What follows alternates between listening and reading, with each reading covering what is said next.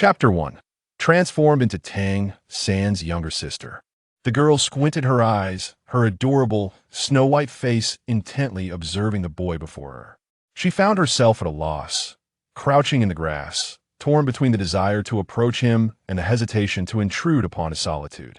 The boy, with a grave expression, slowly inhaled delicate wisps of white light swirling around him as he fixated on the streak of purple mist at sunrise. It wasn't until the sun had fully risen that he reluctantly turned and made his way down the mountain. The demeanor in his eyes was entirely beyond that of a typical 5- or 6-year-old boy. It bore the weight of adult maturity. Once he had departed, the little girl finally stood, her expression a mixture of conflict and concern. She and the boy were of similar age, and their features bore a striking resemblance, hinting at shared bloodline, albeit she appeared more exquisite and beautiful. Though slightly pale and frail, perhaps indicative of a congenital deficiency, she was undeniably a natural beauty, which only served to evoke greater sympathy from those who beheld her. The little girl stared blankly at the boy's retreating figure, her fingers nervously twisting the hem of her garment. Alas, it seemed that her elder brother, Tang San, had hit a bottleneck in his cultivation of a Xianyu, a practice he had commenced at the tender age of 1. He had been stuck at the first level for several months now. Surely, he must be feeling a little anxious about it. Little did he know that in this realm, one must acquire a soul ring to continue advancing. I am aware of this truth, but how can I convey it to him without raising suspicion? Though Tang San would not harm his own sister, the strain on their sibling relationship would be undeniable. She had no desire to create any rift with her elder brother, the golden-legged Tang San. Indeed, she, Tang Ning, was a traveler from another world. To be precise, she had traversed into the pages of a popular novel, Douluo Dalu. Tang Ning hailed from a modern family steeped in ancient martial arts, currently a sophomore in traditional Chinese medicine. From a young age, she had been learning from her elders and practicing the family's internal cultivation techniques. Their family, renowned as the foremost in ancient martial arts, practiced a long-lost method of immortality cultivation. Naturally, in the 21st century, where spiritual energy was scarce, this method was only marginally superior to typical martial arts techniques. Aside from that, she was an ordinary, vivacious university student, leading a leisurely life free from worries. However, she never anticipated waking up as a baby in the world of Douluo Dalu. With a sigh, Tang Ning's adorable, palm-sized face scrunched up in dismay. Oh, how she missed the modern comforts of air conditioning, computers, and video games. The sole silver lining was that the soul power in this world could be converted into the spiritual energy needed for her cultivation, allowing her techniques to function remarkably well. Now, all that was required was an additional soul ring to reach the first realm of cultivation, the body refinement stage. Although her martial soul had yet to awaken and she had not yet acquired soul ring, rendering her abilities unclear, it was likely that her cultivation method surpassed Tang San's Xianyu. Fortunately, this world could be considered a low-level fantasy realm, far less perilous than other high martial worlds, such as those characterized by infinite streams or immortal cultivation. As for the protagonist's sister, danger often accompanied opportunity. After all, Tang San, the male lead of Douluo Dalu, was bound to encounter relentless troubles. Clenching her fist, she recalled the memories of Douluo Dalu that resided in her mind. Even though her brother Tang San's journey was considerably smoother than that of the typical tragic male protagonist, as a sister, she was determined to protect him. Resolutely, Tang Ning quickened her pace toward the mountain's base. However, a sudden thought of having to face Tang Hao at home caused her head to throb, her cherubic face creasing in displeasure. Truth be told, she held little regard for this so-called father. In her past life, she was a pampered daughter of a wealthy family, accustomed to being cherished by her parents. Yet, Tang Hao, who hardly took care of her and her brother, expected them, mere children of 5, to care for a grown man. Even though she understood his remarkable identity as the disheartened Xiao Yan, she found it intolerable. While being a biological father, he merely birthed her and Tang San, offering little to no paternal affection, leaving them to fend for themselves. Most of the time, he languished in taverns, drowning in alcohol, and had it not been for the village elder, Jack, they would have starved long ago. With her strong moral compass, Tang Ning harbored no fondness for him had it not been for their blood relation. She would have long departed. Such a father, who only begets but fails to nurture, hardly qualifies as family, let alone other matters. Even the basic necessities of life posed a challenge. The scant food, they had relied solely on her and Tang San's meager earnings from labor, supplemented by the charity of Grandpa Jack. While Tang San, having grown up as an orphan in the Tang sect, felt little discontent, believing that having a biological father was sufficient, Tang Ning was not so forgiving. Her growing resentment and disappointment toward Tang how only intensified, leaving her feelings for him barely warmer than those for a stranger. How could she be expected to respect Tang how as a father figure when he lacked even the semblance of paternal care? No matter how disheartened he was, he should still care for his children. They were merely 5 years old. As Tang Ning trudged home, she found herself confronted with the disheveled Tang Hao, who was carelessly gulping down porridge from a chipped bowl before retreating to his room to sleep. All that remained for her and her brother was a meager portion of white porridge, most of which he had consumed. Tang Ning could not help but furrow her brow, her delicate lips pouting in frustration. Tang San, however, remained unfazed. Having been an orphan in his previous life, he was engrossed in the study of hidden weapons, and, in other respects, he was like a blank slate. Now reborn and just beginning to experience the life of a normal person, he was unaware that this was far from the behavior of a responsible father. Upon seeing Tang Ning enter and take a seat, Tang San smiled warmly, handing her the chipped bowl with an expression of genuine concern. "I saved some porridge for you, please eat." There was something amiss, for Tang San was not a typical child. He had discerned his twin sister's extraordinary maturity shortly after his birth. He immediately suspected that she might share a similar experience as fellow travelers. Though Tang San could not ascertain whether they hailed from the same world, he felt a sense of caution. Yet, that was where his wariness ended after all. She was his twin sister, and to Tang San, who had been an orphan in his previous life, she and her father were his only family. The significance of his sister, Tang Ning, was undeniable. Regardless of the circumstances, it was his duty as an older brother to protect her. Moreover, given Tang Ning's frail constitution, having absorbed an excessive amount of nutrients while in their mother's womb, she was far weaker than children her age. Had it not been for her innate understanding of medicine, she would have succumbed long ago. Reflecting on this, Tang San felt a surge of gratitude for her survival. Otherwise, he might have lost her. The initial wariness he felt toward her reincarnation quickly faded, replaced by a profound sense of compassion. Having consumed only half a bowl of porridge, he left the rest for his sister, yet even that was barely sufficient for a growing child. He stood there, observing his sister's frail and pallid form, feeling a pang of discomfort. Both he and Tang Ning were nearing 6 years of age, yet he was merely slightly thinner than the average child, with a healthy physique. In contrast, his sister, though also 6, appeared to be no more than 3 or 4 years old, utterly fragile and weak. Tang San's heart ached at the sight. He had long since resolved to promote the hidden weapons of the Tang sect in this world. If given the chance, he would rebuild the Tang sect and ensure that his sister would live a life of comfort and abundance. As Tang Ning lowered her head to eat her porridge, she noticed her brother's worried gaze and offered him a reassuring smile. "It's all right, brother. I'm fine. I will get better soon. You should focus on your own matters." She was well versed in traditional medicine and understood her condition. Over the years, with her care and the nurturing effects of her cultivation practices, she had improved significantly, though she merely appeared weak. In terms of combat capability, she was not entirely defenseless. For instance, given the disparity between Tang San's Xiantian Gong and typical martial arts techniques, it was evident who held the upper hand. Tang San remained non-committal, waiting for her to finish before he began washing the dishes.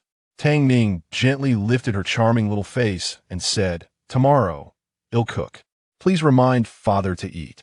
Her tone regarding their father was somewhat cold, lacking the endearing softness she typically reserved for her brother. After acknowledging her request, Tang Ning turned to leave.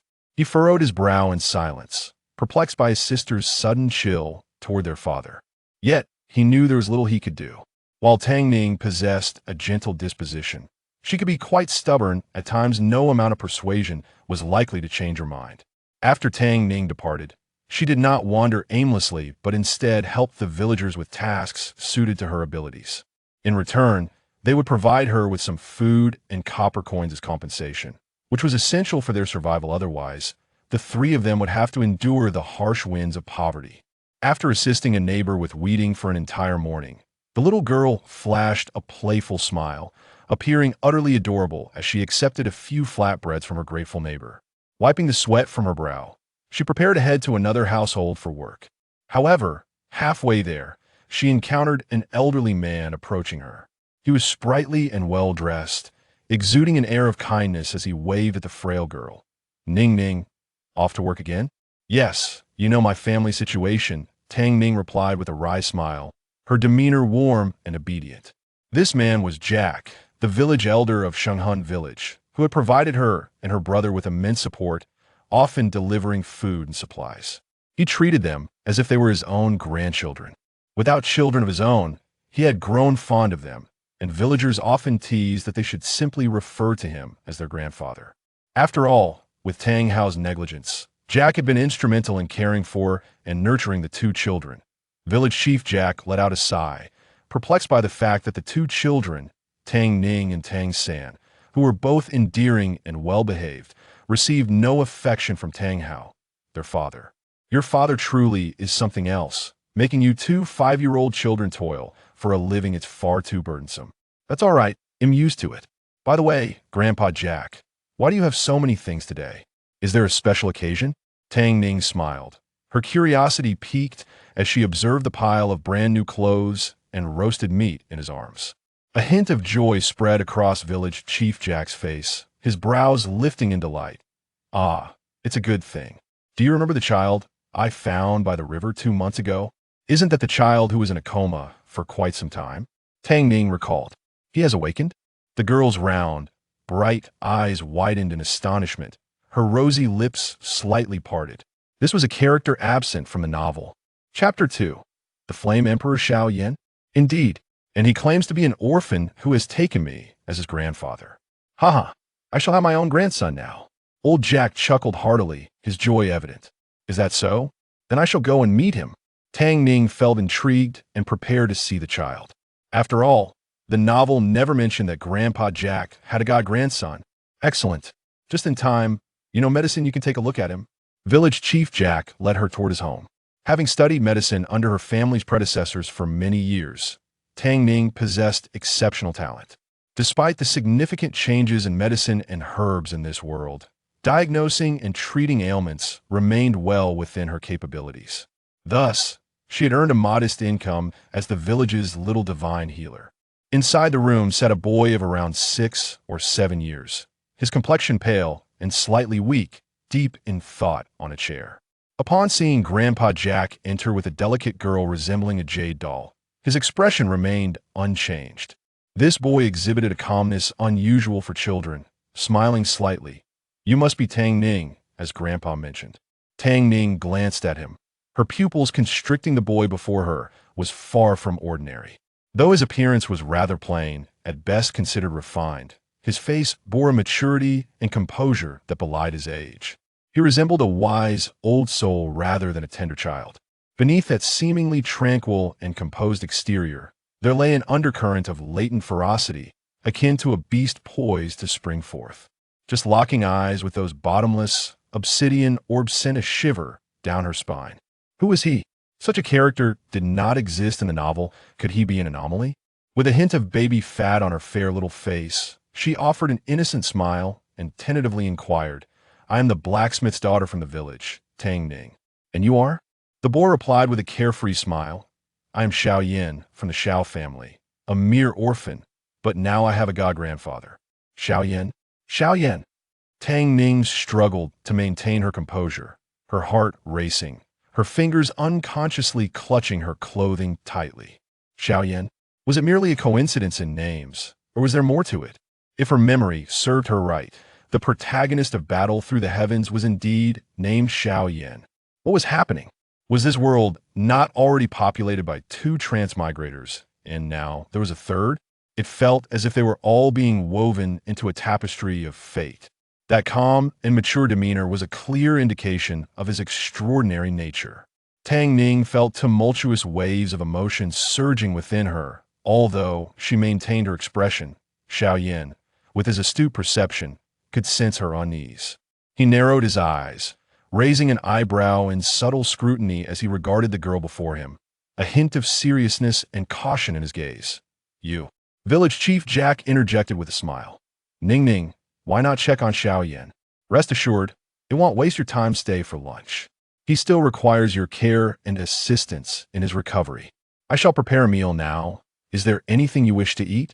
"I am not picky," Tang Ning replied with a gentle smile, softly reaching out to grasp Xiao Yan's wrist to take his pulse, while Jack quietly turned to prepare the meal. Xiao Yan observed the cute and gentle girl beside him, his eyes narrowing. This girl was far from the harmless appearance she projected. In an instant, he felt a peculiar energy surge into his body through his wrist. Clearly, she was no ordinary person. With a thought, he concentrated his thin fire-type Do Qi, unleashing it to dissipate that energy. The girl opposite him trembled slightly, rising to her feet and casting a glance in his direction. Xiao Yan was momentarily taken aback, a sudden thought sparking within him, filling him with surprise. Chapter 3. Two transmigrators meet, clinging to a golden leg. Though deep in contemplation, he concealed it well, suppressing his excitement. The king covers the earth's tiger. The pagoda restrains the river demon. Odd changes even do not change. Symbols observe the quadrant. Arise, ye who are unwilling to be slaves. Let our flesh and blood forge a new great wall. In an instant, the two could no longer suppress their exhilaration, and Tang Ning stepped forward joyfully. "Fellow townsfolk, you're also from Earth's Z country, are you not?" Seeing a fellow countryman after so long in the Do Qi continent brought tears to Xiao Yan's eyes, his heart brimming with joy.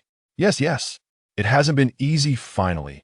I've encountered another transmigrator. By the way, sister, how old were you before you crossed over?" "I am a freshman, 19 years of age. Regarding my tardiness to school, haha. Oh, then you must call me brother. Before I traversed, I was a junior. 21 years old." With a chuckle, Xiao Yan reassured, "Do not worry. Since we are both from the same hometown, I shall protect you from now on. I am quite formidable. Encountering a fellow countryman in this strange new world is indeed a rarity." Upon hearing the term fellow countryman, Xiao Yan felt a profound connection. As if he had finally found someone who shared his roots, he resolved that they would be sworn siblings from that moment onward. Although he bore the memories of the Dodi, the fact that his body had regressed to that of a 6-year-old inevitably brought forth a sense of childish innocence, making him more composed than most children. Those memories felt distant, as if veiled in mist, and did not quite seem like his own. Thus, meeting another traveler from his homeland brought him a sense of joy. This friend, he would acknowledge, since he had reached the pinnacle of power in the Do Qi continent. He could surely achieve the same in this realm. Protecting a young girl was hardly a daunting task. Tang Ning's charming apricot eyes sparkled mischievously as she playfully probed. "So, Xiao Yan, did you just recently cross over from the modern world?" Xiao Yan waved his hand with a cheerful demeanor, not intending to conceal the truth, and replied, "Indeed. I have just arrived here, but prior to this, I traversed the Do Qi continent once, and in that world, I achieved the rank of the strongest Dodi. Here, I shall certainly ensure your safety. In any case, I am still older than you. Hurry, call me brother." Tang Ning. Truly, Xiao Yan is refreshingly straightforward, showing no reservations towards other travelers. It has now been confirmed that he is indeed the Flame Emperor, Xiao Yan. She chuckled lightly, teasingly responding, "Is that so? Then you are quite impressive, Xiao Yan. However, I am not a crab. I do not intend to walk sideways." The little girl grinned playfully, "As for calling you brother. My brother in this world is also quite formidable. To earn that title, you would need to face him in a duel." Xiao Yan remained noncommittal, pondering that her brother was likely just a doting sibling making exaggerated claims. Seeing him unfazed, Tang Ning felt a surge of joy and began to contemplate the implications. Honestly, if the Flame Emperor and the Sea God were to clash, who would emerge victorious? The thought intrigued her. Yet, there would surely be an opportunity to witness the outcome in the future, once my brother ascends to godhood. Xiao Yan would probably have regained his Do D status as well.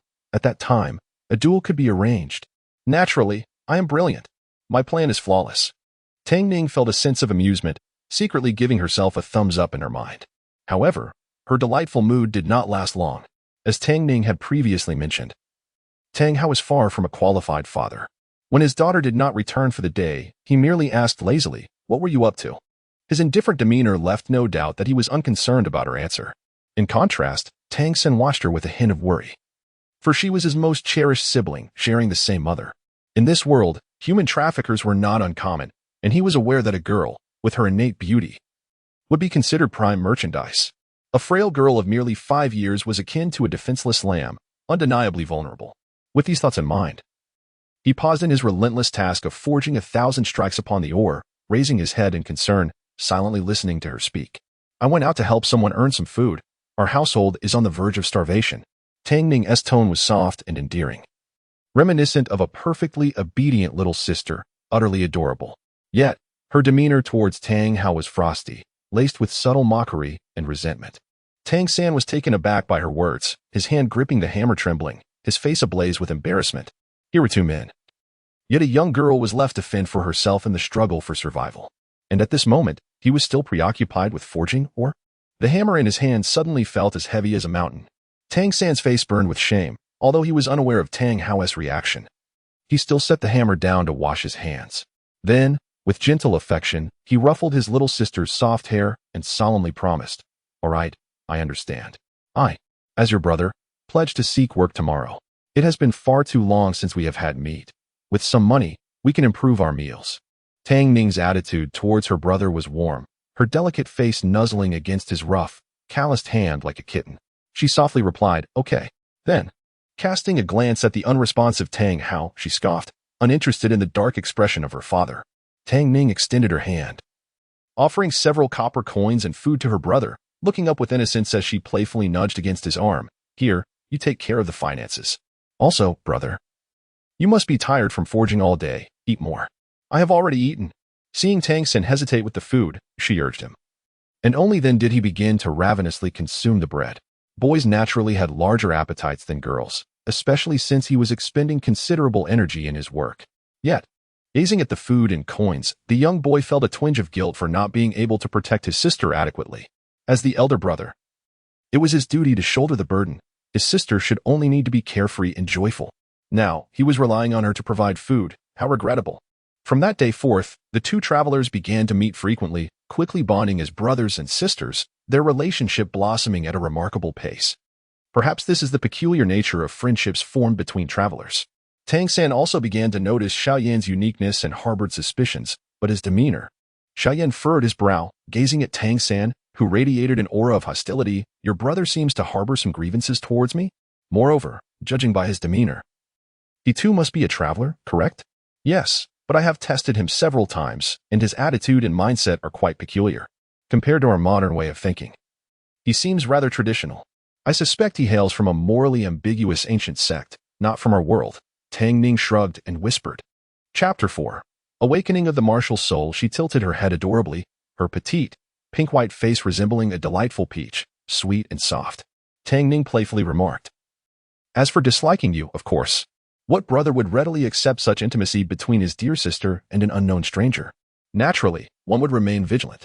In the eyes of Tang San, the tech-savvy elder brother, Xiao Yan appeared to be a dubious individual seeking to lead his innocent sister astray. Xiao Yan, slightly amused yet exasperated, nodded in acknowledgement of the brotherly concern. Yet, a contemplative depth clouded his gaze, as he harbored a certain apprehension. While he may be your biological brother, one must still exercise caution. He's an unpredictable element. Xiao Yan's character was inherently steady and cautious, and he held great regard for such unpredictable factors. After all, history is replete with tales of kin turning against each other, a stark contrast to the ideals upheld by the staunch successors of socialism. "I must say, your father has been quite disappointing these past few days," Xiao Yan remarked, casting a disapproving glance at the swaying and inebriated Tang Hao. Having traversed into this world, Xiao Yan had maintained a cold demeanor towards his own father at birth. Were it not for Xiao Zhan's unwavering affection and care, he would not have regarded him as a paternal figure. Thus, he found it difficult to comprehend why Tang Hao, A man of such questionable merit was still regarded as a father by the mature-minded Tang San and Tang Ning. Tang Ning fell silent. He may indeed not qualify as a competent father, yet we have little choice in the matter. At least there is blood relation. We shall coexist for now. As for my brother, he appears to be desperately craving affection, not realizing that this is not a normal father-son relationship. It seems that he believes having a father is a blessing, regardless of how the person behaves, and should be treated with utmost respect and filial piety. Well, I shall regard him merely as a stranger under the same roof. Although he does not treat my brother and me well, I will still ensure he is cared for in his old age. After a moment of contemplation, Tang Ning shook her head. This is not urgent. Moreover, soon. Village Chief Jack will lead us to the awakening of our martial souls, and we shall naturally depart then. As if summoned by her thoughts, Village Chief Jack approached with a smile, addressing the two, Xiao Yan, Ning, just in time. The three children are to undergo their martial soul awakening together. Previously, Jack had briefed them on soul masters and martial souls, and to be honest, both Tang Ning and Xiao Yan held a tinge of curiosity regarding this unique energy system. Although Tang Ning had encountered it in books, mere words could not compare to the thrill of witnessing it firsthand. Unbeknownst to Tang San, Jack succinctly recapitulated the details for him, but upon hearing the news, Tang Hao's expression turned icy, revealing his discontent. Old Jack, noticing this, was incensed and shot him a fierce glare.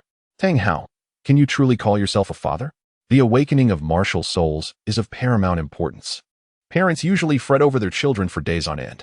Tang Hao remained silent, continuing to hammer away, his countenance dark and unyielding as he coldly remarked, "Remember to return and cook."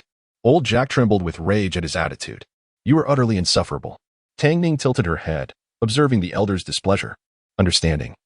She gently tugged at his sleeve. "Aren't we supposed to head for the martial soul awakening soon? Let us not miss the time. We should hurry. Brother Xiao Yan is quite eager." Old Jack inhaled deeply. "Very well, let us disregard him for now and proceed." Tang San felt a sense of anticipation as he followed Jack into the distance. The martial soul hall in St. Soul Village was merely a large wooden structure, and the one responsible for the awakening was Su Yuntao, a soul master with a wolf-beast martial soul. As time passed, it soon became their turn for the awakening. The first was Tang San, who, to everyone's disappointment, awakened a blue-silver grass martial soul, much to Su Yuntao's dismay. However, when it was revealed that he possessed innate full soul power, the astonishment on Su Yuntao's face was palpable. After all, innate full soul power was akin to a monstrous rarity, representing the pinnacle attainable by a soul master. While Tang San was taken aback, he soon pondered. Realizing that the inner energy from his Xiantian skill had transformed into soul power in this world. Subsequently, he learned from Su Yuntao that after reaching level 10, one must acquire a soul ring to progress to the next realm. He finally grasped the reason behind his inability to break through in Xiantian skill. He needed to successfully obtain a soul ring to advance further. Although he possessed innate full soul power, being burdened with a useless martial soul like blue-silver grass was disheartening. Su Yuntao, after a moment of silence, turned to Tang Ning and Xiao Yan. "Who among you would like to go next?" Tang Ning bit her lip, feeling a surge of anxiety. Regardless, the martial soul represented a new system of power for her. The strength of the martial soul directly influenced combat capability, although she possessed cultivation techniques and spiritual energy. A useless martial soul was a heavy blow, instilling fear in her heart. Despite being a transmigrator, she was still just an ordinary university student, barely 19 years old. Now, her physical limitations rendered her less mature than her peers, amplifying her nervousness. Beside her, Xiao Yan, though equally curious about this unfamiliar energy system, maintained a steadiness that came from his experiences in the Dochi continent. Noticing her anxious expression, her small face glistening with sweat, and her trembling hands, he couldn't help but chuckle softly. Indeed, no matter how composed she appeared, she was still a 19-year-old girl. He smiled at her and gently wiped the sweat from her forehead, reassuring her as he squeezed her clammy little hand, looking into her anxious, bright almond eyes. "It's all right, go ahead. It's nothing to worry about. Even if you awaken a useless martial soul, I will protect you. I swear it. Do you trust me?" As fellow transmigrators, they should support each other. Even if Tang Ning were to awaken a useless martial soul, he would still shield her, for in the Do-Chi continent, martial souls held no significance. Moreover, with his mastery of the burning art and the ability to consume all exotic flames, he was not reliant on it. A powerful martial soul would certainly be an enhancement, but a useless one was of little consequence. "Of course, I trust you." The Flame Emperor Xiao Yan is certainly not one to act without reason or betray trust. Tang Ning felt a bit more at ease, inhaling deeply as she approached, filled with curiosity and anticipation. What would her martial soul be?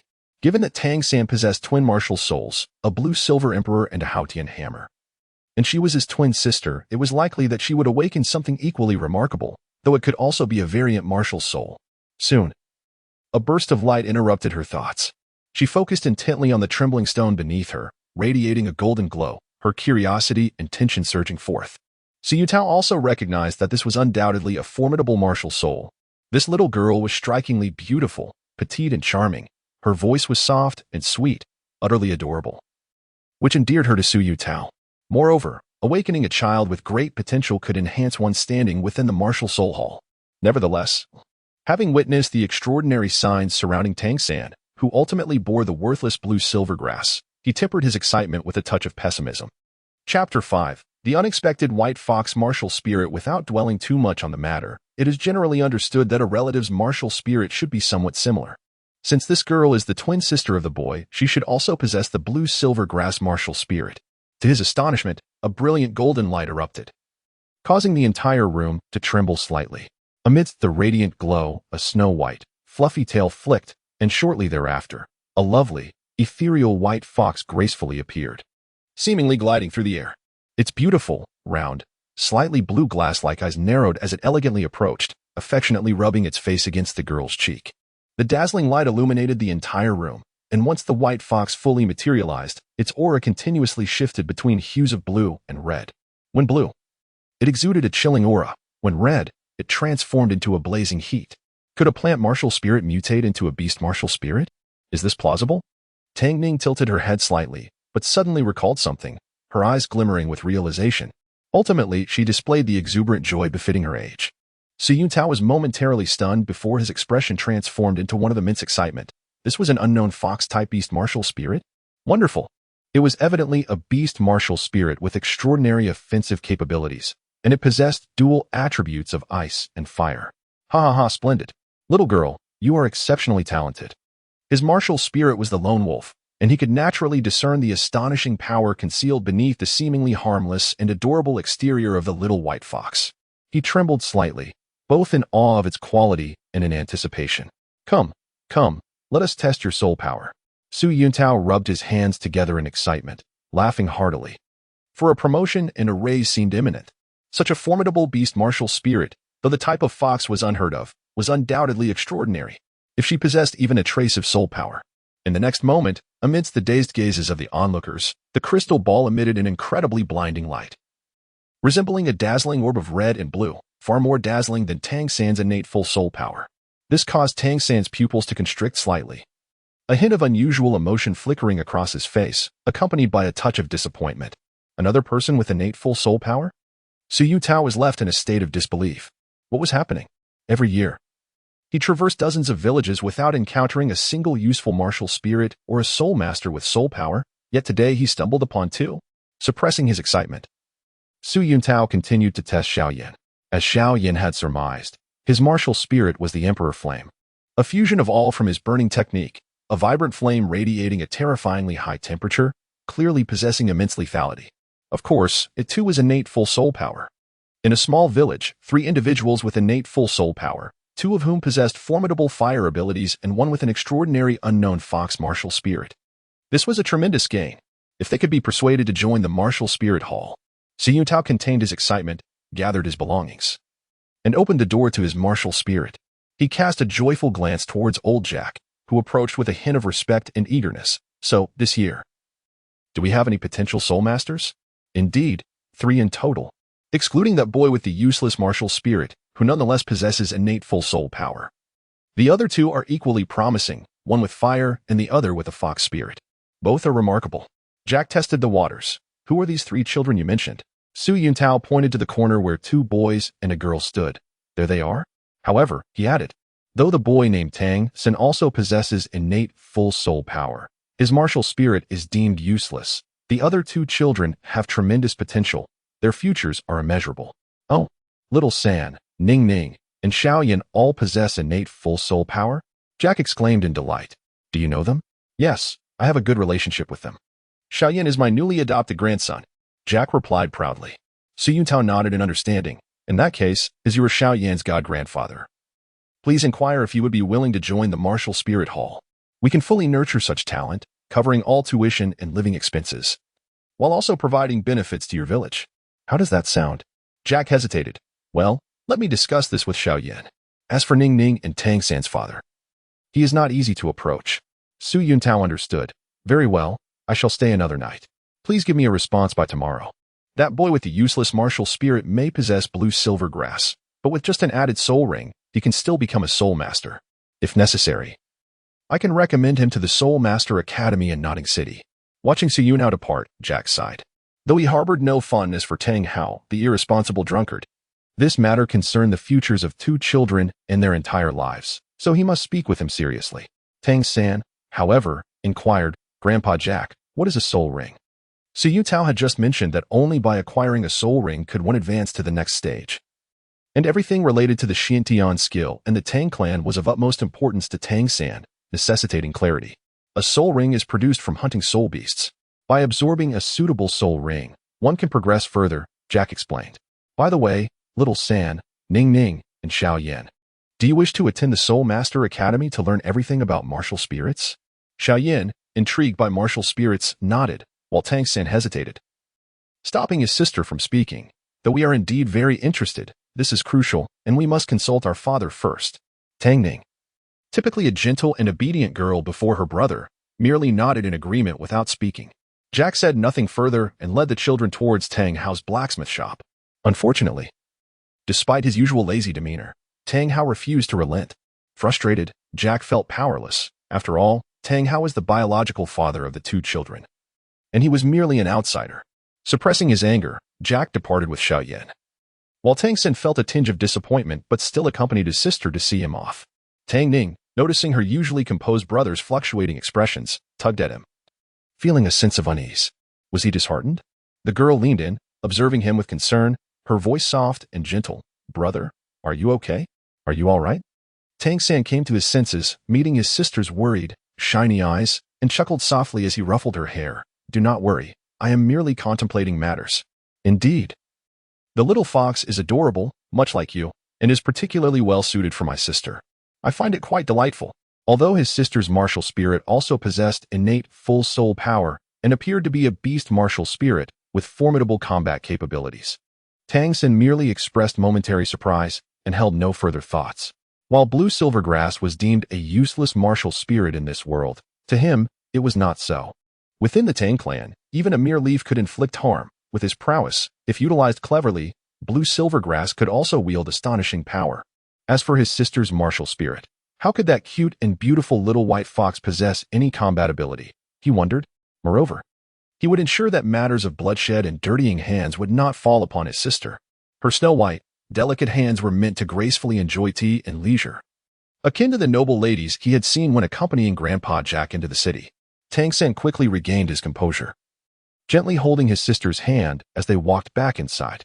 Tang Ning was quite accepting of her beast martial spirit. Theoretically, the daughter of the Haotian Douluo and the Blue Silver Emperor, who possessed either twin martial spirits or one of the two, could have mutated into the Haotian Grass or the Blue Silver Hammer.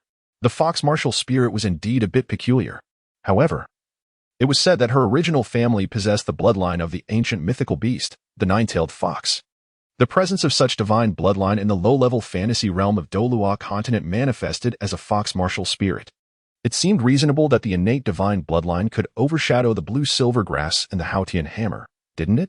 Chapter 6, agitated Tang Hao in the room. The 3 of them exchanged silent glances. Tang Ning's charming and adorable little face bore no expression as she held her brother's hand for comfort, her gaze cast down in silence. Although she was aware that Tang Hao would ultimately change his mind, this course of action seemed to ruin the lives of the 2 children. A sense of discontent stirred within her, yet she refrained from voicing it.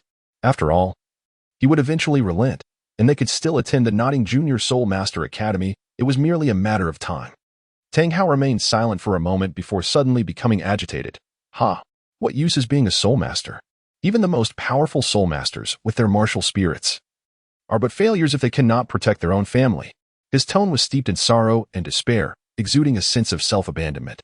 Tang Ning realized he was reminiscing about his deceased wife, Yin, and a wave of compassion washed over her. She found herself understanding him in a way that diminished the resentment and displeasure she had felt. Indeed, who was Tang Hao? He was one of the young lords of the Haotian clan, exceptionally gifted and born into nobility.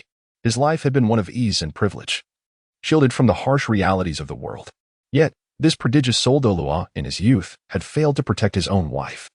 Being cast aside by the clan was one thing, but to be unable to safeguard his pregnant wife, forcing her to sacrifice herself to protect him, was a profound shame for any man. It was no wonder he had been so despondent over the years. For someone like him, a scion of a well-protected noble clan, this was a catastrophic blow, naturally straining his psychological fortitude. Tang Hao observed his usually sensible son, who, despite his reassuring words, was visibly disheartened. Meanwhile, his frail and delicate daughter remained silent, stubbornly biting her lip, her pale and slender neck appearing fragile as if it could be toppled by a mere breeze. She was merely 3 or 4 years old, and a slight contraction of his heart ached at the thought of their suffering over the years. Did he truly wish to ruin their future because of his own despondency? Taking a deep breath, he felt a flicker of uncertainty and glanced at his children. "Show me your martial spirits." He turned to his son, who summoned the blue silvergrass. "Ah, blue silvergrass," he mused, nostalgia creeping into his voice. "Just like hers. I have another martial spirit," Tang San softly declared. The Tang sect's secret records warned against revealing one's strength to untrustworthy individuals, but to his father and sister, he felt he could wholly entrust his faith. Suddenly, Tang Hao's expression changed. He fixed his gaze on the small hammer in Tang San's hands, his voice trembling with excitement. This is a twin martial spirit. Truly, you are my son." He rushed forward and embraced his son, his body quaking with emotion. After a long moment, he released Tang San, his expression heavy with complexity. "Remember, use the hammer in your left hand to protect the grass in your right, forever. Never forget this." Tang San, bewildered, nodded and committed it to memory. As Tang Hao turned to leave, Tang Ning, accustomed to her father's neglect, called out, "Father," impatiently. Tang Hao glared at her. "What is it?" Tang San was fearful of him, but Tang Ning was unafraid. A sardonic smile graced her face, a look Tang San had rarely seen. "Father, aren't you going to look at my martial spirit?" Generally, parents tend to favor one child over the other, but Tang Hao, while neglectful of Tang San, was even colder towards Tang Ning. This was mainly because she, with her soft and endearing demeanor, was charmingly innocent around others. Yet, for some inexplicable reason, she remained distant from her own father, calling him father instead of daddy and exhibiting a striking aloofness, akin to a wolf that could not be tamed. Tang Hao, disinterested in the matter, was even less inclined to engage with her. He failed to realize that his feelings were reciprocated. Affection is a two-way street. It was only natural that he could not earn his daughter's genuine love. Furthermore, even the villagers treated Tang Ning with more kindness and concern than he did, so why would she seek warmth from a cold shoulder? Tang Ning was not a girl lacking in love. Finally, Tang Hao, with a hint of impatience, turned back, crossing his arms and looking coldly at his daughter. In the Douluo continent, women rarely inherited martial spirits, and the number of female powerhouses was exceedingly scarce. The tradition favored sons, as evidenced by his sister, Tang Yuewa, who was born with a useless martial spirit.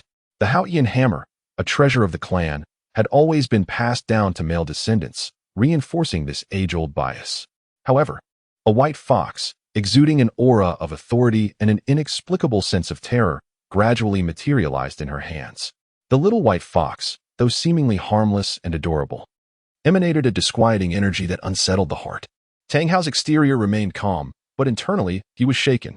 As a titled Douluo, he understood that even if his daughter possessed innate spirit power, her martial spirit should not possess such overwhelming intimidation. Unless, of course, this martial spirit was extraordinarily powerful. He fixed his gaze on the pure white fox, which appeared immaculate and unblemished, its lazy posture surrounded by flickering points of ethereal energy, oscillating between an icy chill and a fiery warmth.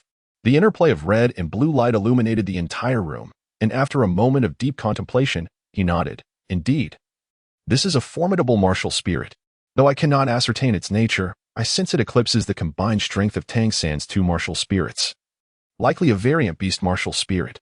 Yet, one aspect puzzled him. If memory served, Yin was blue silvergrass, while he wielded the Haotian hammer. It was normal for Tang San to possess both, but why did his daughter have a white fox as her beast martial spirit? This was truly perplexing. Typically, Martial spirits did not span such vast categories. A child with a weapon spirit could not possibly possess a beast spirit. For a moment, he remained silent before gravely addressing them. Tang San, Tang Ning, tell me honestly, do you wish to become soul masters? Tang San and Tang Ning exchanged glances and nodded. Tang Hao, with a weighty sigh of resignation and relief, hunched his shoulders and turned to leave, his demeanor steeped in weariness, yet he remained silent. In the ensuing days, Tang Ning observed Tang Hao teaching Tang San the chaotic hammer techniques, yet she had no desire to learn. Her cultivation centered around spiritual energy, employing various spiritual techniques, rendering the chaotic hammer techniques unnecessary for her. Moreover, the essence cleansing techniques of her cultivation were far superior. She had transcended mere physicality and could utilize the techniques after only a few observations, negating the need for practice. Ultimately, the martial arts techniques paled in comparison to her cultivation methods. It was not arrogance on her part. The disparity was simply insurmountable. Chapter 7. The Ice and Fire Nine-Tailed White Fox. The first significant realm in cultivation is the body refinement stage. She has always been on the verge of breaking through, likely due to the influence of her soul ring. Her martial spirit, however, is both unexpected and yet entirely fitting.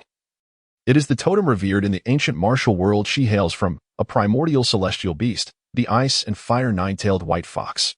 According to myth, this fox possesses the power to wreak havoc upon the heavens and the earth, its might unparalleled and unmatched throughout the world. Of course, legends often contain elements of exaggeration, yet they provide sufficient power for her to challenge the very fabric of this realm. As for her dual affinity for ice and fire, it likely stems from her previous connection to both elements, having tested as a dual-element cultivator in her modern life. Now that she has awakened her martial spirit, continuing to cultivate her technique seems futile, so she has chosen instead to practice the minor spells that accompany her martial arts daily. In crucial moments, they yield remarkable results. Tang San has finally forged a piece of raw iron into a size comparable to his fist, having essentially mastered this hammering technique. Observing Tang Hao nodding in satisfaction, Tang Ning, having exchanged her day's wages for a savory pancake, squints her starry eyes playfully, a smirk of disdain gracing her cherubic face. Tang Hao, noticing this, frowns in displeasure. Once again, it is essential to emphasize that there is a misunderstanding between Tang Hao and the female protagonist, which serves as a foreshadowing element. This attitude is rooted in a deeper reason that will be revealed later. Tang San remains unperturbed. After all, his little sister is merely a young girl, and her emotions are entirely normal. Her sulking demeanor is quite endearing, embodying the essence of an ordinary young girl. Furthermore, it is only natural for a girl to find the act of forging iron uninteresting. He has never seen a little girl from Holy Spirit Village who relishes in such labor. He tidies up and patiently assists his sister, inquiring with genuine concern. Ning Ning, did everything go smoothly today? Are you full? Should I prepare something more for you to eat? And keep your distance from that Xiao Yan. I have an unsettling feeling he is not a good person. Tang Hao harbors a certain disdain, believing his son is exemplary in every regard, except when it comes to this seemingly duplicitous little girl. He fears his overindulgence may lead to trouble. Looking at Tang Ning, one might question whether she truly holds her brother in high regard. He speaks sternly to her. What is it? Do you look down on your brother? While he works hard, you go out to play. I shall teach you a lesson today. Tang San, taken aback, quickly interjects. Father, my sister didn't mean it that way. Hitting a girl is unacceptable. Moreover, despite being twins, my sister is frilier than I am. You are an adult blacksmith. One slap could seriously hurt her. And besides, Ning Ning isn't even outplaying. One of us must labor, after all. Tang Hao, his expression darkening, gazes at Tang Ning, who appears defiant. And his anger surges. Very well, you think so little of blacksmithing? You see that piece of iron? I shall not make it difficult for a young girl. If you can hammer it 36 times with this method, surpassing your brother, I shall allow you both to attend the Soul Master Academy. How does that sound? Think you are above Tang San? Then let us see you try. Tang Ning is taken aback. When did I say I look down on Tang San? He is my dear brother. She feels a flicker of irritation rising within her. Tang San instinctively glances at his sister, harboring a glimmer of hope. Even though it seems impossible for her to achieve such a feat, if only. But he is acutely aware that this is nearly an unattainable task. He has trained tirelessly and can only manage 24 strikes, even with the protection of the Xian Tian skill and the support of the Xian Jade hand. Progress requires relentless practice. And a girl's physical endurance pales in comparison to a boy's, especially one as ordinary as Tang Ning. His sister's safety is paramount. He cannot allow her to be harmed over this. Realizing this, Tang San becomes anxious, wishing to intervene between the two, yet Tang Ning offers her brother a reassuring smile. Interrupting his words, she turns, crossing her arms, her typically soft and adorable face now exuding an air of inscrutable depth. Is this true? If I can accomplish 36 strikes, you will allow us to attend school? She knows that even without this challenge, Tang Hao would eventually relent. He merely seeks a way to ease the situation. Tang Hao nods. You think so little of it? Come now.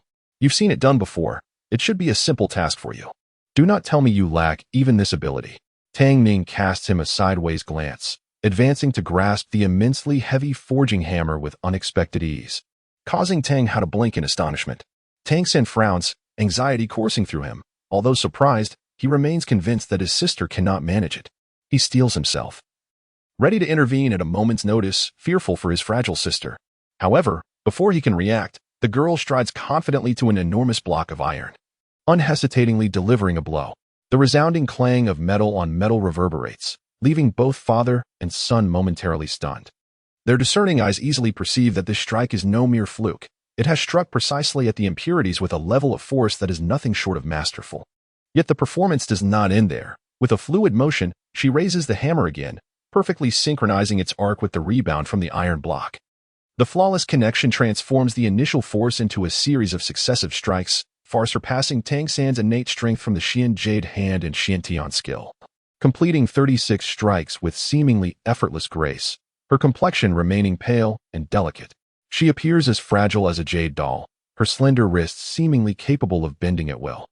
Yet Tang San no longer dares to underestimate this girl. He is utterly astonished. His sister possesses such formidable strength, suggesting she was indeed an extraordinary individual in her past life. To think that after countless attempts, he could only muster 24 strikes while she, having merely observed, surpasses him effortlessly. If one's efforts pale in comparison to another's, yet their results shine brighter, it speaks volumes of their talent, one that cannot be outpaced. Tang San feels a weight of seriousness settle upon him, stirred by a competitive spirit, instinctively clenching his fists. Tang Ning casually sets the hammer aside, raising her gaze to her father, whose shock is palpable, his expression a mixture of disbelief and discontent. She smiles softly. I said it was nothing extraordinary. Now that I have proven my point, you must keep your word. Do you wish to learn forging from me? Such skills come naturally to me. With a haughty lift of her brow, she challenges him. Her playful demeanor is reserved for her brother. An irresponsible father does not merit such treatment. She perceives her father's lingering bias towards sons over daughters. Tang San, astonished by his sister's talent, feels a twinge of discomfort but quickly adjusts, his pride for his beloved sister outweighing any jealousy. This surprise swiftly transforms into admiration and pride, solidifying his resolve to work even harder. The more formidable his sister becomes, the more diligently he must strive to protect her. Contemplating the weight of being the brother of such an exceptional girl fills him with immense pressure. Tang Hao, his face clouded with displeasure as he observes his daughter's arrogance, delivers a terse command. Tomorrow morning, accompany old Jack to Notting City. Remember to pack your belongings. With that, he turns and retreats into the inner chamber. Tang San, taken aback by his father's words, hesitantly asks, what is the purpose of this journey? To the Soul Master Academy. Tang Hao responds curtly. There are openings for working students. Regarding Tang Hao's attitude, there is hidden context and misunderstanding that will evolve. Rest assured, this will change. Chapter 8. Journey to the Nodding Soul Master School. Tang San felt a surge of excitement, but soon his brow furrowed with concern. But who will take care of my father if I go? Tang Hao scoffed dismissively. Do you think I need your care? Although our village has one quota each year, this year there are 3 innate full soul power soul masters. The soul master from the spirit hall has already made arrangements. So just go ahead. You can find a job using the forging techniques I taught you, and your sister can do the same.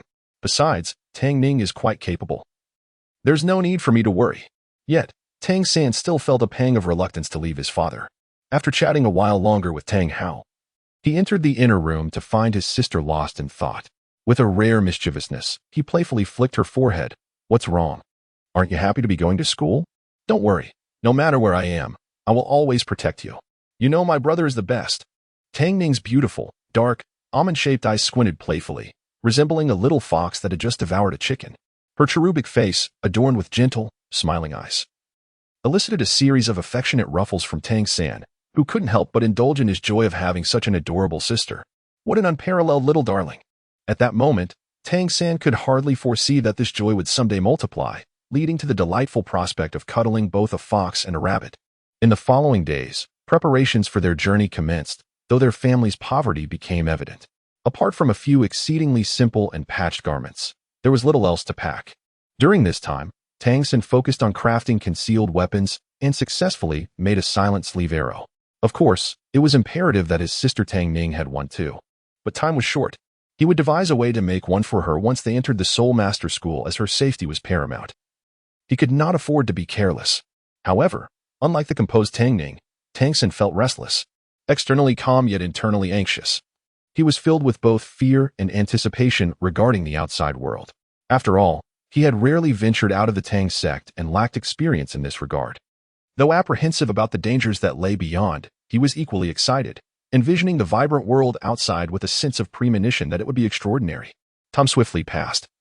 And after preparing a meal and leaving behind a few words, Tang San took a lingering glance at their humble home before departing with Jack. Jack smiled gently at the three children. All right, it's getting late. Let us set off. Little San, don't worry too much about your father. I've never liked him much. A grown man should be able to take care of himself, not rely on two 5-year-olds for everything.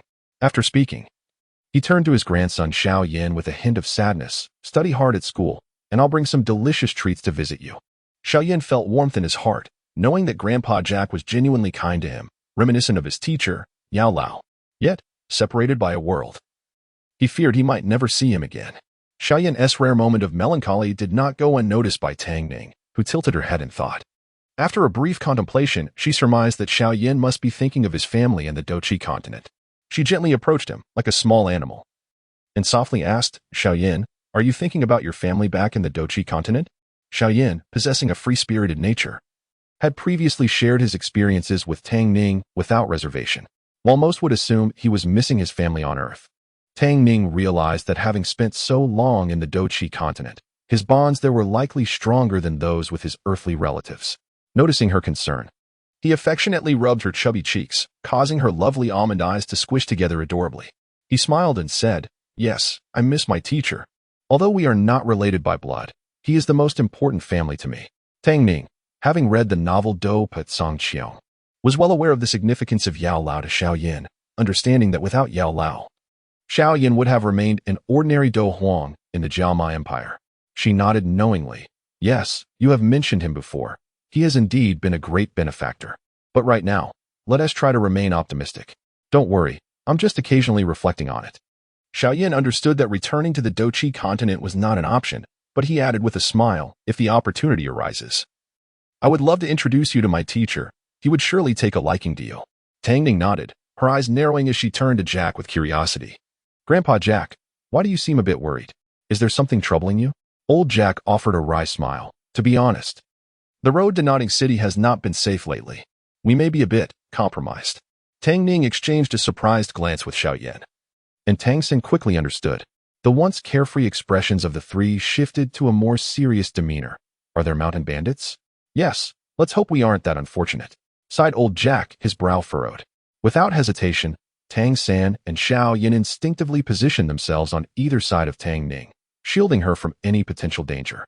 Tang Ning frowned in surprise. Wasn't this just a brief transition in the novel? Shouldn't Tang San and old Jack arrive safely in Notting City? Perhaps it was merely idle talk. She felt uncertain. In reality, Notting City was not far from Shenghun Village, typically reachable by afternoon if they departed in the morning. It was already midday, and although the city walls were not yet visible, old Jack was confident they were close. The group paused to eat some provisions and replenish their strength.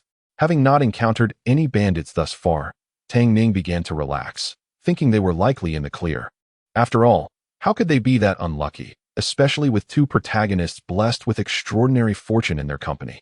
Just as Tang Ning began to dismiss her concerns, distant footsteps suddenly echoed behind them.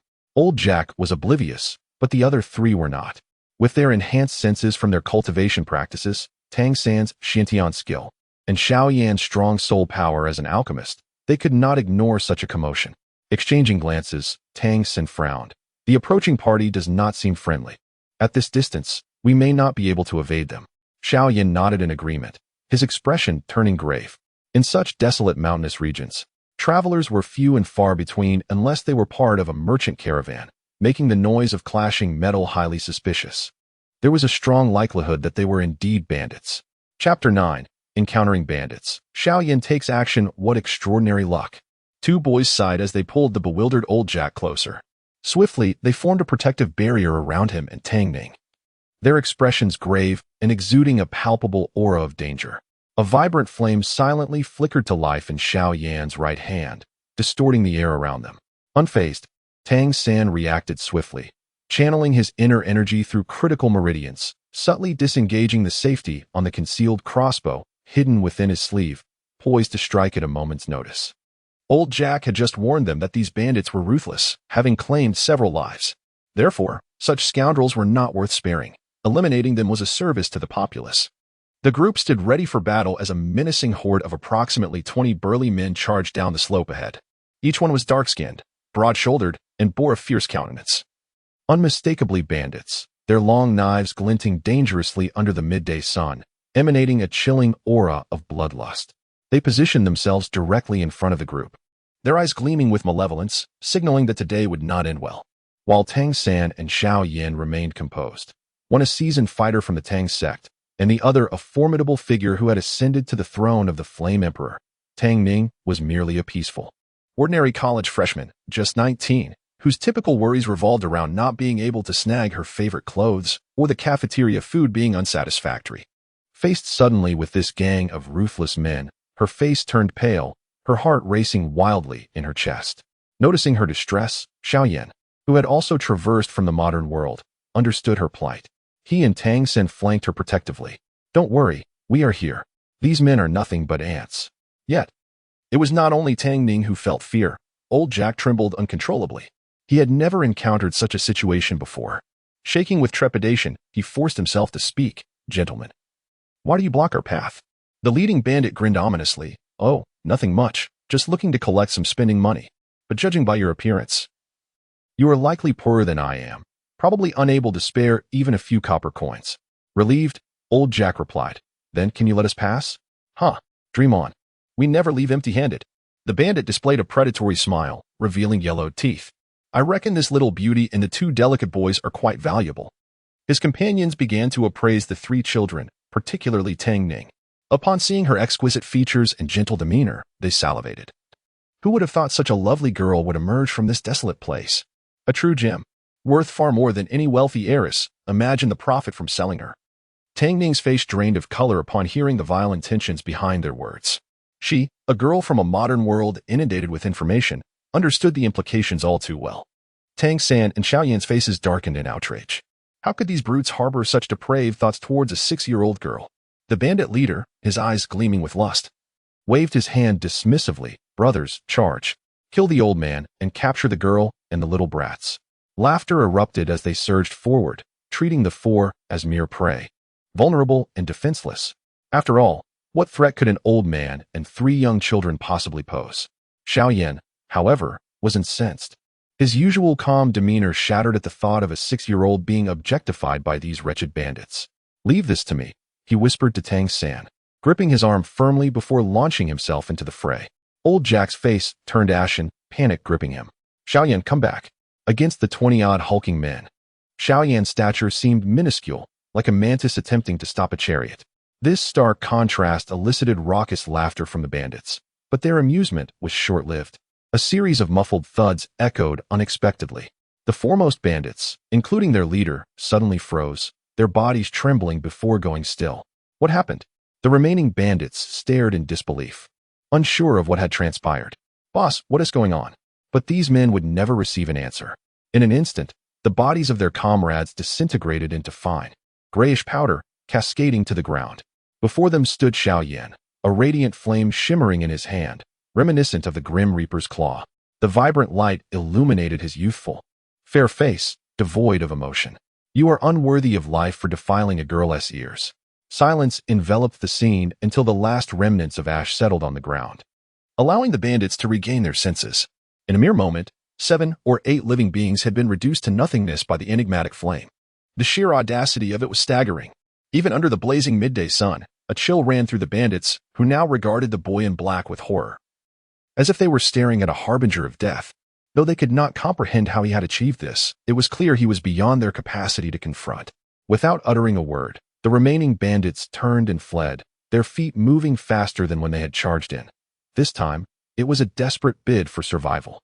The three stood in stunned silence, watching the bandits scatter, some even tripping and soiling themselves in their haste to escape. Tang San squinted, scrutinizing Xiao Yan as he extinguished the flames. This boy, he had suspected before, now seemed to confirm his origins from another world, just like himself and his sister. Who else could incinerate several men without a flicker of emotion at such a young age? Xiao Yan's power was formidable and shrouded in mystery, an adversary not to be trifled with. Fortunately, his demeanor was amicable. Tang San silently resolved never to provoke Xiao Yan. Feeling fortunate that such a powerful and enigmatic individual was a friend of his sister, the misfortune of having him as an enemy would be catastrophic. Chapter 10. The Conflict at the Gate. Xiao Yan, are you all right? Are you hurt? The girl rushed to his side, her pale face filled with concern. Xiao Yan was somewhat taken aback, glancing down at the girl beside him. Wasn't she terrified? However, Tang Ning had only been frightened for a moment. She quickly regained her composure. I'm fine. Let's keep moving. As the dazed Jack continued to lead the group onward, she hesitated before quietly asking Xiao Yan, did you expend too much energy taking care of all those people? It won't harm your body, will it? Her concern for him surpassed her feelings towards the vile bandits. Was she genuinely worried about me? A warmth spread through the boy's heart, and he smiled slightly, appreciating the sentiment. It's all right. My imperial flame has indeed consumed a bit more energy than usual, but I can manage. Though it has been slightly weakened, I am still quite satisfied with its power. Xiao Yan was indeed handling the situation with ease. The imperial flame was a formidable fire formed by the amalgamation of all his different flames. Its potency was unquestionable. Restricted by the laws of this world, his strength lingered just below the first stage, equivalent to the 10th rank of Do Qi on the Duki continent. Currently, he could only unleash 1% of its power, yet even that was sufficient to contend with ordinary individuals. Thus, he referred to these people as ants. Even in its diminished state, the imperial flame could effortlessly crush them. He hesitated for a moment, then asked, aren't you afraid? Tang Ning realized his meaning and couldn't help but chuckle, shyly scratching her head. Well, to be honest, I was just an ordinary student in my world. It was indeed a bit daunting at first, but since this is a world where strength prevails, I will have to confront such things for self-preservation sooner or later. With that thought, I felt less fearful. Moreover, if we don't kill them, they will surely kill us. Tang Ning shrugged. That's good to hear. Xiao Yan smiled lightly, knowing that the young girl had a broad-minded nature and would soon come to terms with it. It seemed he truly did not need to console her. What? Does the esteemed Emperor of Flames feel regret for not being a good teacher, relishing in providing psychological counseling? Tang Ning teased, raising an eyebrow playfully. Xiao Yan replied, not quite. After all, having crossed over, he was an adult. And he regarded Tang Ning with the affection one might show a younger sister or even a child, rather than aiding a friend. His attitude resembled that of a protective guardian. Moreover, Tang Ning did indeed resemble a young child, an innocent human cub.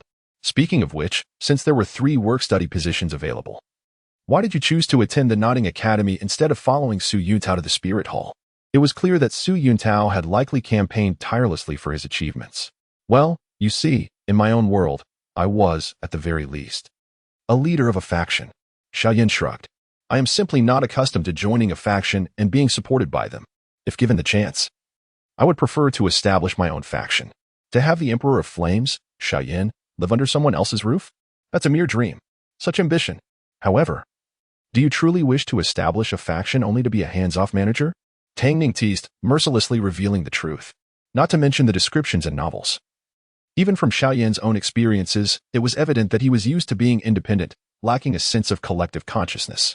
He was distinctly different from his brother, who followed the Academy's team-oriented path. Their styles were clearly not aligned. In simple terms, Xiao Yan was accustomed to his freedom. Clearly hitting a nerve, Xiao Yan turned, his expression darkening as he approached the young girl. Just as Tang San prepared to intervene, he slyly grinned and ruffled her meticulously arranged hair, which immediately incited the young girl's anger, resulting in a flurry of small punches. Nearby, Grandpa Jack and Tang San exchanged bemused glances. Although Ning Ning was usually sensible and well-behaved, she easily got flustered in front of Xiao Yan. Indeed, she was still a child. After this brief interlude, several hours later, they finally arrived at Nodding City. After confirming the location of the Nodding Spirit Master Academy, they swiftly made their way there. They gazed at the imposing structure before them, which stood out even amidst the entire city, and couldn't help but feel a sense of awe. Truly, being a spirit master was the most enviable profession. Even the Spirit Master Academy was so grand. Moreover, this was merely a primary academy, not one of the higher-tier institutions, indicating just how elevated and rare the status of spirit masters was. The proportion of spirit masters was exceedingly low. Xiu Tao had traversed dozens of villages, and only the Tang San siblings and Xiao Yan were spirit masters. The odds were minuscule, almost frighteningly so. However, precisely because of this, the gatekeepers of the Spirit Master Academy held themselves in high regard, looking down upon the likes of Old Jack, a country bumpkin, and dismissively blocking their path with mockery and scorn. Their tone dripped with sarcasm, firmly believing that individuals from a small village could not possibly possess spirit master potential. Even as Old Jack gritted his teeth and endured, maintaining a forced smile, their attitude remained exceedingly contemptuous, especially after the elder disclosed that all three were innate full spirit power. They laughed uproariously, their tone laden with malice. The probability of encountering three individuals from a small, insignificant village, all with innate full spirit power, blue-silver grass, flames, and a fox.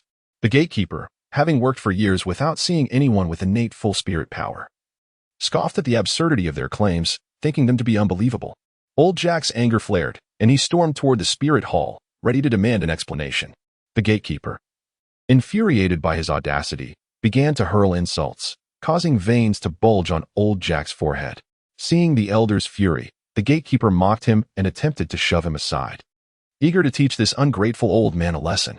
The three children beside Old Jack immediately turned icy at the sight, and the gatekeeper, sensing the chilling aura radiating from them, took a step back, realizing they were not ordinary children.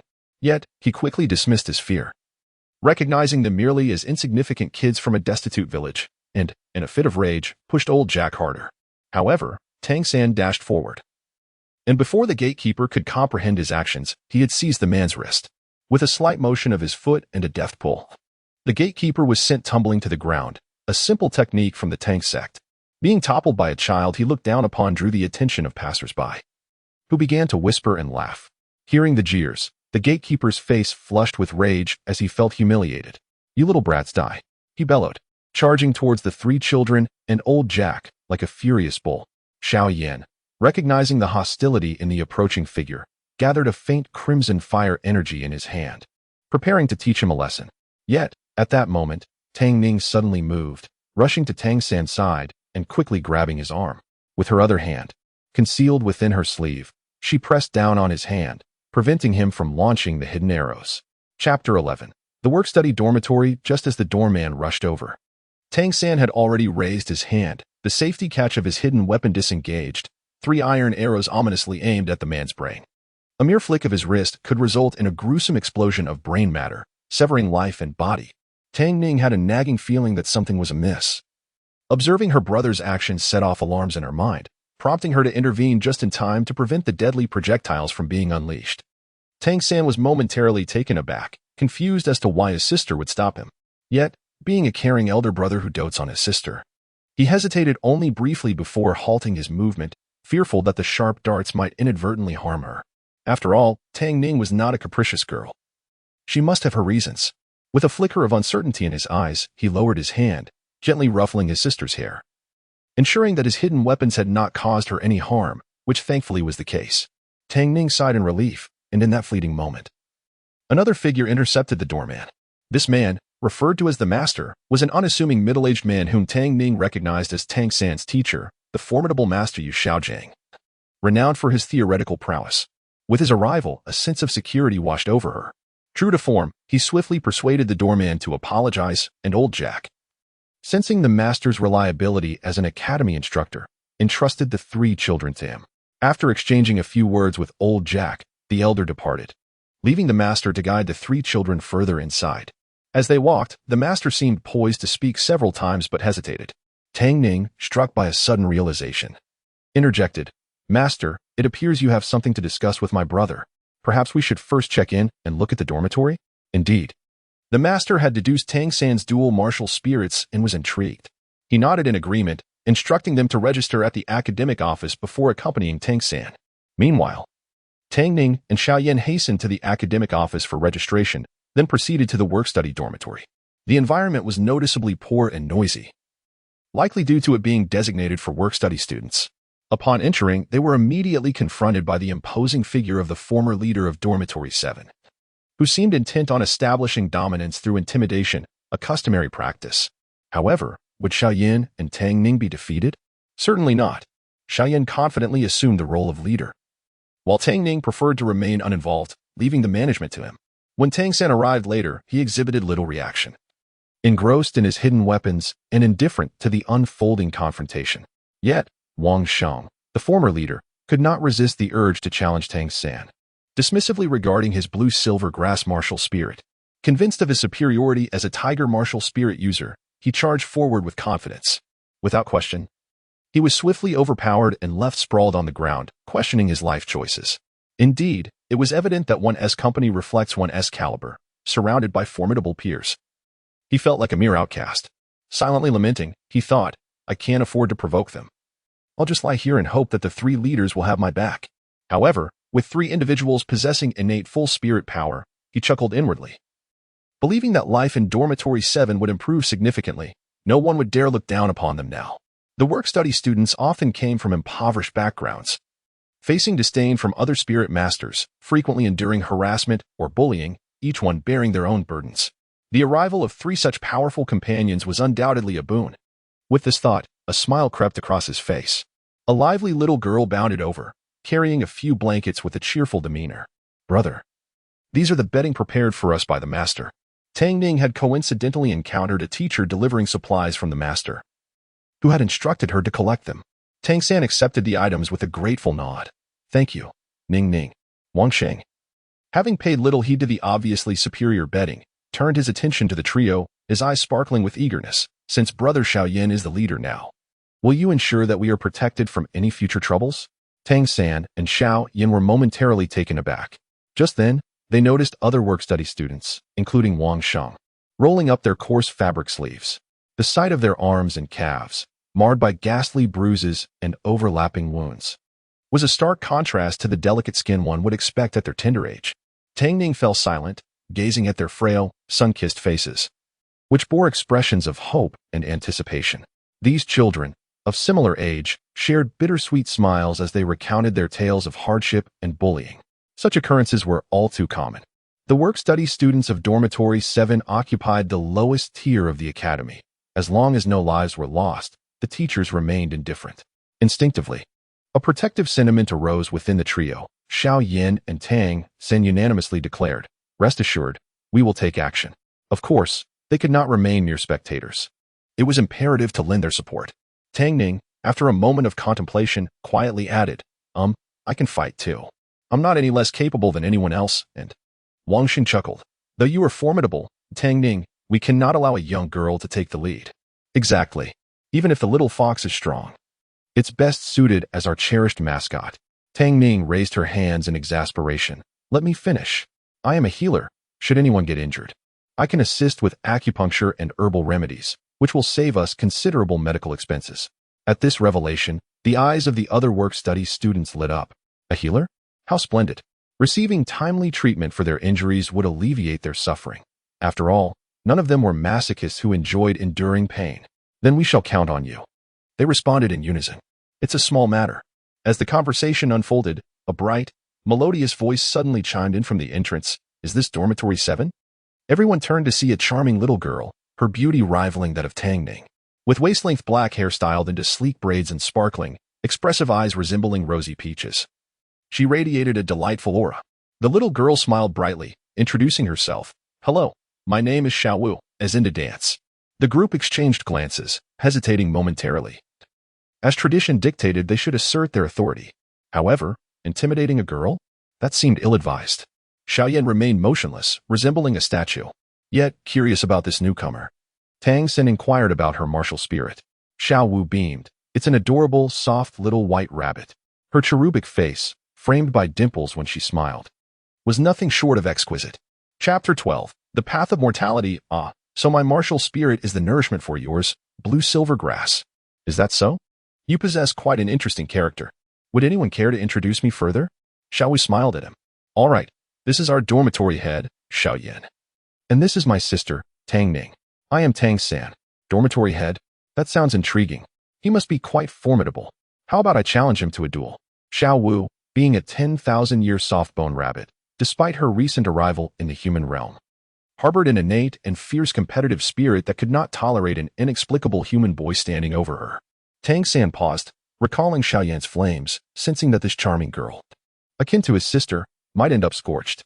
After a moment's hesitation, he said, well, as the second in command of the dormitory, if you wish to prove your strength, you must first spar with me before challenging Xiao Yan.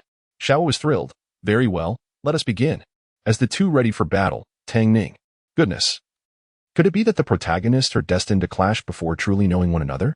In the novels, they two had exchanged blows, and it seemed unavoidable. As for the outcome, it was inevitable. Tang San could not match Xiao Wu, at least not at this moment. The instant his right hand grasped her ankle, she effortlessly broke free, her supple legs wrapping around Tang San's neck, tossing him aside with ease. Tang San, being pragmatic, admitted defeat but was curious about her technique and inquired. Xiao Wu simply replied that it was called soft technique. Clearly, Tang San had no countermeasures against it at that moment and could only admire its uniqueness, harboring no further thoughts. Next, she engaged in a battle with Xiao Yan. As for the result, hilarious. She stood no chance whatsoever. Indeed, Xiao Wu's identity as a soft-bone rabbit rendered her soft technique exceedingly formidable, truly invincible in close combat. Yet, Xiao Yan was a strong individual, and although his fighting spirit was currently insufficient to unleash his martial techniques, even in a diminished state, he was a battle-hardened expert. Having honed his skills through countless trials against powerful foes, his instincts alone were sufficient to defeat any adversary in this realm. Moreover, Xiao Wu possessed neither technique nor battle experience. She relied solely on the uniqueness of her soft technique. Even without the aid of his extraordinary fire, she was swiftly overpowered in close quarters, leaving Tang San both apprehensive and astonished. Meanwhile, Wang Sheng and others were left dumbfounded, unable to comprehend how the formidable Tang San could be so easily defeated by such a beautiful girl. Fortunately, Xiao Yan remained a powerhouse, affirming his position at the pinnacle of the food chain. With this thought, they gazed at Xiao Yan with admiration and reverence. Xiao Yan, could you please help me make my bed? I cannot fit the comforter into the cover. Tang Ning pouted, visibly frustrated. Compared to the two seemingly rough yet skillful boys, she, despite being a girl, was tragically inept. Can you believe it? Tang San and Xiao Yan could knit faster than she could. She could only manage to create a chaotic mess of yarn. What on earth? What did they just hear? The onlookers couldn't help but feel a wave of sympathy for her, although they knew the trio was familiar with one another. Xiao Yan appeared far too imposing to be the kind of person who would help a young girl make her bed. However, the next moment, if you cannot manage it, then do not fumble about.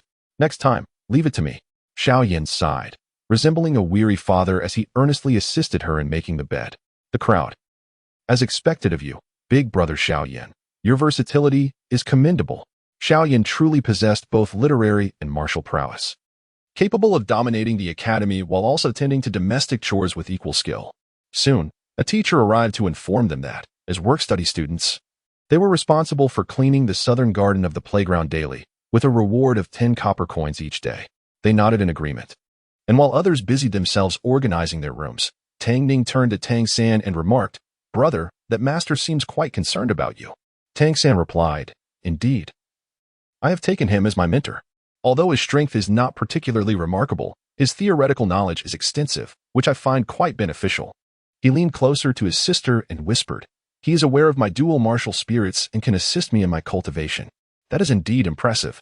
The master's abilities have been mentioned frequently in novels and have indeed provided Tang San with considerable aid. Tang Ning nodded in understanding, but after a moment of hesitation, she firmly tugged at Tang San's arm. "Brother, please, step outside with me for a moment. I have something important to discuss." Tang San contemplated briefly. "Perfect. I have matters to discuss as well." The siblings then made their way to a quiet corner outside the dormitory building. Tang Ning halted, ensured they were alone, and gazed intently at her brother. Her petite, delicate face bore a seriousness that starkly contrasted with her usual gentle demeanor. "Brother, tell me the truth. Just now, outside the door, you intended to take that man's life, did you not?" Tang San fell silent, realizing his sister's tone was assertive, a declaration rather than a question, indicating her certainty. He did not offer excuses and nodded decisively. Indeed, I intended to kill him. So it is true. Tang Ning furrowed her brow, her heart heavy. While many details of the lengthy novel remained unclear, she, being his sister, was acutely aware of his hidden intentions beneath his calm exterior. The sudden surge of murderous intent and pressure was unmistakable to her. Moreover, Tang San had concealed a sleeve dart, a lethal weapon against ordinary individuals. His hand was ominously positioned as if ready to strike the doorman's head, ensuring instant death should he succeed. Tang Ning inhaled deeply. Striving to suppress her emotions, why do you wish to kill him? Why must you take his life? Tang San found her perspective peculiar. Instinctively retorting, shouldn't he be punished for his actions? He sensed his sister's compassion was excessive, pausing to impart a lesson. You are still too young to grasp this. Discussing it with you is futile. Once an adversary is identified, and if they possess the means to cause your demise, one must not show mercy, otherwise, it will only complicate matters for oneself. Tang San stated earnestly, in my view, this man is selfish and sharp-tongued, a veritable scoundrel. He has not only insulted us, but has also attacked the defenseless elder Jack and us children. What else could one call this but the path to death? Tang Ning was taken aback, standing frozen in disbelief, murmuring, What? You refer to this as the path to death? Such petty insults do not warrant a death sentence. What else? One must strike first against such individuals to eliminate future threats. Tang San affirmed with conviction, clearly feeling no remorse for his stance. You were not perhaps contemplating an attack when the master mentioned your dual martial spirits just now, were you?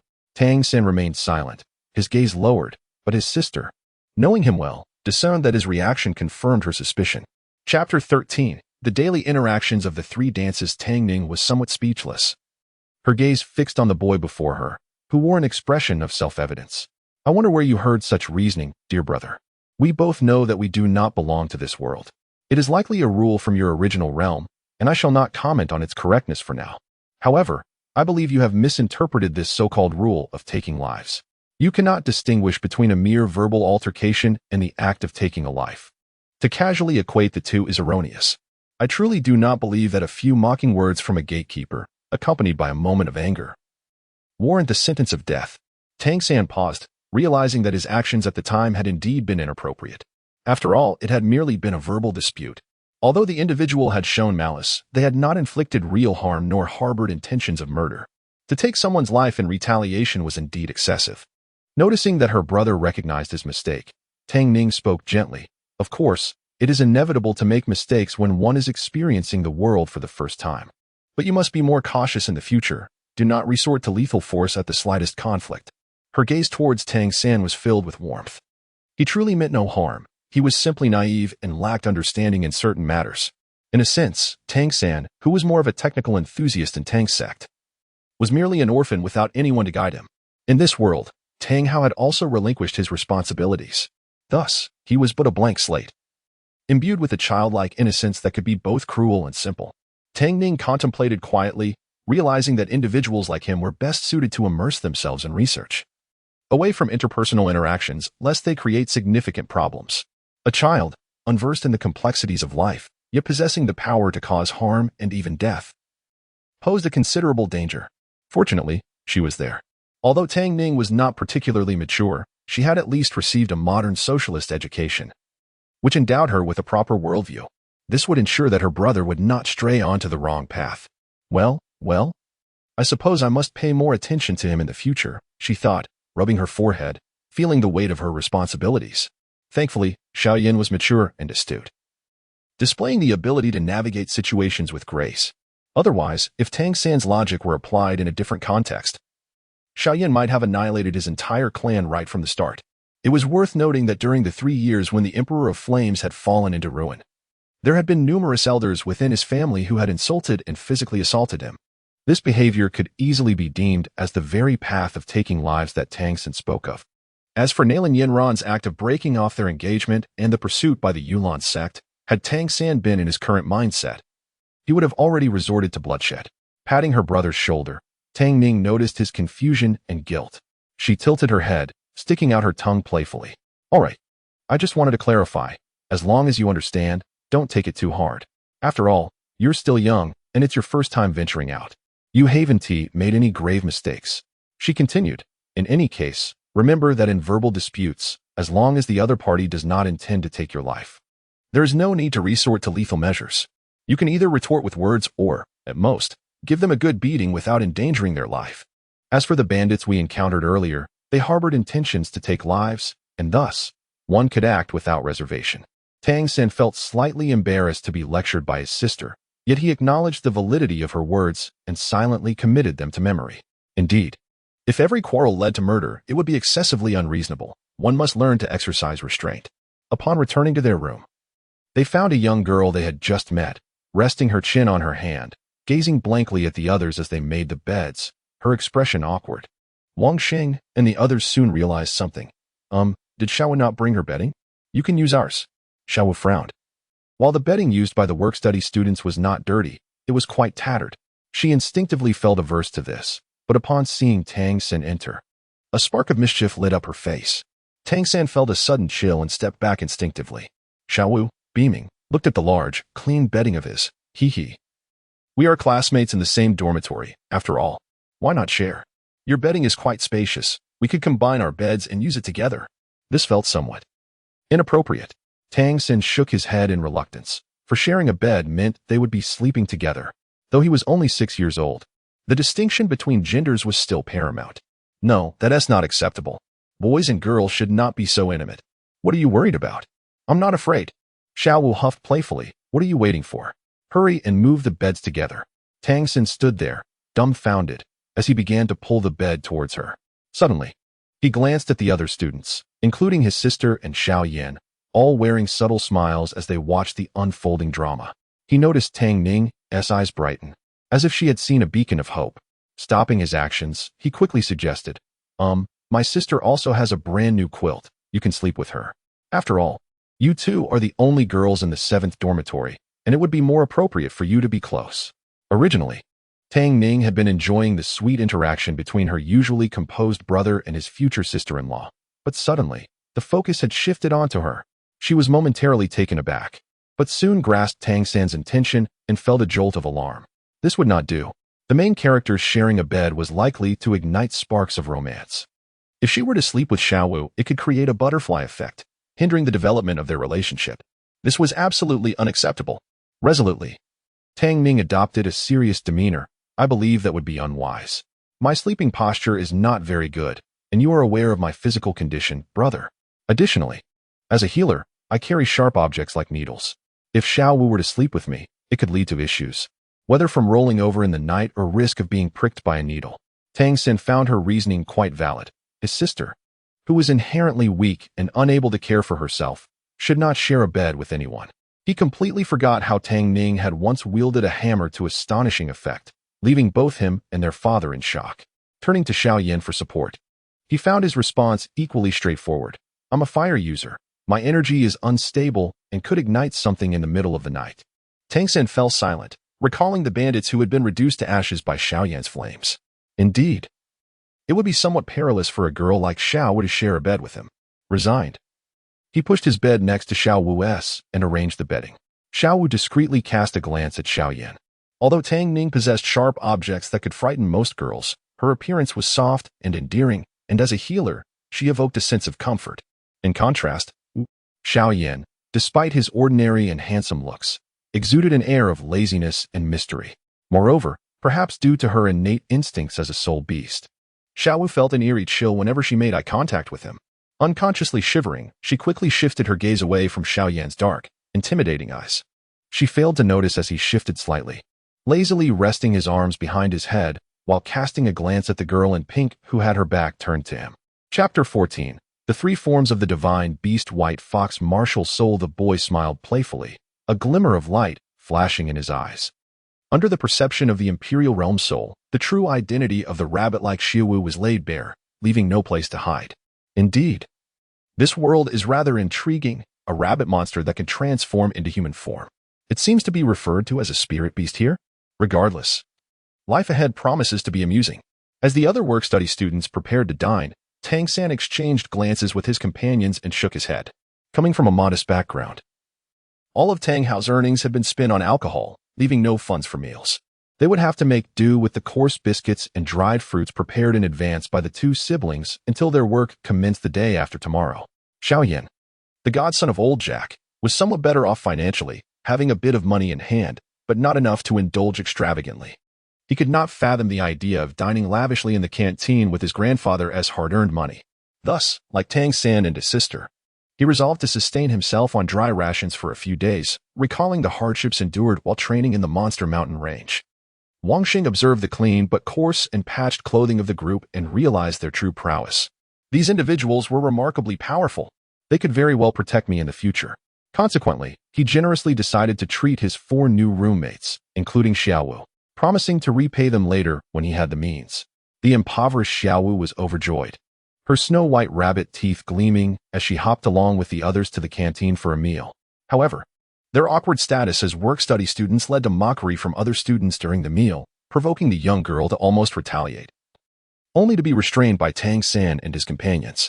They, being adults, recognized the immaturity of engaging in disputes with children. As Master passed by, he quietly noted the interactions among the children, particularly Tang Ning. The 6-year-old appeared as youthful as a 3- or 4-year-old, easily evoking sympathy from middle-aged individuals, especially with her delicate features and charming demeanor. He had been informed of Xiao Yan and Tang San, who had mentioned the remarkable child with a unique martial soul, an extraordinary flame not yet seen on the continent. After their meal, Master called them over, presenting each child with a paper bag containing warm chicken legs and buns. "Come, let us head to my dormitory to eat these. I have matters to discuss with you." The 3 exchanged glances but did not decline, nodding in agreement as they followed Master to his quarters. At this age, children have hearty appetites, and they quickly finished their food, sitting neatly in a row, ready to listen. "All right, although I have a rough understanding from before, let us release your martial souls now." The first was Tang San. Upon the emergence of his Haotian hammer, Master felt a surge of excitement, realizing that Tang San and Tang Ning might be the offspring of the Haotian Douluo, Tang Hao. However, he couldn't help but chuckle upon learning that Tang Hao was merely a blacksmith in their village. His idol, revered as a powerhouse and the pinnacle of weapon martial souls, had once single-handedly faced multiple title Douluo from the Spirit Hall, instilling fear throughout the continent. Such a luminary now languishing in a small village. Sighing deeply, Master felt a wave of nostalgia, suppressing his melancholy. He advised Tang San against attaching soul rings to the Haotian hammer, emphasizing its importance for his future. After observing Tang San's soul ring, he turned to Tang Ning and Xiao Yan, appraising the young girl. Tang Ning smiled at him, releasing her white little fox martial soul, holding the creature and gazing up at him with innocence.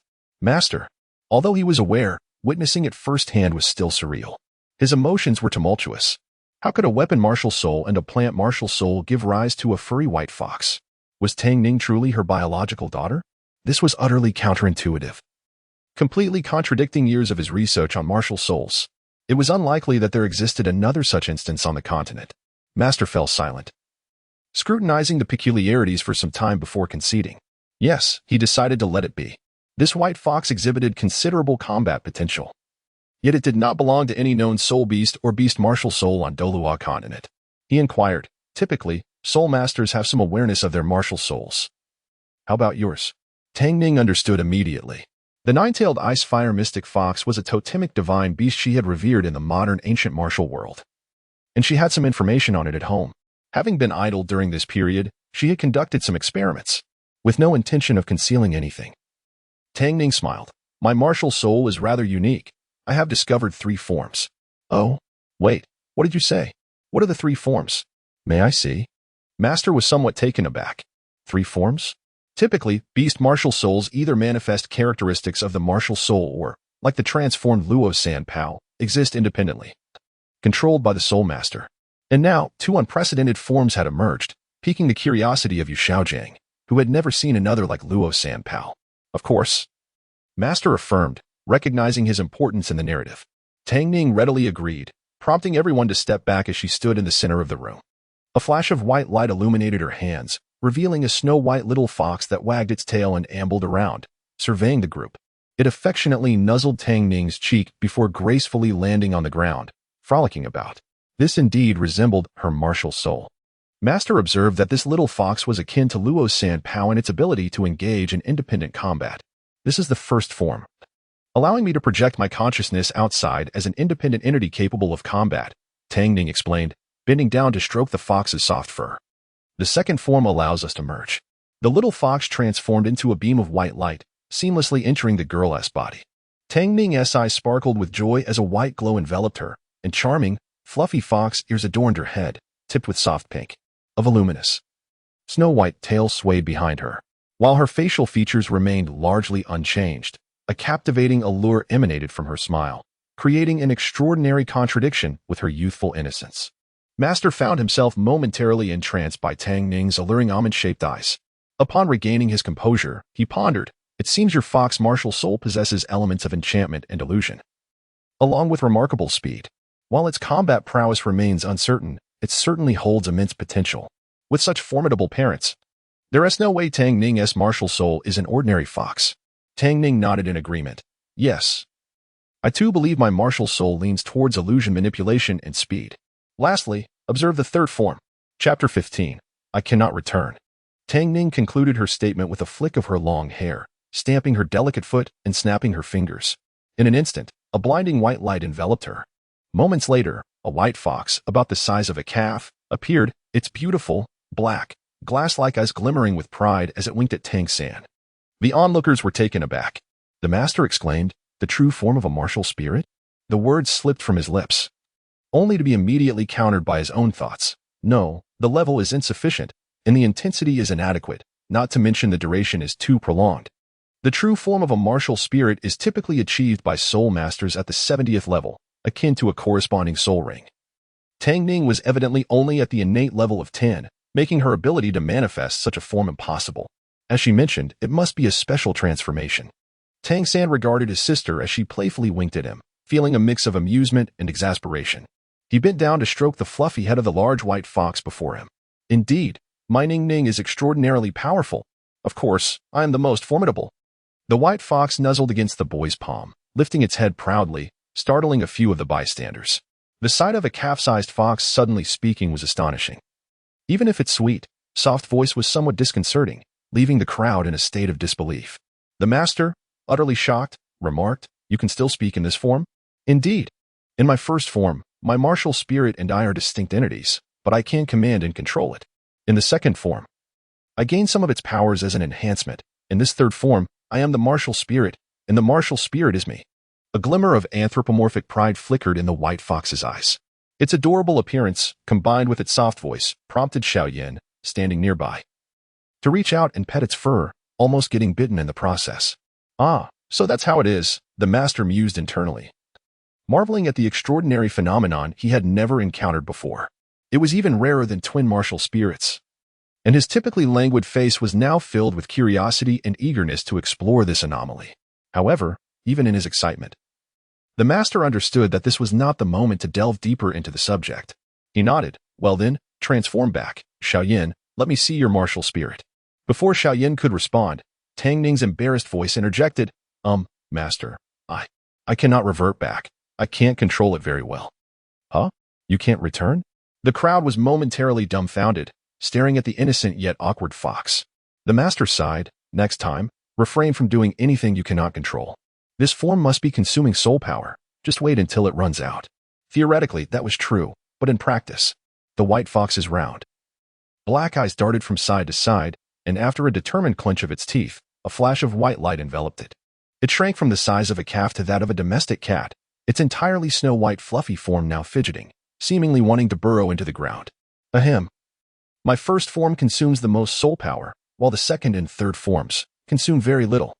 This form needs to be maintained for at least 10 to 20 hours. At most, I can only shrink down. Woe is me."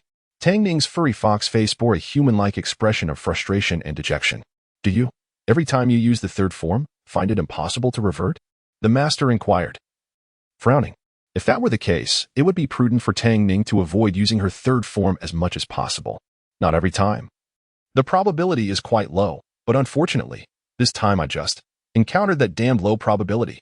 Tang San, feeling anxious, asked, "So what do we do now?" The master shook his head. "I have never seen such a fox martial spirit. Other fox martial spirits do not possess three forms, mostly only the second form is common. So we can only wait for the soul power to be exhausted before she can transform back." Fortunately, the school is quite safe. Seeing her brother's concern, the white fox felt a pang of regret and guilt, clearly chastising herself for not preventing her sister from transforming. Tang Ning hurriedly bounded over, leaping into his arms. The soft, fluffy white fox enveloping him. Tang San instinctively caught her, as the little fox raised its paw to pat his forehead. Do not worry, brother. I will return soon. There's no need for concern.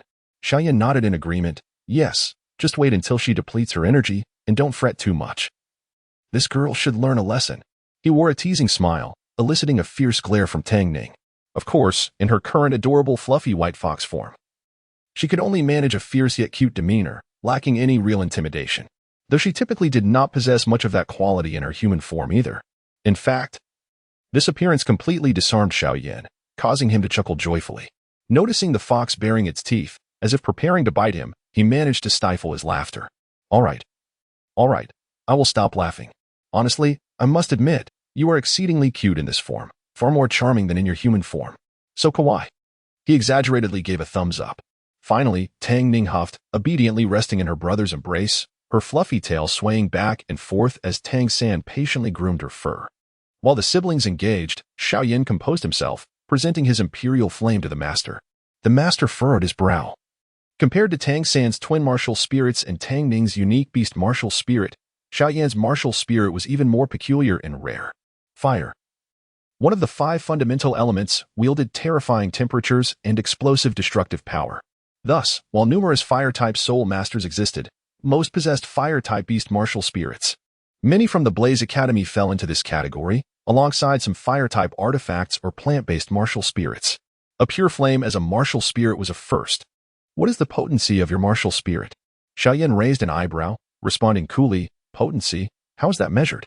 After a moment of contemplation, the master queried. In comparison to Tang Ning and Tang San? Xiao Yan replied blandly, my flames possess a terrifying temperature and lethality. Capable of incinerating a soul master to ashes without regard for defenses, there is no basis for comparison. The master inhaled sharply. Reduced to ashes, you say? While fire-type soul masters are numerous, none have boasted such claims. After all, opponents also possess considerable combat capabilities and should not be underestimated. He gazed intently at the composed, serene boy, sensing that he was not someone prone to empty bravado, yet he hesitated to fully believe him. I feel that mere words are insufficient. Perhaps you could demonstrate? He looked at Xiao Yan with a mix of skepticism and curiosity. Xiao Yan glanced at him, exasperated, raising his hands in surrender. Let me be clear. It's not that I look down upon you.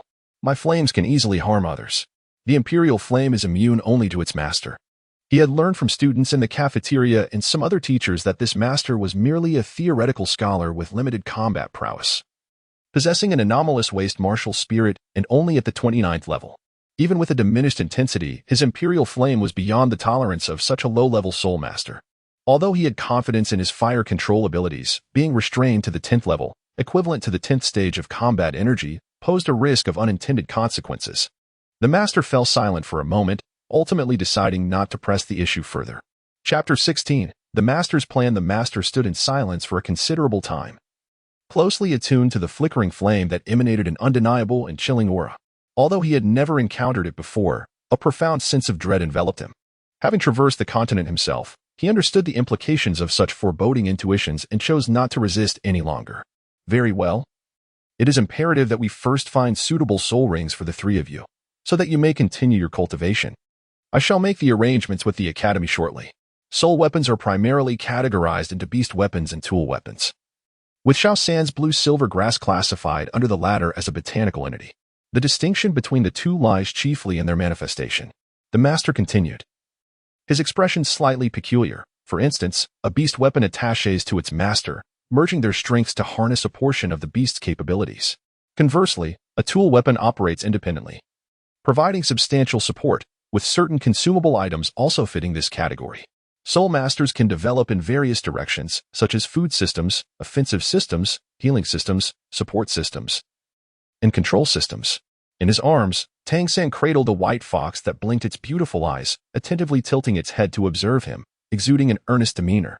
In truth, it is advisable for a soul master to ascertain their future developmental direction before acquiring their first soul ring, aiming to obtain rings with similar capabilities for optimal utilization.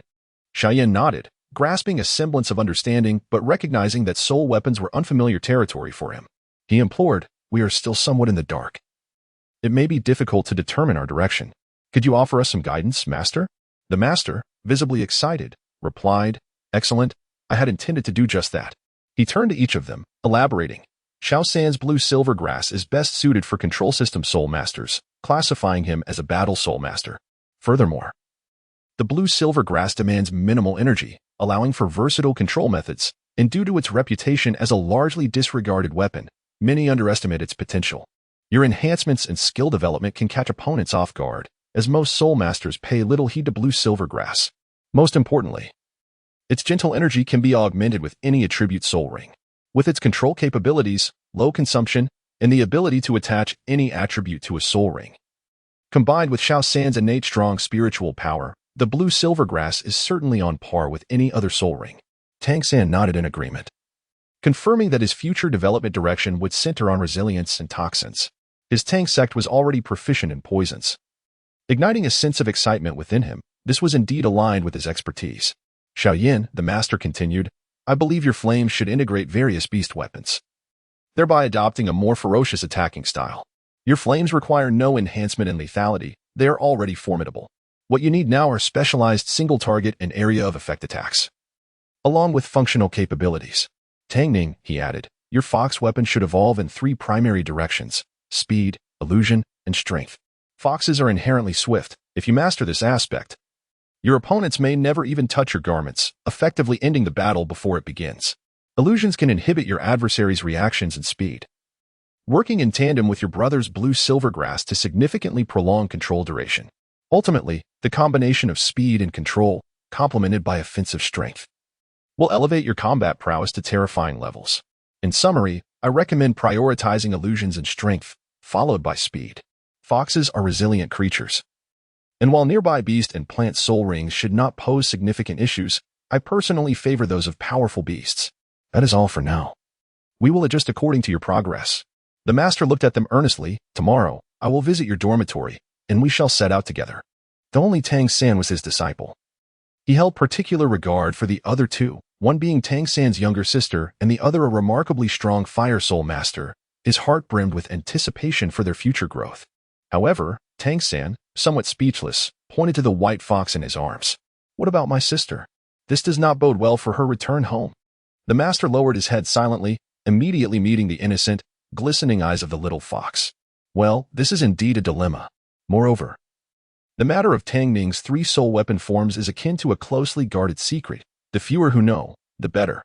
She shall remain with me for now, and we will depart together tomorrow." After a moment of hesitation, Tang San decided to trust his teacher. He and his sister had no ulterior motives.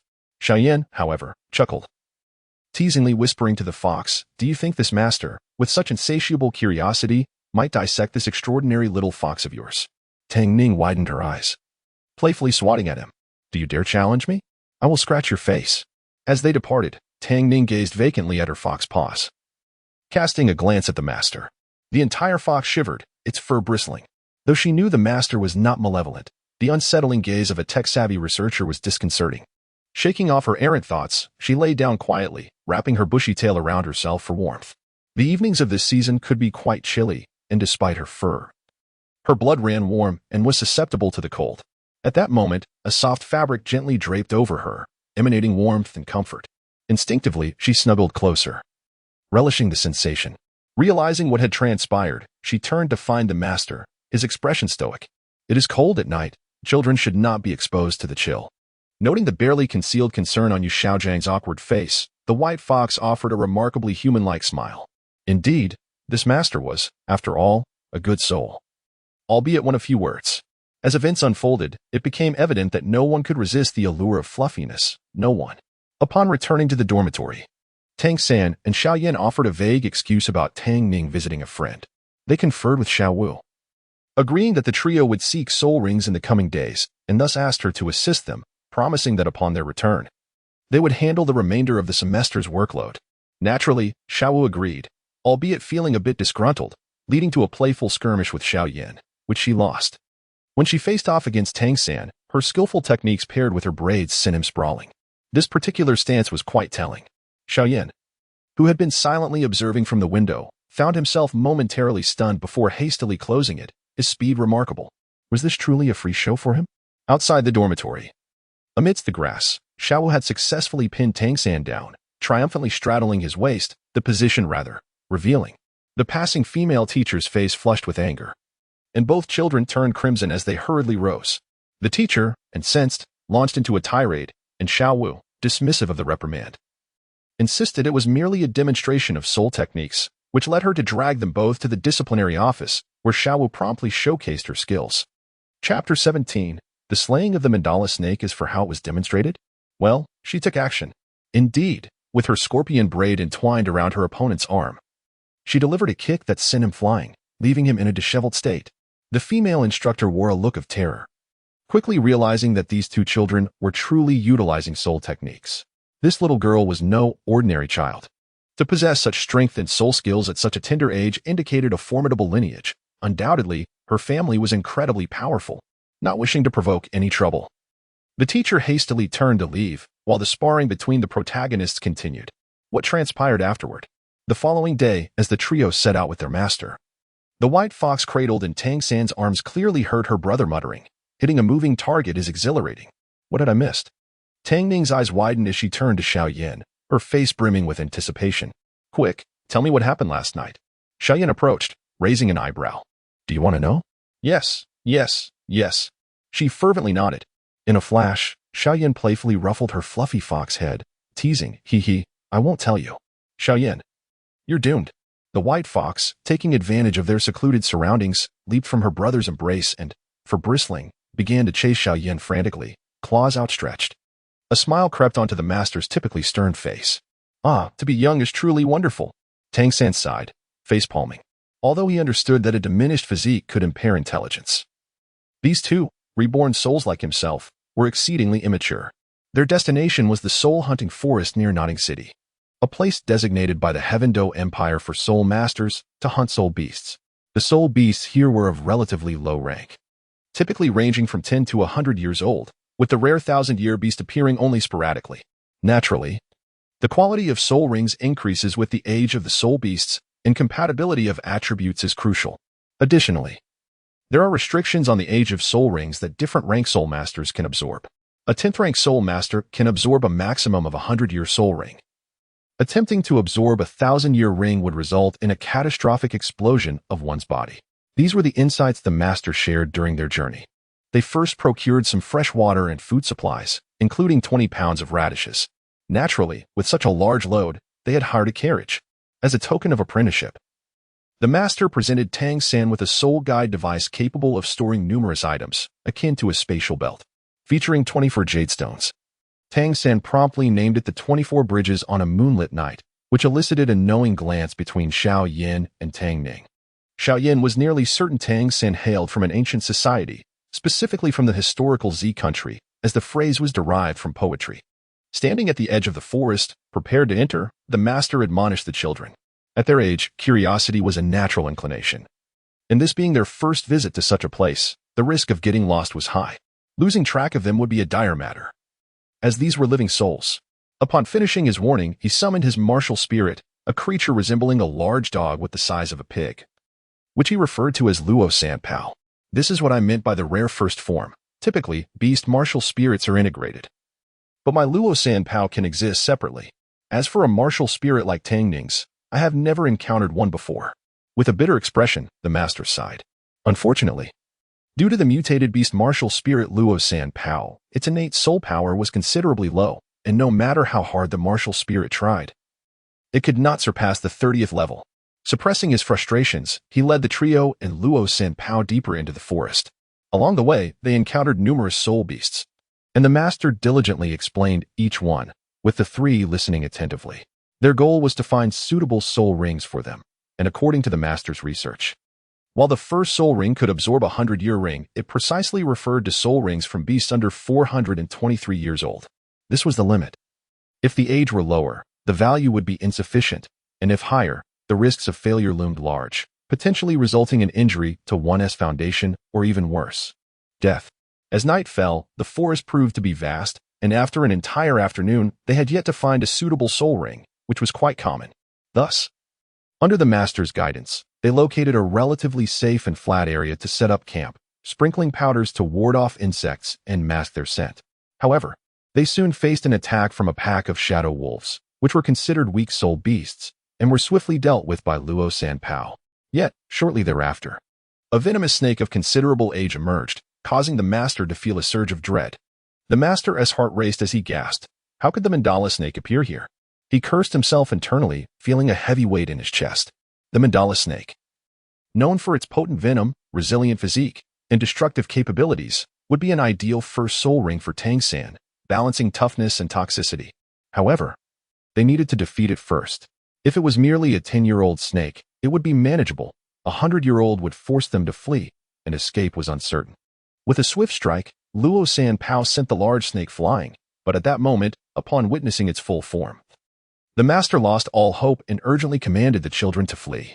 A 400-year-old mandala snake, massive and ferocious, was beyond their capability to confront, especially since he himself was only at the 29th level, with a weak martial spirit. Xiao Yan said, "Actually, I could."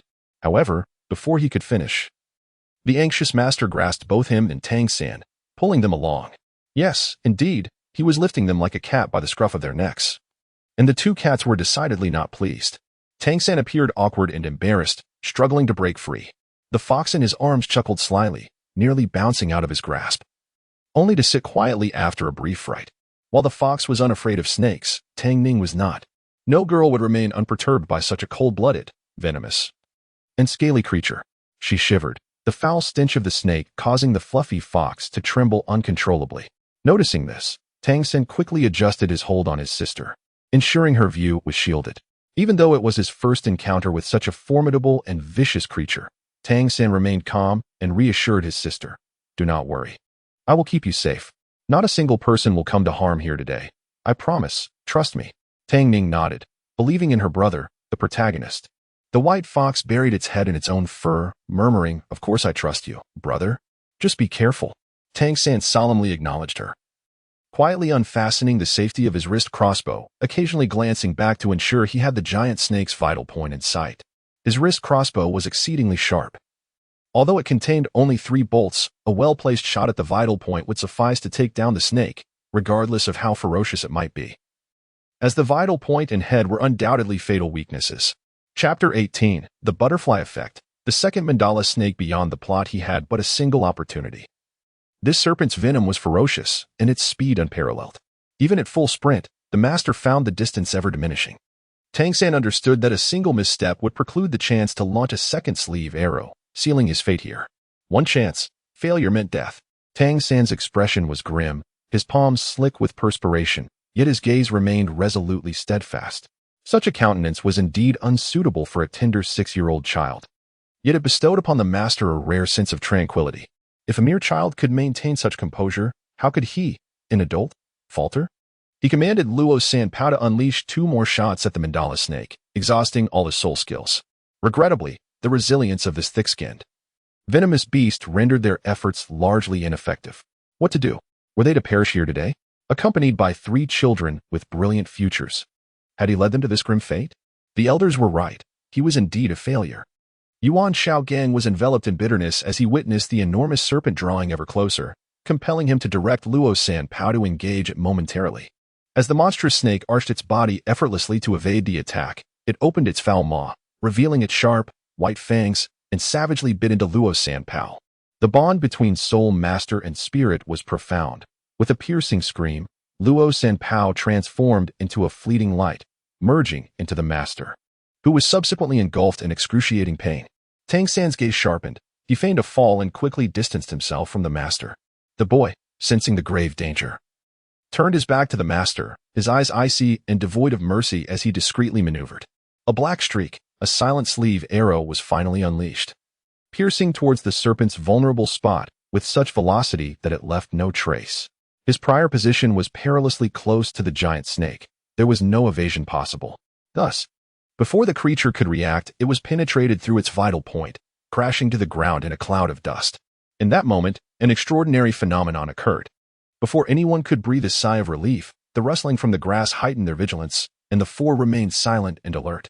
An even more formidable mandala snake, larger than the one just slain, surged forth with overwhelming ferocity, targeting their group. What? A second mandala snake? The master screamed in despair, his limbs turning cold. If they could not contend with a 400-year-old serpent, how could they face two? Such a vicious creature should not exist at the forest's edge, let alone in pairs. It seemed fate had decreed their demise. To make matters worse, they realized too late that Tang San's sleeve arrow had not been readied for the second iron arrow. And the massive mandala snake was now perilously close. Tang Ning, chilled to the bone, understood this was the butterfly effect of her crossing over. She remembered distinctly that this forest had but one mandala snake. At this moment, the white fox nestled in her brother's embrace fluffed its fur, resembling a small snowball. The proximity was too great. She could sense the chilling aura of the serpent's lethal fangs. Yet, despite trembling in fear, Tang Ning knew she could not remain passive. While the protagonist in the novel overcame every peril, this was reality. Nothing was absolute. The narrative had only depicted one mandala snake, and now there were two, indicating that circumstances were not immutable. If anything befell Tang San, if her brother were to perish before her eyes, she would never forgive herself. The nine-tailed ice-fire white fox was a divine beast, capable of cataclysmic power. Tang Ning recalled the ancient martial family's descriptions of such creatures. Resolutely, she suppressed her terror of the giant snake, gritted her teeth, and summoned all her strength to break free from Tang San's hold, charging towards the serpent's gaping maw. Tang San, poised to aim his sleeve arrow at the serpent's vital point, was oblivious to his sister's actions until it was too late. She had already dashed toward the monstrous creature. His eyes widened in panic, and a surge of protective instinct drove him to disregard all caution. No, he must remain composed. Rushing in would be futile. Tang San fought to control his impulse, gritting his teeth as he focused on the serpent's vulnerable spot. Just as he prepared to act recklessly, the diminutive fox suddenly swelled to the size of a calf, releasing a fierce roar as its voluminous tail struck the mandala snake with tremendous force. The serpent, initially dismissive of the small creature, was caught off guard and sent sprawling into a towering tree, kicking up a storm of dust. How formidable! The master stared, astounded. This fox spirit was indeed extraordinarily powerful, managing to send a nearly 400-year-old mandala snake, stronger than himself as a 29th-level soul master, flying. Moreover, Tang Ning was merely at the 10th level, lacking even an additional soul ring. In stark contrast to the master's astonishment, Tang San was momentarily taken aback, quickly replaced by worry. He watched anxiously as the great fox engaged the serpent, fearing for his sister's safety, his sleeve arrow poised and ready. Although the fox form was powerful, Tang Ning was still an ordinary girl, entirely unversed in combat tactics. Even though she initially overwhelmed the mandala snake, the cunning predator soon exploited her weaknesses, and the tide of battle turned. Seizing the opportunity, the serpent bit down viciously on the fox's hind leg, causing Tang Ning to cry out in pain as her body crumpled to the ground, losing consciousness. Tang San's heart surged with anguish and fury. In the next instant, an even more terrifying event unfolded. The serpent's triangular eyes gleamed with a sinister intent as it coiled around the white fox, rendering her immobile. Its triangular head lifted, jaws agape, poised to deliver a fatal bite and consume her whole. Tang San's scalp prickled with alarm, fury igniting within him as he prepared to charge forth. Suddenly, a resounding crash accompanied by a burst of vibrant flames erupted, causing the mandala snake to recoil in terror, retreating several dozen meters. The natural enemy of venomous creatures was fire. Instinctively, the serpent sensed a fear of death and fled without a second thought. Unbeknownst to them, the black-clad boy who had approached the serpent wore a cold smile. Beast, think you can escape? Dream on. With deft movements of his fingers, he summoned several flames that encircled the serpent with lightning speed. The once fearsome serpent, now pursued relentlessly, was scorched in several places, leaving it bloodied and charred. The acrid smell of burnt flesh filled the air as its blood evaporated, seared dry by the flames. Though the mandala snake was swift, Xiao Yan's fire manipulation was extraordinarily potent. In short order, the beast was reduced to a mere shadow of its former self. Ultimately, it collapsed in a clearing, its massive tail thrashing as it uprooted towering trees, nearing its limit. Death was now but a matter of time. Despite the mandala snake's impending demise, the group dared not relax their guard. After all, they were gravely injured, and who could predict what other calamities might arise? After a long moment, Tang Ning regained consciousness, her expression grave as she surveyed the forest, her heart heavy with foreboding. She sensed an ominous presence lurking in the shadows, a lurking danger that sent chills down her spine. She could only hope that her apprehensions were unfounded. Chapter 19. Tang San's soul ring. The master led Tang San over, casting a glance at the giant serpent sprawled on the ground, its body riddled with charred, bloodied holes. Burned almost beyond recognition, truly a sight of devastation. Yu Xiaojiang's mind was momentarily blank as he gazed at Xiao Yan in disbelief. A child had just burned alive the fearsome mandala serpent, a creature that had dominated this forest for 400 years. Such an occurrence was utterly shocking. It was well known that such a ferocious beast was nearly impossible to confront, even for a 30-level soul master, who would typically require a group to tackle it. Yet, at this moment, the serpent fled in terror from Xiao Yan, utterly powerless to retaliate. In his mind, he recalled Xiao Yan's earlier calm demeanor. When he had stated, "My flames possess a terrifying temperature and lethality, capable of incinerating soul masters to ashes without regard for defenses." There is simply no comparison. Oh. It seemed he had not been exaggerating after all. After a brief silence, the master spoke up. In such a dire moment, why didn't Xiao Yan intervene? Xiao Yan, retracting his flames, rushed towards Tang Ning while expressing his frustration. "I wanted to help. You were holding my hand so tightly that you interrupted my words. Moreover, with that serpent relentlessly pursuing me, I had no opportunity to prepare." That was indeed a valid point. Xiao Yan hurried over, carefully picking up the small white fox that had fainted after crashing onto a boulder. Tang San arrived almost simultaneously, though slightly slower. He felt an odd sense of redundancy when he saw Xiao Yan abruptly halt in front of his sister. This peculiar feeling compelled him to skid to a stop and join the master at Tang Ning's side. The master, noticing Tang San's strange expression, nearly broke his typically stoic demeanor. "Are you serious about suddenly joining us?" That's rather comical. The two investigated alongside Xiao Yan, relieved to find that Tang Ning had sustained no fundamental injuries and her life was not in jeopardy.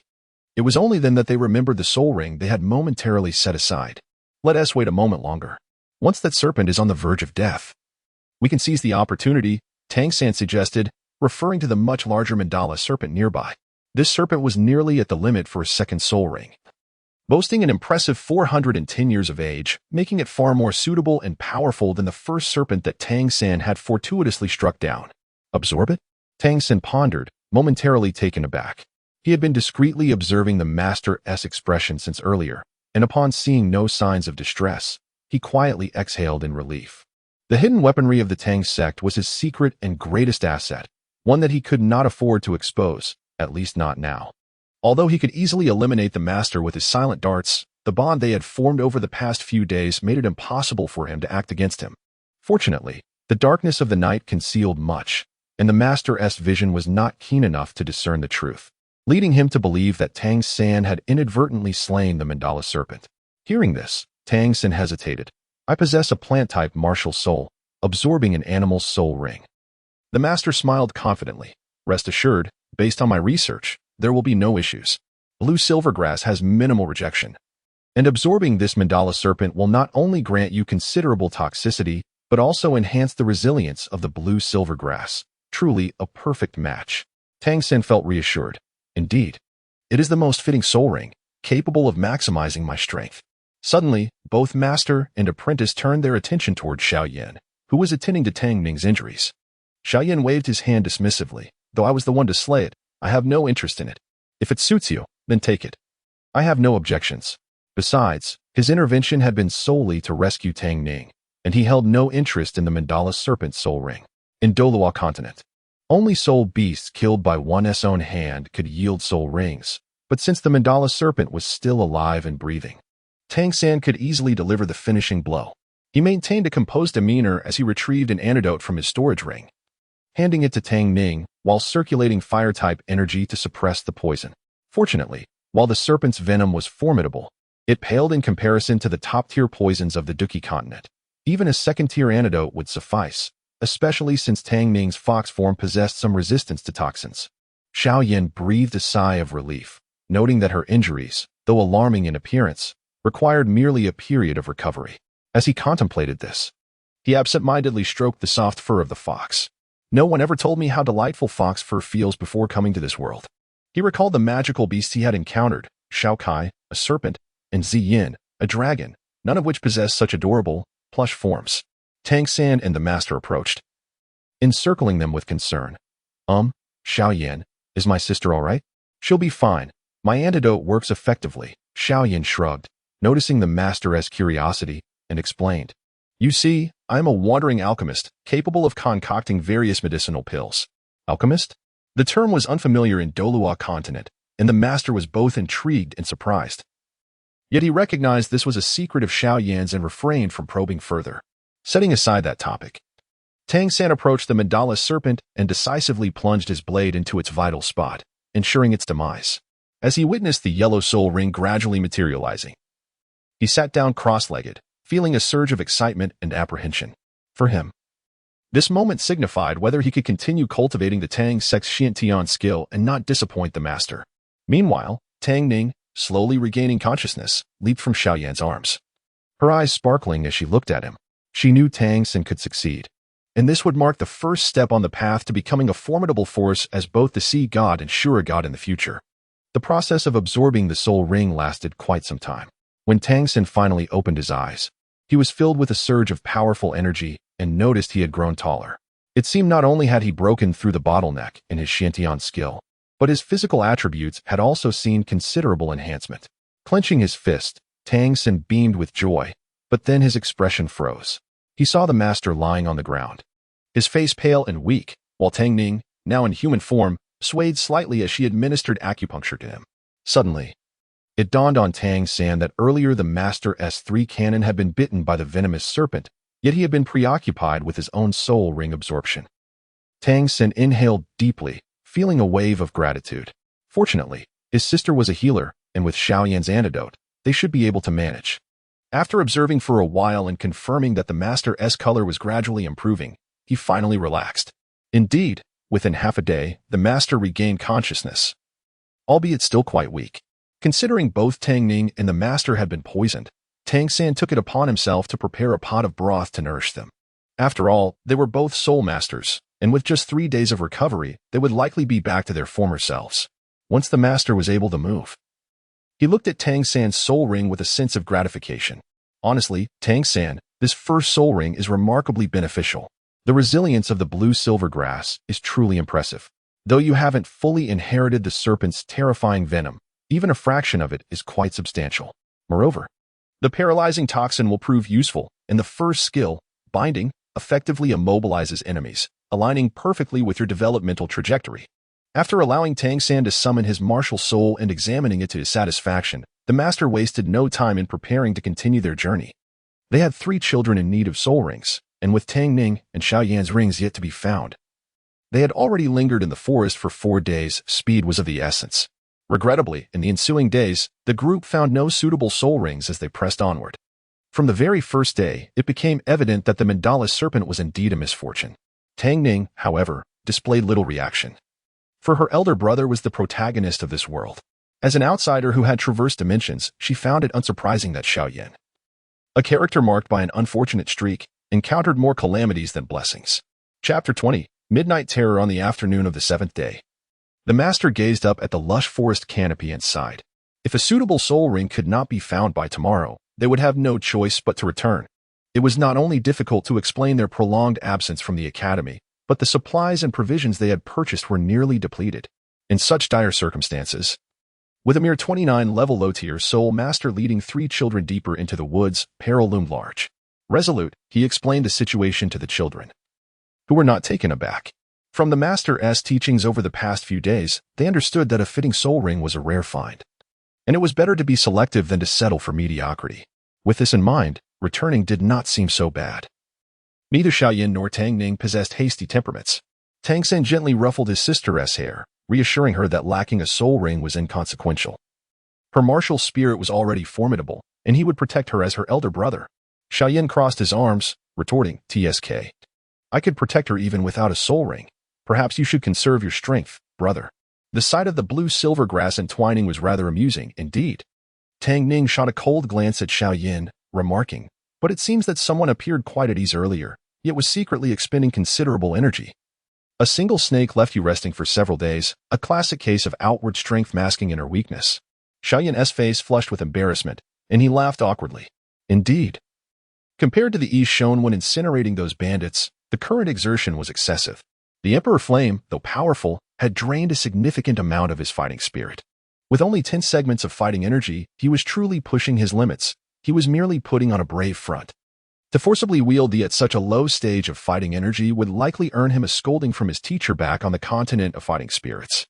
Although Tang Ning jested, she was well aware that Xiao Yan, with his cautious nature, would never expend such energy recklessly in the perilous spirit beast forest.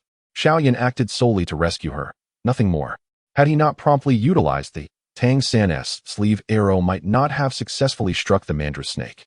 And she would likely not be standing here conversing but instead trapped within the belly of that great serpent. Despite sharing the bond of being fellow transmigrators, she felt she owed Xiao Yan an immense debt of gratitude today. A small favor deserves a great return, especially when it comes to saving a life. It should be repaid with a tsunami of gratitude. Each with their own thoughts, the group set up camp, sitting by the campfire and engaging in light conversation. As the night deepened, they retreated into their tents to regain their strength, surrounded by the serene sounds of the forest. With only the faint snores of the four and the occasional distant beastly roar to disturb the tranquility. However, this peace was soon shattered. Time passed unnoticed until a sudden chill ran down their spines, awakening them from slumber. Quietly, they crawled out of their tents. Tang San moved stealthily, pulling his sister behind him. He surveyed the surroundings with vigilance, channeling his inner power, the blue-silver grass poised for action in his hand. Xiao Yan remained silent, readying his flames, while the master summoned the powerful Rose San Pao. They scanned their surroundings, feeling as if they were on the brink of a great battle. Even though they saw nothing, their tension was palpable. They were no fools. In situations like this, something was certainly lurking nearby, a beast of considerable threat. The sensation of being observed by something with a cold, unyielding gaze was unsettling, creeping along their spines. Clearly, it wasn't just Tang Ning who felt uneasy. The expressions of the three boys reflected a similar discomfort. As time ticked by, the tension among them remained unbroken, cold sweat trickling down their foreheads. Suddenly, the familiar rustling of grass broke the silence. Sensing the air thickening with a familiar, sickly sweet odor, Tang San's expression darkened. It's snakes, venomous ones, the numbers. There was no need to finish. They could see them. Under the moonlight, a mass of poisonous serpents flicked their crimson tongues, encircling them. The chilling gaze of the elongated, soft-bodied creatures glimmered in the moonlight, instilling a profound sense of dread that made their spines shiver. Seizing the opportunity before the encirclement fully formed, the master shouted, "Run!" Despite not knowing how these venomous snakes had fixated on them, their overwhelming numbers left them no choice but to flee. Without looking back, they sprinted deeper into the forest, the menacing swarm of serpents hot on their heels. The sounds of their pursuit sending chills down their spines. The fox spirit moved swiftly, and to facilitate Tang Ning, she directly manifested her fox martial spirit. Sprinting with her snow-white tail and ears fluttering in the wind, even having the energy to carry the master along. Indeed, she was carrying the master. Xiao Yan was fast, but Tang San employed his ghostly shadow technique, making the master the slowest of the group. They ran tirelessly for several hours, the pursuing snakes relentless, and as dawn broke, the light began to filter through the trees. Curiously, in this densely populated spirit beast forest, they had not encountered a single soul beast during their flight. Tang Ning pondered this, her thoughts racing, and suddenly looked up at Xiao Yan, noticing his pallid complexion, beads of sweat trickling down his cheeks. It dawned on her that Xiao Yan's abilities were suppressed, but his imperial soul remained intact. If he had been using the immense pressure from his imperial soul to repel the soul beast along the way, it would explain his current exhaustion. Tang Ning bit her lip, rushing to Xiao Yan's side, pulling the master along. The boy in black looked up, surprised. The fox girl shook her furry ears, firmly grasping his hand. A gentle flow of spiritual energy surged through their touch, soothing his aching meridians and dantian. Under the nurturing influence of this energy, even his depleted soul power began to recover. Xiao Yan was taken aback. Despite being fellow transmigrators, Tang Ning's trust in him was utterly unreserved. Typically, no one would willingly share their energy with another. The risks were far too great, from the potential for betrayal to the fear of revealing one's true strength. Moreover, this was his own body. With Xiao Yan's formidable soul power, it would be all too easy for him to extinguish Tang Ning's consciousness. Do not wear that astonished expression. You saved my life. Besides, we come from the same place. You are the only person in this world, aside from my brother, whom I can trust completely. Tang Ning flashed him a radiant smile. Xiao Yan remained silent, simply tightening his grip on her delicate hand. After some time, the swarm of snakes began to thin out. and after crossing a small stream, they finally dissipated completely. Even so, the group continued to run a bit further for safety's sake, eventually collapsing onto the grass, panting heavily. After a brief rest and some sustenance to replenish their energy, as they prepared to set out once more, a colossal beast suddenly lunged forth with ferocity. Chapter 21. Confrontation with the Millennium Soul Beast. Just as one wave subsides, another rises. What misfortune! The expressions of the four were grim, their mouths filled with bitterness. Before them loomed a terrifying presence, a creature of colossal stature that resembled a small mountain, radiating ferocity that sent shivers down their spines, plunging them into a state of combat readiness. They recoiled several meters, creating distance, and finally beheld the form of this monstrous beast. It was a gigantic, ferocious tiger. Its bone-chilling, razor-sharp fangs were exposed, and its golden-red fur emanated an overwhelming pressure that left them trembling with fear. The master, with a grave expression, quickly stated, "This is the blazing flame saber-toothed tiger, a remarkably powerful soul beast, and judging by its size, it has lived for at least a millennium." The bitterness in his tone spoke of his bad luck. First, they encountered the fearsome mandala snake, a creature of 400 years, and now they faced this apex predator. The ominous circumstances were clear to the others from the master's demeanor and tone, their faces reflecting their apprehension. Having narrowly escaped the snake swarm, how could their luck be so dire? Xiao Yan furrowed his brow and glanced around. Suddenly, his expression lightened as he exchanged a knowing look with Tang San. "Master, I believe we might still have a chance to defeat it." "Oh? How so?" The master looked incredulously at the two boys. "The blazing flame saber-toothed tiger is injured in its abdomen. It is not at full strength. Although its wounds are not life-threatening, their location diminishes its combat capability." Xiao Yan smiled, raising an eyebrow. Tang San pointed toward the tiger, which was lying there, panting heavily, its piercing gaze fixed on them. The master focused intently, and indeed, a long bloodstain marked the tiger's most vulnerable spot on its soft underbelly. The beast was likely watching them due to its injuries, rather than launching an immediate attack. Their observational skills were impressive, and the master silently praised them, feeling somewhat reassured. Nevertheless, the strength of a millennium-old soul beast should not be underestimated. Even a dying camel is larger than a horse. He remained cautious. "What do you propose we do?" Tang San pondered aloud. "If your Rosan cannon creates a distraction, we can strike while it is enraged. Xiao Yan's fiery assaults are formidable, while my blue-silver grass can immobilize it with its paralyzing toxins. Ning Ning's martial soul is swift and deceptive, which will greatly enhance our chances of defeating it." They devised a strategy. While the tiger was distracted, Ning Ning would draw its attention, allowing them to launch their attacks. Once it lost its sanity and rage, Ning Ning would use her confusion ability to create an opening for Xiao Yan and Tang San to strike. Xiao Yan would concentrate all his power into a powerful fireball targeted at the tiger's head, its most vulnerable area. This would create two opportunities to control the beast, minimizing the threat and allowing them to secure victory.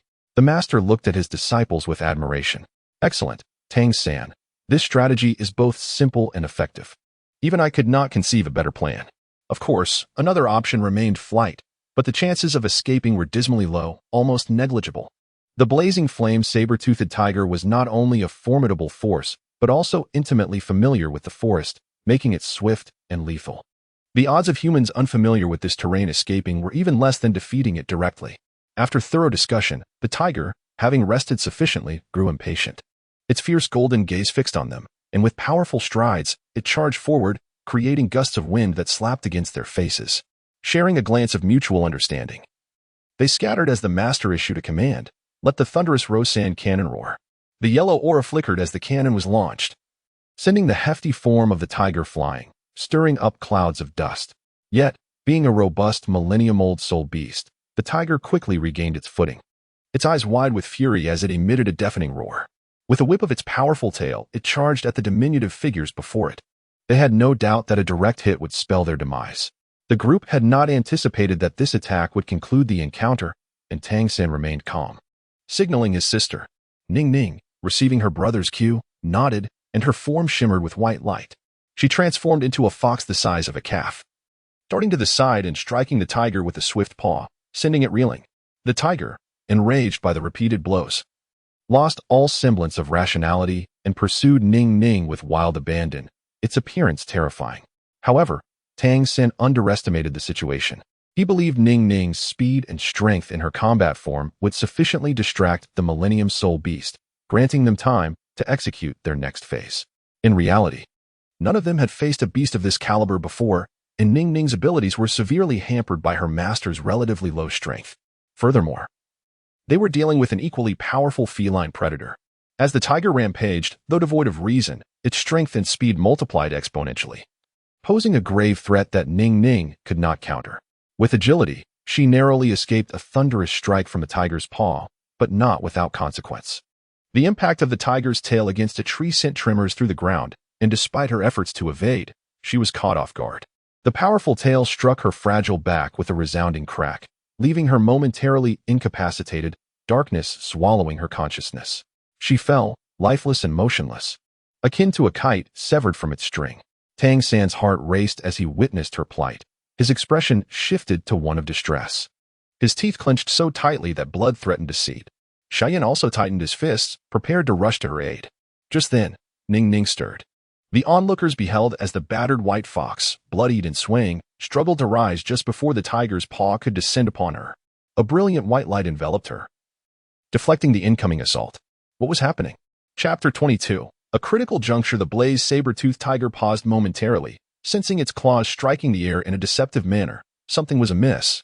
The millennium-old soul beast possessed a certain degree of intelligence, and as a forest overlord, the blazed saber-toothed tiger's hatred had been ignited by the repeated obstructions of the white fox. In its eyes, while it could tolerate others, this troublesome fox had to perish. It must be reduced to mere pulp. The hearts of the three companions sank upon witnessing the white light, the glow of Tang Ning transforming back into her human form. Although this transformation rendered her nearly invincible and could instantaneously heal 70% of her injuries, how could the girl in her human form possibly escape from such a fearsome soul beast at such close proximity? Clearly, everyone shared the same anxious thoughts, their eyes fixated on the frail silhouette of the girl amidst the white light. Tang San's palms were drenched in sweat, his eyes wide with despair. He had promised his father that he would protect his sister. How could he fail? Tang Ning, now in a diminutive human form, was paralyzed with fear. Yet there was no time for her to gather her thoughts. She coughed twice, disregarding the excruciating pain that tore through her body, gritted her teeth, and formed a hand seal. All combatants, array before me, invoke the heavens. Return to the formation. This incantation, known as the 9-character true words, derived from the Bio-Pussy, was a formation from her family's cultivation techniques that she had only recently managed to grasp. With no other options, she had to employ it on the spot. Fortunately, luck was on her side. Accompanied by a surge of spiritual energy, an unknown tempest erupted, and waves of white light radiated from her, rippling outward. To everyone's astonishment, the immense tiger was unexpectedly immobilized in place. Withstanding the debilitating pain from overexerting her meridians and dantian, Tang Ning summoned every ounce of strength to maintain the formation. Turning to shout, "What are you waiting for? Act now." The three, momentarily stunned by the unexpected turn of events, snapped back to reality. Tang San bellowed. First soul skill, bind. Countless strands of blue-silver grass, adorned with peculiar patterns, surged forth, tightly ensnaring the frantically struggling tiger. Yet, under the overwhelming might of the blazed saber-toothed tiger, the bindings began to visibly fray and vanish, even as Tang San desperately increased his soul power output to compensate. Xiao Yan took a deep breath, his gaze locked onto the tiger's massive, grotesque head. He poured all his fighting spirit into a compact fireball, which appeared deceptively small yet brimmed with ferocity. Without a sound, it hurtled toward the tiger's head, the compressed, vibrant flames signifying its formidable power. As the fireball approached within half a meter of the tiger, Tang Ning completely exhausted her spiritual energy, unable to sustain the formation any longer. Dizziness overcame her, and she collapsed onto the ground, barely clinging to consciousness. Tang San, too, was drained, the blue-silver grass, now powerless, shattered into countless fragments of light. The blazed saber-toothed tiger roared in fury, realizing the imminent danger as its pupils constricted. It attempted to evade the terrifying fireball, but alas, it was too late. With a deafening crash, the tiger was enveloped by flames, its form disappearing from sight. Not even a moment's struggle ensued before it was reduced to ashes, leaving behind only a sunken pit in the earth and a gleaming purple soul ring as evidence of its existence. At long last, it was over. After enduring such a perilous battle, the group exhaled in relief. The master, still possessing a modicum of strength, swayed toward Tang Ning, who lay on the ground. At that moment, a sudden arrow, glimmering ominously, shot toward the girl's throat with lethal precision. This unforeseen event transpired in the blink of an eye, devoid of any warning. Even the astute Tang San and Xiao Yan were caught off guard. By the time they recognized the danger, the arrow was merely a hair's breadth from the girl. Fortunately, the master, being the nearest adult, reacted swiftly. He grit his teeth and dove toward the girl, shielding her with his not-so-broad back. With a dull thud, the arrow pierced flesh, and the metallic scent of blood quickly permeated the air, draining color from the master's face. Simultaneously, Xiao Yan rushed to their side, maintaining his composure as he retrieved a pill and placed it in the master's mouth. Flames erupted, incinerating the arrow into ashes that cascaded down like confetti. Insufficient force. It did not penetrate deeply, merely a superficial wound, though the blood loss is considerable, he assessed. Tang San, who had retreated in panic, finally breathed a sigh of relief. But a chilling thought struck him. The arrow, was it aimed intentionally? Was there someone who sought to harm my sister? Realizing this, Tang San's expression darkened, his eyes igniting with murderous intent, a tempest of rage swirling around him. To attempt to kill his sister, was that not a path to death itself? Although Xiao Yan had indicated the injury was not severe, Tang San could not forget that the arrow had been aimed directly at his sister's most vulnerable throat.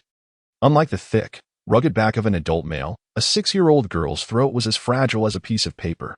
Tang San had no doubt that had the arrow struck true, it would have pierced her throat, and by the time he reached her, he would be left with nothing but the lifeless body of his sister.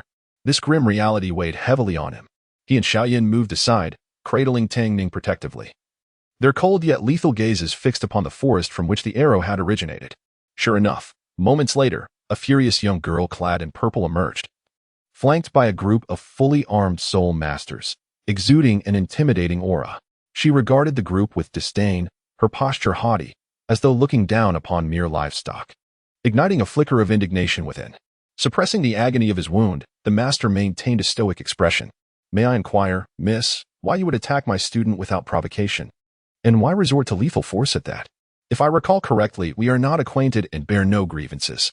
The purple-clad girl appeared to be around 16 or 17. Possessing striking beauty and a graceful figure. Adorned in an exquisitely luxurious purple gown trimmed with gold, she exuded an air of nobility and elegance. Were it not for the circumstances, any ordinary man might have found himself entranced. Alas, none of the three present were swayed by such allure. Their hearts consumed solely by fury and the thirst for vengeance. Seeing the lack of reaction to her beauty, a flicker of irritation crossed her face, and her lips curled in a sardonic smile.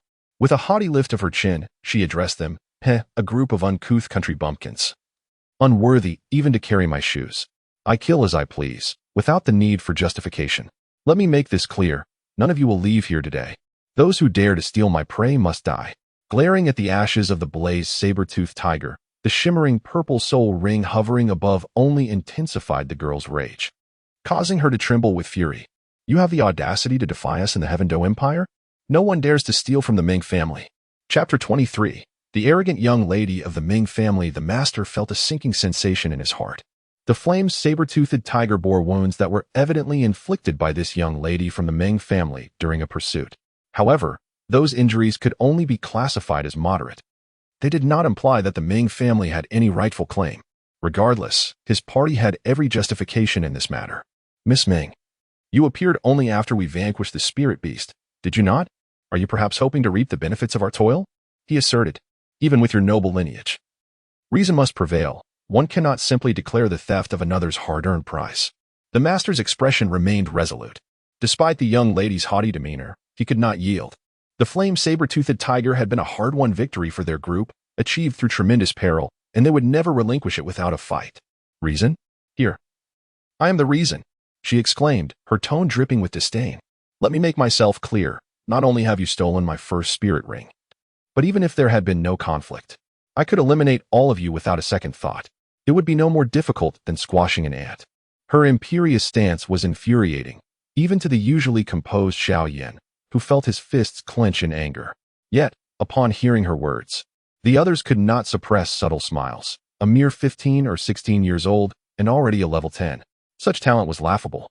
Noticing the smirks on their faces, the young lady's brows knitted together, her expression darkening. Were these lowly beings mocking her? They were unworthy even to carry her shoes. She regarded them with contempt. finding their tattered garments utterly unfit for conversation with her. At 15, her talent was commendable, and these children were far younger. There was no way they could surpass her prowess.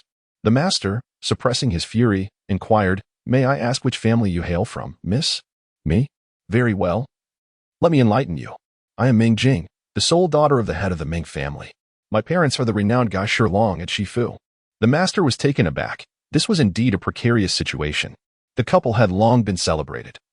And though one was a 60th level spirit emperor and the other a 70th level spirit saint, their unique martial soul fusion technique made them extraordinarily formidable, comparable to a titled Douluo. In short, offending this family was beyond their capabilities.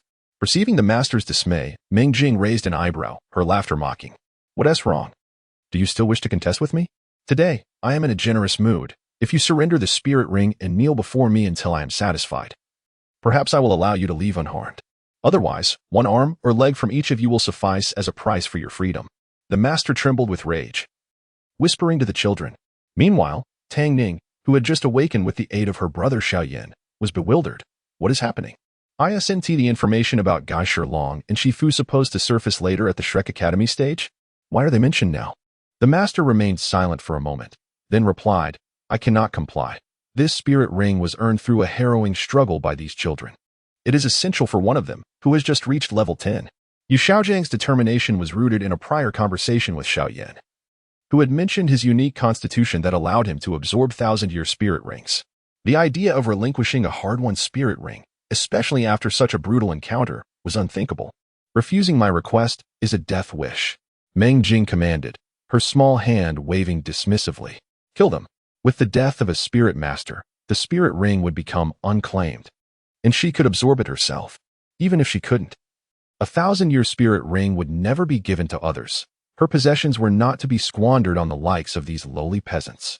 As tensions escalated, Tang Ning, mustering her strength, stood upright and declared, "What if I told you I could heal your sister on the stretcher? Could this spirit ring be considered a reward for my friend's life?" Tang Ning had noticed a severely injured 7 or 8-year-old girl lying on the stretcher, sensing an opportunity. The crowd paused, and after a moment, a stern middle-aged man, clearly the leader of the guards, stepped forward and asked, "Miss, can you truly heal her? Understand that many physicians have deemed her condition hopeless." After a brief assessment, Tang Ning nodded. "I can." "Very well, if you can heal her.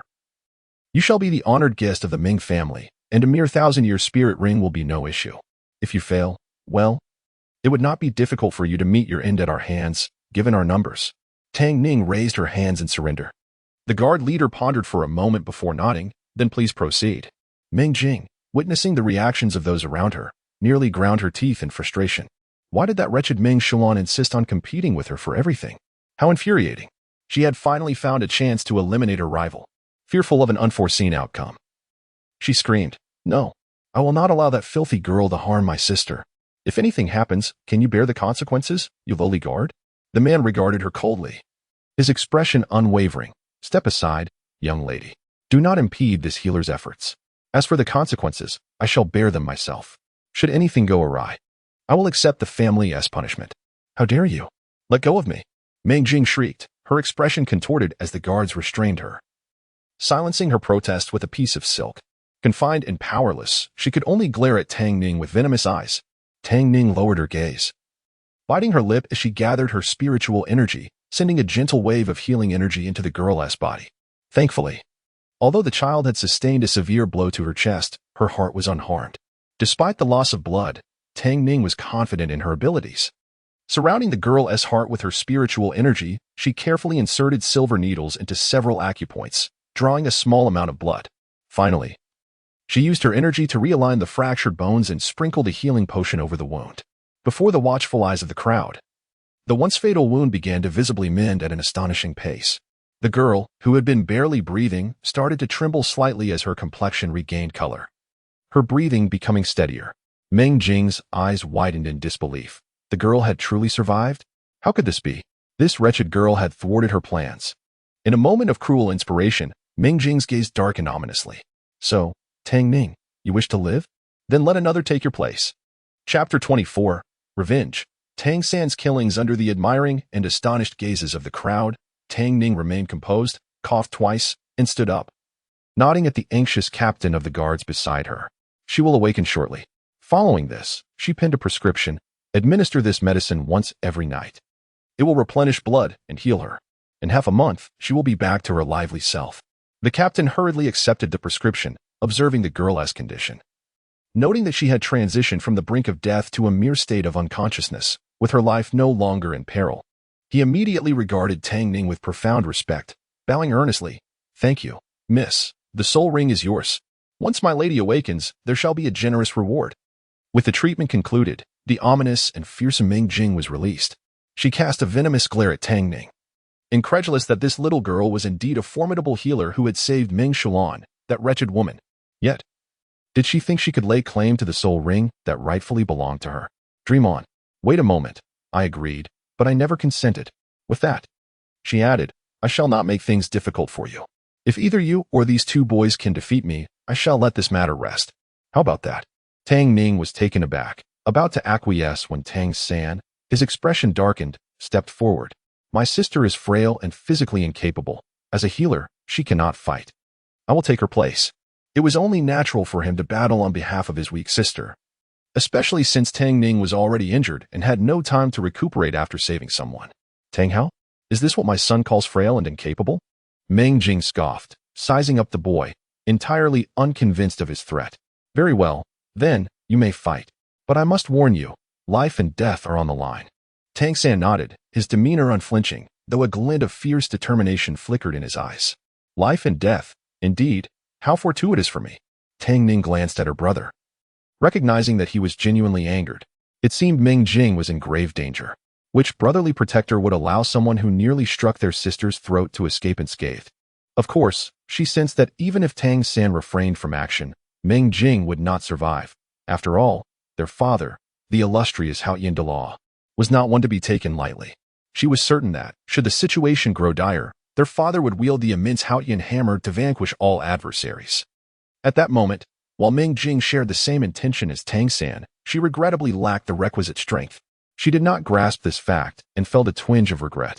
Well, even if I cannot kill that wretched girl, eliminating her brother will suffice. The crowd gradually retreated, clearing an arena for the two combatants. Ming Jing raised her chin, icy demeanor intact. I am Ming Jing, wielding the spirit staff, a level 10 battle spirit master. Tang San, with the spirit of blue silvergrass, an 11th level first ring weapon spirit master.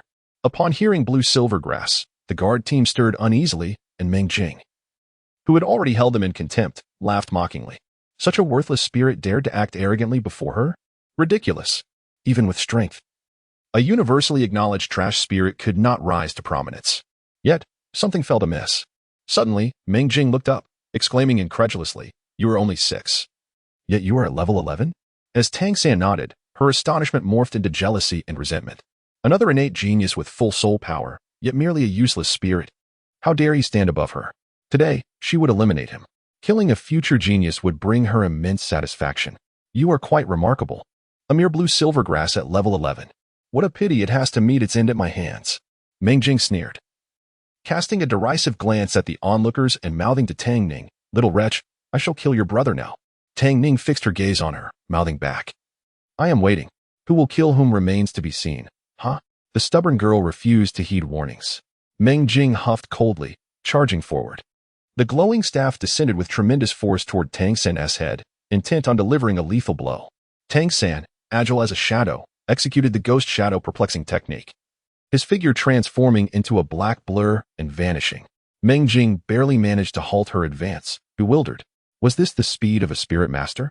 Before she could comprehend, she felt a rush of air behind her. Did she dare to engage in close combat? This was a death wish.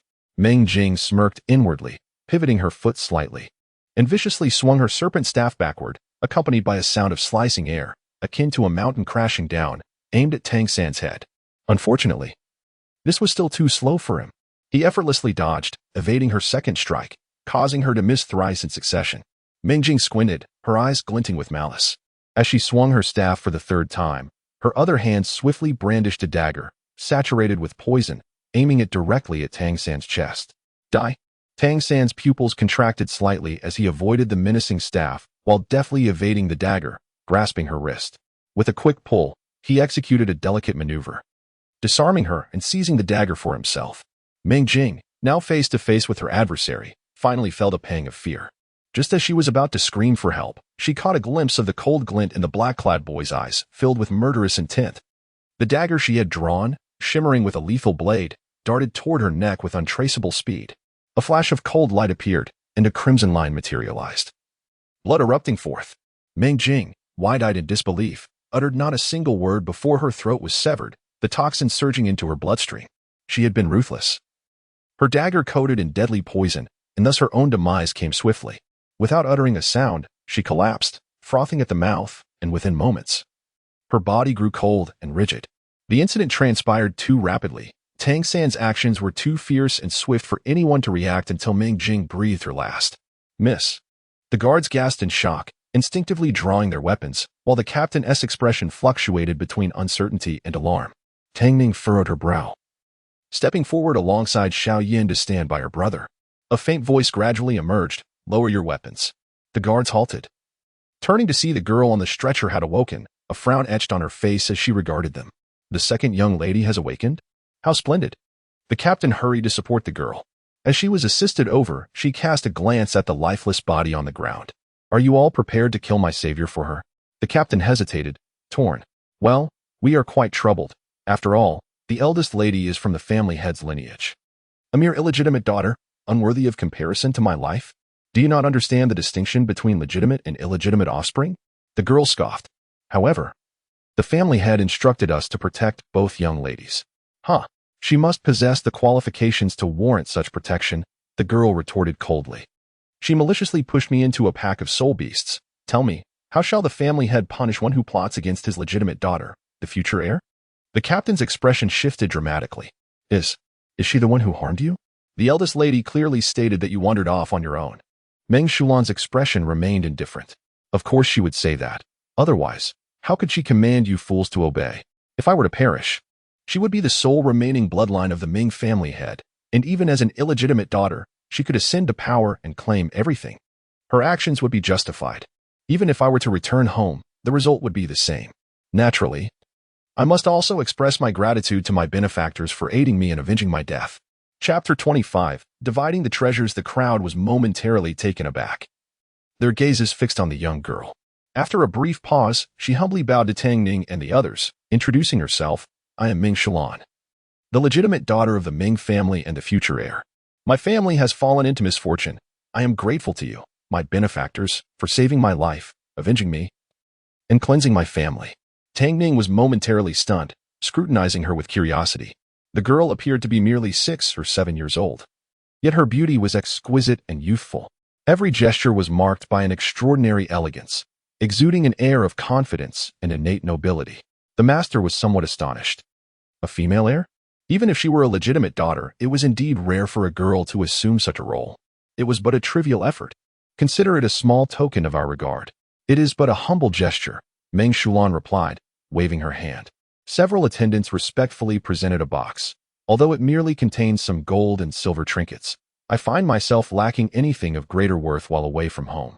Please accept this as a preliminary offering. Should we meet again, I shall ensure your satisfaction. After much insistence on their part, the four could only reluctantly accept her insistence.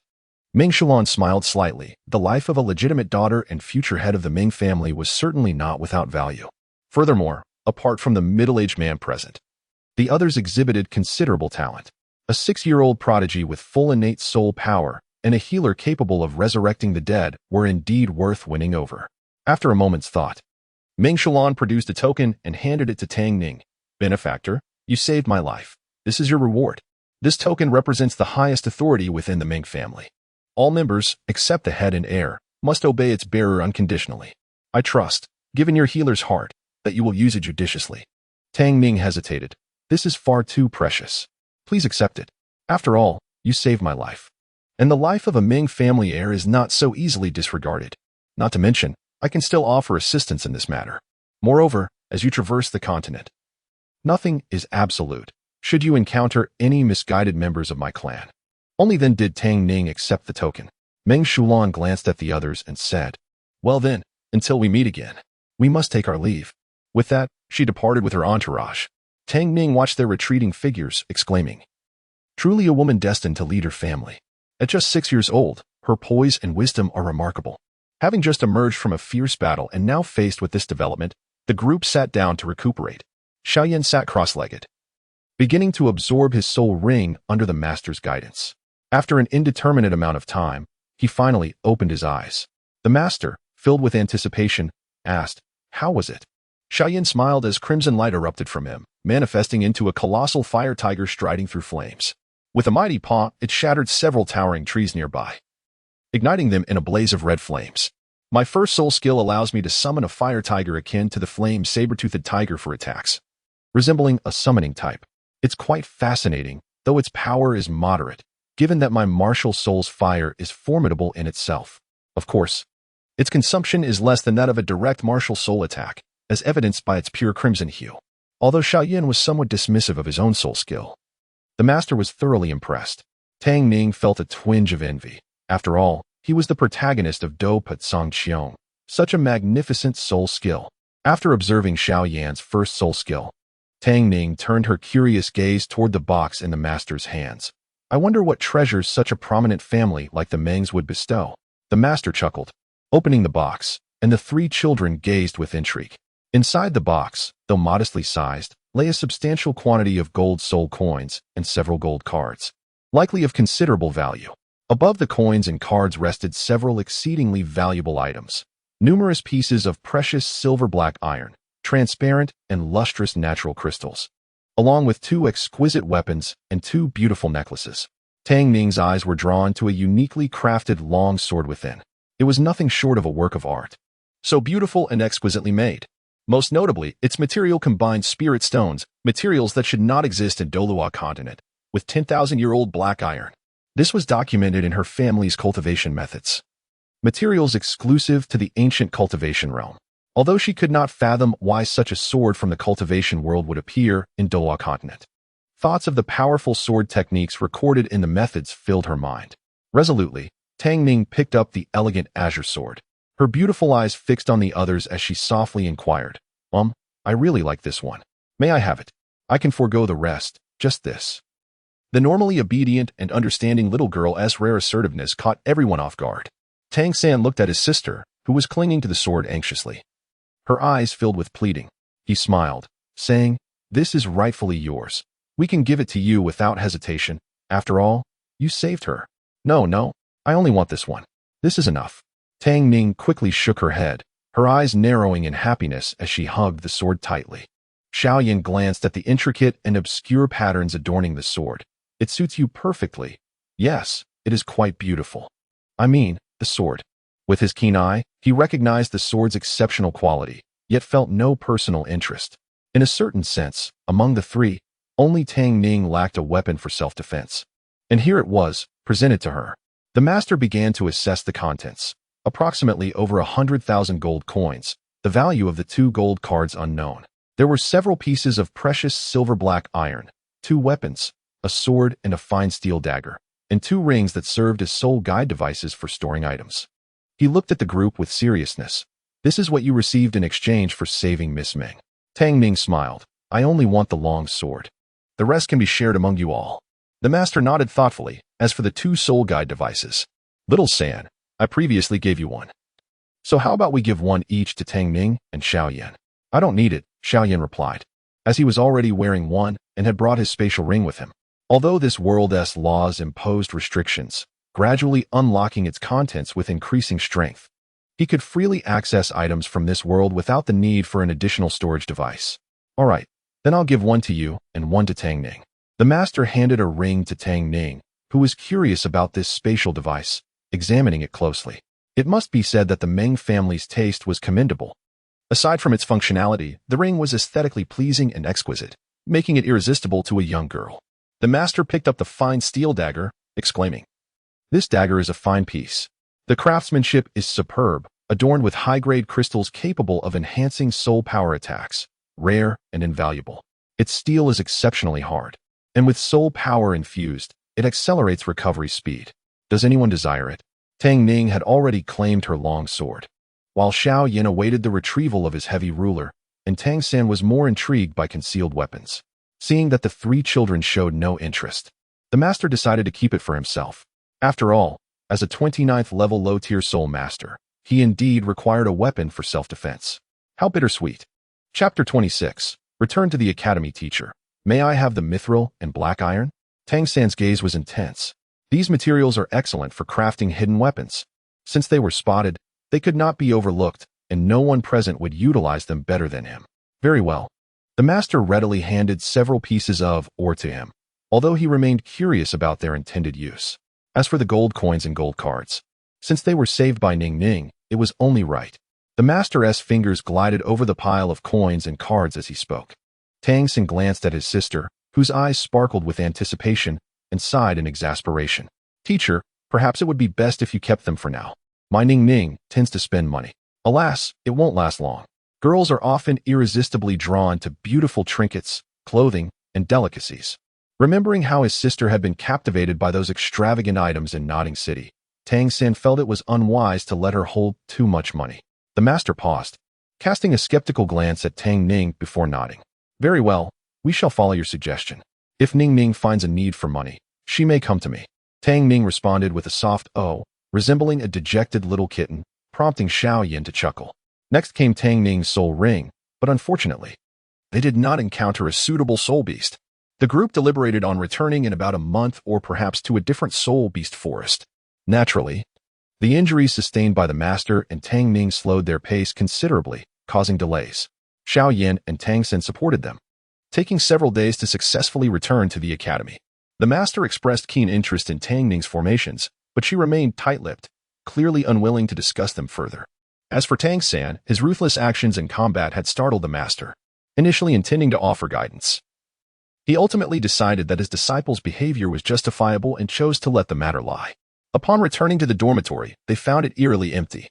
The group exchanged uneasy glances, soon learning from other students that the 6th-year senior, Xianyu, had challenged Xiaowu and the others to a duel, stipulating that the losers would become their pets. This scenario had appeared in novels before, and Tang Ning sighed with relief, reasoning that nothing unusual would transpire, as long as there were no strange butterfly effects involved. After all, they were merely 11th-level soul masters from the 6th year. They could handle this. The three of them hurried toward the competition site on the back mountain. Tang Ning relaxed and even found the humor to jest, "Hey, Xiao Yan. This Xianyu is from your clan. We are students as well. You wouldn't side with your own family, would you?" Xiao Yan smiled faintly. "It's merely a shared surname. There are many with the same name. If I were to tend to every one of them, I would be overwhelmed." His only family was the Xiao clan from Wutan City, and this Xianyu hardly qualified. Tang San couldn't help but chuckle to himself, thinking how precocious the younger generation was, allowing girls to be treated as pets at such a young age. He considered himself part of the student body and could not stand by while they were bullied. Upon reaching the back mountain, they found Xianyu surrounded by a group of older students. He wore an arrogant expression as he mocked Xiaowu and Wang Xing, leading the other students. His disdainful demeanor reminiscent of Ming Qing, which left Tang San feeling displeased.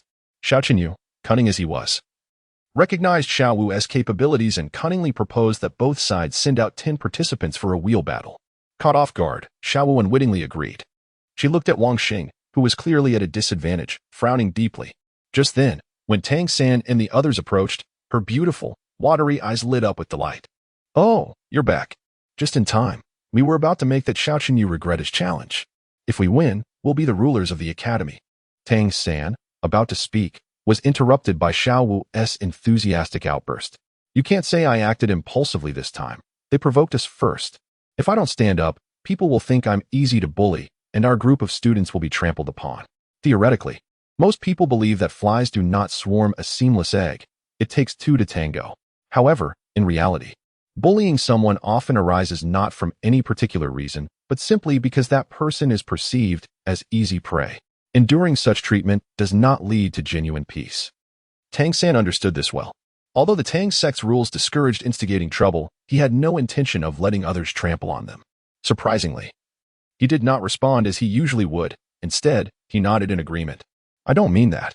Xiao did well this time.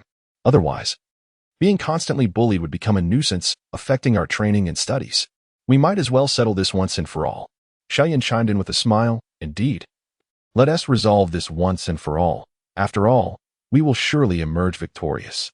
He had encountered similar situations when establishing the Pan Gate at the Jianan Academy, where troubles abounded, and everyone sought to trample the new force.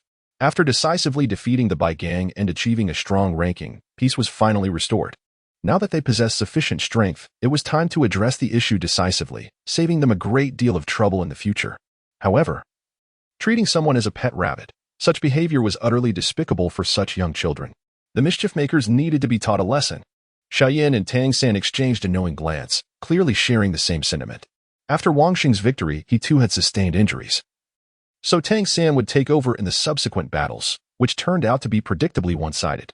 With the addition of his first soul ring, Tang San's attribute soared, far surpassing those of his opponents, coupled with the Xiantian skill and various techniques, rendering him nearly invincible. The older students approached with arrogance, but left dejected, each lamenting their defeat. They found themselves unable to match Tang San's speed, strength, or reflexes. Many did not even comprehend how the battle concluded so swiftly. Who was this newcomer? They wondered, bewildered. This year's students truly harbored hidden talents. It was no wonder they dared to issue a challenge. After witnessing several consecutive defeats, even while wary of Xiao Wu and Xiao Yan, Xianyu realized he had to step in. The few who had previously fallen to Tang San were only slightly below him in strength. He knew he had to defeat Tang San to reclaim his honor. Unexpectedly, Tang San was also an 11th level soul master of equal rank. While others jeered and taunted about defeating the waste blue silvergrass, there remained only one victor, Tang San. With his strength, he could easily overcome opponents of the same rank, even those of higher levels. Utilizing his ghostly shadows, controlling the crane, and those techniques, the toxicity of the blue silvergrass was more than sufficient. Moreover, control-type soul masters inherently held advantages over battle soul masters. Chapter 27, The Leader of the Academy.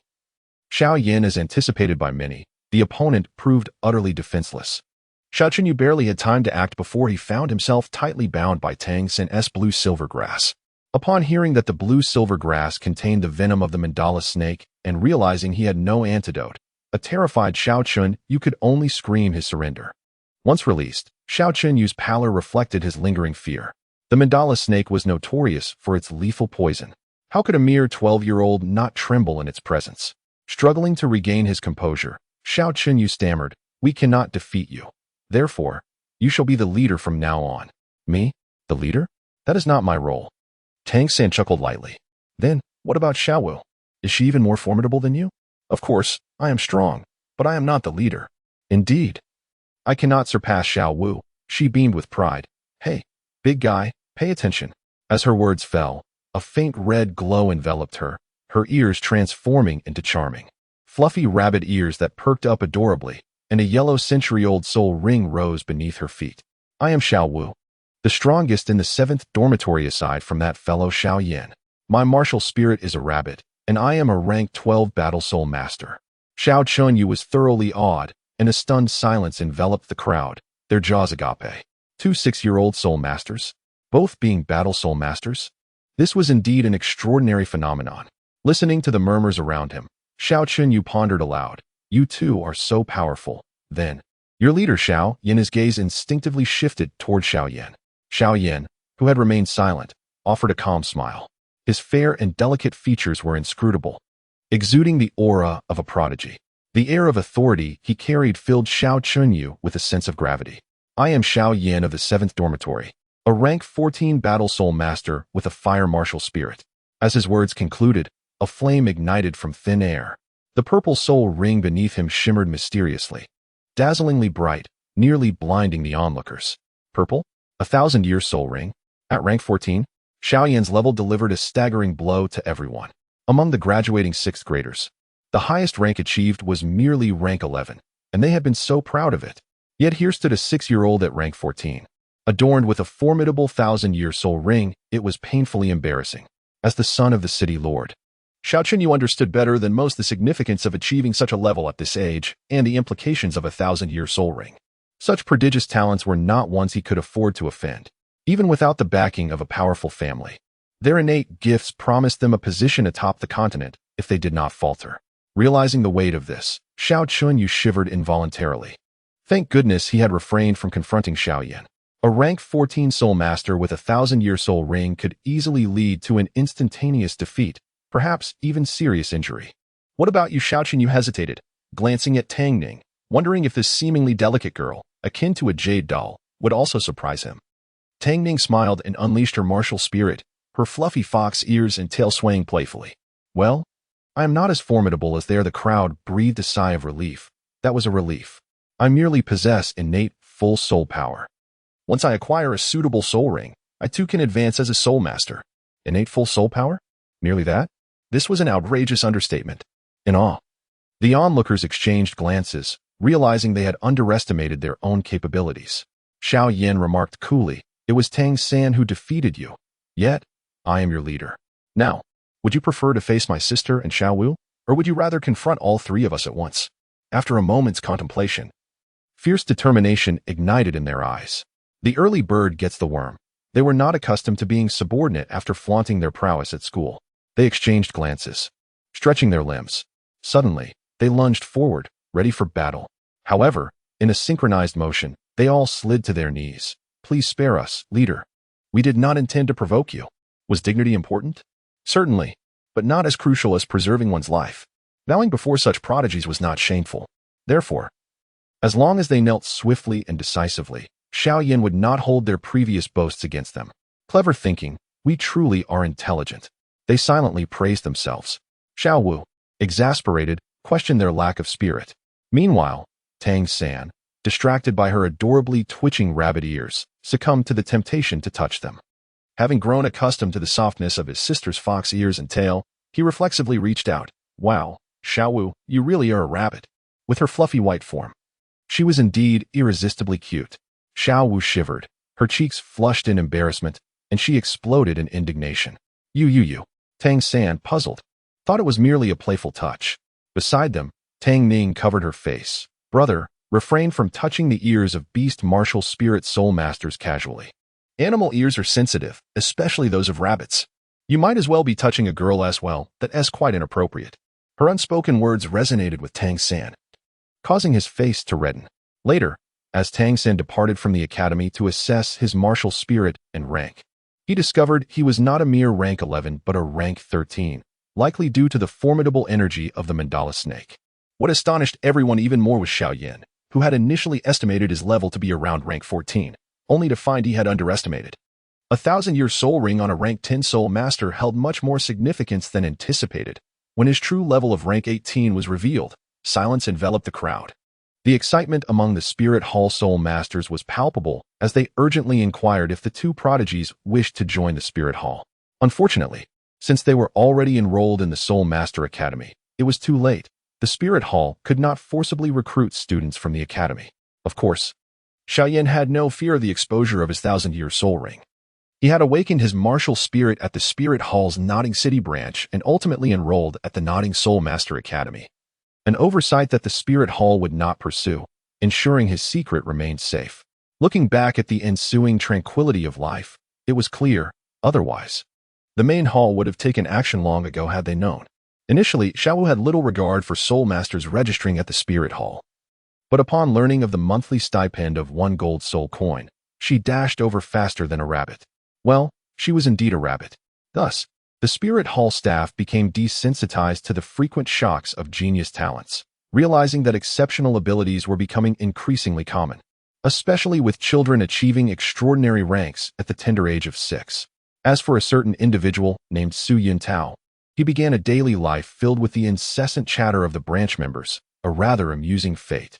Let us observe a moment of silence for him. Xiao Yan became the acknowledged leader of the academy in the eyes of Xianyu, and naturally, he delegated the labor of their part-time work to others. With the remaining time, they all busied themselves with their studies. Chapter 28. The adorable little Wu. Though everyone was busy outside of class, their pursuits varied significantly. Take Tang Ning, for instance, whose stalwart brother, Tang San, under the tutelage of Professor Tang Hao, successfully acquired a position at the blacksmith shop. His remuneration matched that of a professional blacksmith, earning 1 silver coin per month. This development brought Tang San a modicum of excitement, for having surplus funds is indeed a blessing. Beyond saving for materials to forge hidden weapons and concoct poisons, he also had a younger sister to care for. The delicate young girl was unlike her male counterparts and required a touch more finesse. Thus, from that day forth, Tang San adopted a life that revolved around attending classes, training in the dormitory, and laboring at the blacksmith shop. In contrast, Xiao and Tang Ning enjoyed a considerably more leisurely existence, making steady progress in their soul power without much training or attending classes. They spent their days meandering through the academy, engaging in casual strolls, shopping, and enjoying afternoon tea. You may wonder where Tang Ning acquired her funds. Well, she had some of the Ming family's reward coins temporarily entrusted to her by the master. Moreover, since the master had never raised a daughter, he believed that a dainty young girl like Tang Ning would naturally have considerable expenses, especially for someone as lovely and charming as her. It was only fitting that she dined well, drank heartily, and donned beautiful attire, receiving a generous allowance of coins every time. Were it not for Tang Ning's genuine youth at merely 6 years old, she might have been spoiled beyond repair. Nevertheless, she fretted over the little roundness that had appeared around her waist. This simply would not do. She needed to find something to occupy her time. Indeed, one cannot be too self-indulgent, and as Tang Ning lamented her desire to lose weight, fate had other plans. 2 months later, the master took the group to another area, a forest where soul beasts were nurtured by the empire, to procure a soul ring for Tang Ning. It was imperative, as she was the only child among the 3 who had yet to acquire a suitable soul ring. The sooner, the better. After all, her continued training was at stake, and her martial spirit was not inferior to anyone else's. Even the master, who had encountered many martial spirits, considered hers to be among the finest. As for the rationale behind bringing along Tang San and Xiao Yan, the master had quickly recognized the extraordinary combat prowess of these 2 children, which belied their age and stature. The toxic and controlling properties of Tang San's blue-silver grass combined seamlessly with Xiao Yan's explosive fire, creating a synergy that transcended mere arithmetic. Their combined strength was far superior. With such formidable allies, the master would be remiss to venture forth alone with a young girl. Should any misfortune arise, how could he possibly explain it to Tang San and that individual? Upon Tang Ning's departure, Xiao found herself at a loss. Moping for several days, her spirits dampened to the point where even her favorite carrot cake and milk tea could not lift her mood. She languished at her desk in the dormitory, her eyes vacant, muttering, "Oh, why has Tang Ning returned yet? It's been over 10 days. Didn't they say they'd be back in 7 or 8 days? I'm so bored." Moreover, with both Tang San and Xiao Yan gone, there was no one left to keep her company. Feeling despondent, Xiao instinctively manifested her rabbit ears, playing with them in a display of her discontent. When Tang Ning and Tang San entered, they exchanged amused glances, realizing just how bored Xiao had become. Wow, Xiao usually doesn't let us touch her ears. But look at her now, having fun by herself. Tang Ning remarked with a smile. Xiao, elated to see them, rushed over and enveloped them both in a warm embrace. What? Ning and Tang San are finally back. Come on. Let us go to the dessert shop and indulge in some treats while you tell me all about your adventures. She tugged at their hands, eager to dash outside. Tang Ning chuckled. Wait a moment. We just returned. Can't you let us catch our breath? You're going to wear me out, Xiao. Let us not rush. First, we should have a meal, she suggested. All right, today's treat is on me. Order whatever you want. Xiao exclaimed, waving her hand generously. Raising an eyebrow, Tang Ning smirked mischievously, revealing her cute little tiger teeth and charming dimples. However, that dress you're wearing seems to be the most expensive one in the boutique, costing a full 8 silver coins. If I recall correctly, you Haven Tea saved much money recently, and even owe my brother several coins. Do you really have enough left to treat us? Tang San, without hesitation, nodded seriously, suppressing a laugh. Xiao stammered. Oh, this is awkward. Realizing the predicament, she mustered her confidence. Xiao always keeps her word, and I said to order freely, so how could I possibly be unable to pay? Tang Ning laughed and replied, all right then. I'll order 10 of the most expensive dishes. After all, you did say so. Our Xiao always keeps her word.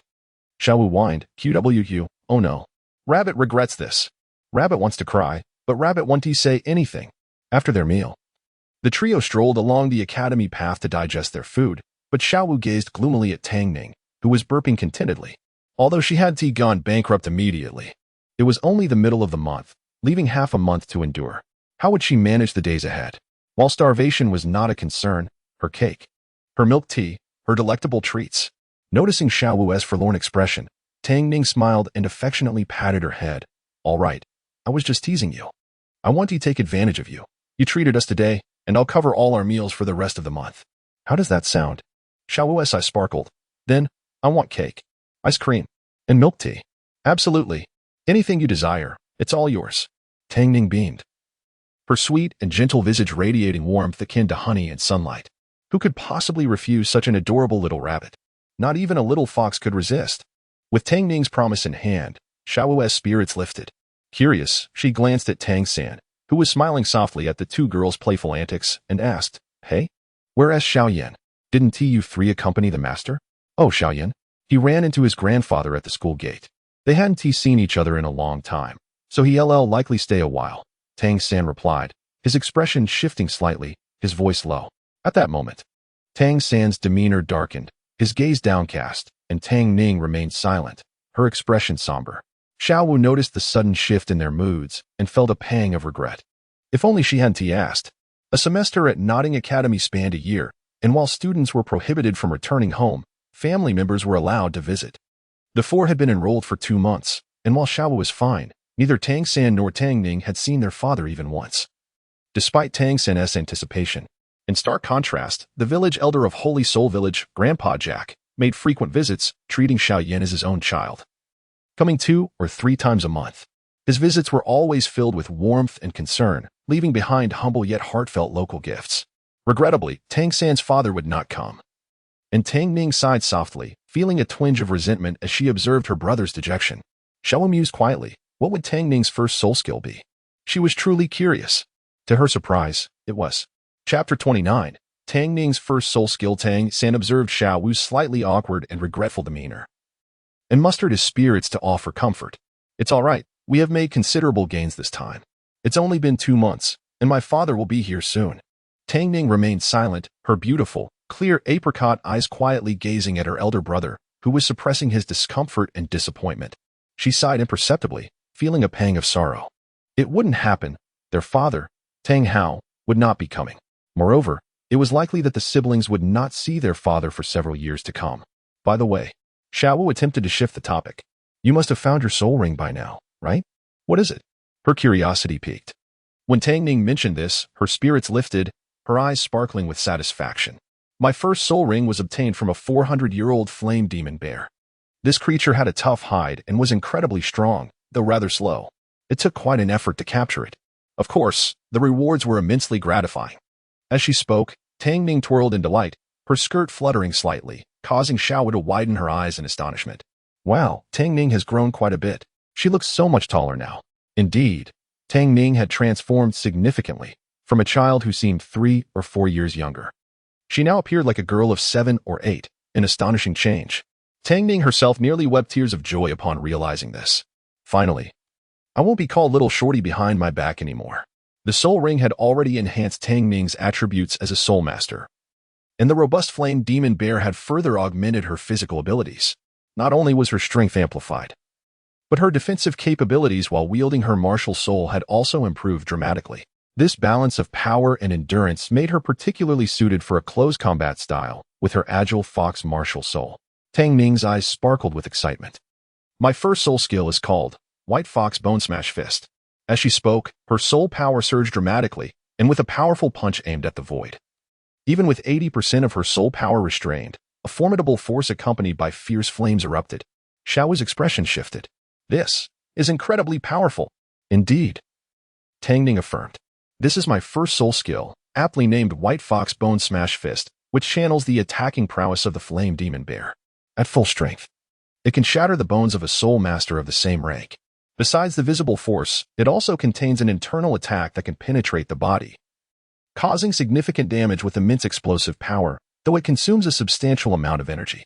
With my current soul power, I can only execute it 4 times at full strength. She shrugged, feeling a hint of regret. Even so, that's still impressive. Such a powerful soul skill. I might not be able to withstand it myself.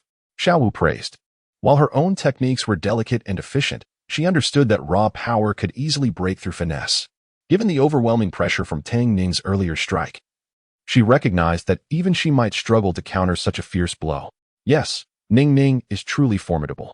Tang San felt a wave of relief. Knowing his sister possessed such self-defense capabilities eased his worries. The trio enjoyed a rare moment of leisure, wandering around Notting City. On their way back to the academy, Xiao Wu, unable to contain her excitement, engaged Tang San in a sparring match while Tang Ning retreated to her room to rest. As she pushed the door open, she nearly collided with Xiao Yan, who was exiting at the same moment, causing her to stumble. Quick to react, Xiao Yan instinctively caught her around the waist with one hand while the other secured her shoulder, stabilizing her just in time. Are you all right? Did you hurt yourself? Xiao Yan inquired with concern, noticing her silence as she cast her gaze downward, her cheeks slightly flushed. Seeing her silence, he furrowed his brow, wondering if he had been too late to help and if she had injured her limbs. Just as confusion clouded his mind, Tang Ning slowly ground her teeth.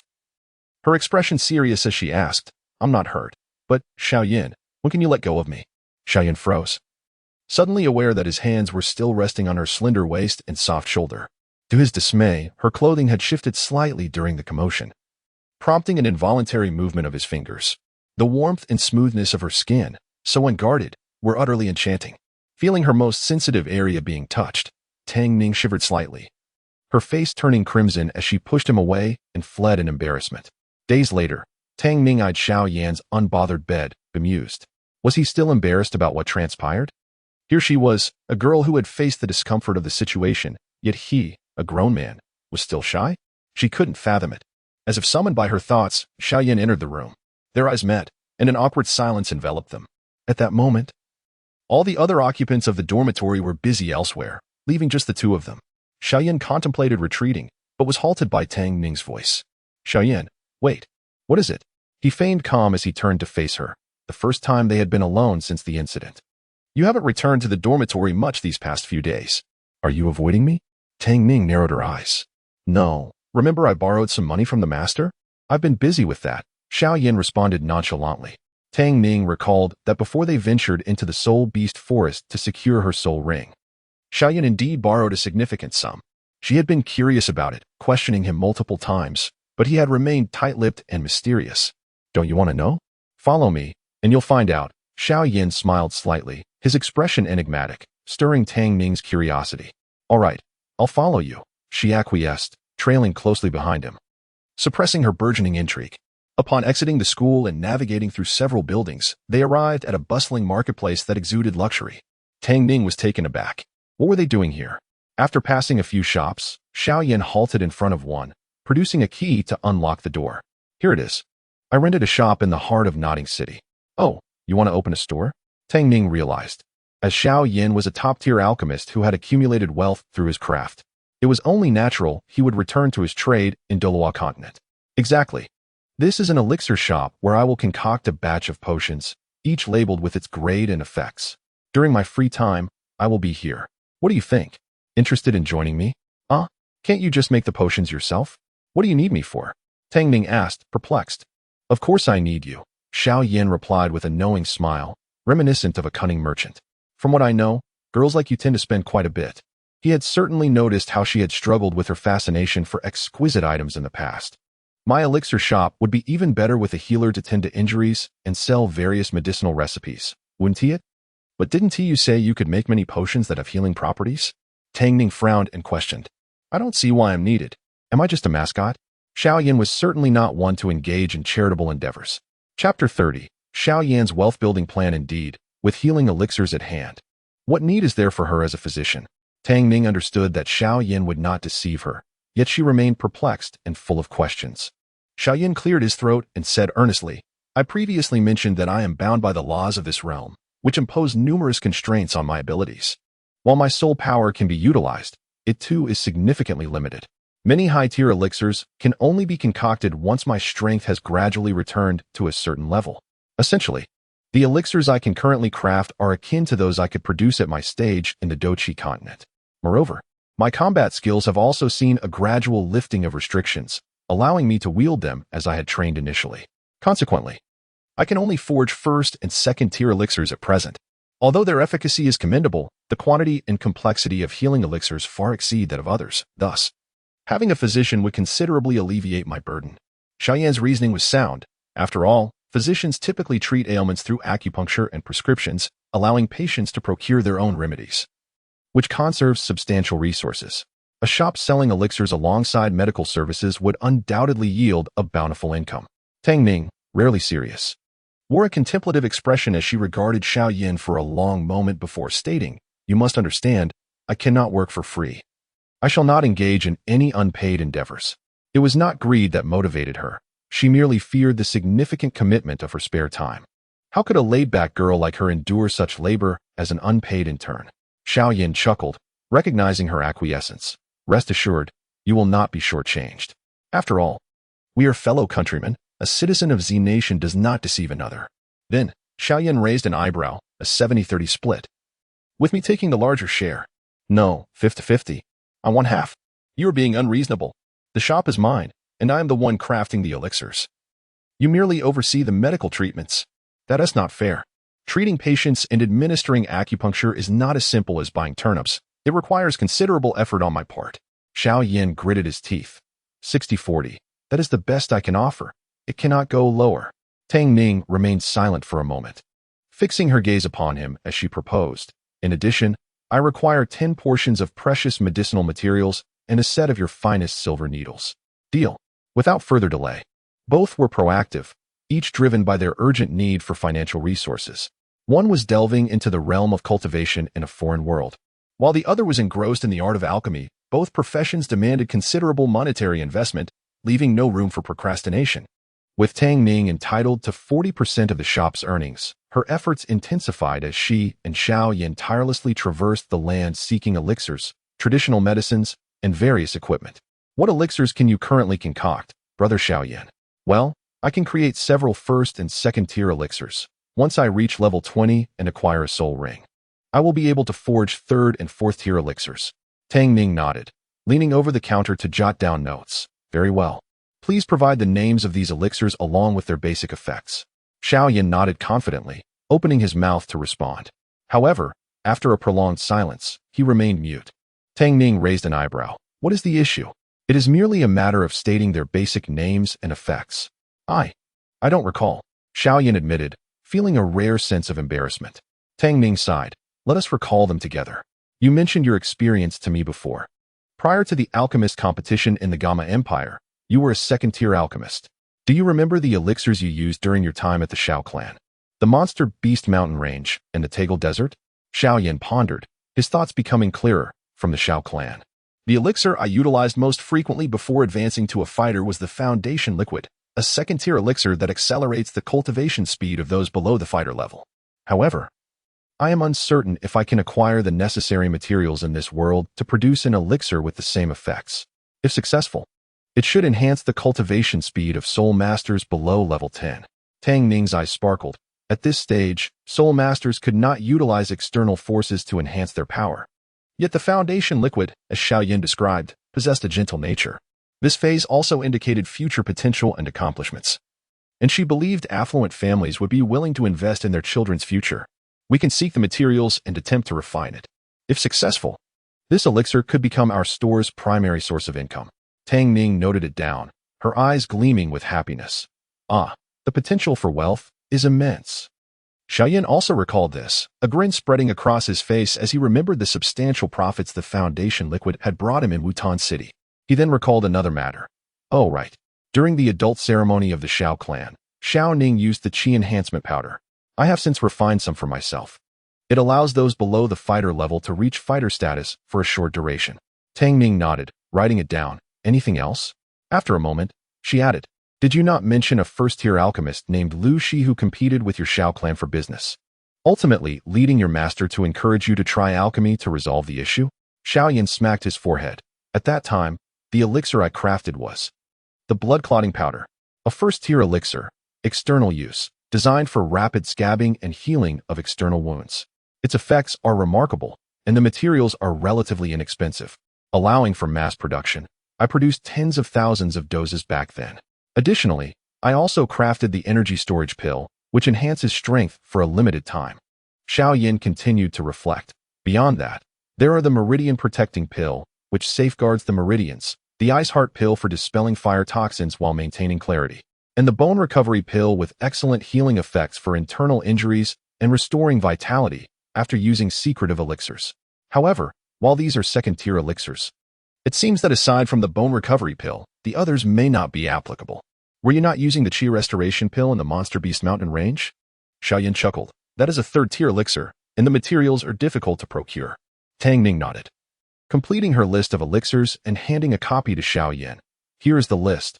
I have documented everything. 1. Cultivation elixirs. Second-tier foundation liquid. Enhances cultivation speed for fighters' soul masters below level 10. Key point, potential for the largest revenue source. Priority. First-tier fire concentration pill. Increases the absorption rate of fire energy during cultivation. 2. Healing elixirs. First-tier blood clotting powder. External use. Facilitates rapid scabbing and healing of wounds. Strong efficacy. Inexpensive materials. Suitable for bulk production. Second-tier bone recovery pill. Accelerates recovery from fractures and internal skeletal injuries. Second-tier vitality pill. Aids recovery from internal injuries and restores vitality after using secret elixirs. 3.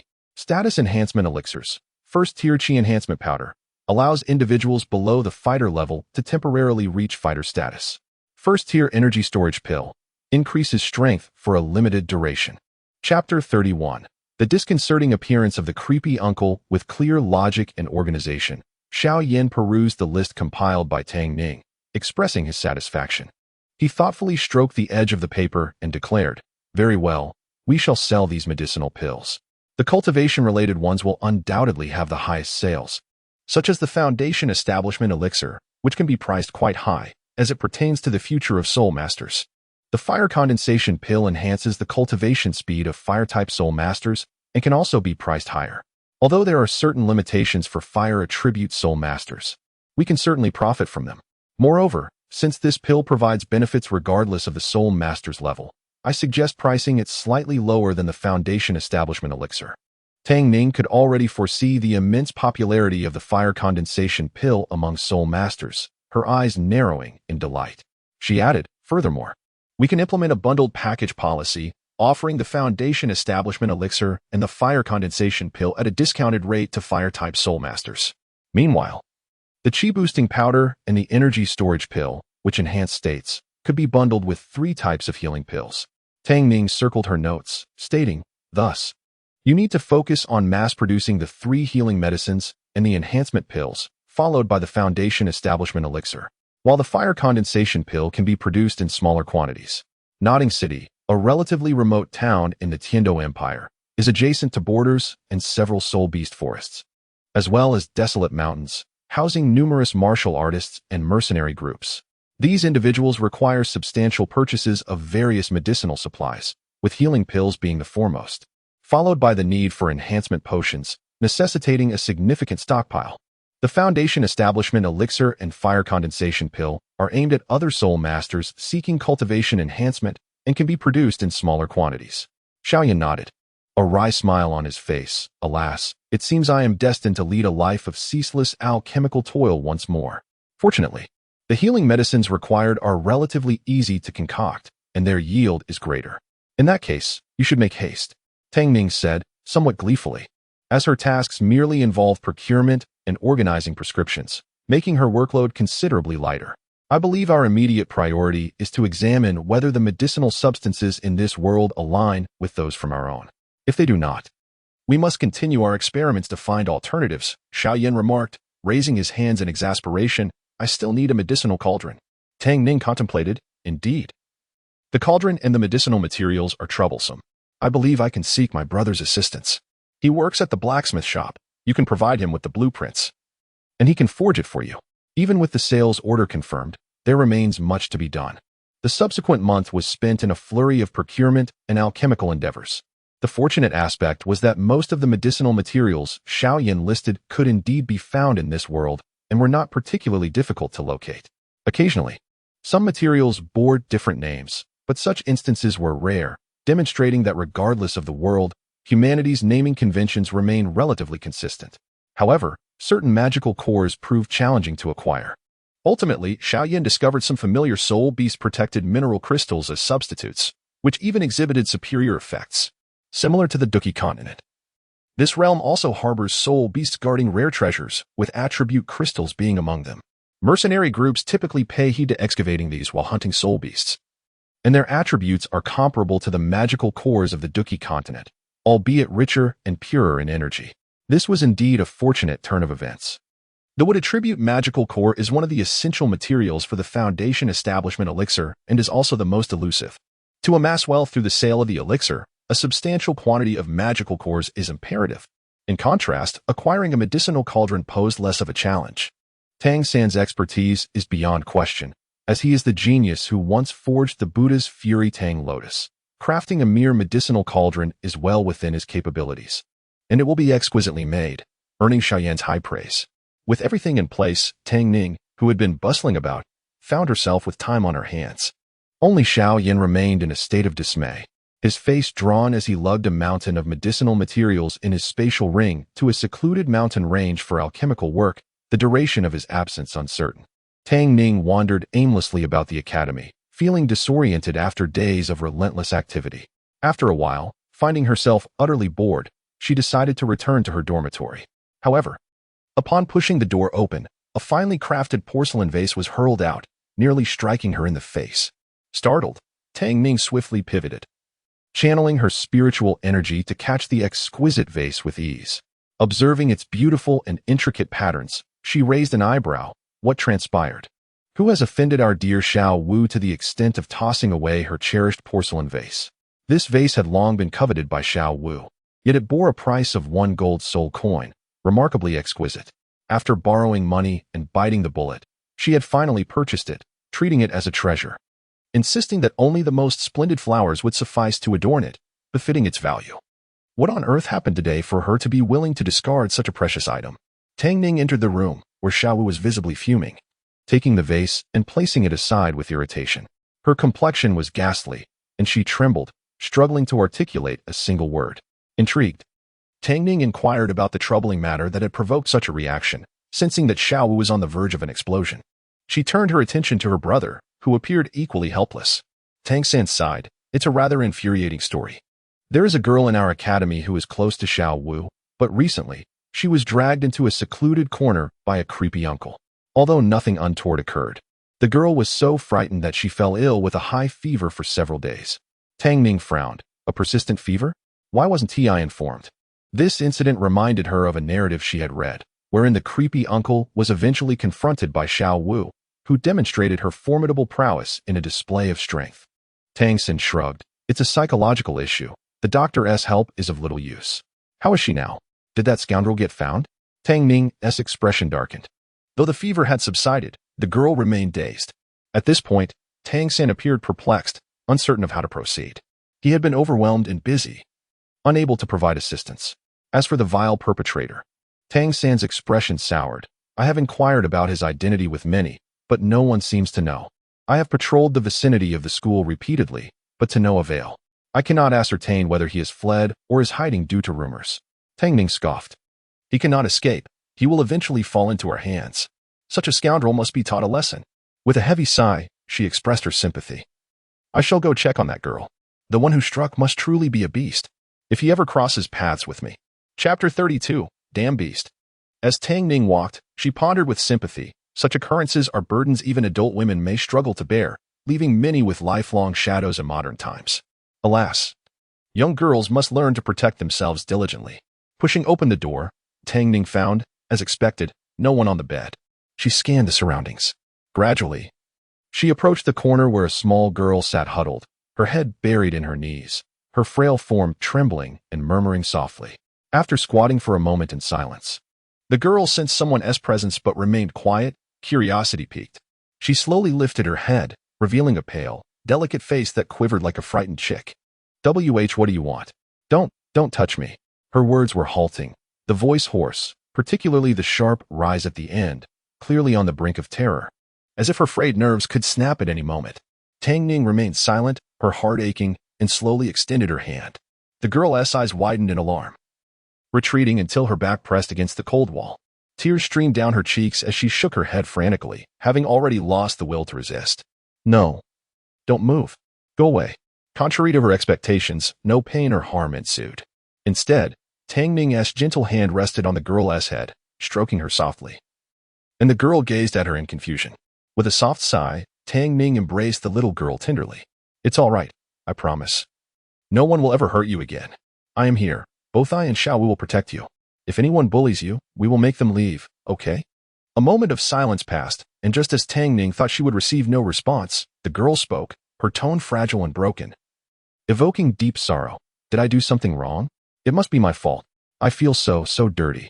Tang Ning suppressed her own heartache and continued to firmly soothe the trembling girl's back. How could it be? This is not your fault. That man deserves to be punished. Rest assured, he will pay for his actions. Her comforting expression was warm and sweet, instilling a sense of safety. Yet, unbeknownst to the girl, Tang Ning's usually gentle face was now icy, her pupils fierce, radiating a ruthless aura. Did anyone truly believe she could be easily bullied? The girl, whose martial spirit was a divine fox, could appear sweet and soft in front of her brother and Xiao Yan.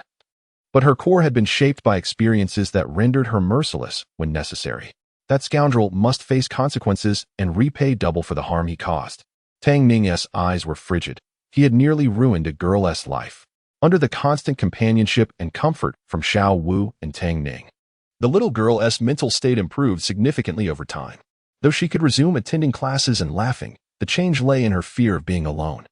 As for the lecherous uncle who dared to lay a hand on her, he had yet to reappear, though the matter remained unresolved. There was good news. Xiao Yan returned from his seclusion, sporting dark circles under his eyes and a ring full of medicinal pills. Exhausted upon his return, Xiao Yan lacked the energy to converse. He slept for 2 days and nights, then replenished his strength with a hearty meal. So, can we open the shop now? Tang Ning rested her head on the table, her spirit low. Xiao Yan raised an eyebrow in surprise. Oh, that is not urgent. We have a few days until the break. Let us wait until we're home for a while before deciding. Yet, he noticed that both Tang Ning and Xiao Wu, along with Tang San, appeared weary. Why do you all look so tired? I'm the one who has been relentlessly refining pills. Tang Ning sighed and exchanged glances with Xiao Wu, gritting her teeth. If we catch that pervert, we'll beat him to a pulp. I'll make him understand why flowers are so red. Tang San remained silent but nodded seriously, a palpable aura of killing intent surrounding him. Xiao Yan was taken aback. Usually, the Tang San siblings were gentle and easygoing. Why were they so fierce this time? Someone was bound to be unfortunate. Raising an eyebrow, he casually rested his head on his arms. Oh, what has upset the two little princesses? Tang Ning inhaled deeply and spoke with a somber expression. Xiao Yan's demeanor shifted slightly, his arms dropping as he spoke with gravity. That is indeed infuriating. He must be punished and cannot be let off lightly. Have you found him yet? The expressions of the group shifted from righteous indignation to frustration. We know he must be dealt with. But we've been patrolling day and night for several days without a trace. Xiao Yan squinted. Don't worry. I have a premonition that we will meet this beast again soon. Skepticism flickered among them, yet Tang San's spirit lifted slightly. The break is coming soon. We can go home. A year had passed, and Tang Hao had not come once, leaving Tang San filled with disappointment. Observing her brother's eager anticipation, Tang Ning hesitated, sighed, and said nothing. She understood that upon returning, there would be no one waiting, no sight of Tang Hao, and for the coming years, he would remain absent. Tang San could not fathom that the last time he left the Holy Soul Village would be the final farewell to his father, with their next encounter occurring at the Spirit Hall, at a moment of life and death. A few days later, during the break, Xiao Wu, having nowhere to go, joined the three on their return. From a distance, Tang San spotted the dilapidated sign of the blacksmith shop and dashed forward, surprising Xiao Yan and Xiao Wu. Tang San's character was typically calm, and he and Xiao Yan appeared remarkably mature. It was rare to see such a childlike, unstable side of him. Unfortunately, Tang Hao was not there. The arrival of Grandpa Jack confirmed this. As he left a letter that conveyed a single truth to Tang San, he would not see his father anytime soon.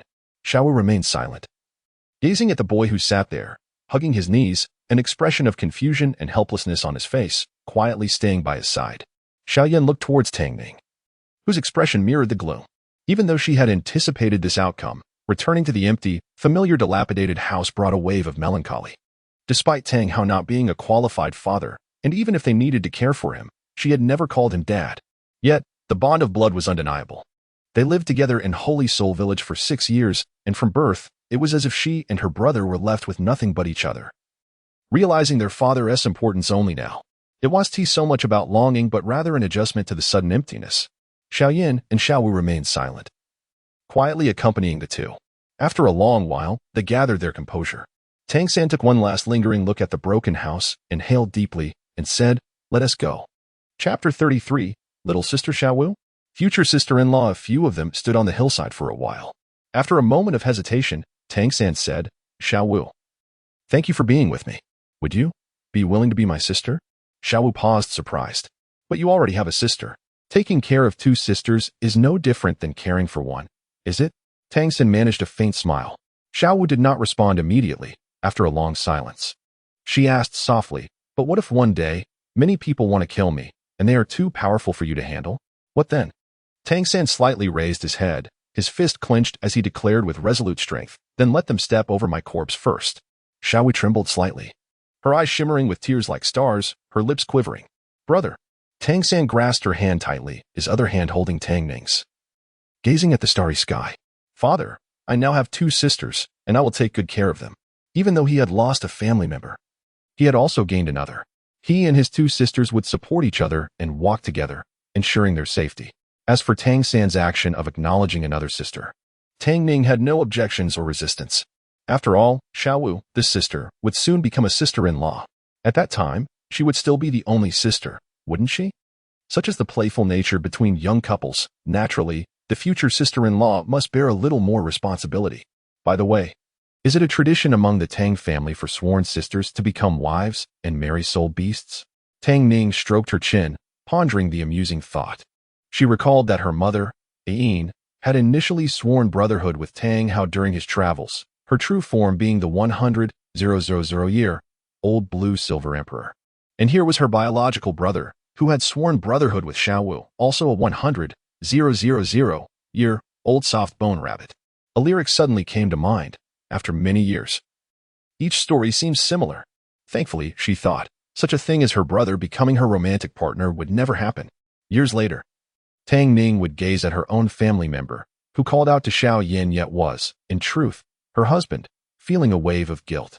The slap to her face was quite painful, yet undeniably fragrant. The great Emperor Yan's golden thigh was indeed delightful to cling to, albeit unintentionally embracing someone else's wife. Tang Hao, who had just married off his son and was now marrying off his daughter, was bewildered. What is happening? Have I been robbed of my family all at once? Under the magnificent Haotian crown, he questioned life online, seeking solitude. Upon returning to the academy, the relationship between Tang San and Xiao grew considerably closer, while his biological sister wore a strangely comforting smile. Unbeknownst to their father, the pig of your family had grown up and could now root for cabbage. Oh no, I meant rabbits. What disheartened everyone, however, was that the lecherous uncle who had harassed the young girl remained unfound, as if he had vanished from the face of the earth. This left Tang Ning somewhat puzzled. It seemed the novel mentioned that this scoundrel had been dealt with by Xiao's powerful grappling technique. How could he possibly remain elusive? Some argued that this occurred during their time at Shrek Academy, and Tang San had expressed fear, recalling that the Nodding Soul Master Academy had dealt with a lecherous uncle using Xiao's most violent technique. Thus it must have been during their time in Nodding City. Yet, novels are merely fiction, and this is reality. Discrepancies are to be expected, especially regarding a brief narrative event. Setting aside this matter, everyone returned to the academy, and life resumed its normal rhythm. After spending some time with old Jack, Xiao Yan returned as well, and their pharmacy officially opened. The two, lacking creativity, simply named it pharmacy. Surprisingly, the new establishment attracted crowds on its opening day, bustling with activity. Just as everyone thought it was merely the novelty of a new shop, the following 6 months saw an unceasing flow of customers, delivering a significant blow to their expectations. Xiao Yan and Tang Ning's shop grew increasingly popular, gradually expanding its influence from Nodding City across the continent. This was both unexpected and anticipated. While others marveled and envied, Xiao Yan remained unfazed. In the Douluo continent, elixirs are highly sought after by countless powerful individuals. There was no reason to believe that merely changing worlds would alter this fact. Such items, which ignited fervor and provided immense convenience, were far more reliable than any weapon or artifact, as they could save lives in critical moments, naturally garnering widespread admiration. In a world where strength reigned supreme, what could be more important than life and power? As Tang Ning had surmised, the wealthy did not hesitate to spend lavishly on elixirs for their children, ensuring they had an edge from the very start. Soon, the tale of an extraordinary pharmacy in Nodding City spread, and the alchemist Xiao Yan became a highly sought-after figure within the Tiando Empire. Of course, the incredible little Dr. Tang Ning also gained immense fame. With countless individuals waiting at the pharmacy's door, offering substantial sums and gifts in hopes of securing her services. In contrast to the busy lives of Tang Ning and Xiao Yan, who juggled their studies and the pharmacy while treating patients, Xiao Wu enjoyed a much more leisurely existence. She indulged in food and drink daily, rarely engaging in training, attending classes at her whim, living like a carefree aristocrat. Sometimes, when boredom struck, she would happily assist at the pharmacy, where Xiao Yan was quite generous with his pay. Occasionally, they would wait together at the blacksmith shop for Tang San to finish work, then go shopping together. Just when Tang Ning thought she would spend the remaining 5 years of her academy life leisurely amidst the hustle and bustle of daily life and earning money, an unexpected turn of events caught her off guard. Though the novel casually transitioned 5 years into the future, this was a tangible world, and all the omitted experiences would inevitably arise. Unlike a television series that fast-forwards to the next episode, life unfolds day by day. It must be noted that while Tang San was typically busy, his priorities rested not solely on training or hidden weapons, but rather on his two sisters, his biological sister Tang Ning and his sworn sister Xiao Wu. The matters concerning these two young ladies naturally outweighed all else in his heart. Thus, Tang San pushed open the door, his expression resolute, as if he had something significant to announce. Wang Sheng, Tang Ning, Xiao Yan, and a few others were present, all sitting up straight in anticipation. Tang San declared, "Let's go out for a meal together." "What? Eating?" The usually stoic and disciplined Tang San, a training fanatic, was inviting them. The group exchanged glances, and Wang Sheng timidly raised his hand. "So, will it be a split bill or?" Xiao Yan chuckled, waving his hand generously. "It's all on me. My shop has earned quite a bit this month." "Wow, the boss is generous. Quickly, let's get ready to go out." Everyone cheered. The dormitory members followed Tang San to the recommended restaurant, which turned out to be a hot pot establishment, one that Xiao Wu and Tang Ning adored. They had visited frequently since its opening last month, regardless of the weather. Xiao Yan was aware of this preference but chose not to comment. The group was small, so they divided into 3 tables, with the 4 of them seated together. Tang Ning rested her chin on her hand, calmly observing Xiao Wu excitedly ordering 3 large plates of carrots, 1 plate of pumpkin cakes, and I want carrot juice and carrot-filled pastries. "Oh, and also, I knew it would be this way." Tang Ning sighed in resignation. She turned her head and found her brother's face filled with tender indulgence. She facepalmed, truly lacking boundaries. Outside, several ominous eyes opened, accompanied by a sinister glint, foreboding an ill fate, while those inside remained blissfully unaware. Chapter 34. The intoxicated beauties on a night of terror. At this moment, the crowd remained blissfully unaware of the impending crisis. After all, who could have predicted that the usually serene city of Notting would face such turmoil, especially in its very heart? As Xiao Wu chattered incessantly, Tang Ning found herself at a loss for words. This simply could not continue. She had to intervene. The thought of a delightful hot pot meal turning into an endless feast of carrots sent shivers down her spine. Urgently, she interrupted Xiao Wu. "No more ordering, or we shall end up with a rabbit's feast. You are the only rabbit here, you know?" Reluctantly, Xiao Wu handed the menu back to Tang Ning, her disappointment palpable. "But carrots are so delicious. How can anyone not like them? They are simply the most exquisite food in the world." Tang Ning, maintaining an air of aloofness as if untouched by earthly delights, took the menu with a calm demeanor. Yet, her rosy lips did not cease their chatter. 1 bowl of chicken soup, 2 servings of fried chicken nuggets, 2 fried chicken legs, a basket of chicken dumplings for appetizers, and for the main course, chicken meatballs, chicken sausages, chicken thighs, and chicken slices, 4 plates of each. Additionally, the table fell silent, the group exchanging incredulous glances. "And what about you, Xiao Wu? Isn't your order just as excessive?" they mused. Wang Sheng leaned in quietly, addressing Xiao Yan and Tang San. "Aren't you two going to say something to these girls? If you don't, it looks like we will all be left with nothing but carrots and chicken." Tang San replied nonchalantly, "What is wrong with carrots? They are sweet and crispy. I'm not picky. Let Xiao Wu order whatever she desires." Xiao Yan added, "And what's wrong with chicken? It's quite delectable. I enjoy chicken soup and fried chicken, and I can eat plenty without wasting any." It was a jest. Xiao Yan was a regular at fast food chains, relishing a multitude of chicken delicacies without a hint of concern. The group sighed collectively. "Xiao Yan, what about your principles? And Tang San, aren't you typically more serious?" After the 2 girls finished placing their orders, Xiao Yan and Tang San opted for a modest selection of mushrooms, lettuce, cabbage, and potatoes, much to the relief of their companions. Thank the heavens! As the steaming, spicy broth was served, Tang Ning eagerly began to prepare the chicken slices. while Xiao Wu excitedly poured the contents of the carrot platter into the pot. Wang Sheng and the others observed their table in silence. A balanced meal, they noted, with a variety of dishes, devoid of the overwhelming presence of carrots and chicken. What a blessing. A student working part-time whispered, Wang Sheng. Why does Xiao Yan's table only have a bit of vegetables and chicken, while ours has such a wide variety? Wang Sheng buried his face in his hands. Because we don't have a rabbit or a fox here. Oh, I see. Aren't tigers carnivorous? He suddenly realized, glancing curiously at Wang Sheng. Isn't your martial spirit a battle tiger? Wang Sheng, with a straight face, responded, have you never seen a vegetarian tiger? Anyone who dines with Tang Ning daily would likely crave a vegetarian meal. The hot pot establishment also offered fruit wines, low in alcohol content, yet within a few hours, the two girls began to sway unsteadily. Xiao Wu's bright, glistening eyes struggled to focus, her cheeks flushed, resembling an adorable little rabbit. Tang Ning's clear eyes also appeared dazed. Their delicate faces were rosy, leaving one to wonder whether it was the intoxication or the spicy hot pot affecting them. Xiao Yan and Tang San exchanged helpless glances, knowing they had attempted to dissuade them from drinking, but to no avail.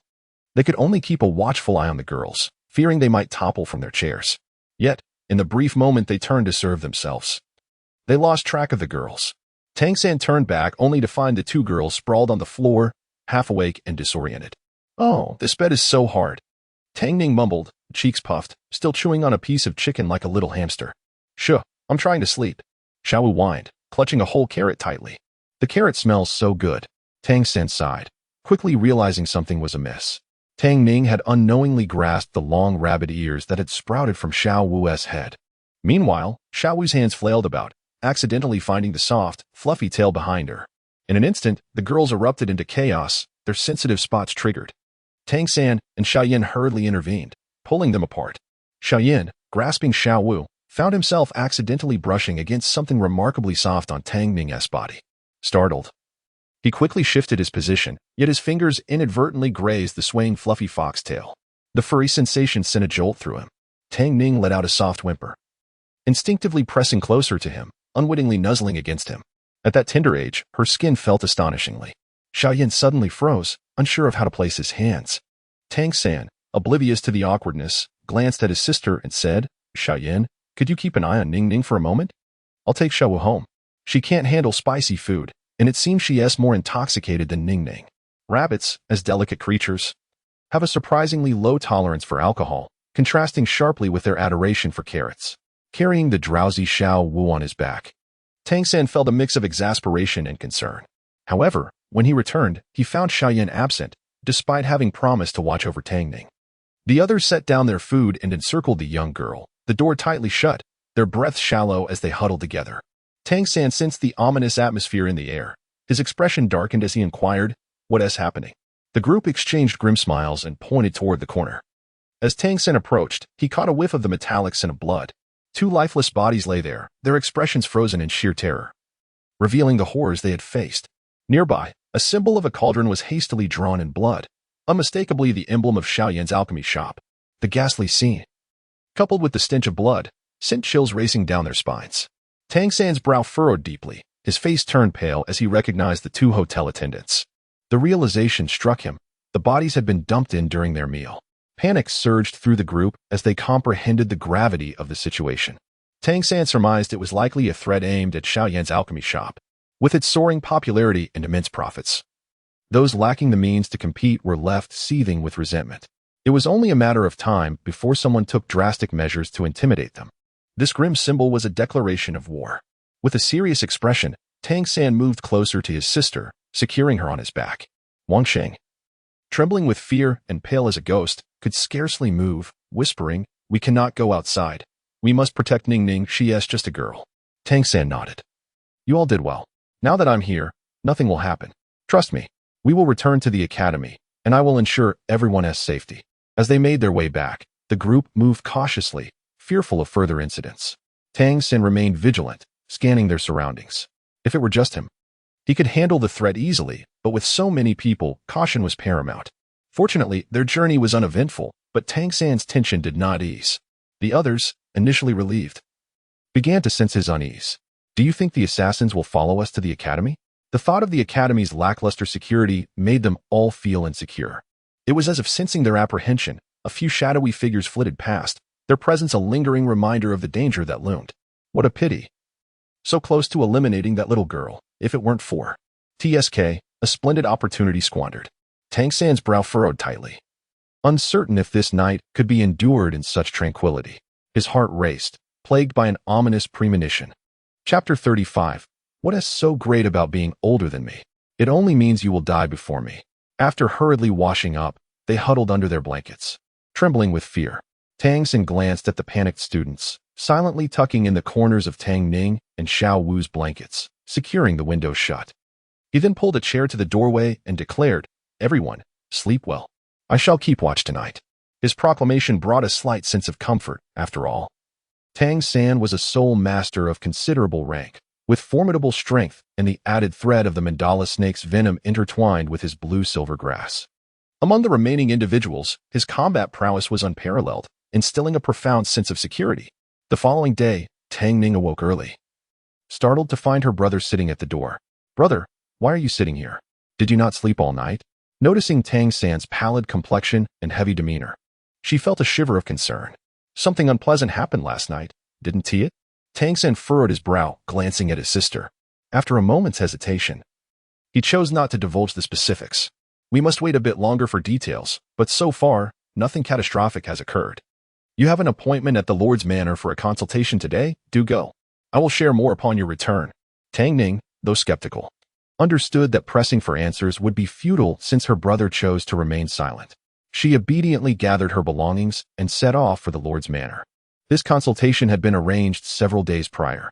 A few months ago, Lady Xiaocheng, the Lord's wife, had fallen gravely ill, and after many doctors failed to aid her, it was Tang Ning who had saved her life.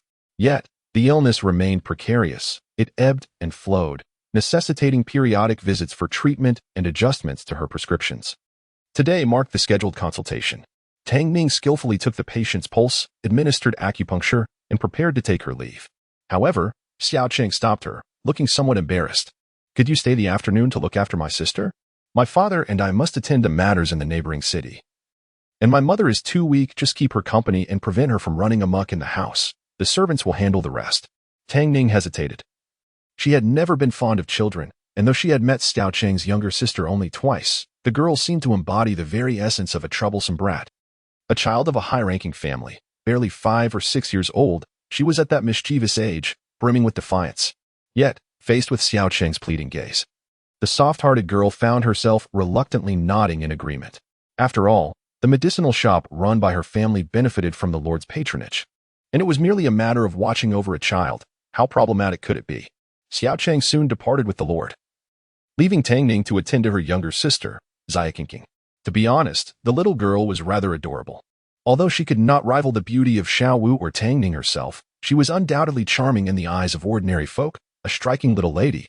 Xianyu bit her lip, scrutinizing Tang Ning intently before her eyes narrowed slightly. "Hey, are you the lowly commoner my brother summoned to play with me?" A nearby maid gasped in shock. "Miss, you must not speak to Dr. Tang in such a manner. It is far too." Though young, Tang Ning possessed exceptional medical skills and a formidable reputation in Notting City.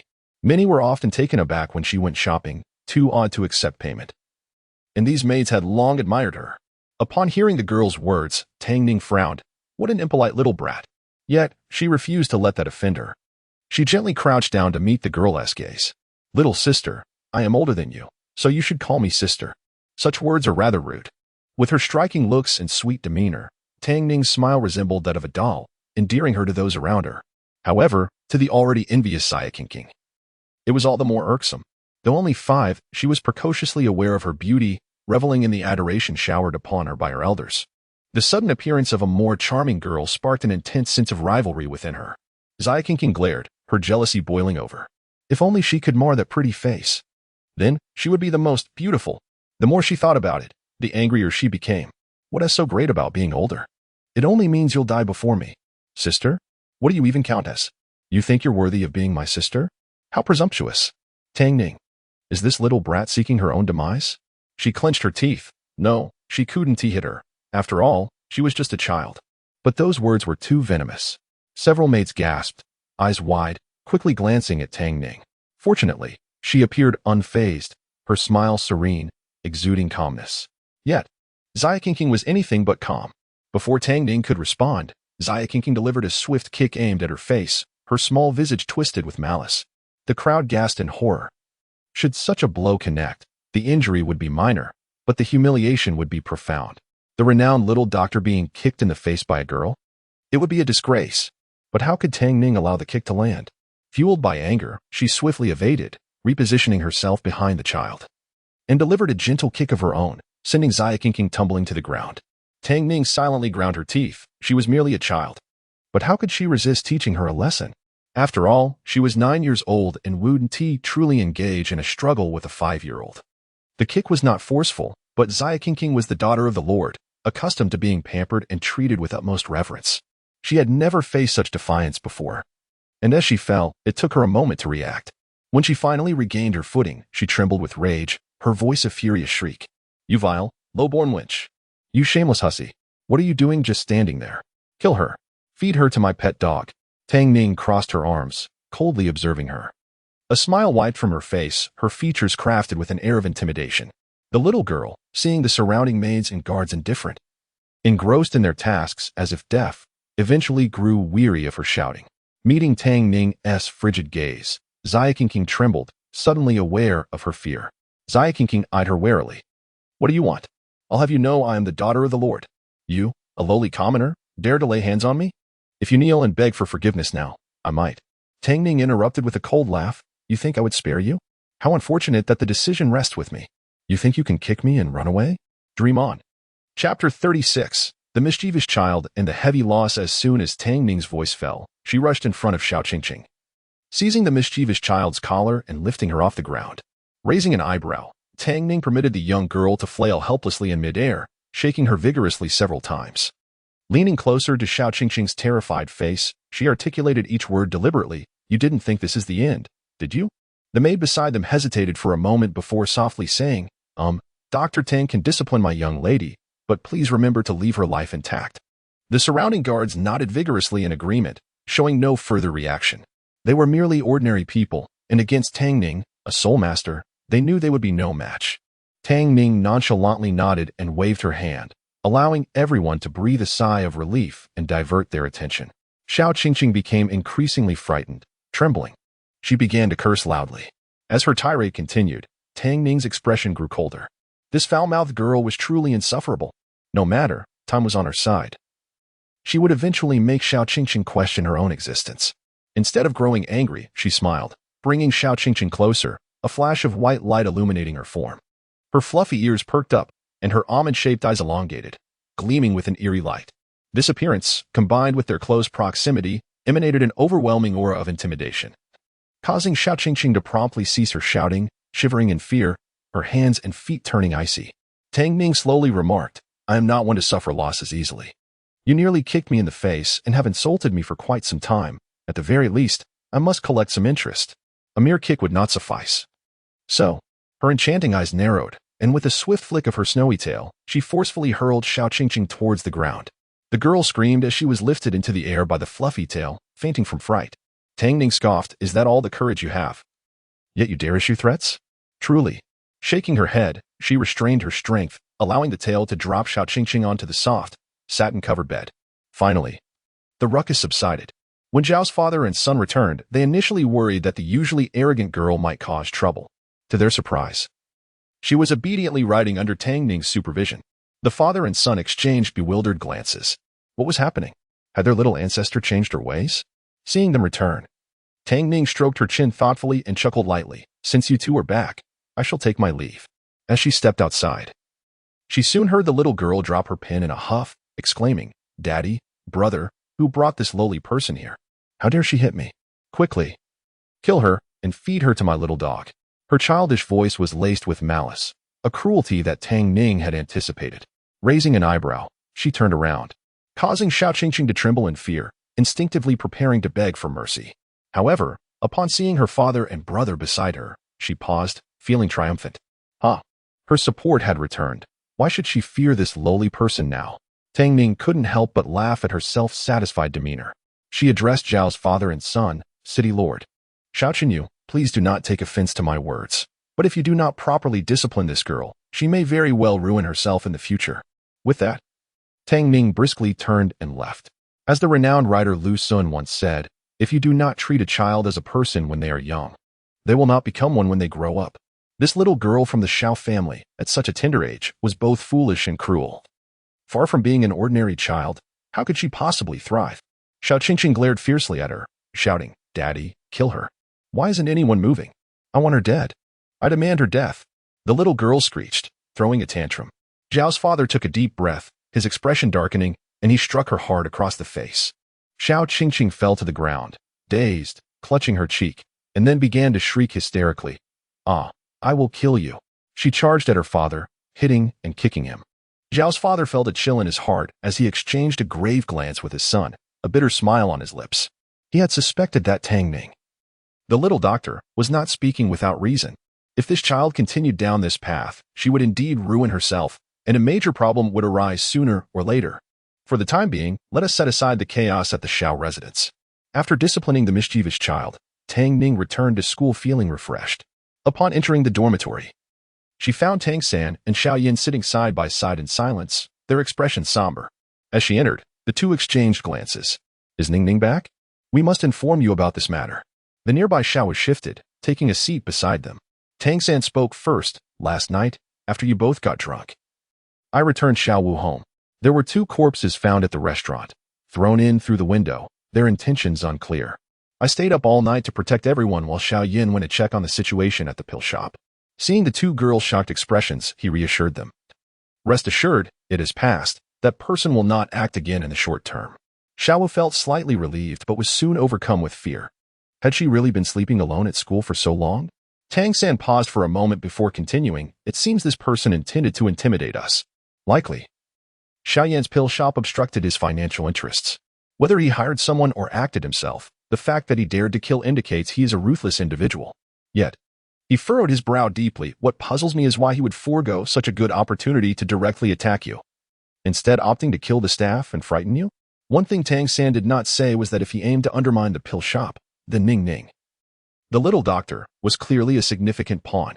After all, half of the pill shop's popularity and income relied on Tang Ning. However, even without his words, the others understood. Tang Ning lowered her gaze in silence, her fingers gripping the hem of her clothes, turning pale. So, Xiao Yan had left her alone in that dangerous restaurant where someone had died, had he? The others failed to notice Tang Ning's unease. Xiao Yan glanced at the puzzled Tang San and pointed at Tang Ning. "I believe it may be due to that little item I gave to Tang Ning earlier. It contains a portion of my flame encased in a special material, serving as a means of self-defense. I shrank it and had her wear it around her neck. It might be a bit conspicuous." This was also why he dared to leave Tang Ning behind to go to the pill shop. If anyone were to harm her, he would sense it, and even a tiny amount of his flame would be enough for retaliation. Tang San was taken aback, noticing the translucent crystal adorning his sister's delicate neck, within which a small, vibrant flame could be seen shimmering faintly, clearly extraordinary. He nodded slightly, deep in thought. If they were hesitant due to this, then it makes sense. Since they dared to act in our dining establishment, it's best for all work-study students to avoid going out alone for the next few days. It's safer in pairs. With this conclusion, Tang San's expression turned grave. In an environment like the school, where people were numerous and eyes were everywhere, any incident could lead to complications, especially since they were still unaware of the assailant's motives. Caution was imperative. They could not afford any mistakes, as the misfortune of either Xiao Wu or Tang Ning was not something he wished to witness. As for himself, he glanced down at the silent wrist-mounted crossbow. If they came after him, well, they would be in for a surprise. One could only die once in a lifetime. After all, Xiao Yan, who had been silent with a solemn expression, finally spoke up. There was also an incident at the shop. He went there first before coming to the restaurant to make a show of force. Tang Ning suddenly raised her head, gazing intently at Xiao Yan. There was also an incident at the shop? Chapter 37. Tang Ning's Fury. Unexpected, Xiao Yan's promise. The crowd was momentarily taken aback, their expressions darkening. Indeed. Tang Ning looked up in astonishment. The store? She soon realized something, her small hands unconsciously clutching her skirt. The staff left their won't. Xiao Yan shook his head. The staff is unharmed. They were merely knocked unconscious. However, the count of elixirs on the shelves and in the storage is off. He reflected for a moment before finally uttering 2 words. Remarkable loss. Remarkable? Tang Ning couldn't sit still. How much was lost? Xiao Yan remained silent, producing a piece of paper and handing it to Tang Ning. His expression was somewhat grim. Tang Ning's brows furrowed slightly, feeling a wave of frustration. The losses were indeed substantial. Her heart sank as she glanced at the densely written words on the white paper. Upon closer inspection, a chill ran down her spine, and she felt a pang of agony. To Tang Ning, these weren't mere words. They represented money, gleaming, substantial gold soul coins. Xiao Yan, known for his calm demeanor, was visibly affected. It was clear this was no trivial matter. The paper documented a staggering 60% loss of elixirs, amounting to hundreds of thousands of gold coins, even if merely considering the cost. Among these losses were several dozen bottles of the highly sought-after Foundation Establishment elixir, the most challenging to concoct and the most profitable, costing several thousand gold coins each. In light of all this, it seemed other elixirs had also suffered losses, though perhaps only 8 or 9 bottles, still within tolerable limits. Yet, why had the culprits taken so many Foundation Establishment elixirs? It was rather understandable. These elixirs could directly accelerate the cultivation of low-level soul masters, making them extremely valuable and easy to sell. Other healing potions and status-enhancing elixirs simply couldn't compete. To cripple their elixir shop, a direct attack on their finances by seizing a large quantity of expensive materials was the most effective strategy. A truly despicable move by these thieves. Tang Ning gritted her teeth, feeling the sting of loss. That was my money. Seeing his sister's glum face, Tang San comforted her with a gentle pat on her head. Don't worry, that thief will surely strike again. The blacksmith shop has been quiet lately, so I've decided to help guard your elixir shop at night. And Xiao Yan will join me. With our combined strength, we will definitely catch him, and we can recover the lost elixirs. Xiao Yan nodded. Having taken my possessions, he will undoubtedly have to return them. There is no way he can escape easily. Xiao clenched her small fists, her eyes sparkling with excitement. This sounds thrilling. Let me join. Tang San quickly interjected. No, that's too dangerous. Xiao, you're a girl. You can't put yourself in harm's way. I want to go. I'm utterly bored at school. Xiao insisted, stomping her foot in determination. I must be included. It's essential. You can't stop me. My legs are my own. Xiao Yan thought to himself. No, I can stop you. I could break your legs, but he refrained from saying it aloud. Instead, he advised. Let us allow Xiao Wu to join. She is quite strong, and we'll take turns watching over her. There won't be any danger. Tang Ning added. Count me in. Xiao Yan pondered for a moment. Then it settled. 4 of us will take turns. I'll start, followed by Xiao Wu, then Tang San, and finally, Ning. Agreed. They all responded in unison. However, in the following days, Xiao Yan unexpectedly noticed that Tang Ning seemed to be avoiding him. Her gaze filled with a complex emotion. After several encounters where she looked but did not engage, he decided to have a talk with her. One day, while Tang Ning was out for a solitary stroll, Xiao Yan intercepted her. She froze momentarily, biting her lip as she attempted to walk away. Xiao Yan swiftly stepped in front of her, a lazy smile on his face. Come on, what is bothering you now? Tang Ning shivered slightly, remaining silent and turning her head away, clearly adopting an uncooperative stance. Xiao Yan raised an eyebrow. Not going to speak? If you don't, I'll leave. He pretended to turn away. Tang Ning seized his arm, her eyes flashing with anger. What? Are you really going to get upset with me after you made a mistake? Oh, I'm unaware of any mistakes on my part, Xiao Yan replied with a casual glance, maintaining his composure. Heh. The time of the esteemed Emperor of Flames is precious. Everything else is more important than me. Isn't it? Tang Ning's tone dripped with sarcasm, her words laden with implication. Xiao Yan suddenly understood. You're angry about me leaving you earlier? Tang Ning snapped back. What else could it be? Xiao Yan chuckled softly. You're overreacting. It was just a minor issue. No need to. A minor issue? She interrupted, her voice sharp. You consider this a minor issue? Those were dangerous criminals. This concerns my safety. And to you, it's merely trivial? Seeing Xiao Yan frown, she continued coldly. Indeed. You are the esteemed Dou Emperor, the Emperor of Flames. Why would you care about me?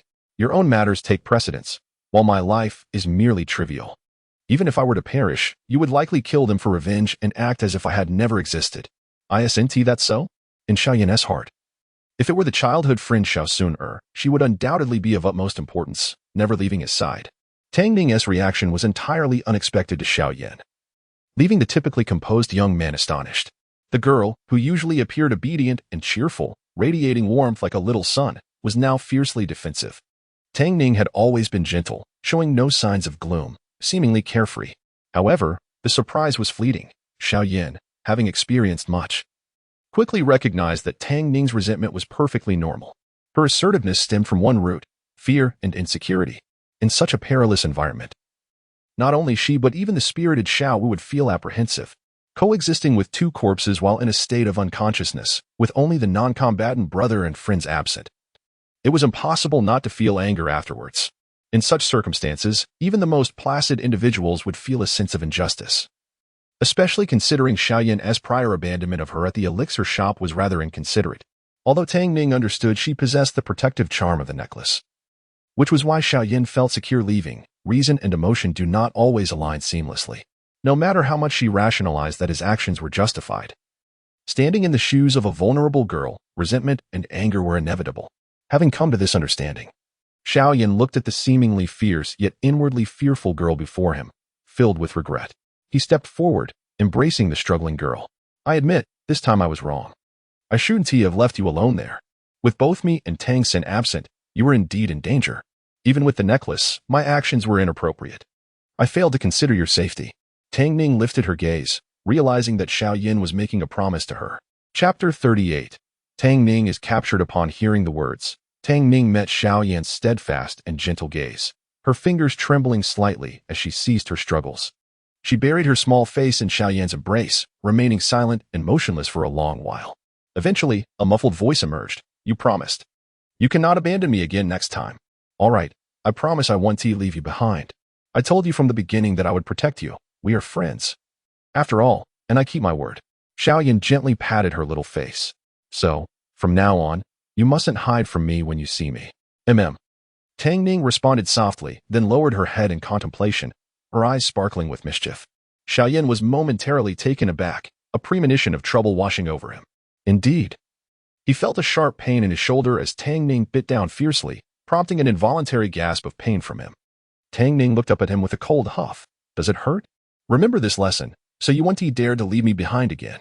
However, she quickly realized that their actions were overly intimate. As if scalded, she pushed Xiao Yan away. It's getting late. I should return to my dorm to cultivate. As she turned to flee, a thought struck her, causing her to hesitate and look up at him. Can I ask you a question? Xiao Yan, taken aback, maintained his composure and replied, Go ahead. Do you see me merely as a friend, or is it something else? Xiao Yan pondered for a moment. Well, to me, you are indeed a friend, but perhaps due to our shared experiences in the Duki continent, it feels more like a close bond that requires care. He paused, and Tang Ning's heart raced inexplicably as she whispered, What do you mean? Xiao Yan carefully chose his words. It's more akin to a younger sister or daughter. Tang Ning felt as though a bucket of ice water had been poured over her, sending chills throughout her body. The vague emotions she had harbored evaporated, replaced by an inexplicable feeling. She stared at Xiao Yan for a while, causing him to grow puzzled, before softly reiterating, So, you consider me a sister or a daughter? Is that what you mean? Xiao Yan nodded, and Tang Ning shot him an expressionless glance. Daughter? Sister? Fine, I'll remember this. You have done well. Continue to do so. Whether as a friend, daughter, or sister, everything you said today holds true. Of course. Observing Xiao Yan's candid and straightforward demeanor, Tang Ning took a deep breath, suppressing her discomfort, and adopted a self-deprecating attitude. Tang Ning, you are truly foolish. He is only taking care of you due to your shared origins as travelers. How could you interpret his care and concern as something more? He is the Flame Emperor. Xiao Yan, having encountered breathtaking beauties like Queen Medusa and Gu sooner, how could he possibly harbor different feelings for you? Perhaps only you would. Wait a moment. Why would you think that? Tang Ning paused, her mind momentarily blank. Why was she thinking this way? Initially, she only wanted to cling to her brother and Xiao Yan. Those two golden legs. How had her mindset shifted so suddenly? Realizing her perspective had skewed, she inhaled deeply, recalibrating her emotions, and presented Xiao Yan with a radiant smile reminiscent of the past. All right, I'll take my leave now. Sister, is it? Let us keep it that way. As for daughter, I'm not fond of calling you father, but if you wish to call me father, I have no objections. Many people have a peculiar fondness for being called father, and Tang Ning was no exception. She smiled playfully, turning to leave, her thoughts simmering with determination. All right, I understand. Xiao Yan, Flame Emperor. Very well. Sister, is it? Daughter, is it? You better not regret this. Xiao Yan, bewildered by her strange reaction, stared at her retreating figure in confusion, unable to grasp the situation. He scratched his head in exasperation, contemplating, women's hearts are as elusive as needles in the sea. Even this young girl was equally enigmatic. Uncertain if it was due to departing from the Duki continent, the aura of the male lead seemed to have vanished, and Xiao Yan remained oblivious, rather dull-witted. Surprisingly, in the following month, the perpetrators behind the incident dissipated without a trace, as if their actions were merely a fleeting whim with no further developments. This left everyone baffled. However, they felt a sense of relief.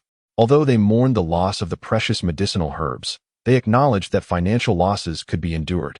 Well, at least no one among us was harmed. Money can be earned back. Yet, despite such reassurances, her anger lingered. The cost of those pills equated to over a year's profits, meaning Xiao Yan would have to toil for an entire year without recompense. It was infuriating.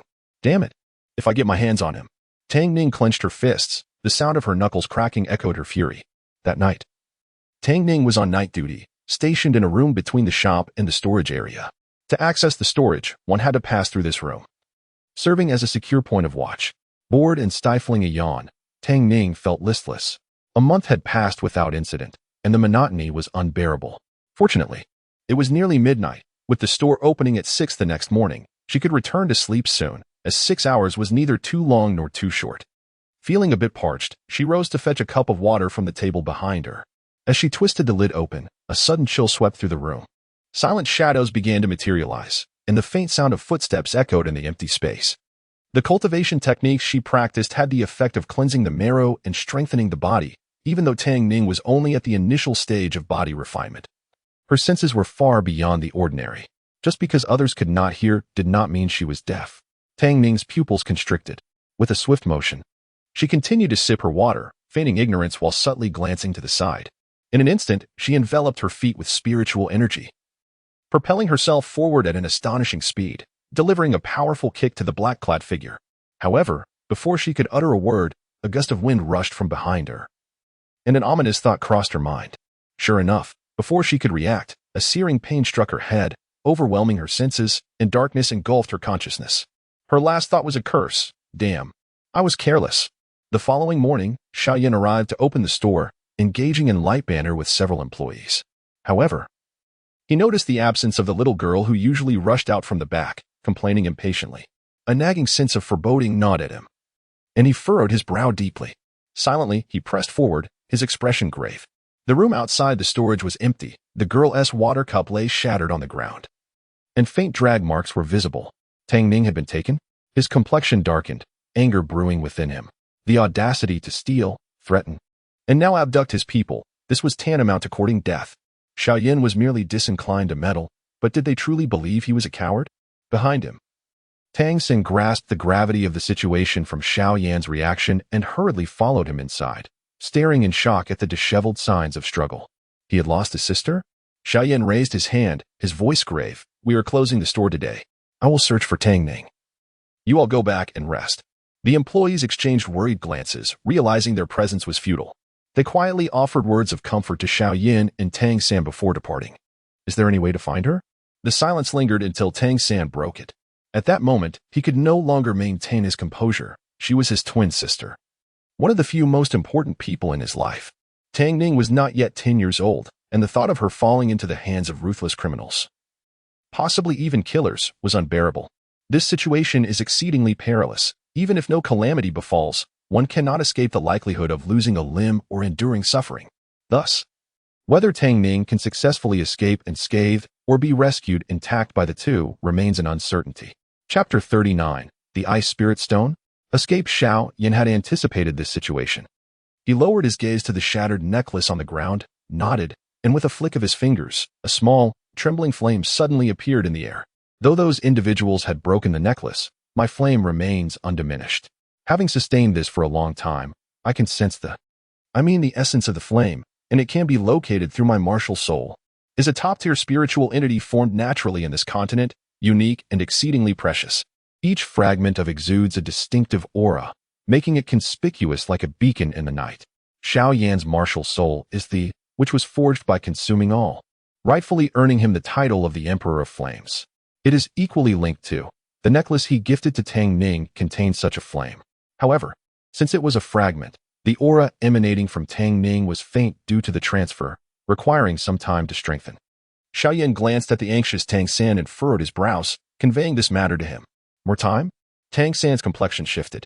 His only sister, a twin, had fallen into the hands of villains, and these individuals dared to kill. Surely, she was in grave danger, yet Xiao Yan still asked him to wait? Just then, a man rushed in, panicking. Mr. Tang, Mr. Xiao, my lord's daughter, Xiao Qingqing, has also been captured by scoundrels. They left a letter stating that to ensure the safety of both girls, we must provide the complete formulas and methods for all the medicinal pills. What? The two were momentarily startled, their expressions changing instantaneously. When Tang Ning awakened, her head throbbed painfully, her body felt weak, likely due to being administered some sort of drug, leaving her devoid of strength.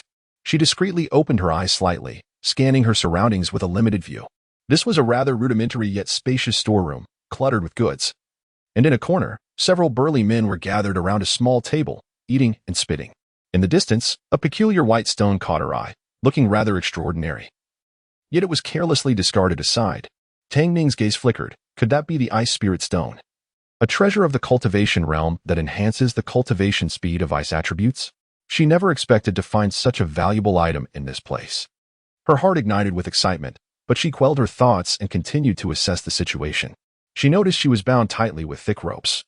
And a small girl lay nearby. It was Xiao Yanyu's sister, the mischievous Xiao Qingqing from the Lord's family. How had they managed to capture her as well? Surprised, Tang Ning redirected her gaze, pretending to remain asleep while eavesdropping on the men's conversation. Honestly, I don't know why the boss wants us to capture these little girls. Right, just two worthless girls that no one wants. What use could they possibly be? The leading man replied coldly, why bother with that? The boss orders us to kill. We kill. He tells us to capture. We capture. If we must blame someone, let it be that Xiao Yan brat who obstructed the boss's path to wealth. After a moment of silence, he chuckled, don't underestimate these two girls. Their identities are quite remarkable. The older girl is the renowned little divine doctor, Tang Ning, who is famous throughout the Tiando Empire for her miraculous healing abilities. They say she can revive the dead and has saved countless lives. The younger one is the Lord's beloved daughter from a distinguished family. The others were astonished, their eyes gleaming with greed. Is she really that impressive? They glanced at Tang Ning's exquisite face with lewd smiles. She is so young, yet so beautiful. She is definitely a prime catch. What a shame. She's not just a divine doctor. Even her looks and figure could fetch a handsome price. True, that little girl, while younger, is still quite lovely. If only we could. The men rubbed their hands together, exchanging lewd remarks as they looked at their leader with anticipation. The headman narrowed his eyes and snorted contemptuously, instantly silencing them. TCH, look at your pitiful aspirations. Have you never seen a pretty girl before? After hesitating and glancing at Tang Ning's face, he sighed. But this girl is indeed exceptionally beautiful. I've traveled far and wide, yet I've never encountered someone so stunning. She resembles a celestial being. Well, the orders are clear. Once we obtain the prescription, we can dispose of them. For now, endure, and we shall decide their fate later. The others immediately perked up. The letter specified that they were to retrieve the prescription at noon by the large rock on the western outskirts of the city. The big man gestured, and several burly men eagerly rushed out, while the leader and two others remained vigilant. Tang Ning narrowed her eyes, continuing to feign sleep, her heart racing with alarm. The situation was dire. She could only hope these men were not soul masters or of high rank. She was nearly 10 years old, but already at level 22, a significant level, while Xiao Yan had reached level 29. She pondered when her brother and Xiao Yan would find her. It was best to escape on her own, even if it was risky, as it was her only option. As she contemplated, her spiritual energy began to circulate through her meridians, gradually dispelling the effects of the drug within her system. She kept her eyes closed, maintaining the guise of unconsciousness. The spiritual energy of cultivators and the soul power of soul masters are two distinct energy systems, even at level 22. Her strength far surpassed that of an average soul master, with higher attacking capabilities. Furthermore, as a healer, she knew precisely which acupoints would help dissipate the drug's effects. Soon, she had alleviated most of it, her limbs regaining strength, just as Tang Ning prepared to rest a bit longer to fully recover before taking action. The sound of footsteps suddenly approached, startling her. Unbeknownst to her, two burly men had walked up, while the others remained oblivious to her presence, engrossed in their meals. What were these two planning to do? Her heart raced, realizing the urgency of the situation, and she hurriedly calmed her breathing. The two men stood beside her. their eyes glistening with desire as they fixated on her delicate, pale face. One licked his lips and remarked, "I can't hold back anymore. This girl is too beautiful. Even just a touch would be worth it." The other chuckled, "Look at you. Just a couple of touches should be harmless. We're all turning a blind eye here." Tang Ning's fingers tightened discreetly beneath her sleeve as invisible white spiritual energy gathered, preparing for a decisive strike. The man's large hand reached towards her exquisite face. Excitement coursing through him. Such a beautiful girl was truly tempting. Just as his filthy, rough hand was about to land on her cheek, the seemingly slumbering girl sprang up with astonishing speed. A flash of white light surged from her hand, striking him down with force. The other man gasped in shock. About to scream, when Tang Ning's eyes gleamed with intensity, she hurled a silver needle at his mute acupoint, rendering him speechless. With the immediate threat neutralized, her next task was to remain undetected while dealing with these two and making her escape through the door. As for the Ice Spirit Stone, there would be another opportunity in due time. Chapter 40, Escape from Death? A plan foiled. Tang Ning's heart eased slightly as she calmed her thoughts. Putting aside the alluring Ice Spirit Stone that captivated her, she raised her gaze to see the two individuals on the ground attempting to flee, and her expression turned icy. Swiftly enveloping her feet with spiritual energy, she dashed forward with a speed akin to a specter. She kicked one down with a swift motion, then seized the collar of the other, delivering a powerful chop to the neck. This series of actions, aided by her spiritual energy, flowed seamlessly and silently, unnoticed by anyone. Wiping the sweat from her brow, she discreetly placed the unconscious bodies behind a concealed object. Tang Ning then began to move slowly towards the entrance, her eyes fixed intently on the oblivious figures behind her. She silently prayed that they would not turn around. There were few guards at the entrance, only 3 or 4, and they were positioned too far from the building. If she could reach the door successfully, even if others noticed her, she could swiftly resolve the situation and escape. But first, she needed to make it to the door safely. Her mind raced, heart pounding, as she took a deep breath. She softened her steps, making no sound as she approached. 50 meters, 20 meters, 10 meters, 5 meters. The door and the figures before her were so close now. Just 4 meters away. At that moment, a sharp voice of a little girl pierced through the air. "Who are you?" "I am the daughter of the city lord. Release me at once, or my father will have you all punished." "Trouble." Tang Ning's heart sank as she quickly turned her head. Indeed, at the sound of the girl's voice, the guards at the entrance and those inside the building turned their attention towards her, spotting the fallen companions and Tang Ning, who was alarmingly close to the door. "Quick, seize her. That wretched girl is trying to escape." A group of burly men shouted angrily as they charged towards Tang Ning. Their fierce demeanor, coupled with the imposing presence of the muscular men, intimidated the little girl, who had been so arrogant just moments ago. Cursing silently in her mind, Tang Ning felt an overwhelming urge to silence the troublesome child. This brat was truly more of a hindrance than a help. She hoped never to encounter Xiao Qingqing, this troublesome little girl, again. But now was not the time for regrets. She glanced at the approaching group, anxiety surging within her. She knew she couldn't remain here. And with gritted teeth, she declared, "First soul technique, bear-crushing fist." With a single punch, accompanied by the phantom of a roaring red bear, she unleashed a tremendous force that sent several of the charging men flying, leaving them moaning on the ground. The remaining assailants halted, staring at her in disbelief. This little girl is a soul master? A battle soul master? They exchanged glances, realizing they had underestimated her. After all, an 8 or 9-year-old child, even if a soul master, would likely only be at the first ring. How could they possibly lose to a mere girl? The foremost men charged towards the girl, contempt flashing in their eyes. She was just a child, even if she were a soul master. The number of female soul masters paled in comparison to their male counterparts. They didn't believe that a girl with limbs no thicker than their wrists could possess any real power. As they closed in, the men exchanged glances and shouted, summoning forth 2 white soul rings that manifested, revealing that most of them were second-ring soul masters. Tang Ning remained calm, her eyes steady. As a yellow soul ring appeared beneath her feet, her second soul ring, a rare configuration of 100 years. Before they could react, she smiled slightly, her slender, enchanting eyes sweeping over them, her gaze captivating.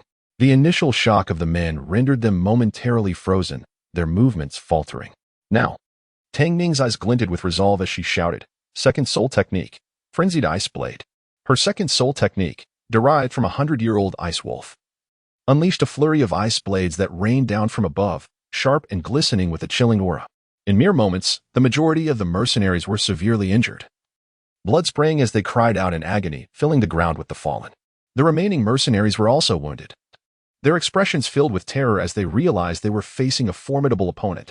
But this only ignited their ferocity and murderous intent. They exchanged glances, their eyes filled with deadly resolve. They had to eliminate her. Otherwise, this girl, with her evident talent, would surely become a future threat. Tang Ning frowned, coldly observing the mercenaries closing in on her. She had awakened not long ago, and most of her spiritual energy was depleted. The remaining foes were clearly high-level second-ring soul masters, making them difficult to withstand. Furthermore, they had witnessed her two soul techniques, making it even harder to inflict damage. An idea sparked in her mind. Besides her soul techniques, she also possessed spiritual skills and formations from her cultivation practice. Though a soul master of over 20 levels was akin to a mere chi refining practitioner in the cultivation realm, she still had some minor spells at her disposal for this situation. With nimble fingers, Tang Ning bent her body, constantly shifting her movements. Agile and swift like a graceful fish, evading the fierce attacks from the men. Meanwhile, the white energy around her continued to gather until she dodged another punch. No longer retreating, she stood her ground, narrowing her beautiful eyes, a stunning smile playing on her lips as she gazed at the panting men before her. "Are you done?" "What?" The men were momentarily stunned before realizing something, their faces lighting up with a lewd grin of triumph. "Hee, you can't run anymore, can you?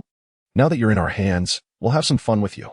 Ignoring their lewd excitement and their roving eyes, Tang Ning's bright gaze remained calm, a smile gracing her lips. "Oh, not at all. Since you've had your fun, it's my turn now." "Huh." The group suddenly sensed something amiss, a wave of foreboding washing over them as they instinctively recoiled. When they looked up, the slender figure of the girl was nowhere to be found. Just as they believed they had been tricked, a gust of wind swept past, and suddenly, the girl was standing behind them, her head tilted with a smile. With a graceful flick of her delicate fingers, she declared, "All done." What was happening? The group was momentarily dumbfounded. Tang Ning smiled slightly. After chasing them for so long, it was only fair to reward them, perhaps with a few fireballs. She just wasn't sure if they could handle them. Chapter 41. Battle with mercenaries. As she moved, a sudden gust of wind arose from an unknown source, causing the girl's flowing black hair to dance elegantly in the air. Countless fireballs rained down fiercely upon the group, who scrambled to evade the fiery onslaught. Initially, they managed to evade the attacks, but as time wore on, their stamina began to wane, their breaths coming in ragged gasps, and their movements slowed considerably. Those unfortunate enough to be struck by the fireballs bore the painful marks of scorching burns. Amidst the cries of the fallen, Tang Ning stood with her arms crossed, a calm yet slightly wavering gaze that quickly transformed into an expression of indifference. This was her first time inflicting harm, and given the severity of their injuries, it was likely that she had crossed the line into taking lives. However, she found solace in the fact that had she been captured by these men, her fate would have been far worse.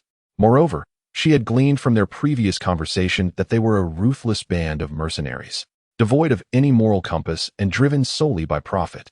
Was it wrong to seek vengeance for the innocent lives lost at their hands? It seemed only just. A matter of cosmic order.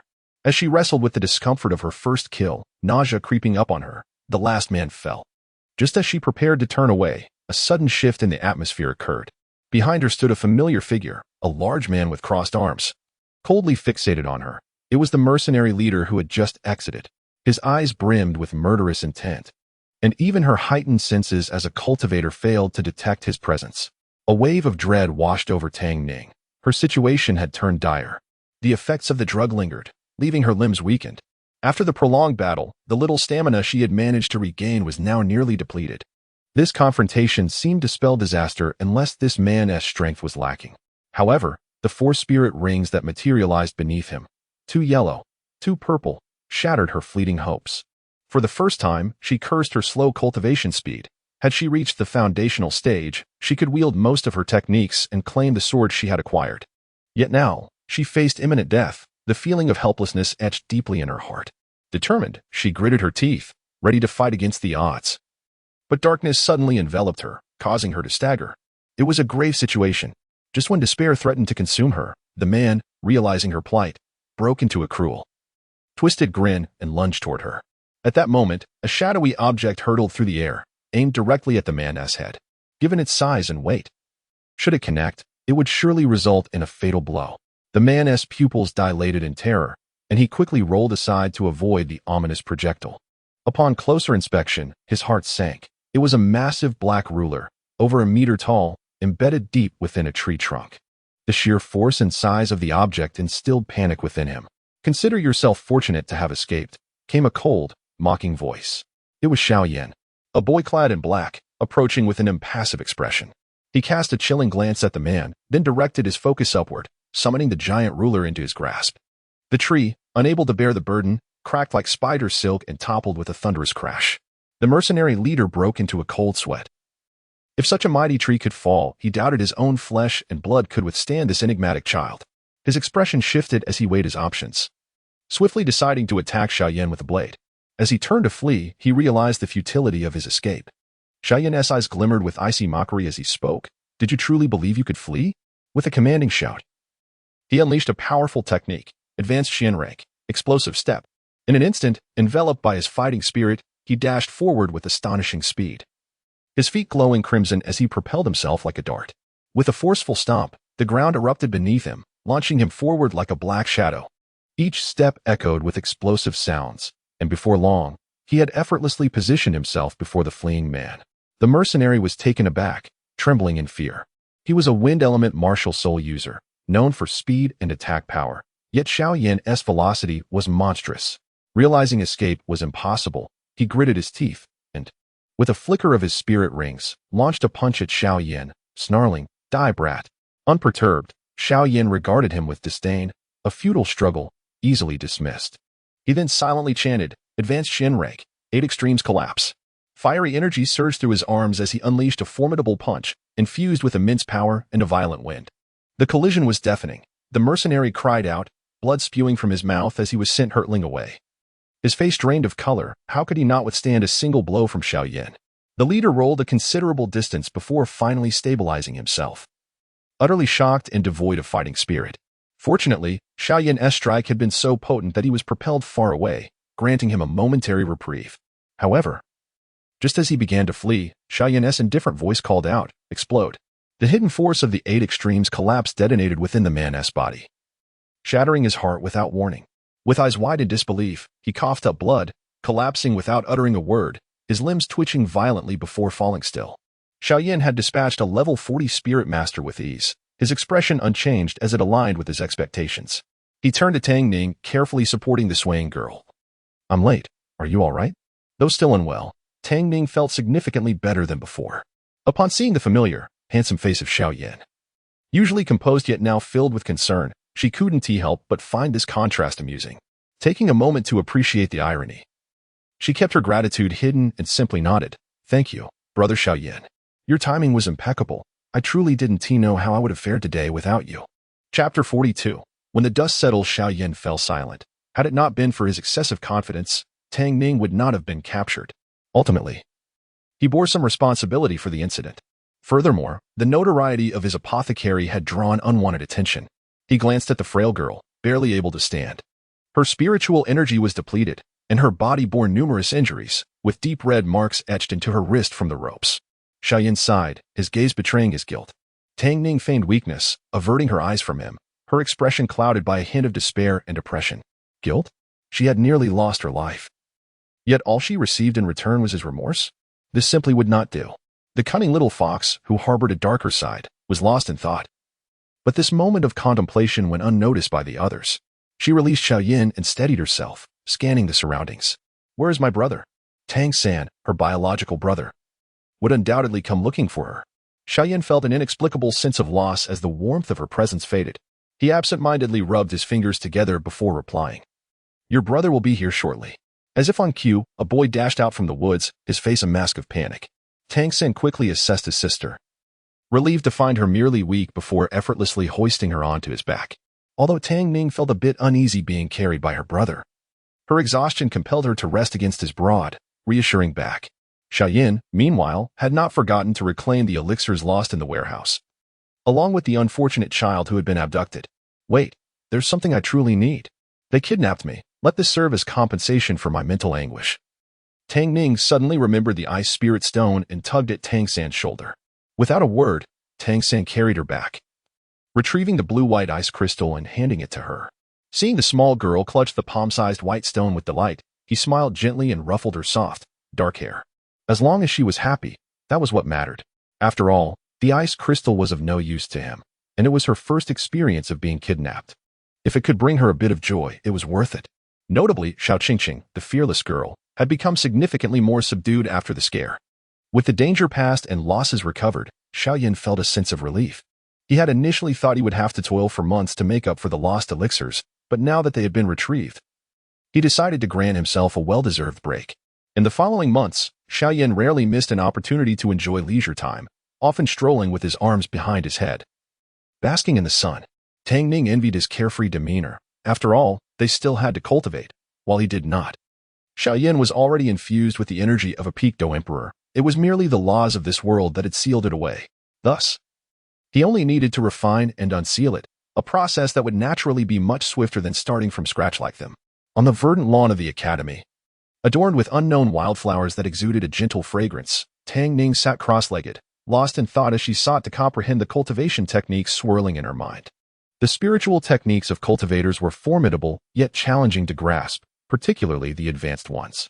The fireball technique she had previously utilized was one of the 7 fundamental techniques, classified as a second-tier skill. Though initially of low rank, it had the potential to advance to the 6th and even the highest 9th tier, making it a highly valuable growth-type technique. Tang Ning pondered, her head beginning to ache. While powerful, the advancement of growth-type techniques required not only proficiency but also a profound understanding. As an ordinary girl in the modern world, how could she possess such extraordinary insight? Oh well, no need to rush. As long as one lives long enough, everything will eventually fall into place. With her frustration dissipated, Tang Ning opened her eyes, savoring the comforting floral aroma that surrounded her, feeling a rare sense of contentment. Taking a deep breath, she glanced at Xiao Yan, who was napping with a blade of grass in his mouth, and succumbed to her own drowsiness, lying down on the pristine grass. She nestled into the fresh-scented blades and drifted off to sleep. When Xiao Yan finally jolted awake, his gaze was drawn to a pure white figure. The creature, devoid of any blemish, shimmered in the golden sunlight. Upon closer inspection, he realized that Tang Ning had unknowingly fallen asleep. Her ears and tail had emerged, her lips slightly pursed, a faint smile gracing her face, and a delicate dimple forming on her cheek. A large, fluffy white tail swayed rhythmically behind her, wrapping around her body playfully, while a pair of soft, pinkish-white ears twitched in bliss. It was entirely normal for spirit masters to exhibit their martial spirit traits when excited or relaxed, with the exception of those like Master Yu Xiaojing, whose external martial spirits could not manifest.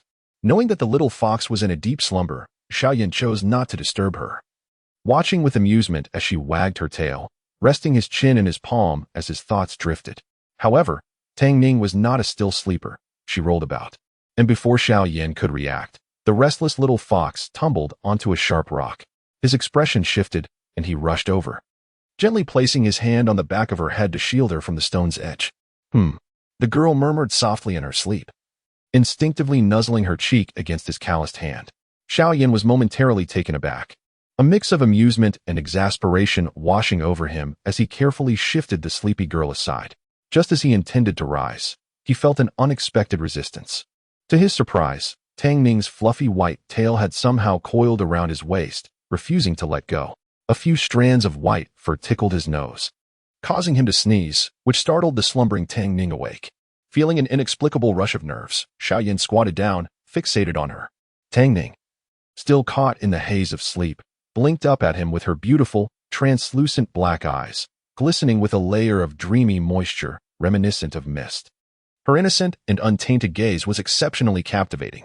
Observing her up close, Xiao Yan found his lips inexplicably dry, unable to resist swallowing nervously. However, this moment was fleeting, as the mist in her eyes quickly dissipated, leaving Xiao Yan with a tinge of regret. The girl shook her head, yawning. Xiao Yanji, are we heading back? Why didn't you wake me sooner? She stood, suddenly feeling weak beneath her feet and swayed, nearly toppling to the ground. In a flash, Xiao Yan reached out to steady her, only to be pulled down himself as she lost her balance. They both landed on the ground, with Xiao Yan serving as a cushion for Tang Ning, leaving her momentarily flustered atop him. I'm sorry. I'll get up now. Thank you. Xiao Yanji, Tang Ning stammered, feeling embarrassed as she hurriedly attempted to rise, but in her flustered state, her hand inadvertently pressed against. Xiao Yan inhaled sharply, nearly gasping in surprise, while Tang Ning froze, unsure where to place her hands. Chapter 43. The Embarrassment of Attempting to Dig a Palace of Versailles with My Toes. Tang Ning's eyes widened in shock. Once she regained her composure, she uneasily scrutinized the boy who was face-palming in exasperation. Xiao Yan took a deep breath, suppressing the tumult of emotions within him. Silently rubbing his aching forehead, he gently lifted the small girl beside him, brushed the blades of grass off his clothes, and maintained a calm demeanor. All right, shall we head back? Tang Ning's head hung low, unable to meet his gaze. Her cheeks ablaze with embarrassment, wishing she could simply vanish into thin air. After a long pause, she timidly stammered, Xiao Yan, are you hurt? If not, I could rub it for you? Rub? Xiao Yan forced a smile. In such a context, how could she utter such words? This girl truly had no filter. If he were not so familiar with Tang Ning's character, he might have thought she was hinting at something. Next time, refrain from saying such things in front of a man, understand? Xiao Yan sighed, ruffling her hair. Tang Ning realized her faux pas, feeling so mortified that she wished to dig a palace of Versailles with her toes. It was utterly mortifying. Thankfully, no one had witnessed it, or her reputation would be forever tarnished. Xiao Yan thought to himself, it was I who was treated with such frivolity. And what reputation does Tang Ning possess? The mighty Flame Emperor was at a loss for words. Upon hearing Xiao Yan's remark, Tang Ning hesitated, her tone laced with peculiar emotion. Not to speak in front of a man? Are you not a man? Don't you see me as a sister or a daughter? Xiao Yan was momentarily taken aback, sensing something was amiss. He flicked her forehead playfully, observing her wince in pain as he crossed his arms, slightly annoyed. What nonsense are you spouting? How could I not be a man? Feeling that the conversation was veering into awkward territory, Tang Ning wisely chose to cease the discussion, falling silent as they prepared to return. However, after taking just a few steps, she felt an inexplicable force trip her, leaving her momentarily bewildered as she sat on the ground, staring at her toes in confusion. Tang Ning's gaze followed the large tail that had inexplicably appeared behind her, and she was instantly dumbfounded. Her tail was tightly coiled around Xiao Yan's waist, playfully wagging at the tip. It is well known that an animal's tail is akin to another being, often beyond one's control. Tang Ning's face flushed crimson, and upon meeting Xiao Yan's teasing gaze, she wished to flee and hide her face. Xiao Yan found amusement in the flustered girl, gesturing to the fluffy tail wrapped around his waist. How long will this cling to me? My waist is getting sore. Only then did Tang Ning realize, hastily retracting her tail, her pointed furry ears twitching anxiously, resembling comical airplane ears. She bolted away as if her behind were on fire, not uttering a word, her face hidden in embarrassment, moving in a hilariously synchronized manner. Xiao Yan watched for a moment before bursting into laughter, causing Tang Ning to run even faster. Other bewildered classmates looked on in curiosity. Tang Ning was mortified, her face a picture of despair for several days. Oh, how humiliating. How could she possibly continue at Notting Academy after such a disgrace? The embarrassment was overwhelming. She suddenly wished to escape this planet. Another weekend arrived, and Tang Ning lay on her bed, utterly drained, contemplating her existence. A sidekick, Xiaoyu, was equally bored, attempting to engage her in conversation when Xiao Yan and Tang San entered, chatting amiably. Upon catching sight of the two girls lying side by side, Tang San chuckled, attempting to prod them awake, though they remained unresponsive. All right, let us discuss something cheerful. What is it? The two chorused, their eyes lighting up immediately. Tang Ning, catching a glimpse of Xiao Yan, quickly averted her gaze, adopting a serious expression as she regarded her brother. Xiao Yan raised an eyebrow, saying nothing, his interest piqued. Since we've recovered the medicinal pills, to celebrate, Xiao Yan and I have decided to go out for a meal. As soon as the words left her lips, the atmosphere in the dormitory shifted dramatically, everyone exchanging glances, silence enveloping them. Xiao Yan raised an eyebrow. What is the matter? Don't you want to enjoy a sumptuous feast? I'll treat. Wang Sheng, looking pale, waved his hand dismissively. Forget it. After the last incident, I've lost my appetite. I doubt I'll recover from this psychological trauma for years. I can't eat out anymore. The other students nodded in agreement, their expressions reflecting shared trepidation. Tang Ning and Xiaoyu exchanged glances, remaining silent, clearly still haunted by the previous experience. It's not that restaurant from last time. Then we shall not go there. Fine, if you don't want to go, then we want tea. Xiao Yan shrugged helplessly, while Xiaoyu appeared somewhat disheartened. torn between the desire to dine out and the fear of doing so. How about this? Hey, I have a suggestion. Let us buy ingredients and cook in the school kitchen, she exclaimed, her excitement palpable. Everyone paused. The entire atmosphere in the dormitory fell silent. After a lengthy moment, the boys hesitantly raised their hands. We don't know how to cook. This rendered the situation rather awkward. Xiao replied, I can cook a little. Tang Ning raised her hand. I can prepare a few dishes, albeit limited ones, and they turn out quite well. Tang San covered his face. I only know how to make simple home-cooked meals and porridge. Xiao Yan remained silent. Well, I can barbecue. Barbecue is quite simple. As long as one controls the heat and avoids burning the food, it can be delicious with just a sprinkle of seasoning. After all, he was the Flame Emperor, a master of fire control. If old Medic discovered that his disciple was using his fire control skills for barbecuing, he would likely be furious. Xiao Wu tentatively suggested, if each of us contributes a bit, we can create a delightful spread. Wang Sheng and the others contemplated this. All right, let us go buy groceries. Xiao Wu was an exceptionally adorable girl, and the cafeteria aunties adored her and Tang Ning. Furthermore, given that they were among the foremost talents in the academy, such trivial matters were easily accommodated. All right, let us get started. Xiao Wu rubbed her hands together in excitement, diving into a large plate of freshly washed radishes. She gazed at the vibrant red radish skins, eager to begin, picking up a spatula. 15 minutes later, Tang Ning dashed out, anxiously grabbing Xiao Yan, who was lounging leisurely. Quick, quick, we need you. Everyone was taken aback. Before Xiao Yan could comprehend, he was bewilderingly pulled into the fray. Tang Ning pointed sternly at the flaming iron pot. Quick, extinguish the fire. As for why she didn't do it herself? Oh, she simply didn't want to move. After all, Xiao Yan was free, wasn't he? Xiao Yan. Goodness, Xiao Wu is truly remarkable. She managed to set the kitchen ablaze while sought simple carrots. I can only imagine how furious the cafeteria aunt will be upon her return. He facepalmed, glancing at Xiao Wu, who was covered in soot and looking utterly disheveled. Resigned, he summoned a ball of imperial flame to absorb the fire. After such a commotion, Xiao Yan decided against leaving, opting instead to grab a stool and sit nearby. Tang Ning turned to Xiao Wu. So, are you going to continue cooking? Or perhaps? No, let me handle it. I promise to showcase my skills. Xiao Wu will deliver. Seeing that she wouldn't be swayed, Tang Ning sighed and refrained from further protest, standing by to lend assistance if necessary. Had it not been for her quick reaction earlier, half of Xiao Wu's face would have been scorched as the flames nearly reached the ceiling. As for the outcome of Xiao Wu's cooking, let us summarize it in 4 words, deeply touching. The specifics, I'll leave to your imagination. Years later, the Soft-Bone Douluo published a book titled, The Autobiography of Soft-Bone Douluo, The Years I Blasted the Kitchen and My 3 Wretched Companions. With the pharmacy matter resolved, the atmosphere was genuinely relaxed. A group of people watched Xiao Wu with amusement and curiosity, wondering who would dare to eat such a dish, truly a culinary experience that one could only attempt once in a lifetime. However, amidst the laughter and merriment, unbeknownst to them, a pair of sinister eyes in the corner observed everything. In a distant place, shrouded in a veil of darkness, a mature and alluring maiden, exuding an air of exquisite opulence, seethed with rage. That wretched harlot, always obstructing my endeavors. I shall claim her skull as a trophy. The ice spirit stone belongs to her, as do the elixirs. Let her beware, for she intends to subject those who thwart her aspirations to 1,000 tortures. Chapter 44, Xiao Wu's touching culinary skills. An hour later, Tang San remained silent, gazing at the charred dishes laid out on the table, his typically steady hands trembling slightly as they clutched chopsticks.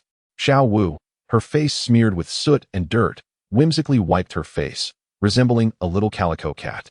With eager anticipation, she leaned forward, resting her chin on her hands, and urged, Brother San, please have a taste. I made these just for you. Tang San, overwhelmed by the weight of his sister's affection, thought to himself that he simply could not bear it. Gritting his teeth, he steeled himself, seizing the moment as he yawned, quickly conjuring a detoxification pill from his storage and swallowing it discreetly. With all preparations in place, he finally took a bite amidst the sympathetic gazes of his sister and friends, who were watching intently. Silence enveloped the room as Tang San's eyes filled with tears of joy, and he struggled to swallow, giving a thumbs up, delicious. The others looked on in admiration, recognizing him as a true warrior, a reliable pillar of their group. Xiao Wu beamed, really.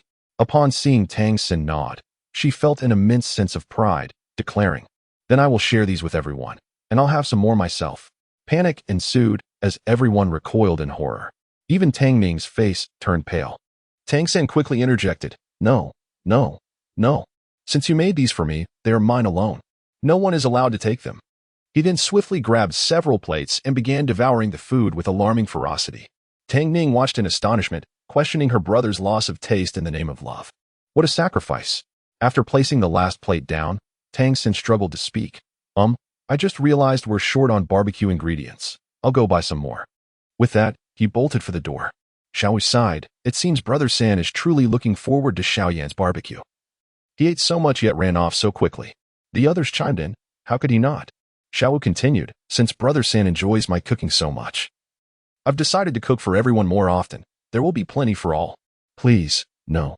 Tang San barely reached the door when he slipped, nearly falling.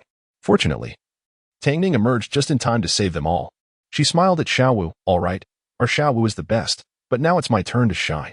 Reluctantly, Xiao set down her spatula and pot, lamenting that her food should be delectable, especially since it had moved Tang San to tears. The others sighed in relief. Feeling grateful, Tang Ning truly seemed like an angel. It was no wonder everyone adored the little divine healer. She was indeed the beloved of Nodding Academy. However, as Tang Ning began to cook, a sense of unease spread among the group. Xiao had mentioned she could cook a little, but what about Tang Ning? Would she be equally lacking? Xiao Yan, arms crossed, observed, "Don't worry, Ning Ning is just being modest. I've seen her cook in Shenghun village." In reality, Tang Ning's culinary skills were quite commendable. Though she only knew how to prepare a few ordinary dishes and some special ones, they were flavorful, certainly surpassing the cafeteria's offerings. Though not quite at restaurant quality, it appeared, however, that her cooking skills had developed in an unusual direction.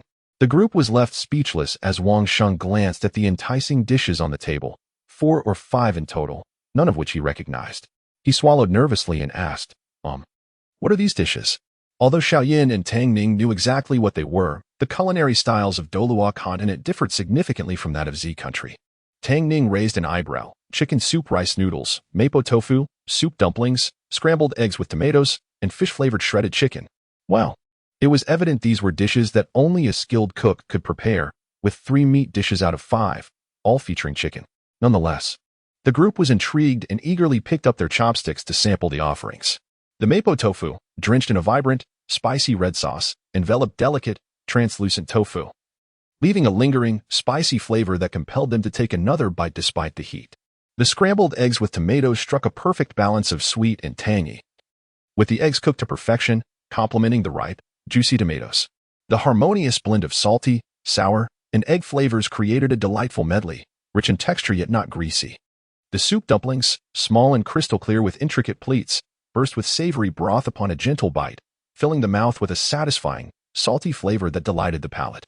The chicken soup rice noodles featured a rich, golden broth that had been simmered to perfection, with the noodles soaking up the flavorful essence, accompanied by vibrant greens, light-colored bean sprouts, and slices of ham. It was utterly delectable. Lastly, the fish-flavored shredded chicken, though lacking fish, was a veritable feast for the eyes. Combining vibrant green bell pepper shreds, red carrot shreds, mushroom slices, and chicken shreds into a colorful presentation, each bite offered a symphony of flavors. With the slight spice from the peppers, the crispy sweetness of the carrots, and the savory taste of the chicken, Xiao, who adored carrots, nearly polished off an entire plate. Had it not been for Tang Ning's constant intervention, she might have emptied it entirely. The group erupted in praise, exclaiming that Tang Ning's cooking was exceptional. She could easily work as a chef. Tang Ning, slightly embarrassed, waved her hands dismissively. I don't know many dishes. Just these few. Besides these, I have nothing else. While she was a homebody in modern times, her sensitive constitution prevented her from eating many outside foods, compelling her to cook for herself. Modern girls often favored rice noodles, hence her expertise in that dish, while the dumplings and scrambled eggs were merely personal preferences. Glancing at Xiao Yan, Tang Ning squinted playfully. Oh, everyone should thank Brother Xiao Yan as well. The chicken soup requires a long simmer to achieve the right flavor and consistency. If you hadn't increased the heat for me, this pot would have taken at least 4 or 5 more hours. It was a trivial matter, Xiao Yan replied nonchalantly, while Tang Ning regarded him thoughtfully, murmuring to herself. Curious, Xiao Yan leaned in to listen, feeling as if struck by lightning. Was this the consequence of boasting? If I am wrong, may the heavens punish me. Tang Ning remarked, if chicken soup can be made quickly, then surely Buddha jumps over the wall and water-boiled cabbage can too? I've been wanting to try those. Buddha jumps over the wall. Water-boiled cabbage. Xiao Yan could hardly believe his ears. Had she not just claimed to only know simple home-cooked meals? How could she refer to the pinnacle of Sichuan cuisine and the notoriously intricate Buddha jumps over the wall? Dishes that, even in modern times, commanded exorbitant prices. Often thousands of RMB, as mere home cooking? Chapter 45. The Ruthless Eight section throw in a whimsical turn of events. The group found themselves in a lively atmosphere, where the girls were particularly enthusiastic about indulging in culinary delights. It seemed that for the sake of food, they would go to great lengths. Fortunately, Tang San possessed the ability to prepare a few basic dishes, whipping up stir-fried potato strips, carrots, and garlic choy, alongside Tang Ning's offerings and a generous platter of skewered delicacies from Xiao Yan. Together, they set a splendid table laden with an array of dishes. After some light conversation, they commenced their meal, and once they finished, the four felt somewhat overindulged. They decided to venture out into the bustling night market of Notting City. Following the day's events, everyone in the 7th dormitory shared a singular thought. They must do everything in their power to prevent Xiaowu from cooking again. As night enveloped Notting City, the streets were illuminated with vibrant lights that created a dazzling spectacle. The night market was alive with vendors calling out enticingly, selling various snacks. Xiaowu, unable to resist, swallowed hard as she gazed at the offerings. The proximity of the Notting Soul Master Academy meant that on weekends, groups of students clad in uniforms could be seen laughing and meandering about. Xiao Yan relished the lively ambience, trailing behind Tang San and the two girls as they debated over which delightful trinkets to purchase, ultimately leading to a humorous exchange. Alas, the two young ladies seemed incapable of saving any money, leaving the boys to ponder their predicament, albeit relieved by their own financial reserves. After wandering through the bustling market for a while, both boys began to feel the strain in their legs, while the two girls remained spirited and lively, demonstrating a remarkable stamina for shopping. Sharing a resigned smile, the boys continued to follow Tang Ning and Xiaowu, their hands laden with an assortment of bags. Turning a corner, they found themselves in a quieter area, a small grove. As Xiaowu prepared to cross through the trees to continue their shopping, Tang Ning suddenly grasped her hand, signaling for silence to Xiao Yan and Tang San. With a furrowed brow, Tang Ning cast a rare cold glance towards a shadowy corner. The four of them, attuned to one another, quietly observed the darkened area where a tall middle-aged man stood with his back to them. A sense of unease washed over them as they realized the nature of his actions. The man was seen bending down, covering the mouth of a girl dressed in their academy's uniform, his hands roaming indecently across her trembling form. The girl's innocent face was etched with terror and tears, desperation evident in her expression. A surge of fury ignited within Tang San as he gritted his teeth, his companion Xiao Yan equally incensed. Yet, they understood the gravity of the situation. Exposing the girl's plight in such a public space could lead to dire consequences for her reputation. Tang San's voice was stern as he demanded, "Who is that man, and what is he doing?" The middle-aged man, as if struck by lightning, released the stunned girl and fled into the crowd, disappearing from sight. Tang Ning hurried over to assist the fallen girl, offering comfort, while Tang San cheerfully declared, "Hey, it's just my classmate who stumbled and cried." The curious onlookers dispersed, and just as Tang San was about to check on the girl's condition, an unsettling feeling struck him. He abruptly halted, realizing that the girl who had been so passionately following him was now gone.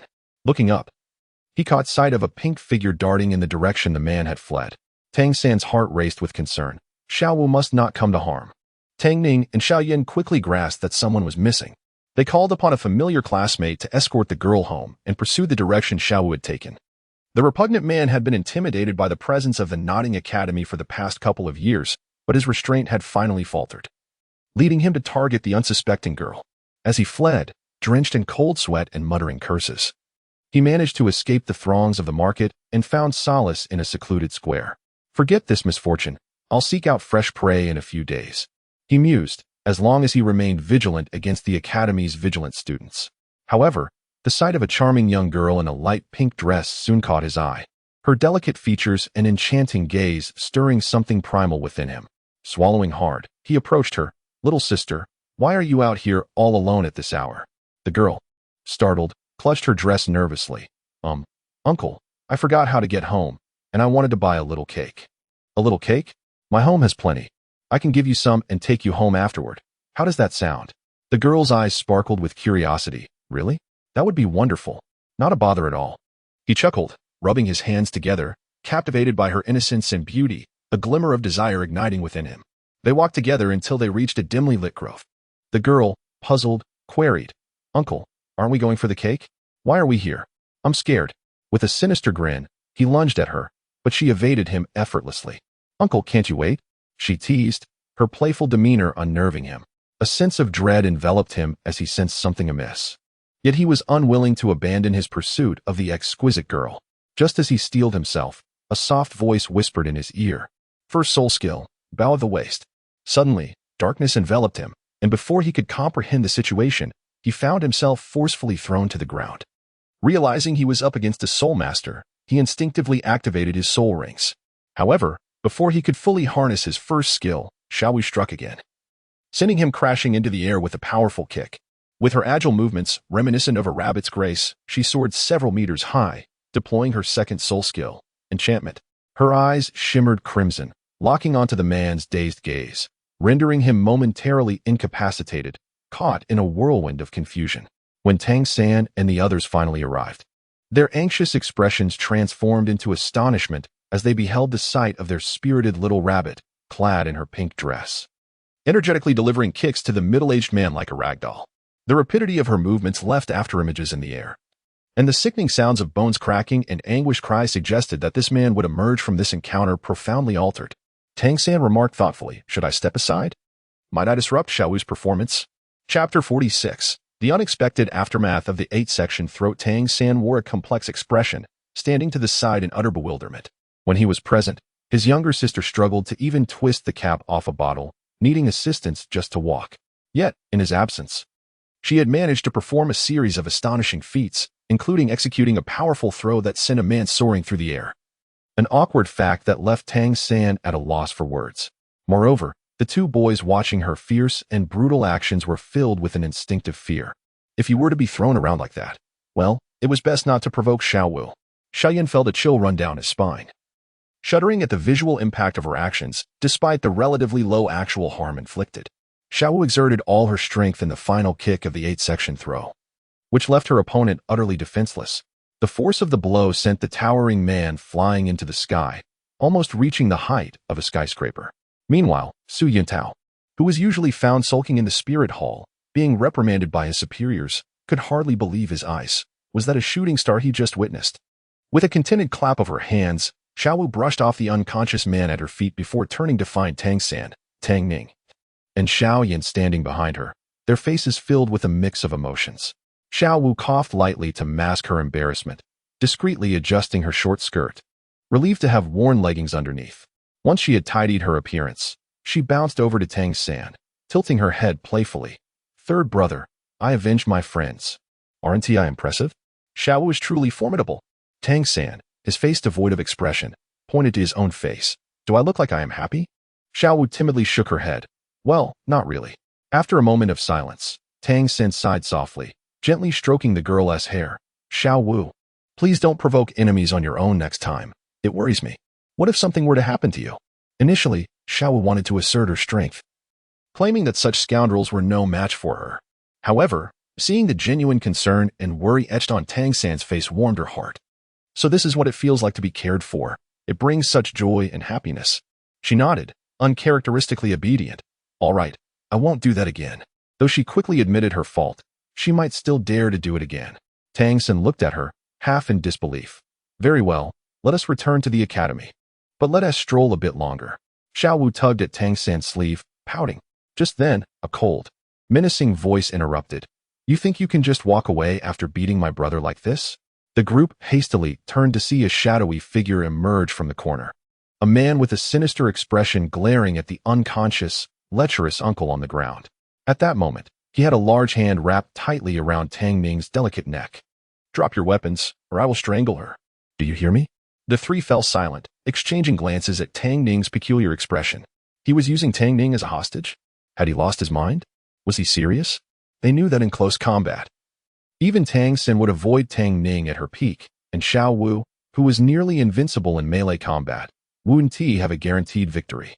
If it weren't for her previous ambushes, attempting to kidnap her would be nothing short of a delusion. Where did this man find the confidence to attempt such a close-range kidnapping? The strange reactions of the trio and Tang Ning's calm demeanor seemed to surprise the man, making him realize that things were not as he had anticipated. Struggling to maintain his composure, he saw the lack of fear in their eyes and, with a grim resolve, decided to escalate the situation. He would take this girl's life to avenge his brother. As he tightened his grip, preparing to crush her slender neck, Tang Ning sighed. You are truly seeking your own demise. Like a work of art, her snow-white fingers moved with a deceptive slowness, yet they possessed incredible speed, effortlessly prying his hand away.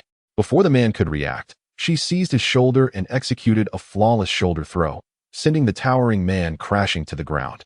As he struggled to rise, she delivered a swift kick to his chest, rendering him unable to stand.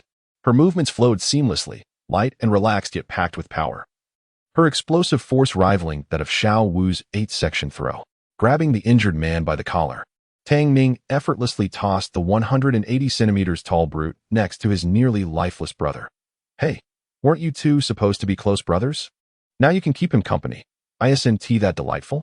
After ensuring the two brothers were together, Tang Ning turned and bounced over to her brother's side, tilting her head. Am I impressive or what? Tang San chuckled. Indeed, quite impressive. Xiao Wu teased. Oh, Ning, you really are unfortunate. It's strange how every time the four of us are together, you always end up being targeted. Tang Ning sighed. Well, I suppose I look the most vulnerable. They tend to pick on the softest fruit. But pretending to be a fool is rather enjoyable. The contrast. Hee. Xiao Yan raised an eyebrow. Pretending to be a fool? That hobby could be dangerous. Be careful not to let your guard down for too long. Or you might truly become the fool in a situation where you're preyed upon. Tang Ning was at a loss for words. Is it really necessary to be so discouraging? Regardless, I know that my brother and Xiao Yan will protect me, right? Tang San found himself both amused and moved by his sister's starry-eyed gaze as she tugged at his sleeve. Xiao Wu, feeling left out, waved her small fists. And me. Xiao Wu will protect you too. I'm not just a pretty face. Tang Ning raised an eyebrow. Wait, you're a rabbit, which means you eat grass. And when did I ever agree to call you Sister Xiao Wu? I'm also Tang San's younger sister, which makes you my younger sister too. I'll be the older sister, not the younger one. As Xiao Yan and Tang San carried their belongings, they observed the two girls bickering childishly, resembling two fledgling chicks pecking at one another, and they couldn't help but feel a sense of tranquility in the moment. It was a beautiful scene. She was lively. And he was smiling. Years later, along the road to Suatua City, four young figures approached from a distance, appearing to be around 11 or 12 years old. Two boys and two girls drew curious and amazed glances from passers-by. To be honest, the two boys were rather average in appearance, blending in with the crowd. The leading youth in blue stood about 1.7 meters tall, dressed in light blue attire suitable for travel, exuding a refreshing and approachable demeanor. With a smile that reached only his lips, not his eyes. Behind him, the young man in black had a fair complexion and could barely be described as handsome. He lounged lazily, his arms behind his head, a strand of grass hanging from his mouth, exuding a relaxed yet sharp aura. His dark eyes were deep and calm, hiding a turbulent undercurrent beneath their surface. While the boys appeared unremarkable, the two girls were undeniably stunning beauties, capturing the attention of those around them. Some nearly colliding with walls or trees in distraction. Chapter 47. A few years later, the 12-year-old quartet was striking. To the left stood a girl in a pink outfit. Her long black hair styled into a slender braid that cascaded down to her calves. The pink ensemble accentuated her delicate beauty, perfectly complementing her slender figure. Her tiny waist was astonishingly thin, and her long, graceful legs commanded attention, enough to leave leg enthusiasts breathless. Coupled with her charming visage and vibrant, sunny disposition, this young girl was simply adorable beyond measure. Beside her was another girl, following a different aesthetic, while the girl in pink exuded a playful charm. The one in purple radiated an ethereal grace reminiscent of a fairy. Dressed in a flowing lavender gown, her presence was captivating even without a glance at her face. Her every movement was marked by elegance and classical poise, each step a dance of grace.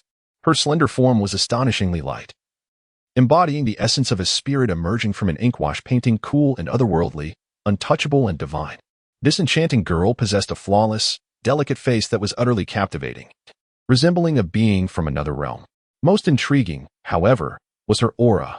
Her eyes, slightly elongated with upward-turned corners, sparkled with an alluring charm that was both enchanting and refined. The combination of her cool demeanor and seductive allure created an irresistible appeal. Soft, sweet, and beguiling, she was truly a sight to behold. These four individuals were none other than Tang San, Tang Ning, Xiao Yan, and Xiao Yu. The years of growth had transformed the children. The two girls had blossomed into stunning beauties, while the boys remained relatively inconspicuous. Tang Ning glanced at the distant city towers and turned back, noting that night was fast approaching. It's getting late. By now, the city gates are likely closed. How about we rest temporarily on that small hill outside the city? The summer heat had been unbearable, and after a day of travel, both girls were feeling the strain. Upon hearing her suggestion, Xiao Yu eagerly nodded and turned to Tang San, playfully pleading, "Three brother, you're the best. Can we rest for the night?" Such spoiled little creatures. Tang San sighed, shaking his head. Faced with the girls' sparkling eyes, he ultimately relented, prompting them to cheer and dash ahead. Xiao Yan couldn't help but tease. "You're too indulgent with them. The city of Suatua is quite large. The gates remain open late, often with night patrols. We wouldn't be locked out." Tang San sighed, raising his hands in resignation. "What else can I do? If I refuse, they'll just throw a tantrum. A girl's temper can be far more daunting than a soul beast. At least soul beasts can fight. These two can't be scolded or punished. Besides, we have a few days before the exam. There's no need to rush. And you didn't object either," Tang San countered, glancing at Xiao Yan. Xiao Yan, who doted on Tang Ning to an excessive degree, found himself unable to resist her whims, despite his usual calm and composed demeanor. "Ahem. I'll go help with the barbecue." "Very well," Tang San agreed. "I'll go hunting, perhaps a rabbit. No, that won't do. Let us aim for wild boar or deer." He had a soft spot for Xiao Yu, who resembled a little rabbit. By the time Xiao Yu and Tang Ning had set up the tent and started a fire, Tang San returned with an impressive haul: 2 deer and a wild boar, along with a variety of wild vegetables and mushrooms. Xiao Yu, not particularly fond of meat, lit up at the sight of the vegetables and mushrooms, eagerly urging, Ning, "Hurry. Your mushroom soup is the best. We have mushrooms now, so please make some."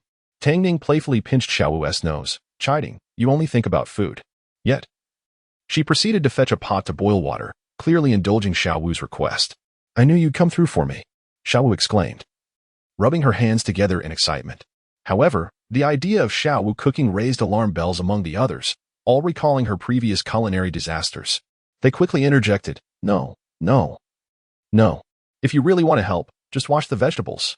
"Fine," Xiao Yu pouted, gathering wild herbs and mushrooms to wash. As Tang Ning prepared the seasonings, Xiao Yu approached her with the clean vegetables, asking, "Is this okay?" Tang Ning frowned, her expression neutral as she accepted the herbs, giving them a shake. A faint rustling sound revealed a small clump of dirt and a wriggling green caterpillar. "Why don't you sit and wait for dinner?" Tang Ning said, rubbing her forehead in exasperation. It was clear that Xiao Yu was more adept at eating than preparing food. After their meal, the group settled around the campfire, engaging in light conversation. Tang San soon noticed Xiao Yan was missing and quietly asked Tang Ning, "Has Xiao Yan found the herbs he was looking for?" During their journey, Xiao Yan had been searching for specific medicinal herbs, and his absence usually indicated that he was off on a scavenger hunt. Tang Ning shook her head. "Those herbs for the higher grade elixir are indeed hard to find. Hopefully, he'll have better luck today." Xiao Yan had reached the 37th level, equivalent to a 7-star Dome Master. As his strength grew, the restrictions imposed by the heavens gradually diminished. Besides possessing 3 soul abilities, he could now utilize all techniques from his previous Dome Master phase to create his own soul abilities, and he could access items within his spatial ring. His current quest involved locating the 3-pattern blue spirit pill, a remedy that significantly enhanced strength without any side effects. Especially useful in this world where energy levels were comparatively low. Even a Dome Master could easily use this pill to elevate their prowess. Xiao Yan aimed to break through to the 40th level and attain the rank of Do Spirit, a feat that would allow him to contend with Soul Emperors. Given the relatively low power scaling of this world, where even the Divine Kings were akin to Do Zone, unfortunately, the ingredients for the 3-pattern blue spirit pill were elusive. Particularly the elusive blue spirit ginseng, which had proven impossible to locate despite their extensive search through numerous auctions. After a while, Xiao Yan returned, his expression subdued. Tang Ning immediately recognized the disappointment of yet another fruitless search. Just as she was about to console him, a mischievous idea struck her, and she turned to Tang San with a gleam in her eye. "What are you looking at me for?" Tang San said, feeling a chill run down his spine under her scrutinizing gaze. I'm not a genie or a wish-granting lamp. With a snap of her fingers, Tang Ning smirked. In a sense, the protagonist of a world is often seen as a favored child of fortune, effortlessly acquiring treasures and opportunities. Feeling uneasy, Tang San took a cautious step back, wary of the impending mischief. Chapter 48. The Child of Destiny. As Tang San faced a formidable challenge, he observed Tang Ning, her eyes sparkling with mischief, stealthily approaching him and squatting beside him. She initiated her charming assault. Brother, am I not your most important sister? Tang San felt an ominous premonition. Well, you are certainly my only family, my most significant sister. He regarded her with suspicion, pondering the suddenness of her query. Then, would you be willing to sacrifice just a tiny bit for your dear friend Xiao Yan? Just a smidgen for your sister's request? Tang Ning implored, raising her lovely face and playfully twirling her finger. Speak plainly. What do you want me to do? Tang San sighed, resigned to the fact that he could only indulge his sister. Xiao Yan, equally perplexed, wondered how Tang San would assist him. Brother, just take this pill, and you will understand, she said cheerfully, producing a pill and gazing expectantly at Tang San. He fell silent, reasoning that his beloved sister would not harm him. It must not be poison. He decisively swallowed it. Then, mid-sentence, he collapsed, much to the bewilderment of Xiaowu. Tang Ning smiled slightly and retrieved a hefty bag, stuffing her brother into it by his collar. What are you doing? Xiaowu rushed over to intervene. Don't worry, I'll show you something fun, Tang Ning assured her. Reluctantly, Xiaowu released her grip as Tang Ning instructed Xiao Yan, wrap this bag in flames, but don't burn it. Use it for protection. Xiao Yan, though confused, complied. Tang Ning enveloped the bag with her spiritual energy and hurled it away. She tossed it. Xiaowu and Xiao Yan stared in shock as they watched Tang Ning launch her brother into the air, tracing an elegant parabola before crashing into the forest beyond. Tang Ning hurried to release her brother from the bag. Fortunately, protected by her spiritual power and Xiao Yan's unique flames, he emerged unscathed. With a gentle smile, she moved Xiao Yan and the bag aside and said to the astonished duo, All right, let's start digging from here. Skeptical yet intrigued, Xiao Yan began to dig, while Xiaowu glared at Tang Ning in indignation. A quarter of an hour later, they found themselves contemplating the azure spirit ginseng and several other rare medicinal herbs they had unearthed. See? This method is quite effective, isn't it? Tang Ning remarked with a playful smile. The protagonist, endowed with extraordinary fortune, seemed to attract treasures wherever he roamed, favored by the heavens. In a sense, all she needed was to hurl her brother down, and treasures would surely follow. Xiaowu stared at Tang Ning, her eyes wide and unfocused, feeling an inexplicable sense of awe. Even so, you shouldn't treat Sango like this. What kind of sister throws her brother like that? And so high and far? Tang Ning laughed, but I protected him well. He wasn't harmed at all. Xiaowu pondered, feeling something was amiss, yet Tang Ning's reasoning seemed sound. But this is wrong. You can't do this. How about 1/10 of the pill's selling price in gold? Xiaowu hesitated. You can't think that money will sway me. Do you believe I'm that greedy? Sango means too much to me. I would never betray him for money. It's simply out of the question. 2/10? Well, that does tempt me a bit. What should I do? Oh dear, Sango. I'm so sorry. 3/10. Fearful of her changing her mind, Xiaowu quickly agreed. All right. It's a deal. Betraying my brother? Never. But they offered so much. She covered her face in guilt. But my savings, my lovely dresses, and delectable treats. Perhaps I should let Sango endure a little hardship. Surely he won't be hurt. No one knew how Tang San spent that night. And those who did would not speak of it. In the end, it was a misplaced trust. My sister has truly outsmarted me. Is this what they call a plastic sibling bond? But by dawn, Xiao Yan and Tang Ning were all smiles, their spatial rings filled with various precious herbs and crystals, while Xiaowu's hands brimmed with gold coins, her purse bulging. As for Tang San, he was filled with confusion. After waking from a slumber, he wondered why his body felt achingly sore, as if he had run a great distance. What had transpired the previous night? Yet, whenever he inquired, his companions averted their gazes, Xiaowu appearing guilty and silent, while Tang Ning maintained a serene expression. Oh, just a crick in the neck. Seeing Tang San's lingering disbelief as they continued their journey, they all sighed in relief. Tang Ning cast a thoughtful glance at Xiao Yan. Both were protagonists, favored children of destiny. She pondered whether Xiao Yan possessed similar capabilities. Suddenly, a chill ran through Xiao Yan's body, as if someone was contemplating him. Soto City was vast and bustling as they entered, filled with a lively throng. The two girls were ecstatic, eagerly exploring. Tang San and Xiao Yan, both dedicated cultivators, longed to report to school, but with time still on their hands, they reluctantly accompanied the spirited young ladies. To their surprise, the girls' excitement led them to wander until nearly noon. Tang San, concerned, wiped the sweat from his sister's brow. He patiently tended to Xiao as well. Tang Ning chuckled. "Oh, brother, you are so considerate. Is that how you define considerate?" The culture teacher in nodding would be livid. Tang San retorted. Xiao complained, "I'm exhausted. Why can't I enjoy myself?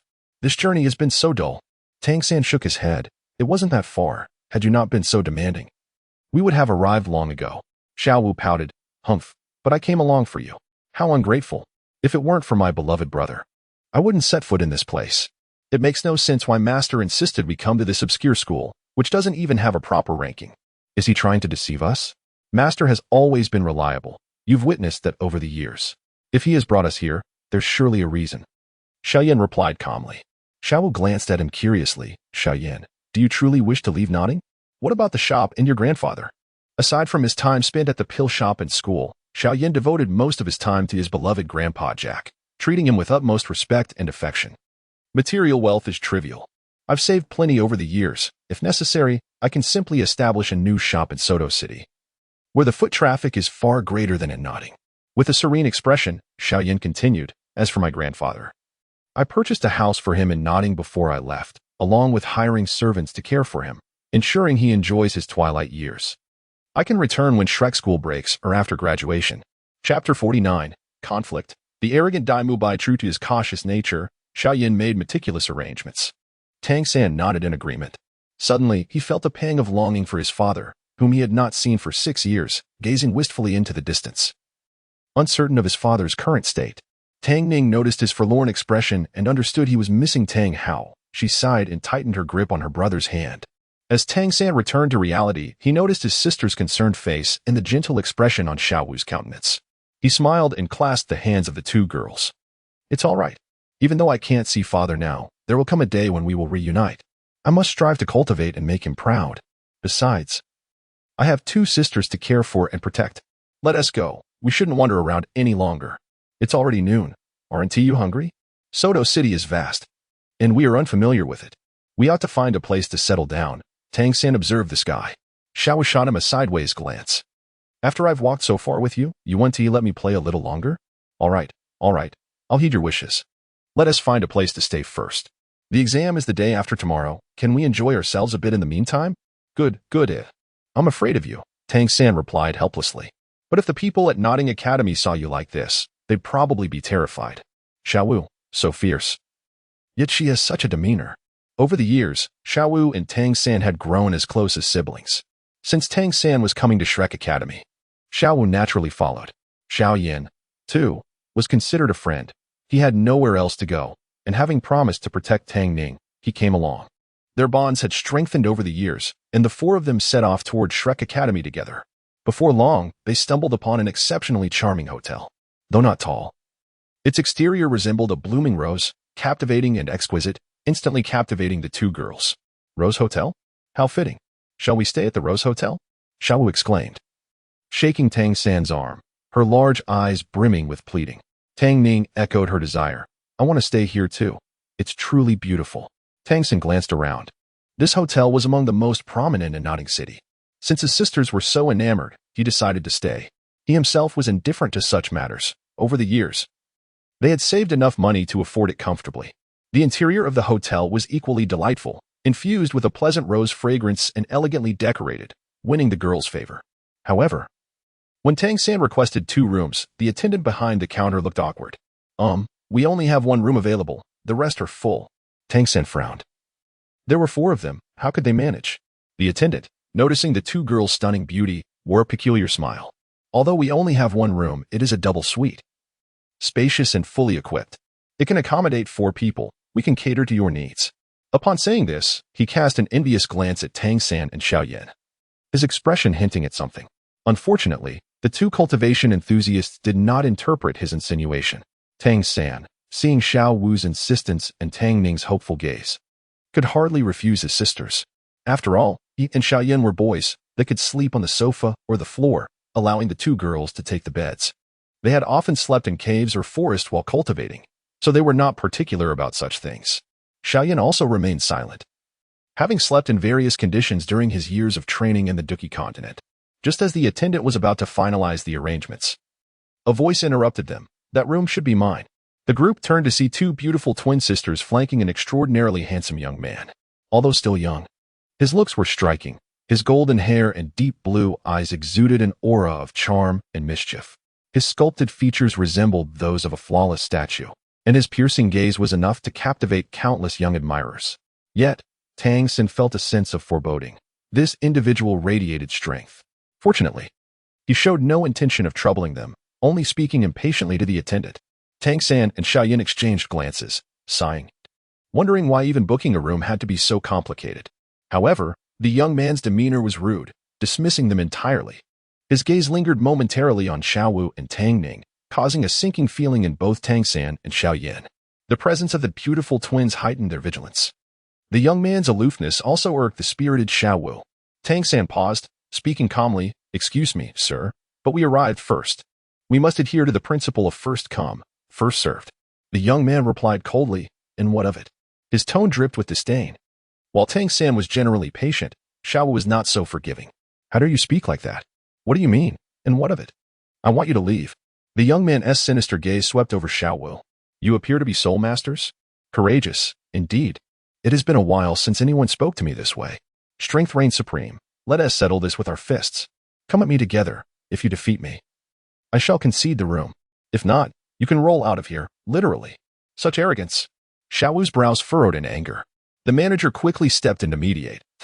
But the young man's contemptuous attitude only fueled the girls' anger, inciting them to fight. Tang San and Xiao Yan had initially intended to intervene, but seeing the young man's rudeness, they felt compelled to step in. "Let me go, Tang San. I'll make him regret talking to me like that. Who does he think he is?" Xiaowu fumed, shaking her small fists. Tang Ning pouted, equally indignant. "I refuse to yield the room. I want tea leave. Do you think we're pushovers?" The more Xiaowu thought about it, the angrier she became. Daimu Bai's anger flared as well. "You dare insult me and think you can walk away? Dream on. You have no idea who you're dealing with." This implied refusal to let them leave prompted a frown from Xiao Yan and Tang San, their brows knitting in displeasure. Initially inclined to let the matter go and find another hotel, they were unwilling to tolerate such blatant disrespect, especially since the girls cherished this place. Daimu Bai's words only served to infuriate the girls further, prompting them to charge at him, only to be restrained once more by the two boys. Tang Ning, maintaining a serious demeanor, stated, "Xiao Yan, Tang San, you see this? This time, it's not us who started the trouble. This person was simply insufferable, having stepped on their toes yet refusing to let them be." Tang San sighed. "As their brother and a man, I should handle this. I vowed to always protect my sisters, and I will not allow them to be bullied. It is my duty to seek justice for them." A conflict, unavoidable and imminent, was on the verge of erupting. Chapter 50, For Together? Seeking Death. As Tang San observed the tense atmosphere, he steadied his mind and exchanged glances with Xiao Yan. It was imperative that neither Xiao Wu nor Ning Ning took action. This was a consensus they had reached. After all, allowing the two girls to engage in battle was a recipe for injury, a clear oversight on his part. He was particularly protective of these delicate young women. Even a sprained ankle would cause him great distress. He had vowed to shield his sisters from any harm. And this individual clearly possessed the prowess of a battle spirit master. Should anything go awry and they were gravely injured, the most pressing concern was the unknown strength of his opponent. If they were to lose, he could not allow the humiliation of his sisters to unfold before him. His own dignity was inconsequential. He could endure ridicule, but he would not tolerate any harm or insult directed at Xiao Wu and Tang Ning. Not a trace of grievance could be permitted. Xiao Wu understood that Tang San was acting in her best interest.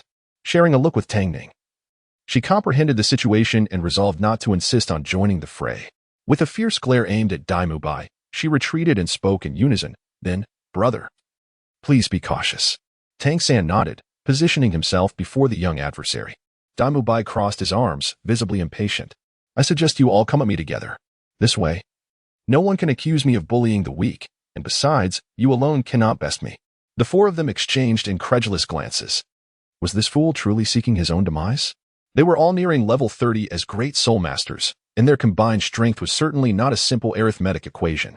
With Tang San's control, Tang Ning's mastery of ice and fire soul techniques, and Xiaowu's elusive agility, even a soul master of level 40 would find them formidable. Let alone the fourth member, Xiao Yan, who stood at a solid 37. Xiao Yan regarded Dai Mubai with a look of incredulity. Tang San alone is more than sufficient to deal with you. Should I join him, you will have no chance to strike. How absurd. In the Douluo continent, soul power was inherently inferior to that of the Duki continent.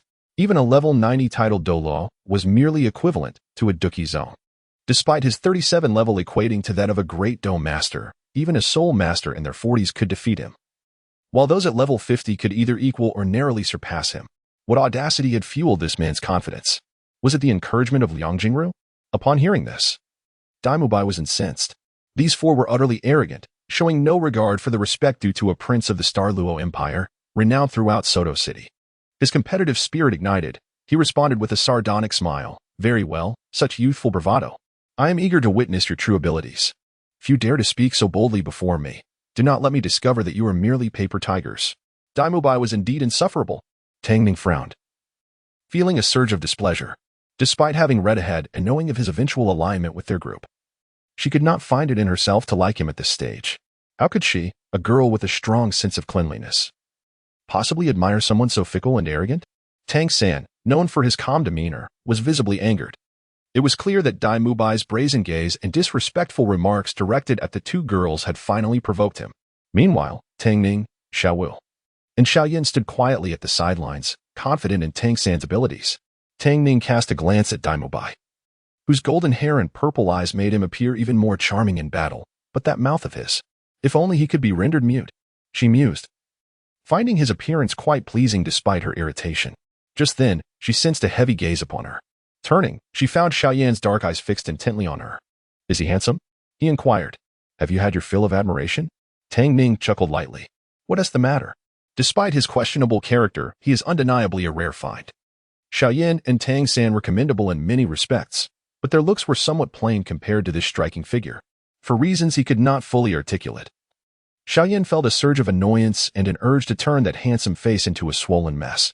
Xiao was on edge. Her fists clenched as she nervously observed the bout between Dai Mubai and Tang San. The two seemed evenly matched, both displaying surprise at each other's capabilities. Dai Mubai clearly did not expect the frail-looking youth to withstand his blows. The impact of their strikes echoed through the air, and seizing an opportunity, Tang San utilized his skills in controlling the opponent's movements, swiftly launching Dai Mubai across the arena. Yet, Dai Mubai was no mere pushover. He executed a flawless somersault and landed gracefully, unscathed. Xiao Yan, his expression impassive, remarked, "It is time to get serious." The two girls exchanged apprehensive glances. Indeed, both combatants unleashed their martial souls. Young one, you possess commendable strength. You are worthy of being my adversary. Let us engage in a proper match, Dai Mubai declared, his white tiger martial soul manifesting. As a soul master of 37, he exuded an overwhelming aura of power. The two yellow and one purple soul rings amplifying the pressure felt by Xiao, who yearned to join Tang San but was held back by his reassuring gaze. Do not worry, I can handle this, he assured her, casting a steadfast look at Tang Ning to calm their anxieties. With that, he turned. A flicker of blue light emanating from his hand, revealing the serpentine, otherworldly blue-silver grass that undulated ominously. I am Tang San, a great soul master of level 29. Blue-silver grass? Dai Mubai's expression shifted as their battle commenced in earnest. Tang Ning narrowed her eyes, observing the two engaged in a flurry of combat, reassured that all was well. However, Xiao was oblivious to the unfolding events. She watched anxiously as Tang San adeptly dodged Dai Mubai's attacks, ensnaring him with the blue-silver grass, only for Dai Mubai to break free and charge forward, her heart racing with worry. She clutched Xiao's clammy hand and whispered, "Do not fret. Everything will be fine." Only then did Xiao manage to quell her anxiety and continue watching. Soon after, Dai Mubai employed his 1,000-year soul ring to escape the confines of the blue-silver grass with his second soul skill, Parasite. However, instead of pressing the attack, he merely retracted his soul abilities. With a cold demeanor, he stated, "We shall meet again soon. I am Dai Mubai. Await me at Shrek Academy, young man." You are quite impressive. He refrained from delivering a fatal blow or pursuing him further, recognizing that the other party was here to enroll in the academy. He would not resort to violence against a future classmate over mere banter. There was no need for such extremity. Xiao Yan, who had remained silent, suddenly interjected, "Dai Mubai. Is it? I do not care about your identity or background. Should such an incident occur again, and I witness you disrespecting these girls." His words trailed off. But the underlying threat was palpable in his demeanor. Dai Mubai swiftly turned, visibly irked by Xiao Yan's tone, retorting with a scoff. That would require you to possess the ability to converse with me. Before he could finish, he was taken aback by the sudden surge of energy emanating from Xiao Yan, who strode forth with a dark expression. Despite their victory, Xiaowu remained discontent. That man is clearly not a good person. We should keep our distance from him in the future. Chapter 51. The exquisite Rose Hotel. Tang San initially wished to defend himself, acknowledging that this individual was rather generous, albeit somewhat aloof and haughty. However, upon recalling the glances exchanged between the two beautiful women beside him and the way they regarded his two younger sisters, his expression shifted to one of sharp discernment. He immediately altered his stance, affirming, "Indeed, you are correct. He does not appear to be a good person. We should maintain our distance from him, especially you and Tang Ning." Xiao Yan, with a darkened countenance, concurred, "Absolutely. Bringing two young ladies to a hotel in broad daylight? It certainly cannot bode well. Ning and Xiao must steer clear of him.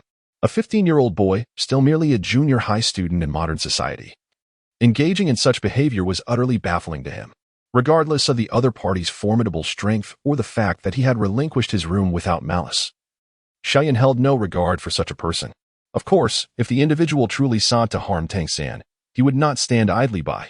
After all, the two had formed a bond over the years. Xiao nodded in silence. "Rest assured, both Ning and I will exercise caution.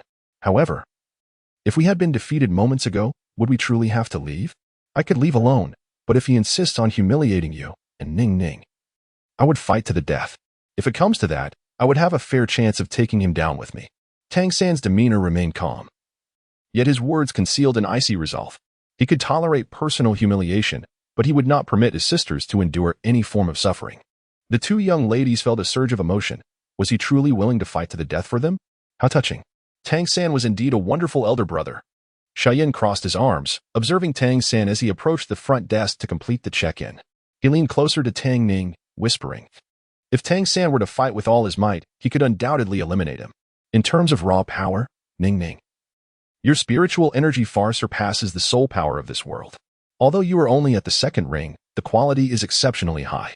Coupled with your spiritual techniques and formations, you could easily contend with a fourth-ring soul master, defeating him without question." Xiaowu, as a battle soul master, was at a disadvantage due to being one ring lower, despite her unique soft techniques. However, should I intervene, with the might of Emperor Yin and my soul power, he would not last 3 moves against me. In this world, Emperor Yin is practically a cheat. Not to mention that the exotic fire possesses extraordinary power and astonishing destructive capability. From a level perspective, both Xiao Yan and Dai Mubai are third-ring soul masters, with Xiao Yan at level 37, giving him the upper hand. With the enhancement of his abilities, the fighting techniques learned on the Duki continent could gradually be employed, such as the profound level 8 extremes explosive step and the earth level flame splitting and wave eater, along with his self-created Buddha's Wrath Fire Lotus. 8 Dai Mubais would be no match for Xiao Yan. However, long ago, the 4 of them had agreed that in battles outside, Tang San would take the lead, followed by Tang Ning and Xiaowu. Unless their lives were at stake, Xiao Yan would refrain from intervening, and Tang Ning would not employ her spells or formations. This was also to hone their combat experience. Otherwise, if he were to enter the fray and annihilate the opponent, what would the others gain from the fight? Upon receiving the key and locating their room, the group entered, and to their delight, the room was indeed splendid. However, the amorous atmosphere was palpable. Tang San and Xiao Yan, both fervent cultivators, felt a hint of awkwardness. After all, this was a setting typically reserved for romantic couples. The exquisite decor confirmed this notion. With a heart-shaped arrangement of roses in the expansive living room, complemented by suggestive words above, it was undeniable. The two boys exchanged glances, feeling increasingly uncomfortable. Tang San turned to inquire, "So, shall we continue our stay?" Xiaowu raised an eyebrow. "Of course we will stay. Didn't Dai Mubai cover the expenses? After all, we just fought and expended a considerable amount of energy. This will be our reward." The two girls were unwilling to leave. The room was simply too beautiful. With over 50 square meters of space, adorned with silver furniture and intricately carved patterns, the perfectly gorgeous carpet bore rose motifs. The vases filled with roses released an enchanting fragrance, rendering them utterly entranced. The girls' eyes sparkled with delight, completely captivated by the splendid ambience. Tang Ning cradled a rose, inhaling its scent deeply. "Oh, I truly adore this place. Once we save enough money and settle down, brother, let us buy a large house and furnish it with such lovely furniture and flowers, shall we? She directed this sentiment towards Tang San, who, with a doting gaze, replied, If you like it, then let us stay. Once we have our own home, you may decorate it as you wish. With the living room so stunning, one could only imagine the grandeur of the bedroom. The two girls exchanged glances, their eyes glimmering with eagerness as they hurriedly opened the bedroom door. As expected, there lay an enormous heart-shaped bed draped in soft, pink gauze, a dreamy princess's bed. Accompanied by plush rose-patterned blankets and pillows, they could hardly contain their excitement. Leaping onto the bed and rolling around joyfully, Tang San and Xiao Yan could only shake their heads in disbelief. Indeed, young girls would be young girls. Sighing, they resigned themselves to the fact that the spacious sofa, large enough to accommodate three, would have to suffice for their sleeping arrangements. Xiao Yan silently lamented the absurdity of the sofa's design while glancing at the oblivious Tang San, pondering the bliss of ignorance. Tang Ning and Xiao reclined comfortably on the soft bed, chattering away, their fatigue from the long journey dissipating, replaced by exhilarating excitement. Tang Ning marveled. Although I had read about this hotel in novels, experiencing it firsthand is an entirely different level of impact. How could any girl not love such a room? It's both fragrant and beautiful. Xiao Wu, thoroughly satisfied, rolled over and nestled into the plush pillow, teasingly poking Tang Ning's side. Tang Ning, I am utterly in love with this place. I never want to leave. If only we could come here frequently in the future. Were Tang San present, he would undoubtedly refuse. Such a place was unsuitable for young girls to visit alone and deemed excessively extravagant. He was accustomed to frugality. An occasional visit would suffice. But frequent stays were out of the question. Yet, here were two equally delicate and beauty-loving young ladies. Tang Ning eagerly nodded. Since we will be studying at Shrek Academy for several years, Soto City is nearby, and we will certainly have opportunities to visit often. We can split the costs. All right. Perhaps it was the match against Daimu Bai that spurred Tang San onward. He had been meditating on the sofa for a considerable time, only stopping briefly to eat. Eager to break through to level 30 and acquire a third soul ring, this would provide him with the means to contend with his opponent, as he needed to enhance his strength swiftly. After all, how could he protect his two sisters if they encountered a formidable foe? Tang San's brow furrowed in concentration. He resolved that no one could be harmed, not on his watch. He had to grow stronger. Chapter 52. The Amethyst Headpiece. Tang San pondered this, resolutely determined to become stronger. As for Xiao Yan's prowess and Tang Ning's abilities, he did not factor them in. Xiao Yan would strike before he had the chance to act, and as for Tang Ning, being his sister, he felt an inherent duty to protect her. How could he allow his own sister to shield him? Moreover, Tang Ning's skills and formations demanded substantial energy, leaving her exhausted for days afterward. Recalling his sister's pale and frail demeanor filled Tang San with concern, causing him to frown. However, his relentless training had drawn the ire of both Xiao Wu and Tang Ning. The following morning, the two young ladies, filled with anticipation, could not help but voice their grievances during breakfast. Xiao Yan merely cast him a sympathetic glance, and Tang San had no choice but to agree to accompany them on an outing. As they stepped outside, Tang San inquired about the room rates. 10 gold soul coins a day? What a staggering figure, he thought. Thankfully, the manager had kindly waived the fees for these few days. The two girls exchanged knowing glances and stuck out their tongues, deciding that in the future, if they ever booked a private room at the Rose Hotel, they would certainly avoid Tang San, lest he lecture them for an eternity. What could one do about girls who spent money extravagantly? Oh, if only they had an older brother akin to Tang Sing, a paragon of virtue, to keep them in check. Soto City truly lived up to its reputation as a large city. Prices were noticeably 30% higher than in Notting City, yet the quality and variety were also superior. Both Xiao Wu and Tang San were dazzled by the myriad of choices before them. Xiao Yan, however, remained remarkably composed. As the esteemed Emperor of Flames, he had traversed even the central continent, participating in numerous auctions across various realms. Someone who had seen the world would naturally be unfazed. Xiao Yan go, I want that, Tang Ning exclaimed, tugging at Xiao Yan's sleeve while fixating intently on an amethyst headpiece, her feet seemingly rooted to the ground. Xiao Yan glanced up and remarked, "It suits you perfectly." Displayed at the entrance of the jewelry store was a headpiece resting on a silvery stand, its translucent body adorned with intricately carved silver patterns, and a teardrop-shaped purple crystal elegantly suspended at its center. Nearby, smaller crystals glimmered under the sunlight, casting a dazzling array of reflections. Do you like it? Yes. I absolutely adore it. Tang Ning nodded vigorously. For reasons unknown, she found it impossible to tear her gaze away from the headpiece, feeling an inexplicable connection to it. Trusting her instincts, she was certain that not purchasing it would be a grave mistake. If you like it, then let us buy it, Xiao Yan said after observing the beauty in her eyes. The young girl's enchanting eyes, which had deepened in hue as she matured and resonated with her martial spirit, sparkled with allure, prompting Xiao Yan to smile gently. Indeed, the purple crystal complemented her exquisitely. How much for this, shopkeeper? 500 gold coins, the shopkeeper replied. Xiao Yan recognized that the price was somewhat steep. Even for pure natural amethyst, it typically sold for no more than 200 coins at most. However, considering Tang Ning's rare fondness for it and the store's impressive scale and decor, he did not hesitate to hand over the coins. He placed the box containing the headpiece into Tang Ning's hands. The young girl beamed, her eyes crescent-shaped with delight. Thank you, Xiao Yan go. I'll pay you back later. Xiao Yan chuckled softly, teasing, you always say that, yet the money vanishes so quickly. You end up borrowing from me again. That's because you're wealthy, Xiao Yan go. Tang Ning replied with a playful grin. This time, I promise to pay you back. My purse is at the hotel. And I'll return it to you. Forget it. Consider it a gift from me. It's rare to see you so pleased, even if you repay me. It won't matter, since you'll just end up borrowing again, Xiao Yan shrugged, leading her onward. Not long after, Xiao and Tang San emerged from a nearby shop. Upon seeing Tang San's eager expression as he excitedly stored a large, translucent yellow crystal into his soul guide, both girls were taken aback. It was rare to witness the usually composed Tang San displaying such enthusiasm for an object. It was well known that Tang San held little interest in material pleasures. Lavish garments and gourmet delicacies did not entice him. His expression remained perpetually calm and detached. What had caused this change today? Once they returned, Tang San eagerly closed the curtains and shut the door, his face flushed with excitement. His eyes gleaming as he shattered the crystal to explain its properties to everyone. He diligently gathered the golden particles scattered on the floor.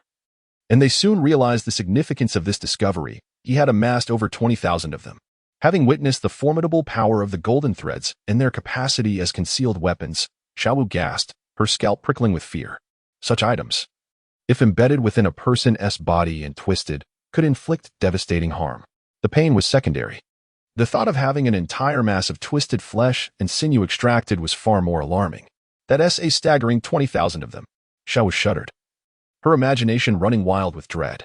Tang San smiled as he stored the concealed weapon, explaining, this is the dragon whisker needle, ranked among the top 10 hidden weapons of the Tang sect.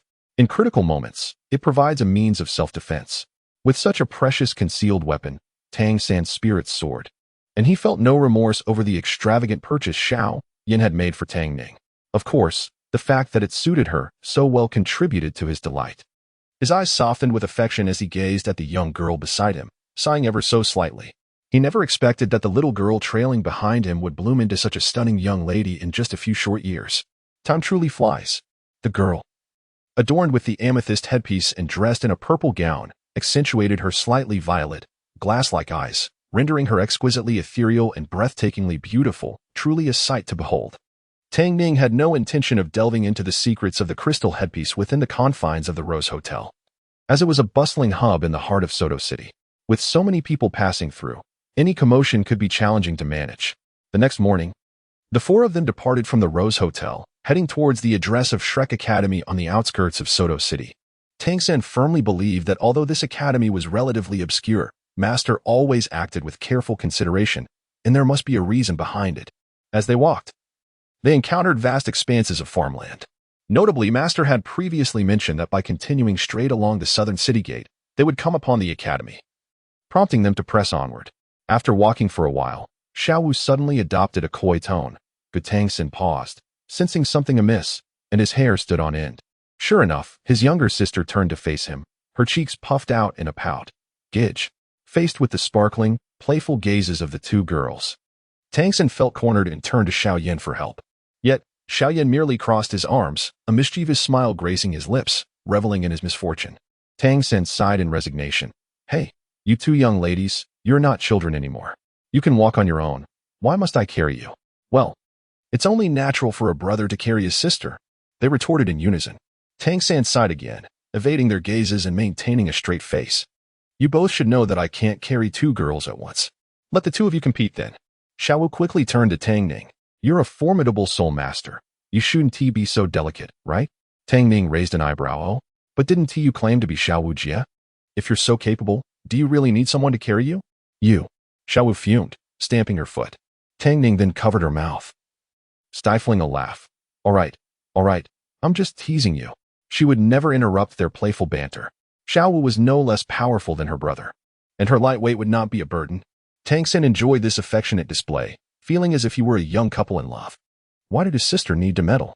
Tang Ning understood perfectly. She knew who was the true sister-in-law, and there was no need for competition. With a mischievous glint in her eye, she suggested, then brother can carry Xiao Wu. As for me, she smiled at the amused Xiao Yan. Observing Xiao Yan's leisurely demeanor and the smile gracing his face, she suggested, why not? Understanding her implication, Xiao Yan replied with a solemn tone, I refuse to carry you. Walk on your own. Is it so difficult for a level 28 battle spirit master to be a bit independent? Tang Ning's smile faded, and her enchanting eyes brimmed with a sense of grievance. Xiao Yan, brother, her voice, soft and sweet, resonated with a mellifluous charm that stirred the heart. Yet, Xiao Yan remained resolute. I won't. Xiao Yan, brother. Her bright, glistening eyes appeared on the verge of tears. Xiao Yan sighed in exasperation. Seeing that look in your eyes, I have no choice. Fine, come up, but if you fall, that's on you. Xiao Yan, brother, would never let me fall. Tang Ning exclaimed joyfully as she leaped onto his back. With a sigh, Xiao Yan pondered when he had become so devoid of principles. Two beautiful young women perched on the backs of the two dashing young men, and passers-by occasionally cast envious glances. Despite their youth, the girls possessed breathtaking beauty. Indeed, a stroke of fortune for Xiao Yan. As he sauntered, he exaggerated. Oh dear, I'm utterly exhausted. This burden is simply unbearable. I might just topple over. He swayed his body playfully, attempting to frighten Tang Ning. Raising an eyebrow and placing her hand on her forehead, Tang Ning replied with a hint of exasperation. Hey, Xiao Yan, brother, please think before you speak. I barely weigh over 70 kilograms. You, a formidable figure capable of lifting 100 kilograms of refined iron with ease, should spare the theatrics. Embarrassed, Xiao Yan quickly regained his composure. Well then, it's nothing. As they chatted and laughed, the atmosphere remained lighthearted. Soon, they spotted a village in the distance, where a gathering of people loomed at the entrance. The four hastened their pace, only to find themselves bewildered at the sight of a dilapidated sign crookedly announcing the Shrek Academy.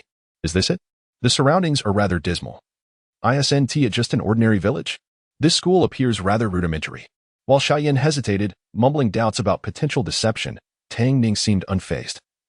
Having prepared for this scenario, despite their uncertainties, they chose to suppress their misgivings, as the master had always been reliable. The academy's modest scale sparked a flurry of murmurs and critiques among the crowd, while an elderly figure swiftly dismissed several applicants, declaring that those over 13 years old would not be accepted. However, even those of appropriate age were deemed unqualified. They only accepted prodigies, children under 13 with a level of 21 or above. Upon hearing the stringent requirements, the crowd erupted in complaints, and the four of them found themselves equally intrigued. What sort of prestigious academy imposed such lofty standards? How many could possibly meet these criteria? Chapter 53. The legendary sausages of Oscar the Elder. At the registration desk let out a cold snort, and his soul ring gleamed, revealing him to be a formidable soul emperor of level 60. Instantly, the crowd fell silent. The sounds of inhalation and swallowed saliva echoed through the air. However, the remaining candidates under the two conditions dwindled, leaving many to depart in disappointment. This was merely the first hurdle for survival. The second examination loomed ahead. Tang Ning glanced at the young girl in front of her, who had come alone, adorned in a flowing white dress, her hair cut short to her ears, and her skin radiantly fair. Her voice was exceptionally melodious. Undoubtedly, this girl was strikingly beautiful, as evidenced by Dai Mubai's expression, which revealed a glint of admiration in his emerald eyes. Indeed, the description unmistakably pointed to Ning Rongrong, especially when she returned, and Dai Mubai's astonished gaze lingered on their rear. The group turned in surprise, and Tang Ning realized that it was his fiancée, Zhu Zhuqing, who had arrived. The ice-cold beauty, truly captivating, especially her figure. Tang Ning mused, drooling slightly. Oh, how I envy her exquisite form. When will I possess such a physique? She glanced down at herself and Xiao Wu, contemplating. Well, it seems quite balanced. I'm not the only one lacking curves. Indeed, Zhu Zhuqing's alluring figure and striking appearance were hard to overlook, causing both Xiao Yan and Tang San to steal glances, only to quickly avert their eyes in fear. Xiao pinched Tang San sharply, causing his face to contort in pain. Tang Ning, with a smirk, stepped on Xiao Yan's foot, coldly inquiring, "Isn't she lovely?" The two boys endured their discomfort, twisting their faces into bitter smiles. Ah, the jealousy of girls, they sighed. They unleashed their martial souls and easily passed through. As Dai Mubai led them into the academy, frequently glancing back, Xiao Wu teased him, and he sighed while explaining the synergy between the aura of the girl in black and his own. Xiao Wu gasped in surprise, "But your martial soul is a tiger, right? That girl can't possibly have a mother tiger's martial soul, can she?" Dai Mubai, his usually proud and icy demeanor faltering, cleared his throat awkwardly, "Perhaps." Tang Ning stifled a laugh. Though the martial soul was a black cat and not a tiger, his personality certainly resembled that of a fierce mother tiger. "You, Dai Mubai, who has been frolicking in the flower beds of Soto City, are now in for it with your wife around," she mused, recalling the tears he would shed on his long journey of courtship. Upon arriving at the examination venue, Tang San noticed a stall selling sausages in the distance. Pondering for a moment, he expressed concern. Ning, Xiao hardly had breakfast today, and there are still many people ahead of us. Should we not get some sausages?" Xiao Yan nodded in agreement, quietly asking, "Are you hungry? These sausages smell delightful. Would you like to have some?" Xiao Wu, enticed by the aroma of meat, nodded in affirmation.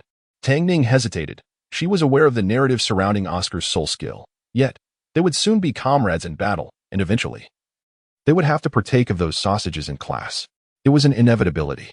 "Well, I can't let my stomach dictate my choices," she finally conceded. "It smells divine. I want one." Tang San nodded. "What about Xiao Yan?" "Ah, it's probably not expensive. Let us buy 4 sausages for the 4 of us," Xiao Yan chuckled. Tang San approached the stall, observing the sausages that glistened with a savory sheen, looking utterly delectable. Dai Mubai, however, raised an eyebrow as he approached, stating, "You can't eat those sausages." "Why not?" Tang San inquired, puzzled.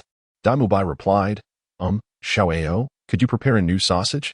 Oscar, caught off guard, felt a wave of embarrassment wash over him as the others began to realize the implication. "Indeed," Oscar blurted, "I have a big sausage."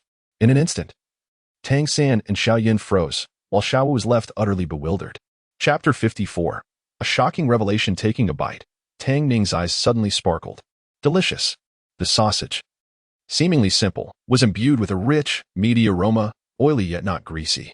The outer layer, lightly charred by the charcoal fire, was crispy and delectable, while the tender interior paired perfectly with the cumin and chili flakes sprinkled on top, making her want to devour it whole.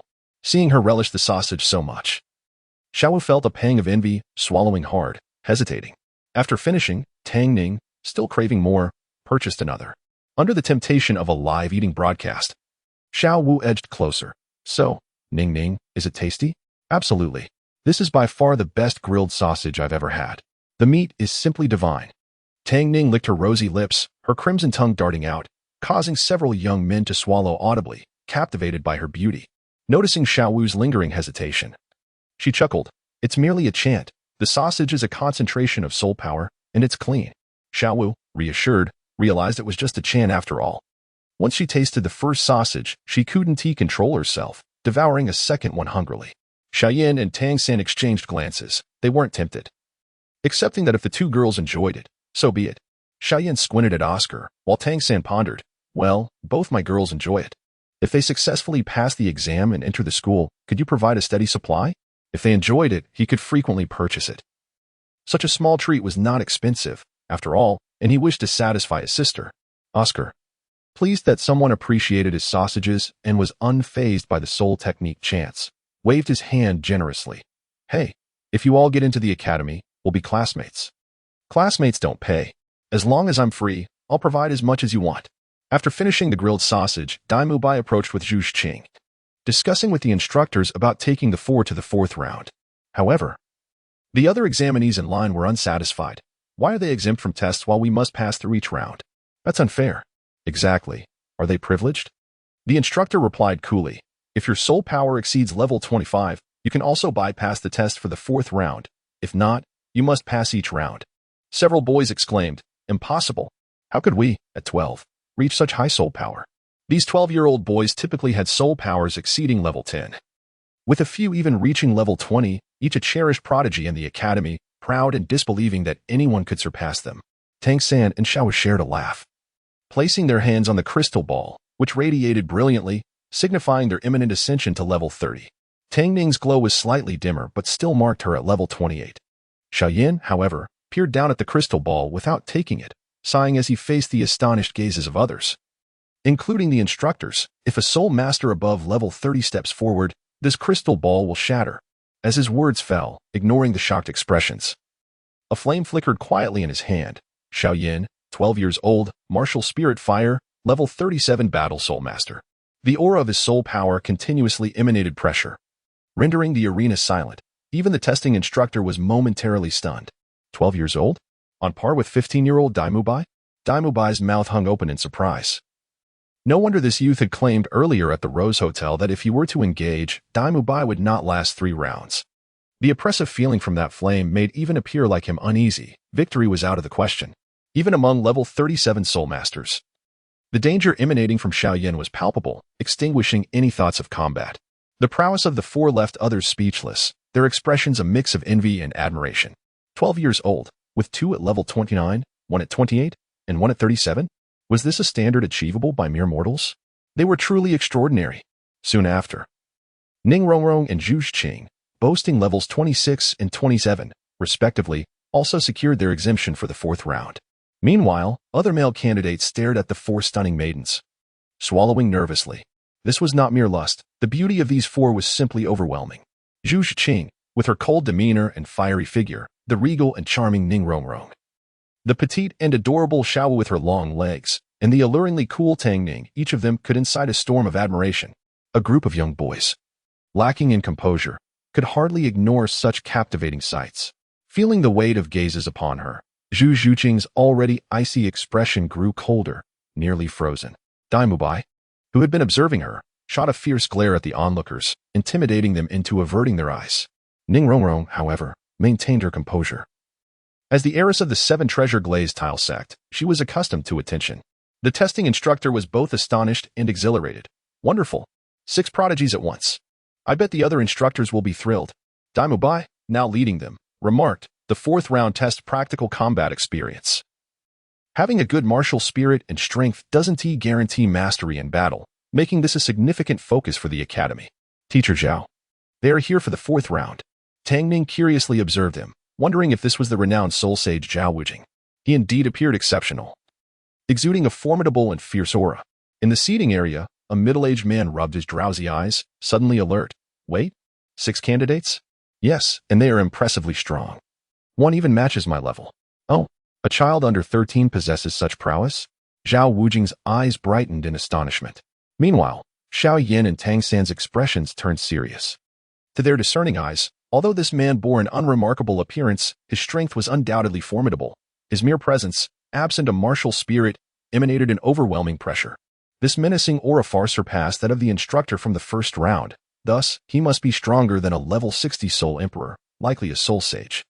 Tang San recognized the gravity of the situation, his heart racing as he glanced at his younger sisters. He quickly moved to shield them behind him, vigilant. Though aware that academy instructors wouldn't act recklessly, he remained cautious. Xiao Yan clenched his fists, excitement coursing through him. This man might be the most powerful individual he encounters in his journey through the Douluo continent.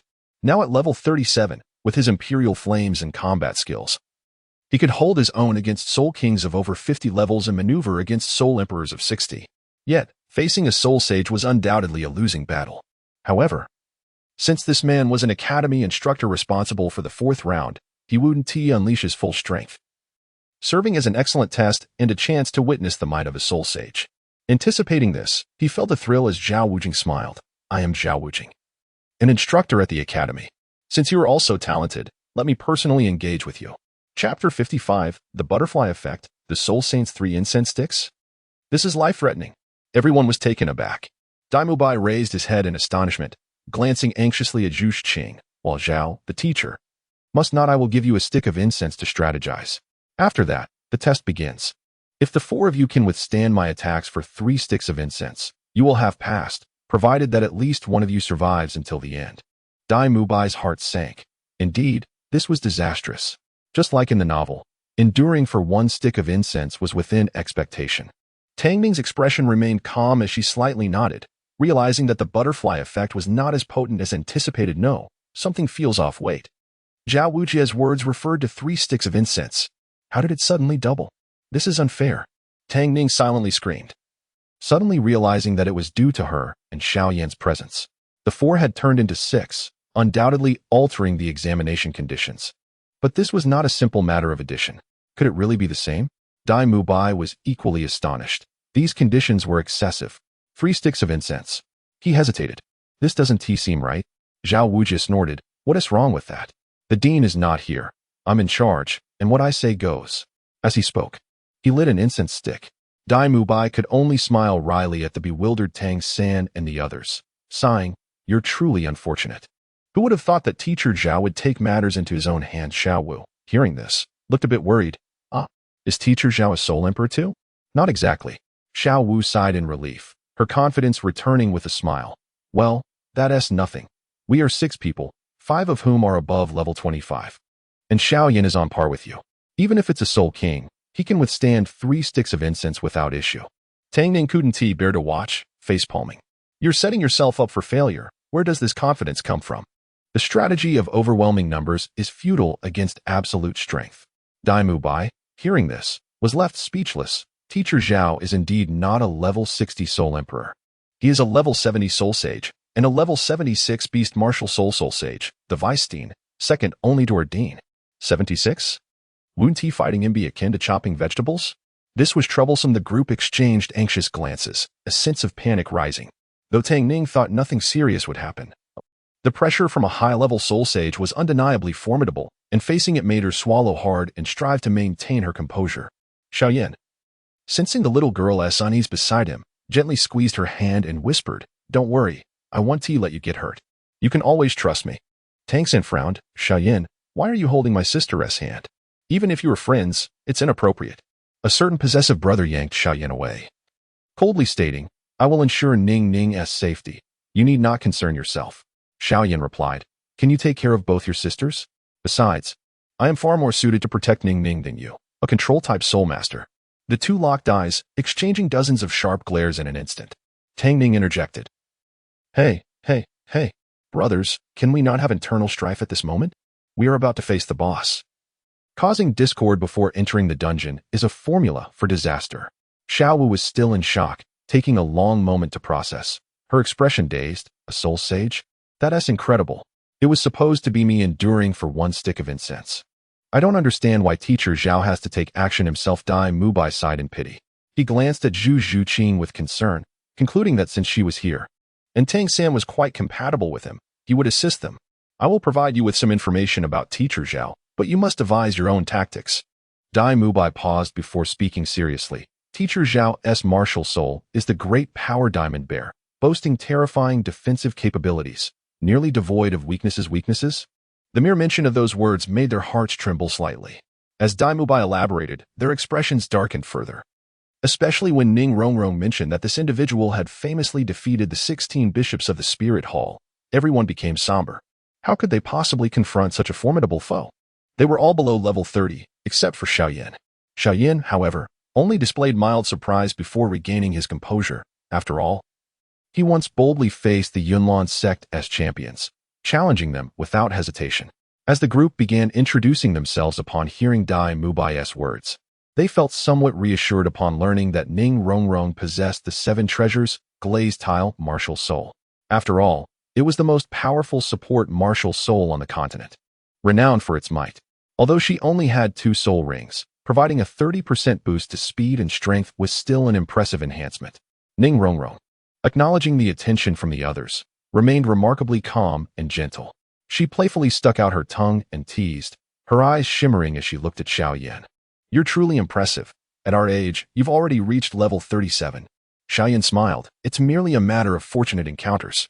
His encounters allowed him to recover his strength swiftly during cultivation, rather than starting anew, hence his rapid progress. Seeing Ning Rongrong so focused on him, Tang Ning gritted her teeth, realizing that the Flame Emperor was indeed a charming figure. This simply wouldn't do. She swiftly stepped in front of Xiao Yan. Rongrong, your martial soul is truly beautiful. The The seven treasures glazed tile was indeed stunning, resembling a work of art. Ning Rongrong appreciated the compliment, smiling slightly and tilting her head. Yes, I also look forward to your white fox martial soul. Foxes are so cute and beautiful. Dai Mubai marveled. Your levels and combinations are quite impressive.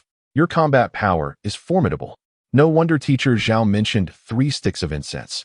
It's hard to say whether that's a blessing or a curse. Tang Ning bit her lip, angered at the unfairness of it all. Struggling through 1 stick of incense was already a challenge. Now they face 3. Tang San pondered. In that case, Ning Rongrong will handle support from the rear, while Xiao Wu and Xiao Yan will take the lead in close combat. Ning Ning will focus on attacks and distractions. I will use blue-silver grass to restrict his movements, buying us time while assisting everyone. Zhu Qing and Ning Ning will utilize their speed to assist from the side. The group nodded in understanding, but Tang Ning bit her lip, her heart racing. If enduring 1 stick of incense in the novel was so arduous, expending every ounce of effort, and it ultimately resulted in Xiao Wu getting injured, leading Tang San to go berserk, how on earth would they survive 3? However, she soon had no time for further hesitation or worry. For as Zhao Wujia reignited an incense stick, the other 2 were set aside for Dai Mubai to light on cue. Their martial souls were activated, and the battle commenced. Ning Rongrong was the first to act. 7 treasures, glazed tile. First, strength. Second, speed. As her words echoed, beams of colorful light surged into Tang San and the others, filling them with power, making their bodies feel light as their strength surged immensely. Oh, is this from the 7 treasures glazed tile sect? Truly remarkable, Zhao Wujia exclaimed with delight. Then he moved, his fists crashing down into the ground with tremendous force. Tang San realized what was occurring. Indeed, the opponent aimed to neutralize Ning Rongrong first, eliminating their support. Tang San reacted swiftly, almost instantaneously unleashing his blue-silver grass to ensnare Ning Rongrong's waist, lifting her into the air. In unison, the others leaped skyward. Tang San's anticipation proved accurate. Accompanied by a thunderous roar, the earth trembled as an enormous punch, infused with energy waves, was unleashed toward them. Fortunately, they were prepared, and this initial onslaught posed little threat. But this was merely the beginning. Chapter 56. The difficult battle of 6v1. Zhao Wujia was taken aback by the sheer force and intimidation emanating from his opponents, causing everyone to adopt a serious demeanor as if facing a formidable threat. Xiao Wu and Tang San, accustomed to their seamless cooperation, exchanged a knowing glance that signaled their tactical understanding. Following Tang San's lead, she gracefully propelled herself into a high leap, soaring several meters into the air like a small cannonball, speeding towards the imposing figure of a man in the distance, her velocity rivaling that of lightning. Zhao Wujia smiled. Clearly impressed by the caliber of this year's students, their quick responses pleased him. However, having not engaged in physical activity for some time, he was not inclined to hold back. As he looked up to see the young girl charging towards him, a rather indifferent soul sage merely chuckled, crossing his arms and displaying an eager interest. He thought to himself that he was curious to see what this girl was capable of and decided to remain stationary, confident in his formidable defensive abilities. Xiao Wu, frowning, directed a powerful kick towards Zhao Wujia. The force of her strike was not insignificant, yet it seemed to have no effect, as he remained as unyielding as an iron statue. He scoffed. Have you not eaten, little girl? Is this all the strength you possess? The condescension ignited Xiao Wu's temper. Her spoiled nature, having been indulged by Tang San and Tang Ning, flared up at his dismissive words. In a fluid motion, she pivoted her lithe body, employing her agility to latch onto his shoulder. And with a surge of energy combined with Tang San's blue-silver grass, she managed to hoist him into the air, causing him to spin uncontrollably. Seizing the moment as he lost his balance, she aimed a kick towards his neck, the wind howling around her as she propelled herself forward, appearing formidable. However, Zhao Wujia, who had remained passive throughout, merely smiled in amusement. With a slight shift, he regained his balance and effortlessly broke free from her grasp, causing Tang San's resilient vines to fall away and scatter to the ground. Indeed, their attempt had failed. They had not expected to subdue him with a single strike. Their goal was merely to buy time, a strategy that aligned with Tang San's foresight. As he landed, Xiao Yan unleashed a torrent of flames, encircling Zhao Wujia. With the formidable defense of his great strength bare martial spirit, a soul master of less than level 30 could not breach his defenses. Zhao Wujia, however, casually attempted to extinguish the flames with a punch, only to find that the fire not only remained unscathed but surged back towards him with ferocity, inflicting excruciating pain wherever it made contact. "What kind of flames are these?" Zhao Wujie exclaimed, drenched in sweat, hastily channeling his soul power to dispel the flames, ultimately expending half of his energy to barely succeed. With a wary glance at Xiao Yan, he quickly distanced himself and resumed his charge towards Tang San and Xiao Wu. Yet, the two were not to be trifled with. Xiao Wu had just utilized her agility to bend low, entangled by Tang San's vines, and was flung near Zhao Wujie. With her back turned to the wary Xiao Yan, she seized the opportunity to launch several fireballs directly at Zhao Wujie's face, persistently disrupting him. Despite Zhao Wujie's impressive defenses, the heat of the flames made him increasingly agitated and fearful. The unusual fire seemed almost sentient, capable of curving towards him. This peculiar black-clad youth was truly enigmatic. Xiao Yan's assaults provided the perfect distraction for Xiao Wu. Seizing the moment, she darted in from Zhao Wujie's right side, her delicate hands appearing almost boneless as she swiftly clung to his shoulder. As she twisted her body, she executed a seamless maneuver that left Zhao Wujie grasping at air. At that instant, her long braid whipped around, ensnaring his ankle as she exerted her strength. Meanwhile, Zhu Zhuqing took advantage of the chaos, employing her remarkable speed to disrupt Zhao Wujie's rhythm, forcing him to evade her sharp claws aimed at his vital points. Low-level mystic technique, absorb palm, blazing palm. Xiao Yan did not relent, alternating between the two techniques to keep Zhao Wujie off balance. Although the absolute disparity in strength meant that the movements were not significant, they served to create a diversion. A great fighter's level was roughly comparable to that of a Soul King, which, while commendable, still fell short against a Soul Sage. Despite the trio's relentless assault, Xiao's attempt to throw Zhao Wujie off balance only resulted in a slight wobble. It was a futile effort, as no amount of force seemed effective. Frustrated by their inability to gain the upper hand, Xiao Wu realized this was her first defeat. She had never encountered such resistance before. Were it not for her teammates' support, she would have likely succumbed already. Xiao Yan had yet to unleash his full power, opting to gauge Zhao Wujie's combat ability first, especially since his techniques differed from those in this world and served as a trump card that he preferred to conserve. Observing Zhu Zhuqing struggle to penetrate Zhao Wujie's defenses and seeing Xiao Wu repeatedly thwarted, he exchanged glances with Tang Ning. The two frequently fought together, developing a synergy that rivaled that of Xiao Wu and Tang San. Tang Ning activated her second soul skill, Violent Ice Blade. A fierce, chilling wind surged forth as countless razor-sharp ice blades glistened in the sunlight, hurtling towards Zhao Wujie. While they might not break through his defenses, the sheer quantity posed a considerable threat, forcing even Zhao Wujie to evade and block. Now, Xiao Yan's eyes narrowed, and with a powerful push of his legs, he created a deep pit in the ground, showcasing his strength and speed. Meanwhile, Tang San, whose martial spirit and soul master abilities were one, felt a tremor as his blue-silver grass was shattered, leaving him momentarily weakened. Nevertheless, he assessed the battlefield and charged forward. Second soul skill, Parasitism. The blue-silver grass had already infiltrated Zhao Wujie's body during their entanglement, and the thick, venomous vines reappeared, ensnaring him once more. Although their effects were limited against his formidable defenses, they still managed to momentarily halt his offensive. That brief moment was all it took for the ice blades to strike him, delivering a fine, painful sensation, sharp but not fatal. At that moment, Xiao Yan and Tang San closed in on him, one after the other. Zhu Zhuqing swiftly approached from behind, aiming her claws at the vulnerable spot of his throat. As Xiao Yan and Tang San simultaneously targeted his face and chest, Zhao Wujie remained unfazed, finding the situation rather amusing. He stood there, intrigued, eager to witness the prowess of these young warriors. However, to his surprise, Tang San's strike lacked any force. Seizing Zhao Wujie's moment of astonishment, Tang San executed his technique to deftly pull him forward, delivering a swift kick to Zhao Wujie's foot, causing him to lose his balance. Xiao Yan's hand glowed with a brilliant red light. Low-level mystic technique, Absorb Palm. A powerful suction yanked Zhao Wujie's body upward, rendering him immobile.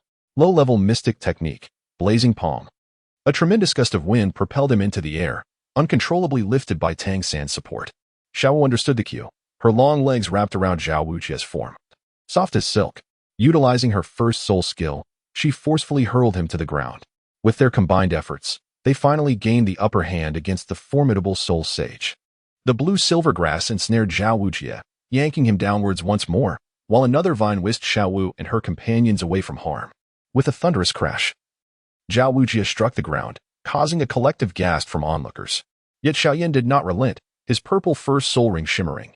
First soul skill, Fire Spirit Giant Tiger. Chapter 57. The three display their prowess in an instant. A torrent of crimson flames surged forth, manifesting as a colossal, fearsome fire tiger that strode through the inferno. Its feet enveloped in a sea of fire. With a fierce glare, this fiery beast brought its enormous paw crashing down, sending Zhao Wujing, who was already grounded, sprawling. The surrounding earth ignited in a blaze, casting him into a veritable ocean of flames. Xiaowu gracefully descended, gasping for breath, clearly fatigued. However, Tang San felt a twinge of anxiety. The incense on the ground had barely burned a third of its length, with 2 sticks remaining. They had already unleashed all their skills, pouring forth their utmost efforts. Could they truly endure for 3 sticks of incense? The situation appeared grim. Tang San furrowed his brow and sighed, resigning himself to the notion that they would simply do their best. Moments later, Zhao Wujing rose from the fire, unscathed save for a bit of dirt on his head and singed clothing. With a scowl, he expelled the terrifying flames from his body once more. Although his injuries were not severe, they were certainly significant. The black-clad youth's flames were perilous. Had he delayed in expelling them, he might have been incinerated entirely. What kind of entity could burn even soul power? Brushing off the dust, Zhao Wujing muttered to himself, chagrined at having underestimated his opponents. Although the damage was minimal, the humiliation was profound. He was a renowned soul sage. This was utterly disgraceful. I must admit, you possess some skill, but it is still insufficient. Shaking his head, he approached the group. Continue. Meteor Hammer. Xiao Wu and Tang San synchronized their movements, with her launching herself forward, aiming a kick at Zhao Wujing. Simultaneously, dozens of blue-silver grasses entwined around his body. Zhao Wujing remained unfazed, raising his hand to strike at the incoming girl with tremendous force. Unexpectedly, Xiao Wu altered her trajectory, her hand striking nothing but air before her foot connected sharply with Zhao Wujing's shoulder. He was momentarily taken aback. What was happening? They were deviating from the expected tactics. No, these children would someday be his students. He could not allow himself to be humiliated further. He needed to be serious. He was, after all, the Vice Dean. He could not afford to be the subject of ridicule from Flander in the future. Second soul skill, Ethereal 100 Claws. At that moment, Zhu Zhuqing silently surged from the side, her ethereal claws striking Zhao Wujing's back in rapid succession. This soul skill could unleash hundreds of attacks in an instant, an astonishing feat. Feeling the pain in his back, Zhao Wujing roared as his first soul ring illuminated. Constantly harassed by this swarm of little pests had even provoked the normally placid, immovable king. Zhu Zhuqing was sent flying, shrieking as she appeared to lose all combat effectiveness, causing Xiao Yan and Tang San's hearts to sink. Dai Mubai quickly dashed forward, catching the unconscious girl in his arms. Looking down, he noted her pallid complexion. She had been knocked out, and her delicate arms were dislocated and severely injured. Xiao Wu had also sustained grave injuries. After kicking Zhao Wujing, his soul ring activated, sending her hurtling several meters away. Tang Ning, relying on her speed, distanced herself, unable to assist in time, her face flushed with frustration as her usual smile vanished. Tang San's blue-silver grass was snapped, rendering him unable to provide aid, leaving Xiao Wu, aside from Zhu Zhuqing, gravely wounded. Although his own blue-silver grass suffered damage as well, he was far too concerned for Xiao Wu, who had fallen into his embrace, blood spilling from her lips. Her eyes bloodshot with worry. Ning Rongrong felt urgency but realized her support skills were of little use. Zhao Wujing soon confronted Tang San, his hand raised high, ready to strike with his second soul skill. Xiao Wu is still in my arms. Tang San urgently pulled her away, but he had missed the window to evade, fully exposing himself and losing the chance to block. He could only turn and brace himself, gritting his teeth. However, Xiao Wu could not bear to see Tang San harmed in her defense. The girl nestled in his arms lifted her head slightly, touched, her eyes flashing with determination as her second soul ring glimmered. Second soul skill, Enchantment. With her crimson eyes fixed on Zhao Wujing, he felt a wave of dizziness wash over him, his hand descending slowly. Oh, a bewildering soul skill? A glimmer of gold flickered in his eyes. But before Xiao Wu could utter a sound, she succumbed to unconsciousness, blood oozing from her mouth and nose, her breathing growing faint. Xiao Wu, Tang San cried out, sheltering her behind him. Fortunately, Zhao Wujing had no intention of harming them. His hand did not descend. observing the usually vibrant girl now limp in his arms. Tang San's heart raced. Xiao Wu, wake up. Seeing Tang San in such distress, Zhao Wujing calmly remarked, she is fine. It is merely the backlash from the vast disparity in soul power. A short rest, and she shall recover by tomorrow. He glanced at the pale-faced Tang San, the unconscious Xiao Wu and Zhu Shiqing, and then approached Tang Ning, Xiao Yan, and Ning Rongrong. So, what will it be? Do you surrender? Heh, with such limited strength. You won't endure even a stick of incense, let alone 3. Xiao Yan clenched Tang Ning's hand. Surrender? Impossible. He had yet to unleash his full potential. Neither had Tang Ning. Moreover, Xiao was injured. She was, after all, a friend, even if their bond was not as strong as his with Tang Ning. Yet, despite this, Xiao Yan felt an overwhelming anger, especially for Tang San, who treated Xiao Wu like a beloved sister. Seeing Tang San rise with unwavering resolve and fury in his eyes, Xiao Yan laughed heartily. We still have 4 of us. How can we know we cannot win? Very well. It seems you have some spirit. Let us continue. Zhao Wujing's eyes sparkled with interest. These children displayed commendable talent and tenacity. Ning Rongrong, please continue to enhance our powers. Tang San set Xiao Wu aside, confident that the academy's instructors would not attack a girl who had lost her combat ability. Zhao Wujing crossed his arms, observing them. 3 little ones, I must inform you, my second soul skill, the mighty diamond palm, is not easily thwarted. Even with 6 of you, you won't last long. With just 4 of you, and only 3 capable of fighting, it would be futile to pursue this further. Whether we can withstand it, we shall see, Tang San replied calmly. Xiao Yan's lips curled into a smile. Advanced explosion step. As his words fell, fighting spirit coalesced in his feet, resounding with muffled thuds as he propelled himself forward like a spring, landing gracefully behind Zhao Wujing, startling the man unaccustomed to such speed. First soul skill, bind. Seizing the moment of Zhao Wujing's surprise, Tang San's blue-silver grass ensnared him tightly. Though he quickly broke free, even this brief delay sufficed. As Zhao Wujing turned to confront Xiao Yan, the latter was already nearly upon him. Zhao Wujing's pupils constricted. This speed was terrifying. Xiao Yan silently chanted, advanced. 8 extremes burst. A fierce gale accompanied the ferocity of his strike, as the imperial flame enveloping his fist crashed into Zhao Wujing's back. The impact resonating like thunder. Zhao Wujing stumbled back, suddenly realizing the gravity of the situation. His expression shifted dramatically as he enveloped himself in soul power to contain the dark energy. Cursing under his breath, it was too late. Xiao Yan whispered, explode. A faint sound erupted, and Zhao Wujing staggered, blood trickling from the corner of his mouth. What a powerful strike. Not only did it penetrate my defenses, but it also harbored a hidden force, remarkable. Your soul ring has yet to illuminate. This must be a self-created soul skill. Zhao Wujing chuckled, wiping the blood from his lips. Regrettably, such an attack will hardly sustain you through 2 sticks of incense. Who said that? I am still here. Tang Ning chimed in. A smile gracing her lips as the amethyst adornment on her forehead glimmered, her skirt fluttering gracefully without a breeze, a sight of unparalleled beauty. Her slender, porcelain-like fingers rose above her head, forming half a lotus shape, leaving Zhao Wujing both perplexed and with an ominous premonition in his heart. Chapter 58. Tang Ning falls into a coma. Xiao Yan and Tang San go wild as the words left his lips. A soft white ripple intermingled with a hint of purple gently spread out, centered around Tang Ning's delicate form, shimmering beautifully under the sunlight. Simultaneously, an eerily profound energy swirled upwards, transforming into invisible ropes that tightly bound Zhao Wujia. Unlike Tang San's blue-silver grass vines, this intangible energy was remarkably resilient. Despite Zhao Wujia's attempts to struggle, he could only manage to break free a fraction.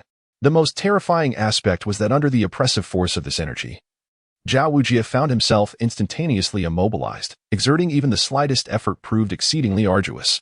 Tang Ning swayed slightly, realizing that utilizing a high-level formation at merely the chi refinement stage was indeed a strenuous task, and she surmised that she could not maintain it for long. Nevertheless, she remained undeterred. A flash of white light heralded the emergence of an enormous fox, resembling a calf in size. With a powerful leap, the colossal fox soared into the air, meeting Zhao Wujia's astonished gaze. The fox's elongated eyes shimmered subtly, momentarily disorienting him and causing him to lose consciousness. The 9-tailed ice-fire snow fox employed an illusionary technique, wielding spiritual power as an innate skill. The capabilities of a divine beast differ from those of Xiao Wu's soul skills, naturally evading the backlash that high-ranking soul masters face. Caught off guard, Zhao Wujie was indeed ensnared. Tang Ning's eyes narrowed as the fox adeptly spun, its two long, snowy tails wrapping around Zhao Wujie's neck. With a forceful motion, she slammed him repeatedly into the ground. Time passed, and as Zhao Wujie finally regained his senses, instinctively breaking free from the formation, he found himself dazed, disheveled, and reeling from a pounding headache. This incident incited the wrath and ferocity of the Soul Saint. He roared, unleashing the full might of his immovable king body, sending Xiao Yan, who had rushed in, flying with a single kick. With a scowl, he shattered all the blue-silver grass that sought to aid him and advanced several steps to confront the fox, seizing Tang Ning's tail and flinging her away with a violent motion. With a thud, Tang Ning's fox form crashed into a towering tree, the impact sending her rolling several meters amidst the dust, ultimately collapsing in a pool of blood, barely clinging to life. She was covered in splinters, and the area around her previously injured spine was gushing blood. Zhao Wujie, taken aback, froze momentarily. Had he been too heavy-handed? Furthermore, it seemed that the girl's spine bore an old injury. Panic surged through him. He feared Flandra would berate him for this blunder and dreaded the possibility of leaving lasting repercussions. He hurried to assess Tang Ning's condition. At that moment, Tang San and Xiao Yan also reacted, wiping the blood from their lips and rushing toward her in a state of alarm. Tang San scooped his sister, now in human form and in a pitiful state, into his arms, gritting his teeth. Normally, Tang Ning could heal 70% of her injuries upon transforming back into her human form. However, if she was severely injured and her energy was depleted, the automatic transformation would only exacerbate her wounds. Xiao Yan, his expression grim, stepped in front of Zhao Wujie, his tone decidedly unfriendly. "Teacher Zhao, stay back." Zhao Wujie was at a loss for words, feeling guilty under the furious gazes of the two. He stood helplessly, unsure of how to rectify his heavy-handedness that nearly resulted in a student's demise. Tang San looked up at Xiao Yan, his eyes bloodshot. "Xiao Yan, the medicinal pills can save Ning, right? It's possible, isn't it?" His voice trembled. Xiao Yan fell silent for a moment, then took her pulse, finally exhaling in relief. Though her injuries are severe, she is not beyond saving. He retrieved a handful of medicinal pills from his spatial ring and placed them in her mouth, knowing that onlookers would be astonished at the wealth of resources he was expending. These pills were all fourth-grade healing treasures, comprehensive in their application for internal injuries and blood replenishment, a significant investment indeed. Xiao Yan understood the efficacy of the pills, yet he worried that someone in a comatose state might struggle to swallow them, complicating matters further. Tang San shared this concern, his expression darkening as they both focused intently on the young girl. Fortunately, her will to survive was strong. She instinctively swallowed the pills, and as her complexion began to improve and the bleeding subsided, Tang San finally breathed a sigh of relief. Zhao Wujie felt somewhat reassured as well, having nearly harmed a student, and he stood quietly to the side, observing. However, Xiao Yan's expression did not brighten. He studied Tang Ning's gradually healing injuries with an increasingly fierce demeanor. A sense of foreboding washed over Tang San. "What is it?" he asked. Xiao Yan replied slowly. "Internal and external injuries are manageable, but the most critical issue lies with her spine, which has sustained severe damage.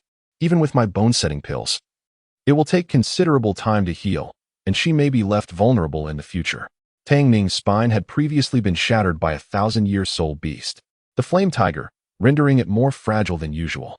Proper care was essential, yet now this had occurred, the consequences were dire. Tang San felt as if he had plunged into an icy abyss. His sister, such a lively and adorable girl, who loved to leap and dance, would now. Seeing Tang San's expression, Xiao Yan offered a quiet reassurance. "It's just a bit fragile. It won't affect her combat ability. She'll be fine. Once I acquire the 4th soul ring, I can refine a 5th-grade pill, and she'll be as good as new." Tang San managed to regain some composure, nodding in acknowledgement, but his thoughts were resolute. He must hasten Xiao Yan's advancement to the 40th level. Yet, even with this hope, he could not shake the image of Xiaowu, bloodied and lying beneath the tree, nor could he forget his sister, who was also in such a dire state. His heart ached with anguish. He muttered to himself, "I vowed to protect Ning and Xiaowu, yet I witnessed both girls fall gravely injured before my eyes." This weight of guilt was unbearable, regardless of the circumstances. The pain inflicted upon these two young women meant that Zhao Wujie must bear the consequences. Xiao Yan observed Tang San's calm, yet emotionless black eyes, recognizing the simmering volcano beneath the surface. At that moment, His own fury surged uncontrollably.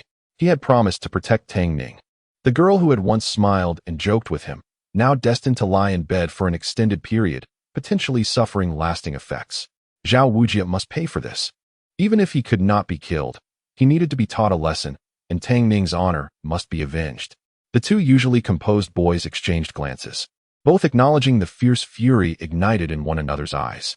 Anyone who harmed Tang Ning or Xiao Wu would face retribution. Tang San rose, entrusting his sister to Ning Rongrong, and fixed his gaze upon Xiao Wujie, his voice devoid of emotion. I promised my father I would care for my sister and shield her from harm. I also vowed to Xiao Wu that anyone who sought to harm her would have to step over my dead body. Therefore, Teacher Xiao, this conflict cannot end here. Xiao Yan and I will withstand the battle for an incense stick's duration. I wonder if you dare to accept the challenge?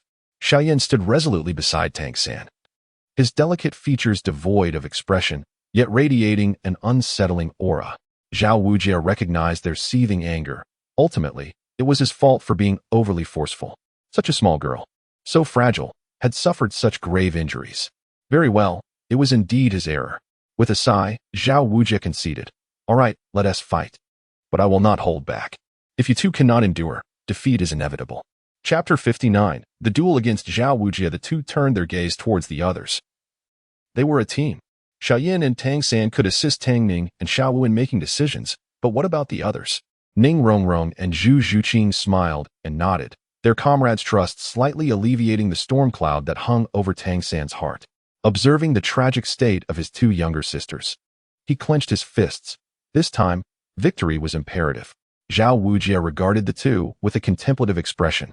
It seems you harbor a formidable strength. Very well, allow me to witness it. With that, he lit another incense stick and fixed his gaze upon them. Tang San lowered his head, his inner power steadily gathering. The notion of feigning weakness was futile, especially given the dire condition of Tang Ning. He could not afford to hold back. As an elder brother, it was his duty to protect his sisters, a duty he had failed in, and now he must seek vengeance. Xiao Yan's demeanor was profoundly serene, at level 37. He was a soul master equivalent to his 7-star dome master in the Duki continent. In the past, with this level of power, he had escaped from the Yunlan sect, traversed the Black Horn region, and arrived at the Jianan Academy, relying on more than just his 8 extremes collapse and explosive steps for survival. One must never underestimate the importance of maintaining a facade, otherwise, one might truly become the prey. The previous battle had extracted a heavy toll, and had Xiao Wujie not been a mentor but a genuine adversary, the outcome would have been the demise of Xiao Wu and Tang Ning, a fate that would leave the two boys in unbearable anguish. Tang San's eyes shifted to a violet hue as his fingers glimmered with a white inner strength, while Xiao Yan's splendid flames surged forth, transforming into an exquisite armor of Duki enveloping him, with colorful flames bursting forth in a display of overwhelming pressure. The two, exuding an undeniable aura, even made Xiao Wujie, who was previously unaware, feel a tremor of danger. In disbelief, he looked up at the two children, merely level 20 or 30, and wondered what was happening. Tang San abruptly lifted his head, his violet pupils shining brightly as he flicked his hands, sending 10 streaks of cold light flying towards Xiao Wujie's vital points. The sound of their passage added pressure on Xiao Wujie, who hastily activated his first soul ring, the immutable king body, to bolster his defenses. After launching the hidden weapons, Tang San activated his ghost shadow mistral, retreating several dozen meters to maintain distance. However, to his astonishment, all 10 streaks of cold light were rebounded, a testament to Xiao Wujie's terrifying defensive capabilities. Tang San furrowed his brow. Those were the piercing bone-penetrating needles. Yet, Tang San's failure did not cast a shadow over Xiao Yan. The youth raised his head. Since Xiao Wu's alluring soul skill had proven ineffective, what about his own? A pharmacist's expertise extended beyond mere potion crafting. It encompassed soul attacks. In any realm, the soul held paramount significance, capable of inflicting suffering upon Xiao Wujie. Xiao Yan smiled faintly as his soul power surged, an invisible wave of energy rippling like transparent ripples. In a flash, it struck Xiao Wujie's core with explosive force. There was a dull thud, devoid of any soul energy fluctuations or energy clashes, yet the formidable diamond bear martial spirit offered no resistance. A dreadful, enigmatic force erupted at Xiao Wujie's core. Its impact combined with the surging unknown energy left even him, a powerhouse, paling in shock, staggering back several steps to the ground. Struggling to regain his footing, Xiao Wujie's heart was filled with dread. He understood the extent of his formidable defenses. Never had he anticipated such a peculiar and unheard-of attack method capable of bypassing his physical defenses. Moreover, he sensed a disorienting fog enveloping his mind. A piercing pain as if a chisel were wreaking havoc within his skull. Xiao Yan's gaze flickered. Indeed, the soul attack was effective. The previous wave of intangible energy was a hallmark of a pharmacist's specialty.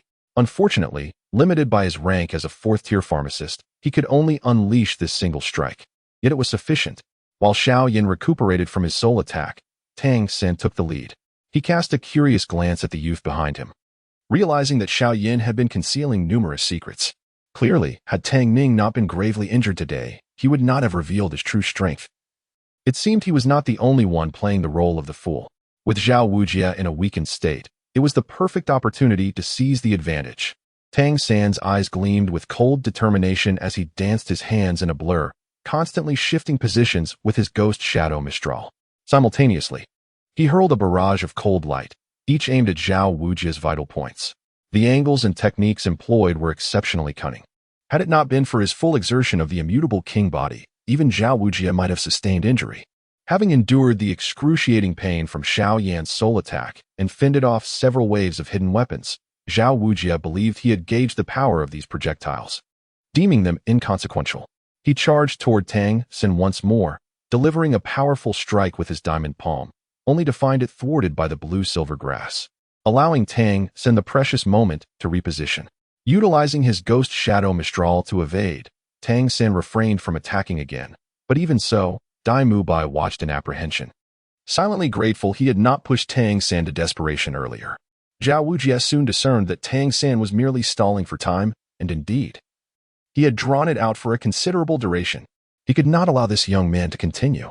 With a mental note, he halted. Third soul ring, gravity enhancement. Instantly, Tang San felt an oppressive weight envelop him, rendering him unable to escape further. The gravity held him in a precarious position. Seeing the incense burning down to nearly half, Zhao Wujie's impatience grew, and he activated his fourth soul ring, which locked onto Tang San's position. Wherever he moved, Zhao Wujie would automatically realign himself in pursuit. Realizing his predicament, Tang San remained unfazed. He was not alone. The moment had arrived for another to make their move. Not far away, Xiao Yan's dark eyes were as calm as a still lake as he spread his arms, forming intricate hand seals. Shao Clan mark, manifest. A crimson light flared forth. The ancient mark bestowed by his ancestor, Xiao Yan, unveiled a glimpse of its fearsome visage upon the Doa continent for the first time.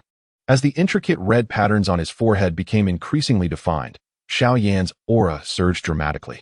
Combined with the rising intensity of his imperial flames, the overwhelming pressure bore down, causing Zhao Wujie to cease his assault on Tang San and rush towards Xiao Yan. Yet, it was too late. Xiao Yan's aura stabilized at level 60. Equivalent to a Soul Emperor's power, comparable to a Do Wang. With resplendent flaming wings igniting behind him, he soared into the air, effortlessly evading Zhao Wujie's strike. Zhao Wujie stared blankly at the sky, astonished. A flying soul skill? What a treasure! However, the sound of whistling arrows from behind jolted him back to reality, and he quickly activated his immutable king body to evade the barrage of powerful crossbow bolts. Though his superior defenses deflected the bolts, the force still sent jolts of pain coursing through his body. With another palm strike aimed downward, Zhao Wujie felt overwhelmed. Tang San was already a formidable opponent, and he could not forget that another was hovering above. Today, it seemed he was destined for defeat, and given their furious expressions, he would certainly face a severe beating. Chapter 60. The Mixed Doubles. A severe beating for Zhao Wujie. Zhao Wujie was deeply troubled when Tang San made a sudden move. Skillfully bending down to evade a powerful strike, he unleashed a barrage of steel needles infused with a thick mist, which struck Zhao Wujie directly. The intoxicating aroma of the mist left Zhao Wujie disoriented. In that brief moment, the invulnerable defense of the unmoving king revealed a slight vulnerability, diminishing momentarily. By the time he regained his senses, a sharp pain surged through his chest. Every needle had pierced him, and it was evident that they were poisoned. Even though Zhao Wujie reacted promptly to expel the foreign objects, it was too late. The toxins had already mixed with his blood, penetrating deeply within his body, causing him to sway slightly as he forced himself to suppress the effects with his soul power. Tang San excelled in both hidden weapons and poisons, and these silver needles were indeed laced with venom, even though the toxin was merely that of the Datura snake. It still compelled Zhao Wujie to divert his soul power to counteract it, granting the two an invaluable moment of respite. The pain only served to incite Zhao Wujie further. As he struggled against the poison, he charged forward with a furious roar. In response, Tang San unleashed several strands of golden light, his dragon whisker needles. At that moment, Zhao Wujie sensed a shift and turned around to witness a colossal shadow slicing through the sky, tinged with crimson light. A terrifying blaze warped the surrounding space, and the formidable energy sent a shiver down his spine. Most alarming was the disturbance of the surrounding elemental energies. What could provoke such chaos in the heavens? Zhao Wujie was struck with dread. Xiao Yan held the dark, massive ruler and softly growled, earth-level low-grade, flame-splitting wave-slicing ruler. As Xiao Yan brandished the Shin-heavy ruler, the long-standing battle reached its inevitable conclusion. Without a doubt, the dust had settled. Xiao Yan lifted his gaze with a faint smile. What transpired that day haunted Zhao Wujie with unfathomable fear. For 2 incense sticks worth of time, the moment Xiao Yan's ruler struck down, he lost all capacity for movement, sustaining grievous injuries as the two unleashed a frenzied assault upon him for the same duration. Dai Mubai suffered from nightmares for years afterward. It was brutal, truly merciless. Thus, when Flender returned, he found Zhao Wujie still groaning in bed. The sight of his wretched condition piqued his curiosity. Who could possibly inflict such a grievous defeat upon Zhao Wujie? Zhao Wujie grimaced. While he could barely withstand Tang San's hidden weapons, after Xiao Yan wielded that dark ruler, it was a complete rout. Indeed, he was left battered and bloodied by the coiling dragon whisker needles and crossbow bolts, ultimately suffering severe injuries from the colossal ruler's assault. Rendered immobile, Zhao Wujie was mercilessly pummeled by the two, who had lost all rationality in their fury. Initially, he felt a flicker of anger, but seeing the young girl in such a state left him speechless. Though he was gravely injured, his formidable defense as a level 70 soul master still left him standing. That young girl might suffer lingering consequences. Despite not affecting her battle capabilities, it was still a concern for one so young, and guilt weighed heavily upon him. Thus, despite his fury, he could not blame the children excessively. Instead, he felt a complex mix of admiration and exasperation for Xiao Yan and Tang San, whose prowess was undeniably exceptional, bordering on the monstrous. It was indeed unfair for him, a seasoned soul sage, to unleash his full might against 2 12-year-olds. Yet, reason aside, Zhao Wujie lay in bed, utterly dejected. His breath was labored, and the pain persisted. He would require several days of recovery. He had initially intended to stretch his limbs and let off some steam, but instead, he nearly met his end at the hands of these children. The most frustrating part was knowing he had no justification to retaliate against them. How utterly vexing. Flender, upon hearing the tale, couldn't help but feel a tinge of schadenfreude. You brought this upon yourself, didn't you? However, the thought of the girl suffering lingering effects was troubling. A solution needed to be devised, especially since she had been injured by a teacher at the academy. Understood. Whatever I can do, I shall, for I failed to control my strength. That girl is indeed a promising talent. Zhao Wujie couldn't help but admire. Before the two could exchange further words, an unexpected visitor arrived at the academy. Upon seeing the man in black outside the door, Zhao Wujie, filled with pent-up rage, steeled himself to unleash his frustration. The first 5 soul rings elicited a raised eyebrow from him. Oh ho, trash.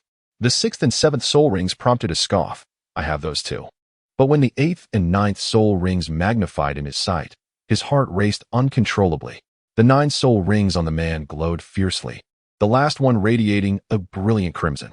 He felt as if doused with icy water, his fury evaporating, leaving only fear. A title de law? Even the proud, unmoving king felt a wave of panic and bowed in respect, displaying exceptional courtesy. Let us cut to the chase. You delight in bullying children, do you? How about I return the favor? Flender interjected, attempting to mediate. This esteemed Xiao Yan. The man waved dismissively. No more nonsense. I'm here to teach him a lesson. If he weren't of any use, I would have dealt with him already. To injure my son and cripple my daughter? How audacious. That child was Silver's offspring, whom he had raised since infancy. Regardless of the circumstances, Zhao Wujie had no right to lay a hand on them, especially in such a state. Xiao Yan? The Xiao Yan? Zhao Wujie gasped, inhaling deeply. How have I angered the Xiao Yan? This was the title de law, the foremost powerhouse in the spirit hall, against whom even those of equal rank would hesitate to confront. Flender, I shall not grant you any face in this matter. Step aside, or we shall deal with you both. You must provide a reason, Xiao Wujie sighed. A reason? You grievously injured my children. It is only natural for me to seek justice. The memory of his son collapsing from exhaustion and his daughter, bloodied and with a shattered spine, ignited a fury in Tang how that made him tremble. He could never bring himself to harm those children, particularly Tang Ning, who had always struggled with her innate deficiencies. What right did Xiao Wujie have to touch his daughter? He couldn't even bear to lift a finger against them. With a cacophony of clashes and screams, Flinders shielded his eyes, unable to watch any longer. You offer assistance? Huh. Hitting 2 instead of 1 is likely of little difference to this man. It south better not to court death. By the time the man departed, Xiao Wujie's already pitiful state had worsened. He would likely be bedridden for months. Yet, even in such a dismal condition, the man left unfazed, his expression impassive, even rolling his eyes. His daughter was now crippled for life, gravely injured to the brink of death, while Xiao Wujie merely lay for a few months. As a grown man with tough skin, what was the issue? Was that unreasonable? Flinder, supporting the barely mobile Xiao Wujie, wore a bitter smile. He had not overlooked the man's murderous intent, had it not been for their need for assistance. Xiao Wujie might have met his demise. Indeed, turning a 12-year-old girl into a cripple was no small matter. Any father would have fought to the bitter end. If he were to voice his thoughts, Xiao Wujie truly deserved this beating. Did he not know of the protective ferocity of the Xiao sect? Xiao Wujie was left questioning his life choices. Having been brutally beaten during the day, he never expected a second round in the evening. Moreover, did the Xiao Douluo exhibit double standards? Wasn't he his son responsible for inflicting such injuries upon him as well? Chapter 61. The rarely gentle old father, the man in black. Tang Hao swiftly soared out of the academy, but suddenly, a tender thought crossed his mind. Memories of his daughter's blood-curdling screams flashed before him, causing his heart to constrict. Hesitating for a moment, he turned and hastened toward a small wooden cabin. He had to check on Ning Ning's injuries. If anything were to happen, how could he ever face Yin again? No, as this thought crossed his mind, his fists clenched with renewed anger. He wanted to return and give Xiao Wujie a couple of solid punches. Tang Hao shook his head, trying to suppress this enticing thought. While Xiao Wujie, who was in a state of misery, felt a chill run down his spine, silently pushing the door open. He found a brightly lit room where a handsome young man in black was leaning down to kiss the girl's snow-white face. Tang Hao. Wait a moment. What in the world is this? Isn't this my daughter's room? Did I walk into the wrong place? It must be the wrong way to open the door. The bewildered old father quietly closed the door, reopened it, and fell into contemplation, suddenly erupting in fury. That brat. What are you doing? Your lips are pressed against my precious daughter's cheek. Ah? I'm sorry.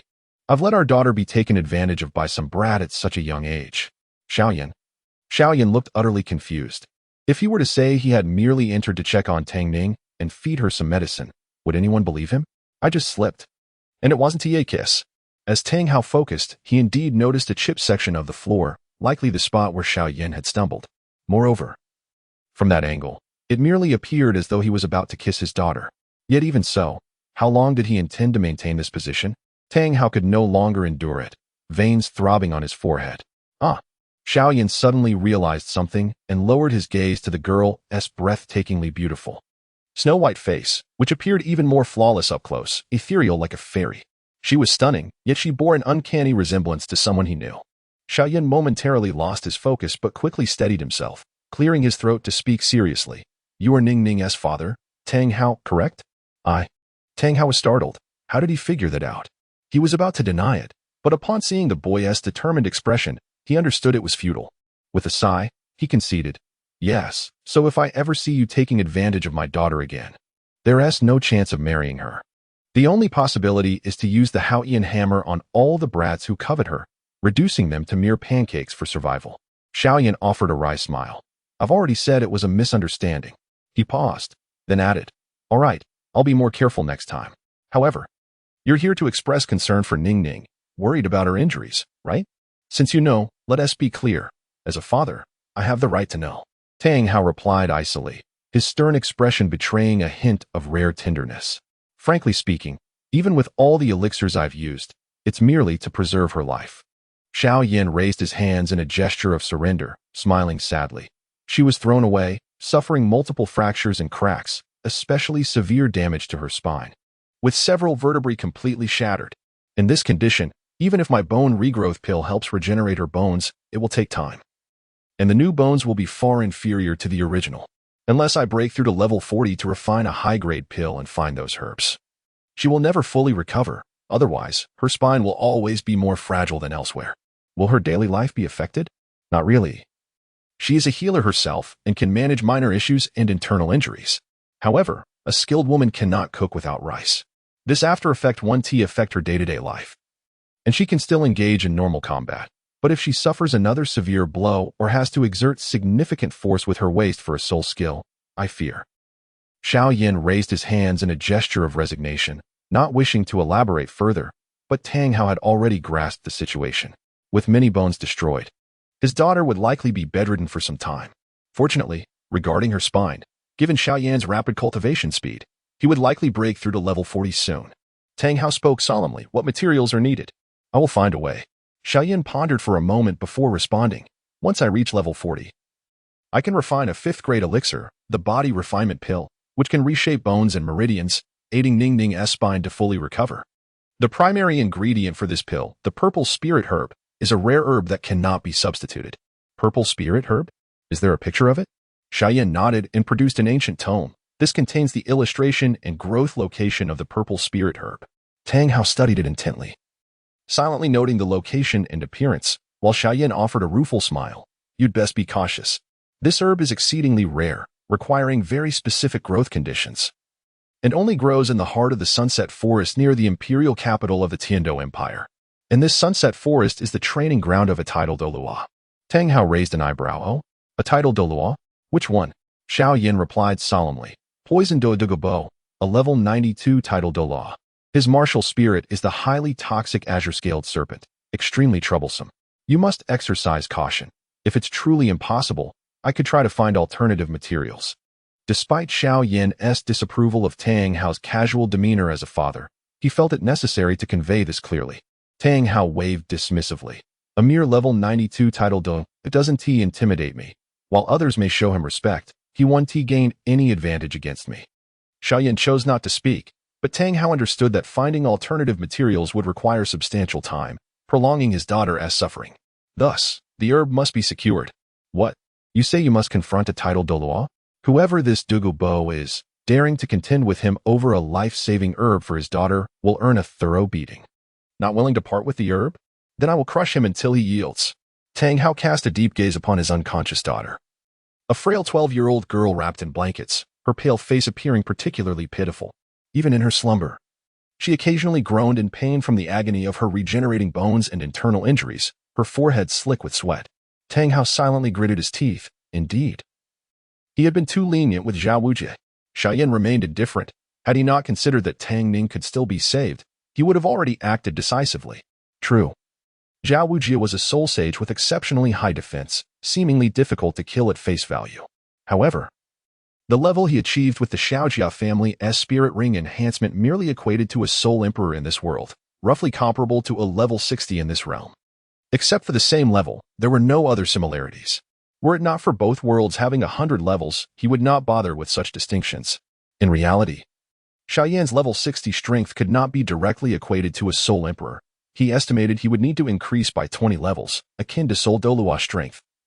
And his earth-ranked fighting technique, Flame-Devouring Wave, would suffice to defeat Xiao Wujie. This was not mere boasting. Yet, considering Tang Ning's injuries could still be remedied and given the teacher's repeated leniency, it would be inappropriate to strike with deadly force. Chapter 62. The depressed Tang Ning. After Tang Hao departed, Xiao Yan retracted his mechanical smile, his expression turning impassive. He had never been particularly fond of Tang Hao. Had it not been for the realization that the man could assist Tang Ning in procuring medicinal herbs and was her biological father, he would have scarcely acknowledged him. At the break of dawn the following day, Tang Ning awoke. Unfortunately, it was to excruciating pain. As she grimaced through the agony, her heart sank in despair. Why was it always her who suffered injuries? Alas, it was simply tragic. She endured the relentless throbbing and itching coursing through her body, sighing heavily, devoid of any passion for life. Being a physician herself, Tang Ning was acutely aware of the severity of her condition as she felt her spiritual energy circulate within her. It seemed she would be confined to her bed for at least half a month before she could rise. 100 days to heal broken bones, she had come perilously close to death, and even with the robust physiques of soul masters and cultivators, such a recovery would take time. After a while of her spiritual energy working through her system, Tang Ning realized that no amount of urgency would hasten her recovery. Her injuries demanded a gradual healing process. However, as she lay in her bed, battered and bruised, a mischievous smile crept upon her face, her elongated, beautiful eyes glinting with mischief. Hee in the novel. When Xiao fainted, my brother went berserk and gave Zhao Wujie a thorough beating. Given my current state, my brother and Xiao Yan must be fuming with rage, right? The combined wrath of the sea god and the Emperor of Flames must be devastating for Zhao Wujie. With just Tang San alone capable of dispatching Zhao Wujie with hidden weapons, and with Xiao Yan wielding both extraordinary flames and combat skills, Zhao Wujie was bound to face dire consequences. Moreover, Tang Ning had not forgotten that the previous night was anything but peaceful. Tang Hao, having been beaten, likely retaliated against Zhao Wujie as well. One could only wonder how Zhao Wujie fared after being bombarded by 3 furious individuals. The thought that those who had struck her might be suffering even more brought Tang Ning a sense of comfort. Perhaps this was a form of poetic justice. While Tang Ning was lost in her thoughts, the wooden door unexpectedly swung open, revealing Xiao peeking in. Ning, are you decent? May I come in? Tang Ning glanced down at herself, tightly bundled in blankets. Of course, come in. Xiao Wu then entered with Tang San. Both of them taking a seat on the chairs inside the wooden cabin, their expressions rife with concern. Tang San, laden with guilt and still shaken, inquired, Ning, are you all right? You nearly didn't make it back yesterday. It frightened me to death. It's all my fault. I failed to protect you. And Xiao Wu as well. Xiao Wu comforted Tang San. It's okay. It was just that teacher Zhao was too formidable. Thankfully, there was no Soul Douluo present. Tang San was taken aback. How do you know there wasn't tea? Xiao Wu's complexion paled momentarily, her hands clenching at her sides. I was merely guessing. How could a place like this possibly have a Soul Douluo level expert? Tang Ning understood well.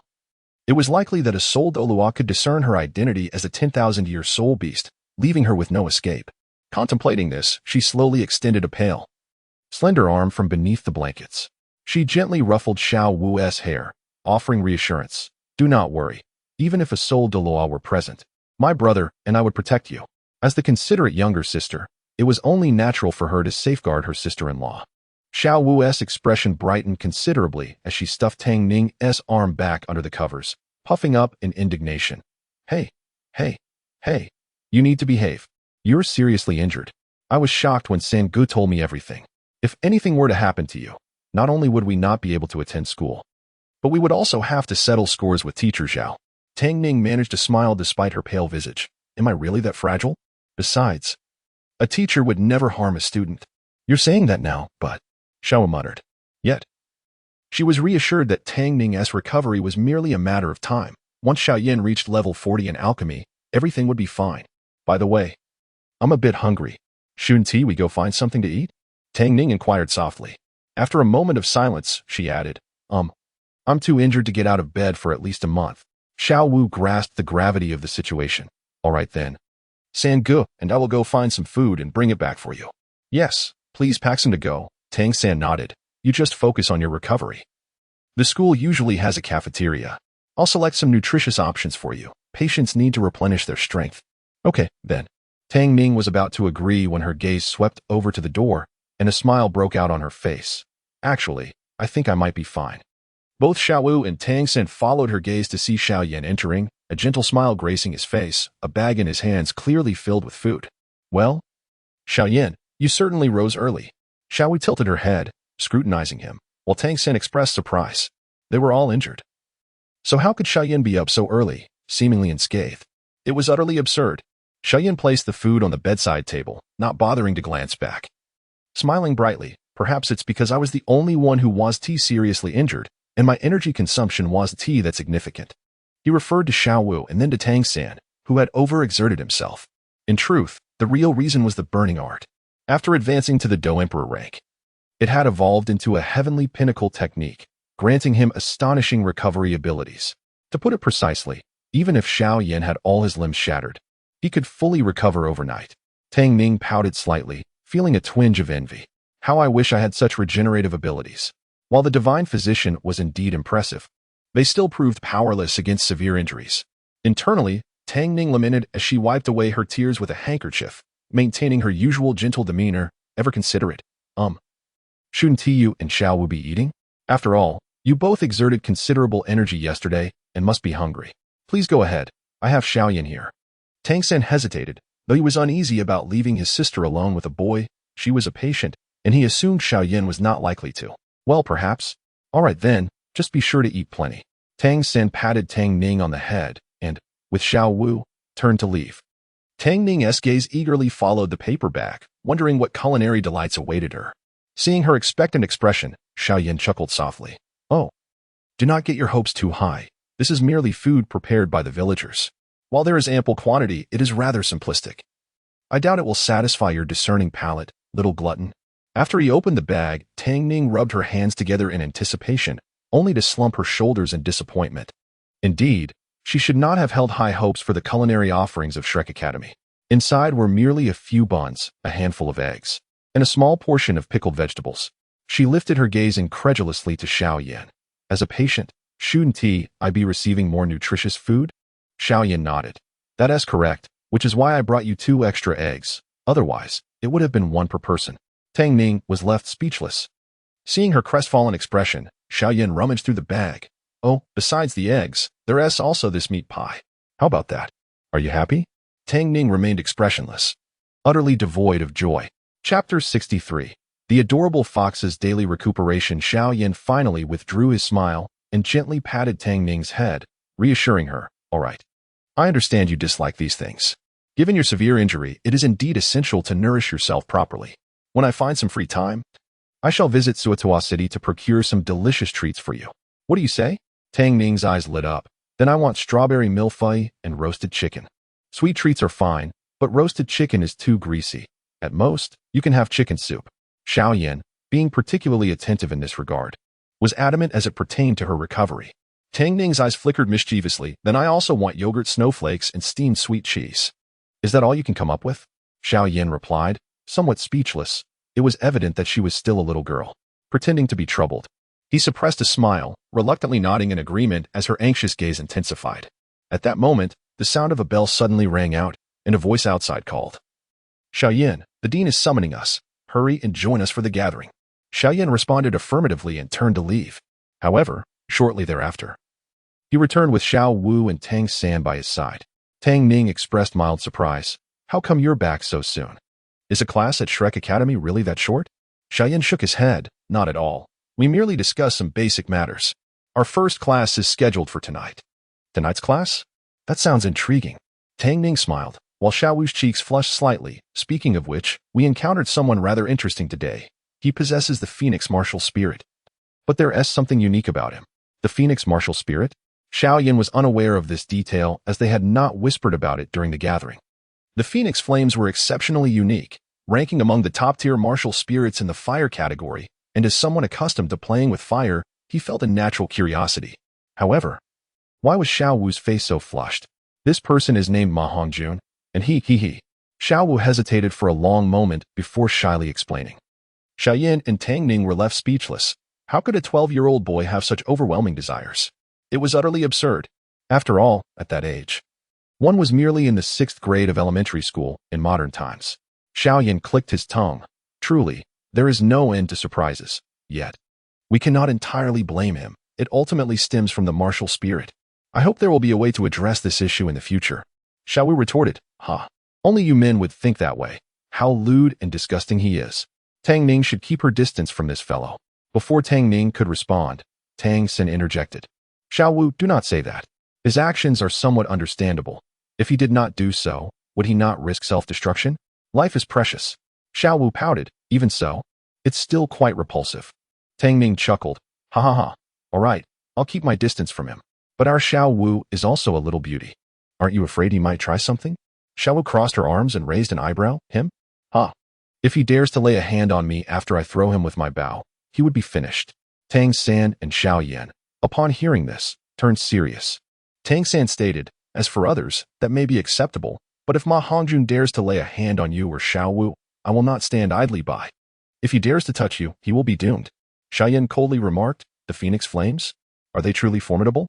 The Flame Emperor is not intimidated. Xiao Wu paused momentarily before adding, however, to be honest, that Uncle Sausage is actually quite handsome. After shaving today, he truly resembled a refined gentleman, akin to a character from a novel, with captivating peach blossom eyes that are more charming than Daimu Bai. What? Has our Xiao Wu fallen for him? I see you're practically drooling. Tang Ning teased. Xiao Wu's face turned crimson. What are you saying? I merely appreciate beautiful things. Who wouldn't glance at a handsome man? After speaking, she covertly glanced at Tang San, her cheeks flushed with youthful allure. Unfortunately, her demeanor went unnoticed by the oblivious Tang San. While Xiao Yan and Tang Ning exchanged knowing glances, Xiao Yan handed Tang Ning a sausage, saying, I noticed you didn't eat well this morning. So I got this sausage from Oscar for you. You have always enjoyed it. Moreover, his first soul skills sausage can restore stamina and promote healing, which is beneficial for you, and it tastes quite good. Tang Ning happily accepted the food, savoring it. Why didn't you bring more? Xiao Yan shot her a glance. As a healer, shouldn't you know? With your injury, you cannot consume too much greasy food. If it weren't for your discontent, I wouldn't have even brought this one. Be grateful. Tang Ning pouted in response, and Xiao Yan and Tang San found the situation amusing. Tang San quietly suggested, all right, it's only the first class tonight. Xiao Yan and I will go to Suatua City to buy some desserts and dishes you like. We'll bring them back for you at noon, all right? Tang Ning's eyes brightened. Then you must hurry. That night, Tang San took Xiao Wu to find Xiao Yan for class, only to discover the room empty. They then checked on Tang Ning and indeed found her in her room. Xiao Wu chuckled. I knew you'd be here. If we hadn't called you, would you have forgotten about class? The group chatted and laughed as they made their way to the playground. Tang Ning struggled to turn over and began munching on some snacks. To be honest, while the days spent recuperating were somewhat dull, they were undeniably pleasant. All she needed to do was eat and sleep. Moreover, as a patient, she could be indulgent. Anything she desired that was edible was bought for her by her usually principled elder brother and Xiao Yan. If it weren't for the pain, she would feel as if she were living like a deity. Using her spiritual power to heal herself once more, she swallowed a pill and pondered her injuries, which didn't appear as severe as she had thought. Perhaps she should go out for a stroll? Without further ado, the imaginative little girl transformed into a nimble white fox and scurried out the door. In her fox form, the pain and injuries were significantly alleviated. She would require a month of recuperation in human form before she could walk, but as a fox, it was unnecessary. The little fox strolled leisurely around Shrek Academy, curious to explore. Having been unconscious until now, she had yet to experience the campus. However, the village school was rather uninteresting. With a glimmer of inspiration, she decided to head to the playground where everyone was attending class, quietly hiding in the bushes to observe.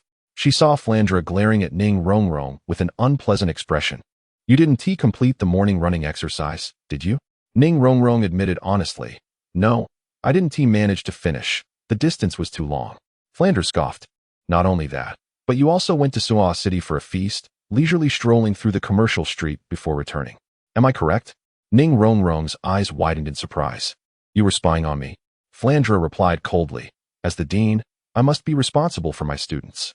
You left the school without permission, disobeyed arrangements, and had Oscar lie for you. Such numerous infractions, had they occurred on the battlefield, would have cost you your life. His unceremonious words caused Ning Rongrong to frown, her previously gentle demeanor vanishing, replaced with a somewhat aggressive attitude. She retorted, and so what? It was merely a meal missed for a bit of running. What is the big deal? Moreover, I encountered Tang San, Xiao Yan, and Xiao Wu in Suatua City. Tang San and the others furrowed their brows, feeling somewhat uneasy. This Ning Rongrong did not resemble the sweet, gentle girl they knew at all. Flandra responded nonchalantly. That's because Tang San and the others had no additional obligations. They were not required to run. How they spend their free time is entirely up to them. Furthermore, it is only natural to buy supplementary food for a patient. What? Are you also severely injured? Chapter 64. Ning Rongrong bit her lip, a smirk gracing her lips, her eyes brimming with disdain. This is not a battlefield. It is merely an academy. Indeed, it is just an academy, but it is my academy. You may either pack your belongings and leave, for you do not deserve to be a part of this place, or allow me to demonstrate your worthiness to remain here, ensuring you do not transgress the rules again. Ning Rongrong scoffed. Ha, Flinder, you truly are amusing. Who do you think you are? Merely a wretched soul sage from a destitute village, daring to act so brazenly before me? The expressions of those present, including Xiao Yan, shifted subtly. How could Ning Rongrong speak in such a manner? A mere soul sage. Yet she belittles him? Moreover, This seemingly gentle girl now appeared unfamiliar and aggressive. Her haughty and contemptuous demeanor was truly irksome. It must have been feigned. Flinder, with a cold smile, proceeded to enumerate the talents of others, reducing this proud little princess to insignificance. Besides them, even Zhu Zhuqing, who possesses a comparable soul power, is steadfastly willing to follow my arrangements. Even Oscar, another support type, has innate full soul power. Ning Rongrong's face blanched, her eyes widening in disbelief. No, it cannot be. How can there be a support type with innate full soul power? Such individuals are exceedingly rare, and no support type has ever appeared. The very reason Ning Rongrong stood out among her siblings was her innate level 9 soul power, yet she never anticipated that Oscar would possess innate full soul power. Oscar's achievements were immeasurable, and what advantages do you possess compared to them? Is it your disobedience? Or perhaps your petulance and disdain for others? As Ning Rongrong fled to her room in tears, the others exchanged glances, acknowledging Flinder's prowess as the principal. Indeed, one should not judge a book by its cover. Tang Ning observed for a moment before departing, while Xiao Yan and the others returned later that night. Listening to their experiences from the day, Tang Ning's hand trembled slightly around her cup. So, you all went to the Soul Arena? And the principal assigned us the task of obtaining a Silver Soul badge before graduation? Though she understood this was to enhance their practical combat experience. She felt vulnerable at that moment. The girl bit her lip, wishing there were a quicker way to recover. She could not possibly be the only one among the 9 who fell behind, even knowing that the royal battle team, led by Yu Tianheng, would soon emerge. It did not change the fact that the Shrek 7 could quickly ascend to Gold Soul badges. Their combat experience was undeniably crucial. However, her injuries rendered her incapable of fighting for the time being. Tang San comforted her, gently caressing her cheek. It will be fine. In just over a month, you will be able to fight normally again. Just be cautious not to sustain any severe injuries to your waist, and you will be all right. Once Xiao Yan gathers the materials for level 40, you will be lively again. For the future, promise me you'll endure this, all right? Tang Ning, always the understanding little sister in front of Tang San, could only nod. Yet, seeing her compliant demeanor alongside her pale, fragile face pained Tang San deeply. Noticing the heavy atmosphere, Xiao Wu, with a twinkle in her eye, clapped her hands. All right, let's not dwell on this. Today, both Tang San and I won our individual and duo matches. Impressive, right? Tang Ning chuckled softly at Xiao Wu's adorable, proud posture. It's not surprising. You both fought opponents below level 10. You are both at level 29, so your chances of victory were naturally higher. Xiao Wu grinned, mysteriously extending a finger. But that is not all. Zhu Zhuqing also fought against Xiao San. Guess what? Tang Ning interjected nonchalantly. My brother won. Didn't he? Xiao Wu. The little girl slumped in her chair like a deflated balloon, muttering softly. How could you be so certain? Though you guessed correctly, that is not very exciting. Tang Ning raised an eyebrow confidently. My brother is incredibly capable, you know? Moreover, Zhu Zhuqing specializes in agile melee attacks. In range combat, my brother has blue-silver grass to entangle her, and in close combat, he is equally formidable. With such prowess, how could he possibly lose, especially considering her soul power is significantly lower than his? The control type inherently counters the agile attack type, and coupled with Tang San's profound internal energy, he holds a substantial advantage over ordinary soul power. His recovery speed and limits are notably superior, and the power he wields far exceeds that of his peers.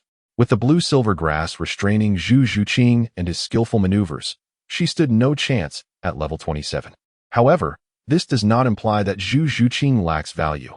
Agile attack types have their merits in team battles, akin to assassins in games. Such positioning and attributes are not suited for direct confrontation. Assassins thrive in ambushes, utilizing terrain to their advantage, proving their worth in unique ways.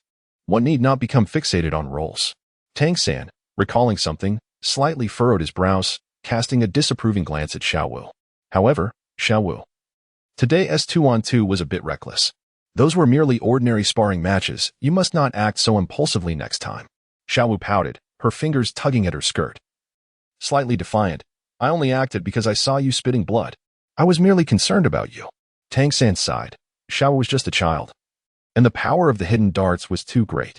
In her haste, she was unaware of the potential consequences. I am not scolding you. This matter is quite serious. If the dart had truly struck its target, it could have not only blinded them, but possessed enough force to penetrate their skulls. There was no need to inflict such grave harm. Tang San paused, gazing at the astonished Xiao with a wry smile. Had I not intervened in time, you would have blood on your hands. Upon hearing this, Xiao, initially fuming, fell silent, her heart racing at the thought. Meanwhile, Tang Ning began to shift closer, urgently grasping her brother's wrist. Brother, did you spit blood? You must be seriously injured. Otherwise, Xiao wouldn't be so upset. Tang San did not withdraw his hand, appreciating his sister's concern, and replied gently, I am fine. It was not a direct attack. I only need some time to recuperate. Tang San's defense was formidable. Such an attack posed little threat, though it appeared alarming. Yet, Xiao Wu's eyes began to well with tears as she reached out to touch Tang San's injured chest. Does it still hurt? It's all my fault. I made a mistake. You did it for my sake. Tang San soothingly caressed her hand. Do not worry. I will recover quickly. As your brother, it is my duty to protect you. Brother? Xiao Wu lowered her gaze, her expression clouded with uncertainty, before suddenly recalling something. Oh, the principal actually took that Ma Hongjun to the brothel. How disgusting. Xiao Wu frowned. Tang Ning. A brothel? Oh, you know, that kind of place. Xiao Wu's face flushed with embarrassment. Tang Ning sighed. This principal is truly something special. Chapter 65. Protecting Ning Rongrong and confronting Dai Mu Bai. Tang San chuckled softly. Acknowledging the unavoidable truth, the opponent bore a significant flaw in their martial soul, yet their beast martial soul was of the highest caliber. It would indeed be a pity if they were to perish explosively. Ma Hongjuan's flames were undeniably formidable. Suddenly, Xiao Wu interjected, by the way. Hasn't Dai Mu Bai been secretly pursuing Zhu Zhuqing all along? After being berated today, she exclaimed, you're only 15? You make me feel nauseous. She animatedly mimicked the scene, relishing in the misfortune. Hey, what kind of good person takes a girl to a hotel? Tang Ning retorted, Xiao Wu. Didn't we also go with Xiao Yan and my brother to a hotel?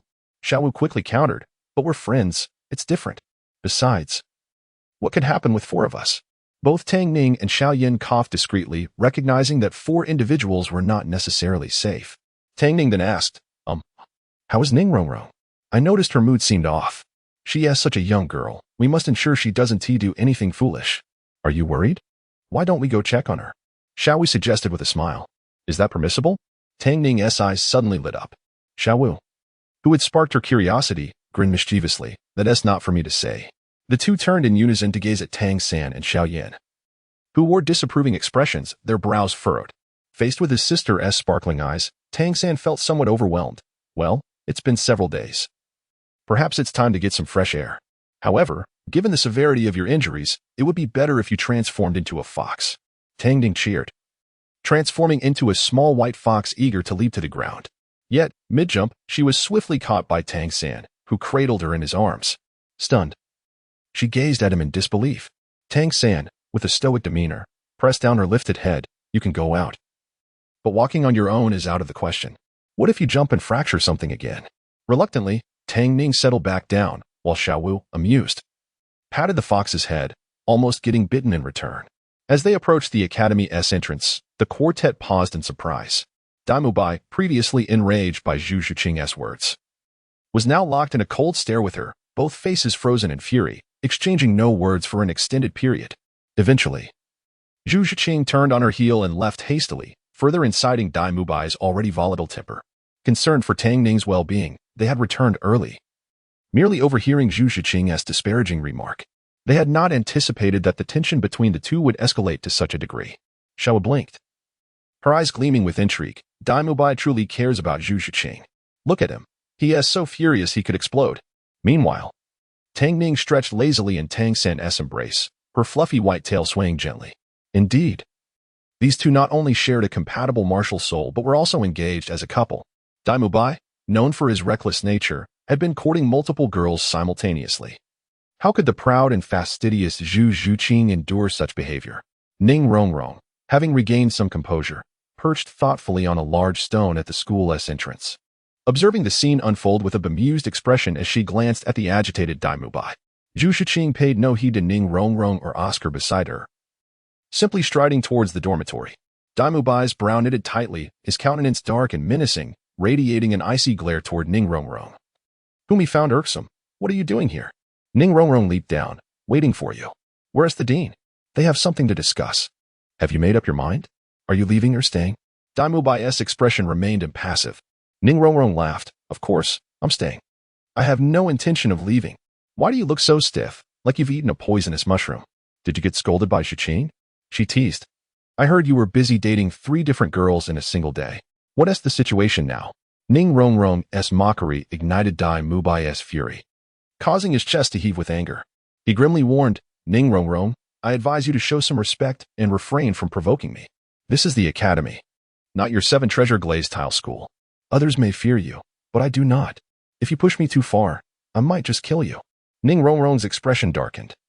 The pampered princess was unaccustomed to such treatment. She retorted coldly, is that so? If you're capable, come at me. I'm not afraid of you. Impudent girl. Dai Mubai could no longer contain his rage, his frustration boiling over. Having just endured Zhu Zhuqing's reprimand, he was unwilling to vent his anger on her. So he took it out on this insufferable girl instead. With the overwhelming strength of a 37th level soul master, he unleashed his power, sending Ning Rongrong hurtling backward. Oscar, standing nearby, reacted swiftly, catching Ning Rongrong in his arms, his face pale with fear as he regarded the approaching, furious Dai Mubai. Dai Mubai, calm down, Oscar urged. But Dai Mubai, shrouded in an aura of terror, brushed him aside. With a fierce strike aimed at Ning Rongrong, Dai Mubai's soul power surged, rendering the auxiliary soul master powerless to retaliate. Xiaoyu and Tang San exchanged glances, alarmed by the escalating situation. Seizing the opportunity, Tang Ning rolled out of Tang San's embrace, transforming into her human form to shield Ning Rongrong. Ning Rongrong, alarmed, clutched Tang Ning's sleeve tightly, shutting her eyes in terror. Tang Ning bit her lip, protecting Ning Rongrong as her own spirit power surged, but she never had the chance to strike back. Tang San lunged forward, firmly restraining Dai Mubai's arm, his face grim. Xiao Yan positioned himself before Tang Ning, his enormous black staff planted firmly in the ground. Sinking a half-meter deep, Xiao Yan's dark eyes remained calm, yet he exuded an overwhelming pressure. Dai Mubai, if you throw that punch, it will be the end for you. Tang San added coldly, I'll make this clear, even his classmates, if you harm Ning Ning today, it will end in bloodshed. Dai Mubai, momentarily sobered from his rage, felt cold sweat trickle down his back. Chapter 66. The stormy fox hunt. At this moment, Dai Mubai had regained his senses. He gazed at the imposing black staff embedded in the ground and the frigid expression on Tang San's face. Even though his anger flared, it was extinguished in an instant, replaced by a sense of unease. He had not forgotten how Zhao Wujis had been brutally beaten by these two just days prior. As a mere 37th level soul master, he was acutely aware of his limitations and knew he could not withstand even a single strike from Xiao Yan or the hidden weapons of Tang San. Suppressing his anger, Dai Mubai conceded, Fine, I shall grant you this favor today. However, should she provoke me again, I will not let her off lightly. Your sister is meddling in affairs that do not concern her and requires proper discipline. Tang San replied coolly, You need not worry about that. My sister has her own freedom, and as her brother, all I must do is support her. Ah, what a protective brother you are. Dai Mubai sneered as he turned to leave, though it was clear his threats were empty. He glanced at Tang San's concealed weapons and thought better of confronting him. Tang San faced Dai Mubai's full force and felt a surge of discomfort within him as his vitality surged.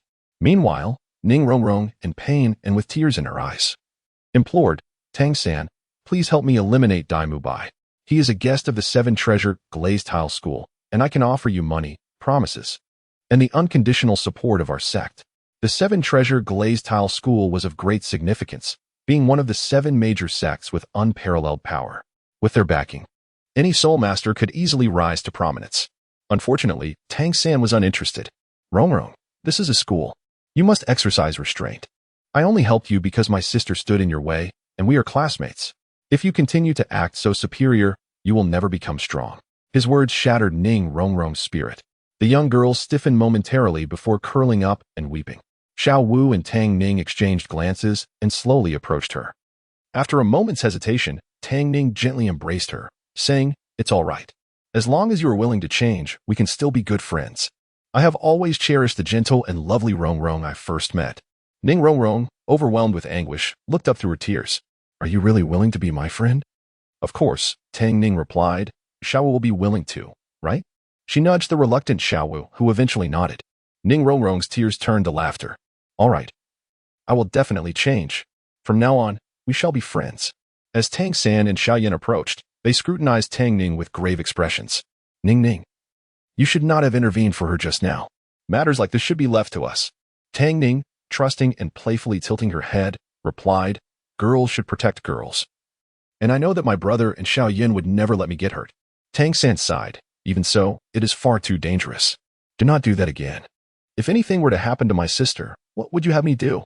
He understood that if something were to happen to Tang Ning today, given her previous injuries, her chances of survival would be slim. At that point, he and Xiao Yan would undoubtedly retaliate against Douluo Dalu. Xiao Yan, silent until now, sheathed his staff and pondered. Though it was a bit reckless, what Ning Ning did was right. Douluo Dalu truly overstepped his bounds. Tang San was taken aback. Overstepped? It was Rong Rong who instigated him first. Xiao Yan smirked disdainfully. Douluo Dalu, a grown man, cannot tolerate a few teasing words and resorts to violence against a defenseless girl? Moreover, what Rong Rong said was the truth. What? Is he incapable of standing by his actions? Who is truly in the wrong here? Tang San began to see the merit in Xiao Yan's argument. Indeed, Rong Rong's words were merely factual and devoid of malice. For Douluo Dalu to react so violently to such remarks was truly. Noticing Tang San's silence, Tang Ning raised an eyebrow. Realizing that Douluo Dalu was not a good person, had it not been for the fact that he will be our companion in the future, I would have already conspired with Xiao Yan to deal with him. After comforting Ning Rongrong for a while, she glanced at the calm Tang San and Xiao Yan. You two should keep your distance from Douluo Dalu. Who knows what influence he may have on you? Tang San hesitated. I believe Douluo Dalu may not have intended it. Perhaps he simply spoke without thinking in anger. Would you say such things without thinking? Ah, I certainly wouldn't, he admitted. Xiao Yan remarked coldly. He is merely a 15-year-old child, not worth my attention. I can't be bothered with him. Tang Ning nodded in satisfaction, thinking highly of Xiao Yan's principles. She then turned to the visibly irritated Xiaowu. Let us consider this. If I were to tease Douluo Dalu, and he spoke to me in such a manner and struck me, how would you feel? Tang San replied. I would want to put him in a sack and teach him a lesson. Xiaowu chuckled. I'd unleash my explosive 8-section staff on him. Xiao Yan added. And I would use the flame-devouring wave staff. Indeed, their fists clenched at the thought. Seeing this, Ning Rongrong burst into laughter. All right. I am no longer angry. I will control myself and not seek confrontation again. After all, I had a part to play in this matter too. The young girl, having been spoiled and accustomed to being adored, realized her own shortcomings as she calmed down. Tang Ning interjected. Hey, you did nothing wrong. Is it not outrageous for a grown man like Douluo Dalu to throw a fit over a few words? I did well not to beat him up. He should come and apologize to you. Ning Rongrong was taken aback. Him? Apologize to me? That seems impossible. Why is it impossible? Just tell him. I believe in virtue prevailing over force, Tang Ning responded cheerfully. After all, this matter cannot simply be forgotten. Are you still upset? Ning Rongrong hesitated, glancing downward. Well, just a little. It's my first time being hit and scolded. I knew it. Tang Ning smiled knowingly. In the next moment, Ning Rongrong felt a soft, velvety brush against her skirt. She looked down in confusion and was met with the sight of an entirely white little fox at her feet. The white fox, adorably tilting its head, had innocent, sparkling violet eyes, and it raised its tiny pink paw, letting out a soft whimper. Ning Rongrong immediately clutched her heart. Ah, what a heart-melting sight. This is too cute. Tang Ning's voice turned soft and sweet. If you are still feeling down, just pet me. It is said that stroking something fuzzy can lift your spirits. Really? Is that allowed? Ning Rongrong asked, her excitement palpable as she rubbed her hands together. Of course, Tang Ning affirmed. Before she could finish, the entire fox leaped into the air, landing smoothly in Ning Rongrong's embrace, who eagerly rubbed it several times. Tang Ning felt a bit dizzy. This was all happening too fast. Ning Rongrong reveled in the softness of the fox's fur, burying her face in its tender belly. Oh, it is so soft and adorable. I am so happy. This sensation is absolutely divine. Tang Ning could only watch in astonishment. Chapter 67. The bagging of Douluo Dalu. Dazed by Ning Rongrong's stormy antics of absorbing the fox spirit, Tang Ning felt the girl's head rubbing against her belly. She couldn't help but feel a bit stiff. Was this not too intrusive? Although, the sensation was rather soft. Yet, despite that, as a girl, she naturally didn't feel any aversion. Not only was Tang Ning unperturbed, but she also, in her rigid state, retracted her claws slightly. Her pink pads hesitated to glide a couple of times before settling still. Internally, she mused, never mind, let this unfortunate girl have her way. So, are you still feeling down? After a moment, Tang Ning attempted to inquire. Well, I am a bit. Ning Rongrong tried to reply, her eyes sparkling with feigned sorrow. All right then, continue. Tang Ning sighed, extending a fluffy tail into Ning Rongrong's hand. For some reason, she felt as though she had fallen into a trap. Perhaps she should download an anti-fraud app? On the side, Xiao Wu and Tang San stifled their laughter, amused by Tang Ning's predicament. Hey, is this really happening? Rongrong, I've run out of soap pods. Zhu Zhuqing entered, her expression one of disbelief as she took in the sight of 4 individuals in what was supposed to be a girls' dormitory. Were there really 2 boys here? Had she taken a wrong turn? Upon meeting their gazes, Zhu Zhuqing instinctively said, sorry, I must have walked into the wrong room. In a daze, she turned to leave, only to pause as realization hit her. This was indeed the girls' dormitory. What was going on? She opened the door again. How are you all here? Xiao Wu is fine, but Tang Ning should be recuperating, and Xiao Yan and Tang San should be in the boys' dormitory. As she spoke, her usually cold eyes glinted with rare emotion as they fixated on the fluffy little fox in Ning Rongrong's arms. To be frank, Tang Ning's smaller form was utterly adorable. A sleek little fox that was both beautiful and charming. Girls were often defenseless against such furry creatures, even the typically aloof Zhu Zhuqing. Ning Rongrong fell silent, placing the little fox down. The others exchanged glances, eventually deciding to clarify the situation. Zhu Zhuqing's eyes widened in disbelief. What? You mean Dai Mubai took the opportunity to vent his frustrations on Rongrong just because of a few teasing words? Zhu Zhuqing had a good relationship with Ning Rongrong and had been comforting her during her recent emotional turmoil, such as the peculiar nature of friendships among girls. Ning Rongrong smiled wryly. This has nothing to do with Zhuqing. It was my fault for being overly talkative. I will change. Zhu Zhuqing's pretty face tightened, exuding an air of menace as she shook her head at Ning Rongrong's words. This is not your fault. She believed those were merely harmless jests, and Dai Mubai's violent reaction was merely a displaced rage stemming from his own issues. At this point, Zhu Zhuqing felt a twinge of guilt and solemnly bowed to Ning Rongrong. It is my fault that you had to bear the brunt of it. I apologize.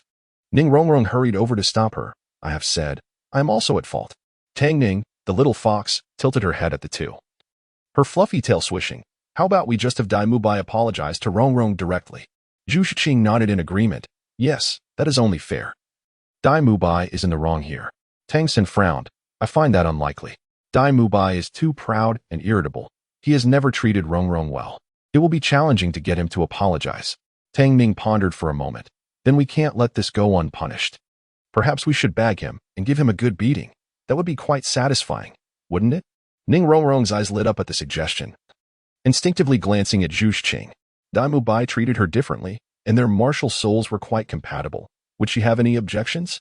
However, Zhu Zhuqing, already harboring a desire to teach him a lesson due to his past misdeeds, nodded in agreement. All right, count me in when you bag him. As his fiancée, she not only wanted to join in but also wished to kick him a few times. After all, who would think that a martial soul of a spirit cat, aligned with the white tiger, was merely a softie? Thus, with the fervent endorsement of the 3 fierce girls and the unwavering support of the adoring Tang San and Xiao Yan, a few days later, on a dark and windy night, the scene of the incident unfolded. Dai Mubai was swiftly subdued, his soul power sealed, and he was poked with several needles, rendering him immobile. Subsequently, he was bagged and dragged into the brush, enduring 2 full hours of torment, his cries echoing with such sorrow that they could bring tears to one's eyes. He even limped to class the next day, gasping for breath. What? You ask about the aftermath? Knowing who struck him mattered little. Tang San's hidden weapons were beyond his capacity to counter, and Xiao Yan could easily swat him away. Even now, Tang Ning and Ning Rongrong were inseparable from Zhu Zhuqing. The 4 of them had become fast friends. Should he dare retaliate, he would forever lose the chance to win Zhu Zhuqing's heart. It was as if Zhu Zhuqing would dare to strike back against him. Well, that was indeed a daunting thought. Moreover, the most terrifying aspect was not the beating itself, but the consequences that followed. Yes, the aftermath indeed marked Dai Mubai's first bout of depression stemming from his injuries. During those 2 hours of apparent torment, they had only inflicted superficial wounds, mere aches. However, skipping class to recuperate was out of the question. The most daunting part was that both Tang San and Xiao Yan had some knowledge of medicine, and Tang Ning was a physician. Thus, after the incident, when the academy's director learned of the situation, he arranged for them to administer treatment. What could Tang Ning do? How could she possibly let such an opportunity slip away? Thus, It was entirely reasonable for Dai Mubai's medicine to be laced with a generous dose of bitter herbs like huang lian and a plethora of other unpleasant concoctions. The first time Dai Mubai drank the boiled medicine, he nearly fainted from the bitterness. Protests were futile, for they justified their actions with the old adage that good medicine is often bitter, and indeed, those bitter herbs were effective. What? You suggest substituting with Xiao Yan's pills? No need, for the first-grade blood coagulation powder and rejuvenation powder were ground into pills for internal use, still laced with ample bitter herbs. While Dai Mubai suffered in silence. The bonds among the four girls flourished rapidly, with even the typically indifferent Zhu Zhuqing becoming integrated into their circle. Although Tang Ning harbored doubts about Zhu Zhuqing's true intentions, perhaps merely being drawn to her fluffiness. Of course, that was a matter for another day. The following day, the group attended their second class, which, once again, had nothing to do with the injured Tang Ning. The two boys were quite upset about her reckless actions that nearly led to her being harmed, insisting that the young lady refrain from acting on her own. Consequently, Tang Ning had to remain indoors for several days to recuperate. In this class, Oscar reached level 30. Ning Rongrong felt a twinge of discomfort. She was only at level 26. Remembering her earlier dismissive attitude towards Oscar, she felt a flush of embarrassment. Noticing her discomfort, Xiao Wu pulled Zhu Zhuqing over, and the two stood beside Ning Rongrong, one on each side. All right, Rongrong, work hard, and you'll soon break through to level 30. Zhu Zhuqing succinctly added, Indeed, you are remarkable. Do not underestimate yourself. Ning Rongrong clenched her fists, determination etched on her face. All right, I will continue to strive. Tang Ning sighed, still harboring a dislike for Dai Mubai. If not for the lack of suitable characters in the Douluo continent novel, she genuinely wished to break up the couple. Dai Mubai was utterly unworthy of Zhu Zhuqing, abandoning his fiancée to indulge in debauchery while dragging others down with him. What a coward. Chapter 68. Preparing to journey to the Star Do Great Forest, was it not mentioned earlier that Tang Ning would remain indoors to rest and would not attend classes? Yet, the spirited little fox could not sit still. Using a minor spell, she observed her companions engaging in their lessons, seemingly enjoying it, as if watching television. The subject of the class was rather straightforward, consuming any one of the sausages crafted from Oscar's soul power. Although Oscar's incantation was somewhat crude, the sausages were undeniably effective. And as companions, they had to accept the assistance that these sausages provided. Oscar himself was quite pleased, as this ensured that no one would disdain him. To everyone's surprise, the first to step up and consume a sausage was Ning Rongrong. The young girl intended to prove herself and did so without hesitation, her fierce demeanor sending shivers down Oscar's spine. Initially reluctant, Ning Rongrong discovered the delectable flavor of the meat once it was in her mouth. Meanwhile, Xiao was the second to partake, having tasted it before and felt no need for hesitation. Ma Hongjun, Tang San, and Dai Mubai, though somewhat resigned, accepted the situation.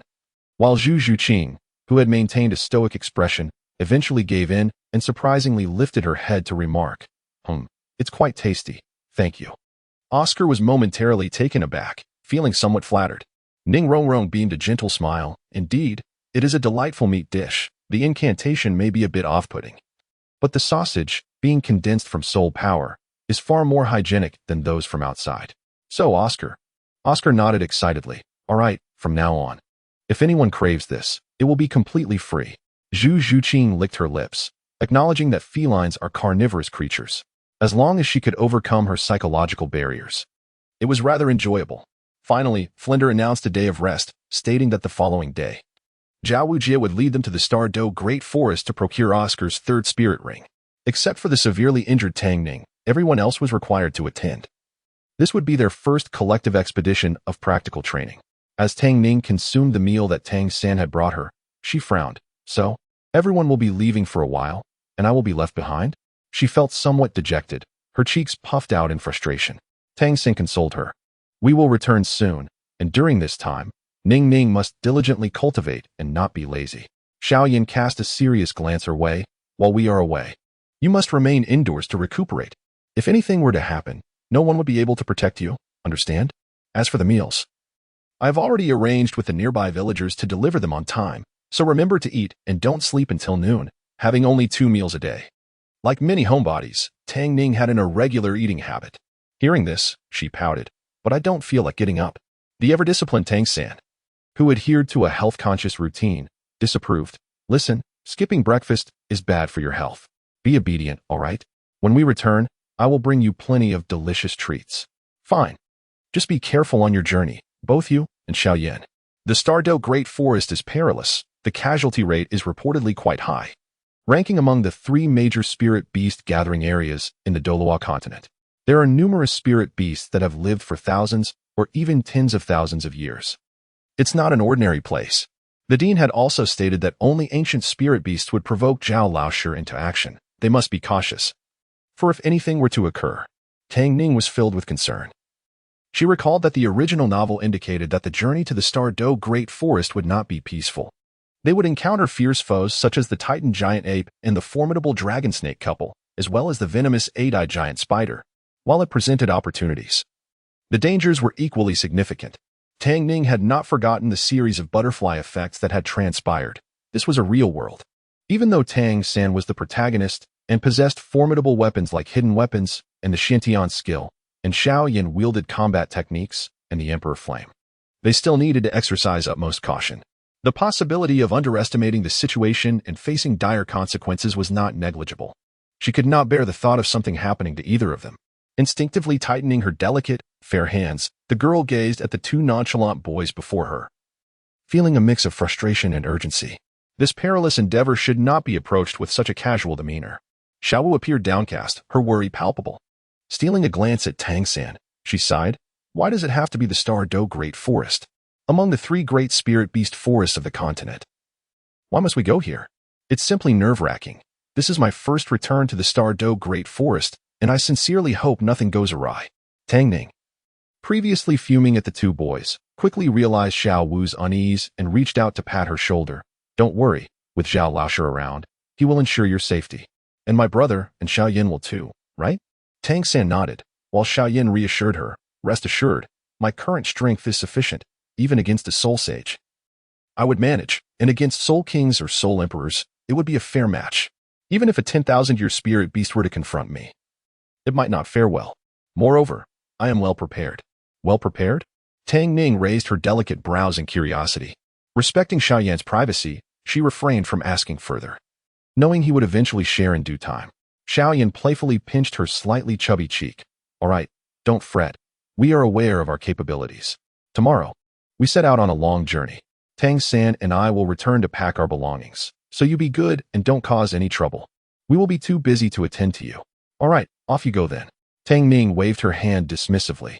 Xiao Yan turned to her, fixing her with a somewhat mischievous smile, causing Tang Ning to feel a twinge of anxiety. What is the matter? Oh, nothing much. Just suddenly remembered that it has been several months since you reached level 28, hasn't he it? Tang Ning was taken aback. Why do you ask? Huh. While we are away, you better not think about slacking off. Among the 3 of us, your strength is the weakest. Tang San and Xiao Wu are nearing level 30. Yet you remain at level 28? If you do not reach level 29 upon our return, I will deduct 3 months' worth of desserts. What? 3 months without desserts? How can I survive? Tang Ning's eyes widened in disbelief, her gaze pleading as she looked at Tang San. Brother, you wouldn't tea. Tang San nodded solemnly, clearly in agreement. Indeed, Ning Ning. If you do not reach level 29 upon our return, we will follow Xiao Yan's suggestion. It was evident that even Xiao Wu, who was not as diligent as Tang Ning, had achieved level 29. Clearly, she had been too lax. Xiao Wu protested. What do you mean I am not as diligent? I have been diligently cultivating my soul power. Tang San chuckled. You? Diligent? Don't be ridiculous. The time you spend shopping and dining far exceeds your training time. I hardly see you earnestly training. Hey, Xiao Wu exclaimed in indignation, before quickly redirecting her focus. But Ning Ning has indeed been a bit too lazy. She is always the slowest to level up, despite starting with full innate soul power. You must not be trying hard enough. Tang Ning was at a loss for words, unable to voice her grievances. Did they think she had not been training earnestly? There were indeed reasons behind it. Chapter 69. Tang Ning left behind her spiritual energy belongs to the energy system of the cultivation realm, possessing a quality and purity superior to soul power. Therefore, she must absorb the soul power of this world to convert it into spiritual energy. This process incurs losses, for instance. If Xiao requires 100 portions of soul power to advance, she would need to convert 150 portions, not to mention the time required for the transformation. Consequently, her advancement is significantly slower. were it not for Xiao Yan's first-grade elixir, the condensed fire pill, which enhances the absorption speed of fire energy, coupled with the acceleration ability of the ice-fire nine-tailed fox-ash training, the process would be even more sluggish. Nevertheless, the quality of her spiritual energy is undeniable. A 28th level Great Soul Master is equivalent to the 8th layer of Qi training, boasting considerable combat prowess. In a state of complete victory, her strength is second only to Xiao Yan, surpassing Daimu Bai. While she cannot match Xiao Yan's ability to contend with a level 50 Soul King or a level 60 Soul Emperor, she is certainly capable of defeating a level 40 Soul Sect. In a real confrontation, Daimu Bai would not stand a chance against her. One cannot help but hope that Daimu Bai will change. Otherwise, he truly does not deserve Zhu Qing. That said, there is little point in Tang Ning dwelling on this matter. Her apparent strength remains as it is. The uniqueness of her spiritual energy serves as her trump card. And unless in dire circumstances, she only displays a strength slightly above Tang San's. After relentlessly berating Tang Ning for her lack of diligence and training, the trio departed, leaving her to sigh and contemplate, her gaze lingering on Xiao Wu's retreating figure. It seems Xiao Wu has begun to develop feelings for her brother. Although their relationship has always been somewhat ambiguous, only Tang San, with his old-fashioned demeanor, fails to notice, believing it to be merely a normal sibling bond. How oblivious. All she must do is wait and observe. Inevitably, their relationship will evolve, and she will openly call him brother-in-law. However, Xiao Yan's level of obliviousness is not much different from Tang San's. How frustrating. Despite being a humanoid ally in the Dochi continent, why does he always feign ignorance before her? She initially thought her little feelings were transparent, yet Xiao Yan remains a complete fool. Could it be that he is genuinely dense? Or perhaps he simply has no interest in her? Or, Tang Ning rested her chin on her hand, her eyes narrowing as she recalled Xiao Yan's earlier words regarding her as a daughter, a cub? Hey, just wait and see. She will undoubtedly capture his heart and transform his paternal affection. The spirited girl, brandishing her tiny pink fists, was unaware that the most skillful hunters often disguise themselves as prey, and Xiao Yan, well, everyone understands. The following morning, the group set off, with Tang San, Xiao Wu, and Xiao Yan coming to bid farewell to Tang Ning first. Xiao Yan Ge, have you broken through to level 40? Tang Ning exclaimed, her eyes widening in astonishment. Just yesterday, he was at level 37. How could he leap 3 levels in such a short time? Was his so-called preparation truly? Both Xiao Wu and Tang San were equally astonished, staring at Xiao Yan in disbelief. 3 levels in one night. Did you train on a rocket? Indeed. Xiao Yan smiled faintly, succinctly explaining in response to their astonished gazes, it was the 3-pattern green spirit pill. So that was it. Previously, Tang San and Xiao Wu were aware that Xiao Yan had been seeking a pill capable of elevating one's strength by 3 levels consecutively. However, they were unaware of when he had gathered the necessary ingredients. Tang San directly inquired, avoiding eye contact, while Xiao Yan awkwardly chuckled, well, I owe you thanks for this. Thank me, but I haven't done anything. Tang San replied, utterly perplexed. Beside them, Xiao Wu lowered her head, feeling guilty. Third brother, I naturally protected you. But they provided far too much. Meanwhile, the events that transpired near Soto City remained an enigma, and it was unlikely that Tang San would have the opportunity to learn the truth. In the end, Zhu Zhuqing and Ning Rongrong also came to bid farewell to Tang Ning, and the group assembled at the playground before departing. Unexpectedly, Zhao Wujin appeared with a battered visage, his face resembling that of a swollen pig, grimacing in pain with every slight movement. Seeing the various expressions directed at him, Zhao Wujin glared fiercely. What are you staring at? You little brats, stop dawdling and get going. Little brats?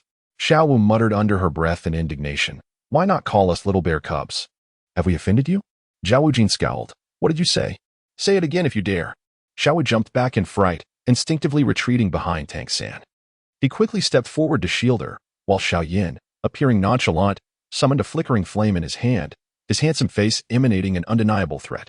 Zhao Wujin's expression shifted upon seeing Tang San and Xiao Yan, a mix of awkwardness and caution washing over him. This kid was not only formidable but also a tricky opponent, being the son of the Haotian Douluo. To make a move against him? The injuries on his body were already the price to pay. Xiao Yan was equally not to be trifled with. That peculiar large black ruler nearly cost him his life. Forget it. Both of them were not worth the trouble. All right, let's go. Zhao Wujin turned and led the group of 8 onward. Tang Ning leaned against the window, silently watching their retreating figures, filled with melancholy.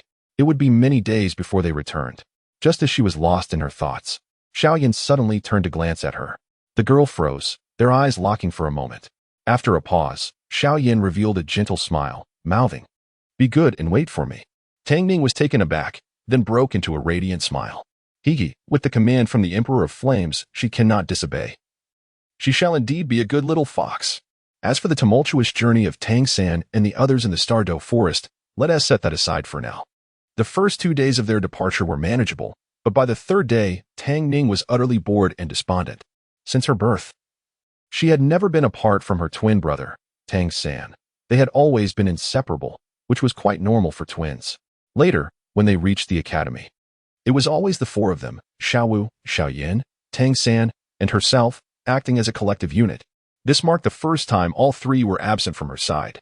Lying on her bed, listless, Tang Ning idly played with a delicate purple crystal ornament that sparkled in her slender, fair fingers. She hesitated, examining the exquisite piece closely. It was said that the ancient martial world she inhabited bore a trace of the nine-tailed ice-fire white fox bloodline, which was why it was revered as a totem. This might also explain the origin of her martial soul. However, this ornament was peculiar. Upon seeing it, she felt an inexplicable resonance, which was quite strange. The perception of divine beasts is remarkably acute, and Tang Ning never doubted that this ornament must hold some secret. Yet, after days of toiling to study it, she found no answers, realizing that deciphering its mystery through conventional means would be challenging. Her beautiful purple eye surveyed the crystal, its soft glow illuminated by the sunlight, enhancing her ethereal beauty and making her appear even more enchanting. She held the ornament, feeling lost and somewhat dejected. What is this? Could it be that her instincts were mistaken? Was it merely an ordinary decorative item? The little fox, anxious, began to pace, her bushy tail swaying in agitation. Chapter 70. The Kidnapping Incident in Nodding City.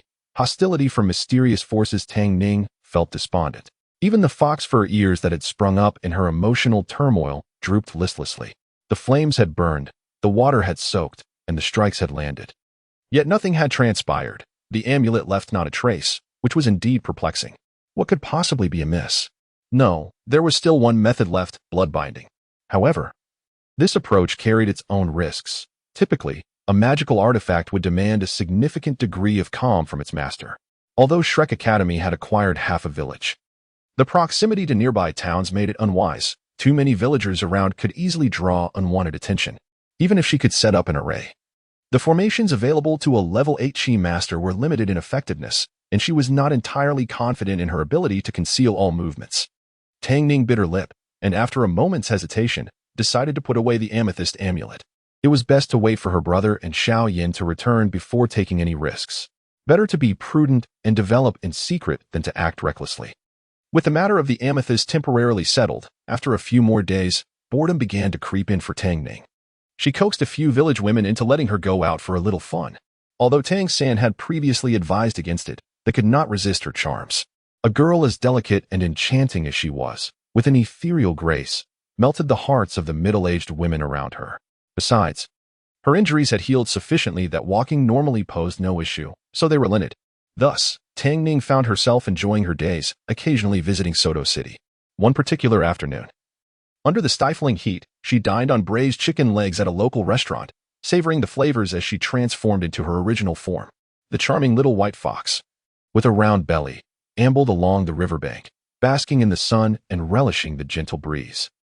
Just a little more sunbathing. And then she would return for a meal, best to avoid the evening when the mosquitoes were rampant. In the summer countryside, mosquitoes were relentless, and neither soul masters nor cultivators were immune to their bites. The tall grass concealed the petite fox, who languidly flicked her tail, inhaling the fragrant scent of wildflowers and grass, half asleep in a dreamy state. Just as Tang Ning was on the verge of drifting off, she suddenly caught the sound of voices nearby. It was baffling. Were those from the upper echelons truly so foolish? Why would they send us to this desolate place, Shrek Academy? To deal with a threat concerning Xiao Yan and Tang Ning's group of four? What a moronic noble.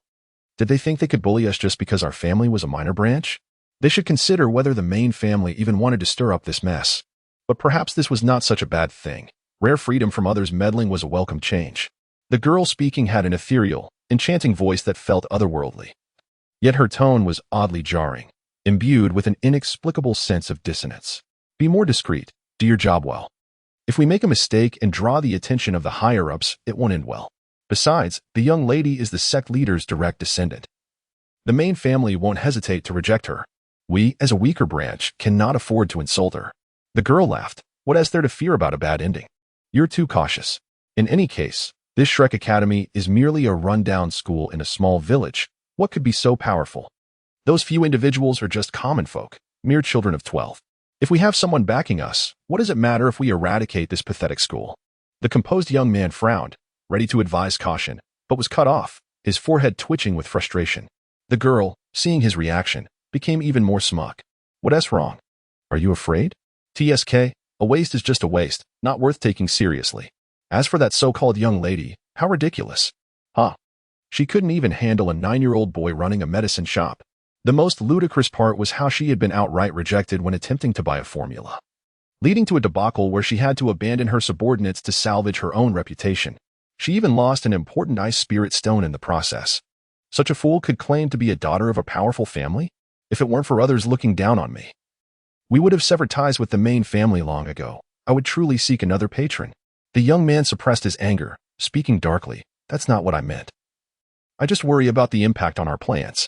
The girl dismissed his concern with a wave. Relax. They're just insignificant insects. By the way, are you sure that the alchemist Xiao Yan and the little healer Tang Ning, along with her brother Tang San, are really here? I can't wait to confront them and vent my frustrations for the years of grievances due to his pharmacy's actions. Tang Ning, who had been listening intently, suddenly sat up. Tang San? Xiao Yan?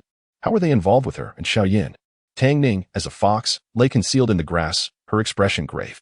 Combining the information from the two speakers was overwhelming. She needed to think. The answer was clear. These individuals were sent by a certain faction. And due to their poor relations with the main family, they were merely a side branch, dependent on this powerful force. However, this faction had grown wary due to Xiao Yan's pharmacy and her medical prowess. In fact, it was this very group that had previously attempted to kidnap her in Notting City. How could an ordinary shopkeeper possess the audacity to commit murder? Clearly, someone was behind them, and their intentions were far from benevolent. The Ice Spirit Stone had belonged to the daughter of that faction. A precious item that would hardly be found in a small town like Notting City. It was evidently lost by a prominent sect's heir. If I were to suggest capturing all Shrek students, killing a few and maiming others, wouldn't that instill fear in Xiao Yan and Tang Ning? A chill ran down Tang Ning's spine. She realized that Tang San, she, and Xiao Yan, even the main protagonists of Shrek, were evidently the primary targets.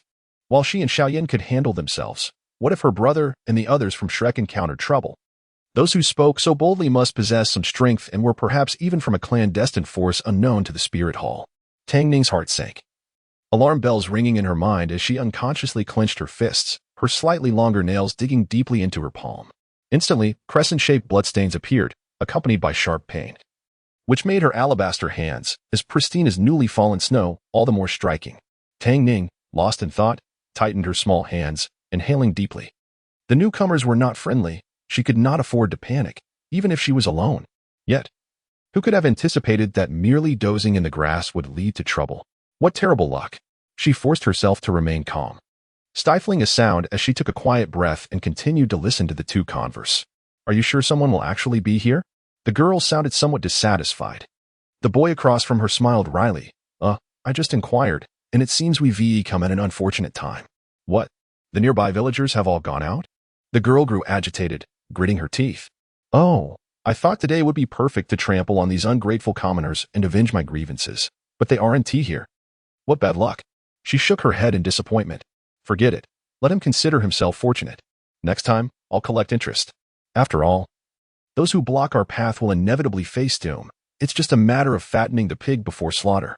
The girl laughed, her words cruel and callous, while the stoic young man followed behind her, his expression blank as they departed. Of course, they left, but her mouth never ceased its chatter, spewing forth all manner of cruel and excessive remarks from the excited girl. Indeed, I have heard that Tang San is a blue-silver grass soul master, while Xiao possesses a rabbit spirit. It is quite intriguing that even a seemingly useless spirit can lead to the rise of a formidable soul master. Capturing them for further study seems prudent. Naturally, since he is the brother of that little divine healer, it would be wise to first fracture a few ribs and sever some tendons, testing whether this healer, who has caused us considerable loss, can indeed transform decay into miraculous restoration. Unbeknownst to them, hidden within the grass, a snow-white fox glared with barely contained fury. She trembled with rage. Her forepaws silently carving deep marks into the earth, her gentle purple eyes ablaze with a wrath that seemed ready to ignite. What foolishness is this? To speak of breaking ribs and severing tendons? How dare they treat my brother with such contempt? It is utterly outrageous. Tang Ning was on the verge of exploding with indignation. These two displayed a complete lack of respect, as though they were mere swine to be tossed around at will. That air of haughty disdain. How infuriating. Taking a deep breath, Tang Ning flicked her tail and transformed into human form. Using the concealment of the grass to fixate on the backs of the two individuals, her beautiful eyes, tinged with a hint of purple, reflecting a cold and lethal intent unknown to Tang San and Xiao Yan. They intend harm towards my brother and the others. They must not be allowed to depart so easily. Recalling their earlier words, Tang Ning clenched her fists tightly, her eyes gleaming with ferocity as her spiritual energy surged within her. No, this cannot be rushed. A more measured approach is necessary. Her mind raced, realizing that these individuals seemed to belong to a family connected with another powerful faction. The girl's mention of them indicated more than one person, suggesting that the forces behind them are formidable. This is a crucial lead. Though releasing a tiger back into the mountains is perilous, if she can leverage this girl to unravel the entire matter and expose the individuals lurking behind her, it would be paramount to eliminate the threat once and for all. Chapter 71.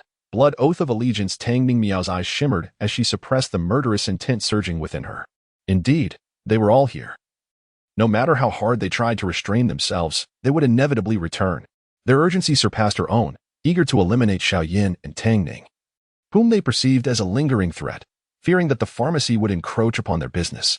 Over the years, Xiao Yan's apothecary and Tang Ning's medical prowess had encroached on many people's interests, but these must be the most formidable forces and families of all. It was uncertain what means they possessed. Perhaps they wielded something exceedingly troublesome. Without a strong backing, they would not dare to act so recklessly, brazenly committing violence in broad daylight. After weighing her options, Tang Ning concluded that she was too weak alone and decided to wait for Xiao Yan and Tang San to return.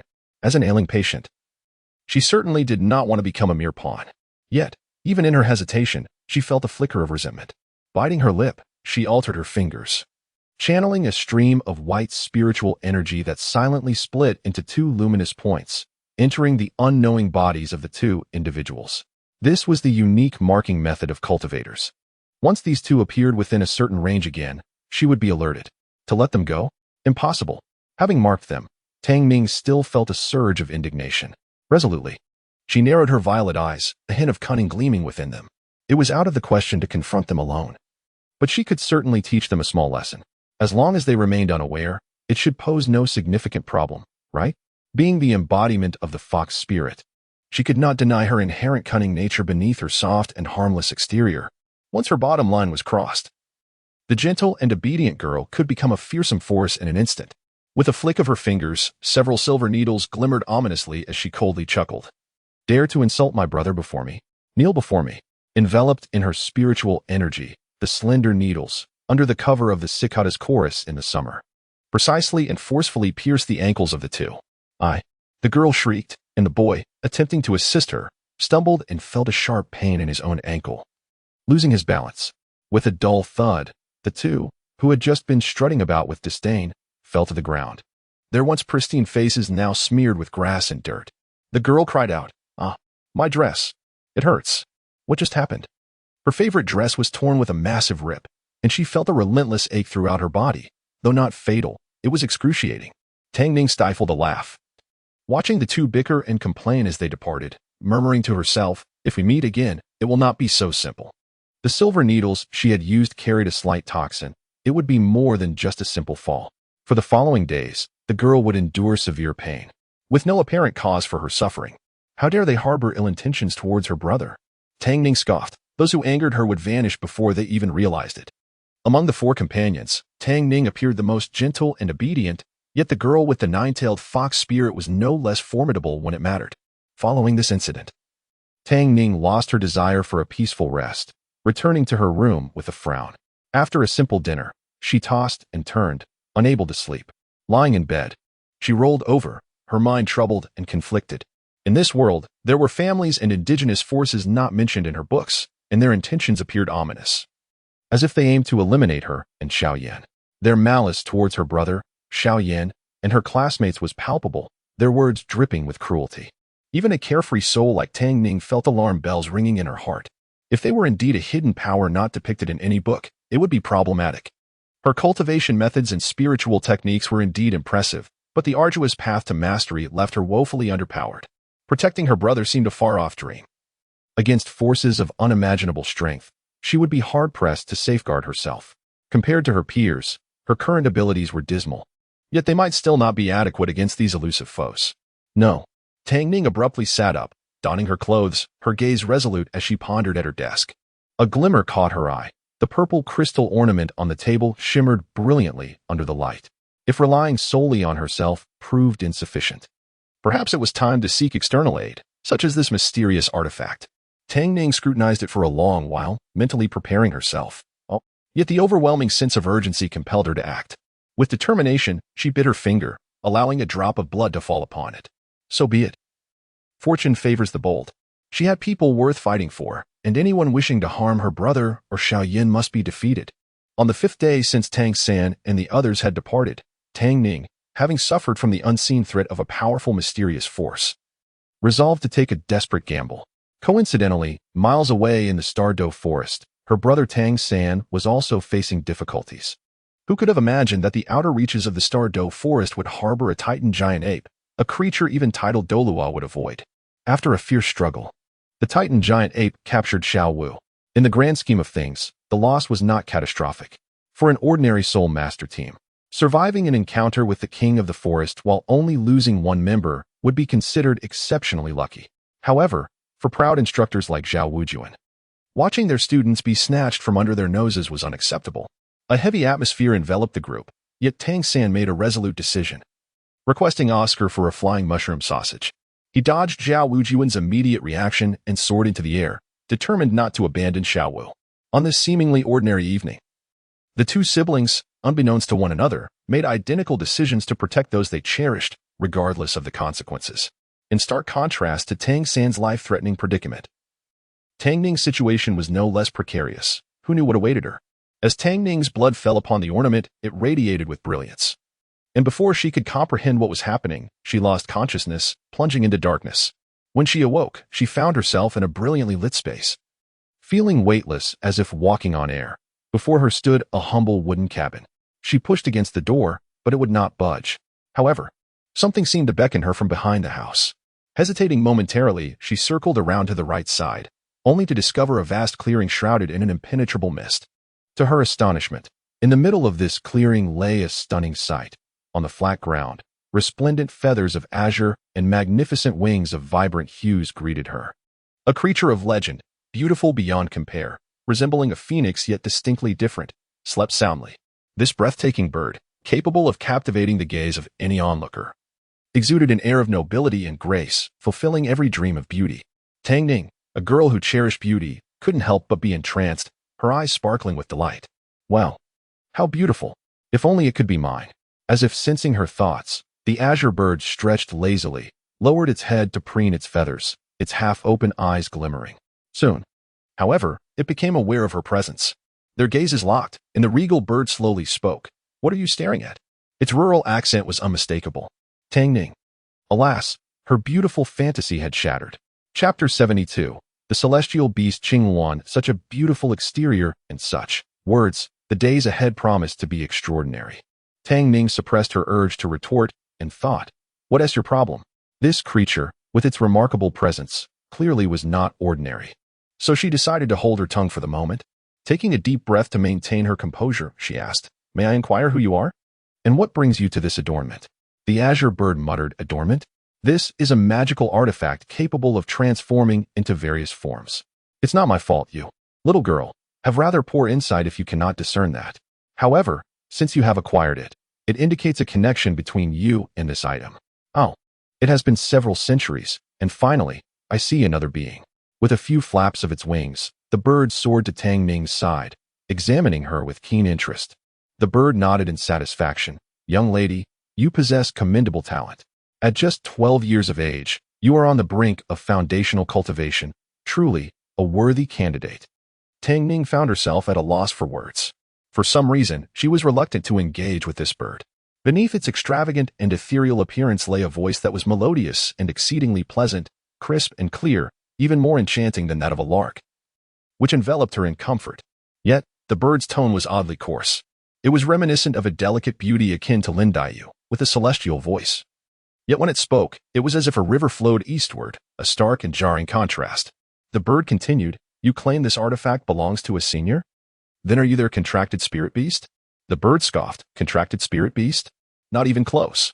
I am Qingwan, a descendant of the phoenix. My lineage is of great nobility. She merely stumbled upon me and is begrudgingly convalescing here. Little did I know that when calamity struck my realm, I would be cast into a rift in time and space for survival. This must be another world, I presume?" Tang Ning rubbed her forehead, conceding that it was indeed peculiar for a realm like Douluo continent to harbor items from the realm of cultivation. Yet, Qingwan? You are the legendary celestial beast, Qingwan?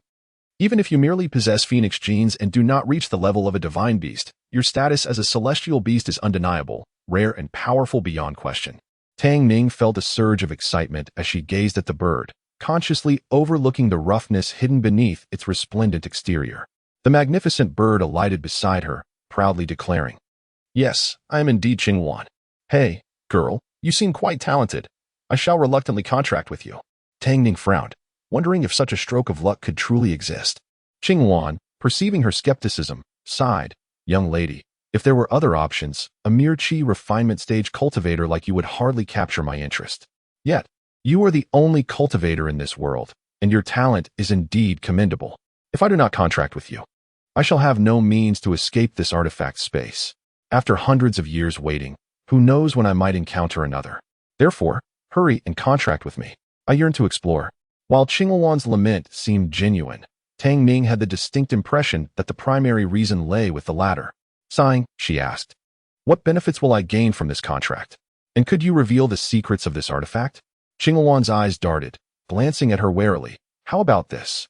You sign the contract first, and then I will divulge the details." The bird understood the principle of kill the rabbit, hide the bough, fearing that the human girl might seek the information without binding herself. "All right, let us proceed with the contract," Tang Ning replied, exasperated. After all, this was a Qingwan. While it might not hold much significance in the ancient cultivation world, in this realm, it was an invaluable treasure. A young girl eager to enhance her strength could hardly refuse such an opportunity. Yet, why did this grand Qingwan possess such a peculiar manner of speaking? The ancient magic circle's light drifted from Qingwan, enveloping Tang Ning. In an instant, a blue imprint, resembling a phoenix's tail feather, shimmered gently on her smooth forehead before gradually fading away. Tang Ning sensed that the contract was complete. Just as she opened her mouth to speak, a surge of potent, pure energy erupted within her. This energy was exceedingly gentle, merging harmoniously with the other energies in her dantian, causing her aura to rise steadily. "What?" Tang Ning's eyes widened in shock. She advanced through the stages. Late phase of Qi refinement level 8, Qi refinement level 9, mid phase of Qi refinement level 9, and peak stage of Qi refinement. Witnessing her strength ascend with such momentum, she was both thrilled and terrified. While gaining power was wonderful, the prospect of such a rapid increase left her apprehensive about potential repercussions. Would she explode or suffer from instability? Her heart raced with anxiety, particularly as an exquisite and melodious bird song echoed, and Qingwan chirped, transforming into a translucent specter that surged into her body. Tang Ning was momentarily stunned as an even more potent surge of spirit energy filled her, bringing an overwhelming force that propelled her strength to new heights. "Enough. This is becoming absurd. I feel on the verge of bursting. Not enough, not even close. You are my master after all. I must maintain a respectable presence." Qingwan's mirthful voice echoed in her mind. "So, you were about to call me my lord, weren't you?" Tang Ning acknowledged with a slight sound, but the next revelation from Qingwan stunned her. Furthermore, this artifact is called the Purple Spirit Space, a treasure for beast tamers, allowing spirit beasts to cultivate and reside within. Since you have contracted with this artifact, it will also activate your innate talent as a beast tamer, though the process may be a tad painful. Do remember to endure the discomfort. Wait a moment, a beast tamer? Isn't that a bit out of place in Douluo continent? Tang Ning thought, feeling the situation veering into the bizarre. However, in mere moments, she found herself too fatigued to ponder further, as her spirit energy continued to surge, accompanied by excruciating pain radiating from her limbs. Is this what you call a little bit of pain? Tang Ning whispered furiously, beads of sweat streaming down her face as pain racked her body. Surely, this is not merely a trivial amount? Before she could await Qingwan's response, she succumbed to unconsciousness. Qingwan stared in disbelief, pecking at her, then nudging her with its claws and wings. Is this how fragile modern cultivators have become? In my realm, cultivators could lose half their bodies and remain unfazed. Little did it realize that Tang Ning, a modern university student who had lived a charmed life, had been well protected by Xiao Yan and Tang San in the Douluo continent, having endured little hardship. Such a girl could hardly compare to the resilient, tough-skinned cultivators of the cultivation world. Tang Ning remained unconscious throughout the night, awakening the next morning as villagers arrived with food. She forced herself to appear nonchalant, obediently finishing her meal. Once the villagers departed and secured the doors and windows, she sighed in relief and collapsed onto her bed. After a moment of contemplation, she quietly called out in her mind, "Qingwan, are you there?" The events of the previous day felt too surreal. Could it have been a dream? Silence ensued, and she sighed, feeling a wave of disappointment wash over her. It seemed she had indeed been dreaming. Chapter 73, 50-level Yuan Ing stage. In the next moment, a stunning azure bird burst forth from her body like a stream of light, its resplendent and colorful wings unfurling. Then, an irritable bird flapped its wing against her shoulder and grumbled, "I am here." "Are you awake now?" Tang Ning replied. "I am awake." Awakening in the early morning, foggy-headed and with feathers from the bird's wings smothering her face, she was undeniably wide awake. Blinking her eyes, she felt a surge of joy in her heart. Hee, such a beautiful and charming Qingwan, albeit a bit cheeky, now belonged to her. Previously, the crystal stones she had acquired enhanced her cultivation speed and ice techniques, so this Qingwan, being a descendant of the phoenix, should presumably boost her speed and fire cultivation as well. Unable to contain her curiosity, Tang Ning inquired and received an affirmative answer, which elated her. Her brother could no longer accuse her of being negligent in her training. With the aid of the crystal stones and the Qingwan celestial beast, even in the Douluo continent, she could possess a cultivation cheat. Wait a moment, it seemed her own power had also increased? By how much? As Tang Ning pondered this question, her anticipation grew. Taking a deep breath, she focused her energy inward. Wait a second, am I dreaming? Tang Ning's eyes widened, and she held her breath, staring intently at the translucent, exquisite figure within her dantian, bathed in a vast ocean of rich spiritual energy. She was utterly astonished to see a miniature version of herself. Was this the Yuaning? How could it be the Yuaning? It took her a moment to process, utterly dumbfounded. She had only reached the 8th level of Qi training, yet here she was, suddenly in the Yuaning stage. It was as if she had leaped to the heavens. She thought she was at the starting line, but upon awakening, she had already sprinted halfway down the track. Tang Ning swallowed hard, checking the Yuaning and the spiritual energy within her body repeatedly to confirm it was indeed the Yuaning stage. Silently summoning her martial soul, she found that the 5 fluffy tails of the white fox were unmistakably clear behind it. Wait, in the Douluo continent, don't you need soul rings to advance to higher realms?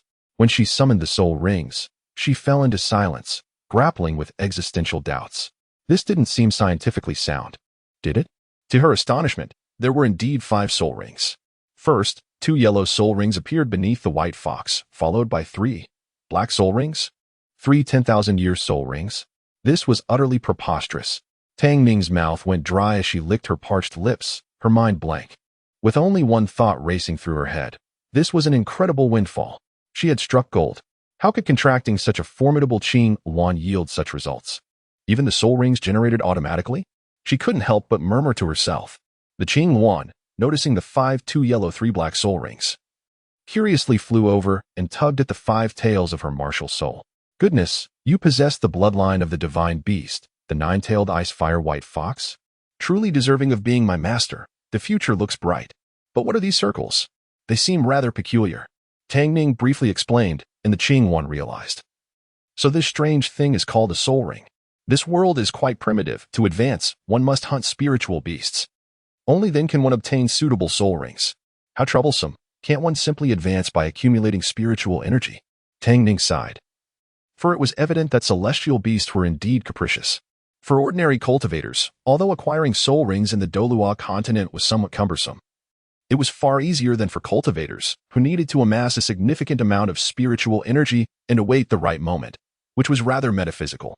In contrast, the Douluo continent, while seemingly troublesome, only required one to reach the final level of each realm, and then add a soul ring to automatically advance, which was considerably more straightforward than relying on metaphysical timing. Of course, celestial beasts were exempt from this. Their robust physiques and extraordinary talents made them favored by the heavenly path, only requiring them to accumulate spiritual energy. They could even absorb spiritual energy continuously without the need for rigorous training. To be honest, just thinking about this made her a tad envious. The Qingyuan mused for a moment and then understood. No wonder so much energy was wasted. I initially estimated you would reach the spirit separation stage, but alas. Having something is better than having nothing. Originally the spirit separation stage? Tang Ning's heart skipped a beat. At that moment, she recalled that ancient texts indeed described that typically, when a cultivator contracted a spiritual beast, their realm would elevate according to the beast's level, with no adverse side effects. But, to leap from Qi training to spirit separation? What kind of confidence did this Qingyuan possess? May I ask, what was your original realm? Qingyuan. What realm? The Qingyuan lowered its head, pondering for a moment. What? Is it inconvenient to tell me? Well, I'm just organizing my thoughts, after all. I haven't spoken for hundreds of years. Tang Ning responded. Oh, so you need to organize your thoughts after hundreds of years of silence? Is that why you keep referring to yourself as this esteemed one and your first words to me were, what are you looking at? I certainly didn't perceive your inability to speak before. Let me put it this way. In my original world, I was a cultivator at the early stage of transcending, after sustaining injuries and traversing through spatial rifts. My strength stabilized at the mid-stage of merging before the contract. Now that the contract has been established, I have downgraded to the 7th level of spirit separation. Of course, even at the 7th level of transformation, with our celestial beast prowess, I can easily defeat out-of-body cultivators and early-stage merging cultivators. As the Qingyuan spoke, it proudly flapped its wings, brimming with confidence. Tang Ning remarked, You, a Qingyuan of the transcending stage, cannot break free from a treasure? Then what about that beast master? The Qingyuan's proud expression faltered, and it replied begrudgingly, Well, she is a peak transcending expert, on the brink of ascension. Although the soul imprint left on the treasure after her death is faint, it can only be completely removed by re-establishing a master. I certainly can't enter or exit freely. If it weren't for that, I wouldn't have chosen to contract with a novice like you. However, knowing you possess divine beast blood, I feel much better about it. Contracting with a divine beast is no loss. The strength of a legendary ancient divine beast is something even I yearn for. Tang Ning gazed back and forth at the 3 black 10,000-year soul rings, feeling the potent aura emanating from the deep, mysterious black rings. Truly, the spiritual energy from the Qingyuan could even automatically replenish such formidable soul rings. It felt like she had struck gold. Yet, Tang Ning found herself troubled. Her brother and Tang San would be one thing, but now she had suddenly advanced to a 50-level Soul King in the Yuaning stage. How was she to explain this to the others from Shrek Academy? Wouldn't it be better to conceal her strength for now? Concealing her strength was manageable. But the nine-tailed fox was too unique, possessing its own methods of concealment. However, there was no way to hide the soul rings. Tang Ning inquired of the bird before her, Qingyuan, do you have a way to conceal my soul rings and change their colors? The Qingyuan tilted its head, displaying a humanoid smile. Conceal? I cannot, but you can. I can. Tang Ning was taken aback, utterly perplexed. How could she possibly do that? The Qingyuan elucidated. The nine-tailed ice fire fox, besides possessing the formidable ice and fire talents, has purple eyes that are the eyes of bewitchment. Foxes are the ancestors of illusion and charm. Not to mention a divine beast like the nine-tailed fox. Previously, you were merely in the Qi training stage, so the techniques available to you were limited. Now that you have reached the Yuaning stage, you will naturally unlock new inherited memories. Celestial beasts inherently possess such inherited memories, which is one of the reasons for their might. I must say, conversing with you, a mere human girl, is quite taxing. You don't even comprehend my calls. It's no wonder you lack guidance, the Qingyuan muttered softly, producing a few unintelligible bird sounds, clearly expressing its frustration. Tang Ning maintained a neutral expression. Oh, so it's my fault for not understanding bird calls? It's absurd to blame me for being the first to become a nine-tailed ice-fire fox divine beast. It seemed that all birds were indeed a bit haughty. Chapter 74. The return of the Shrek team. Tang Ning, feeling a blend of skepticism and calmness, reflected deeply. Indeed. As Qingyuan had mentioned, the notion of illusion conjured a wealth of knowledge within her mind.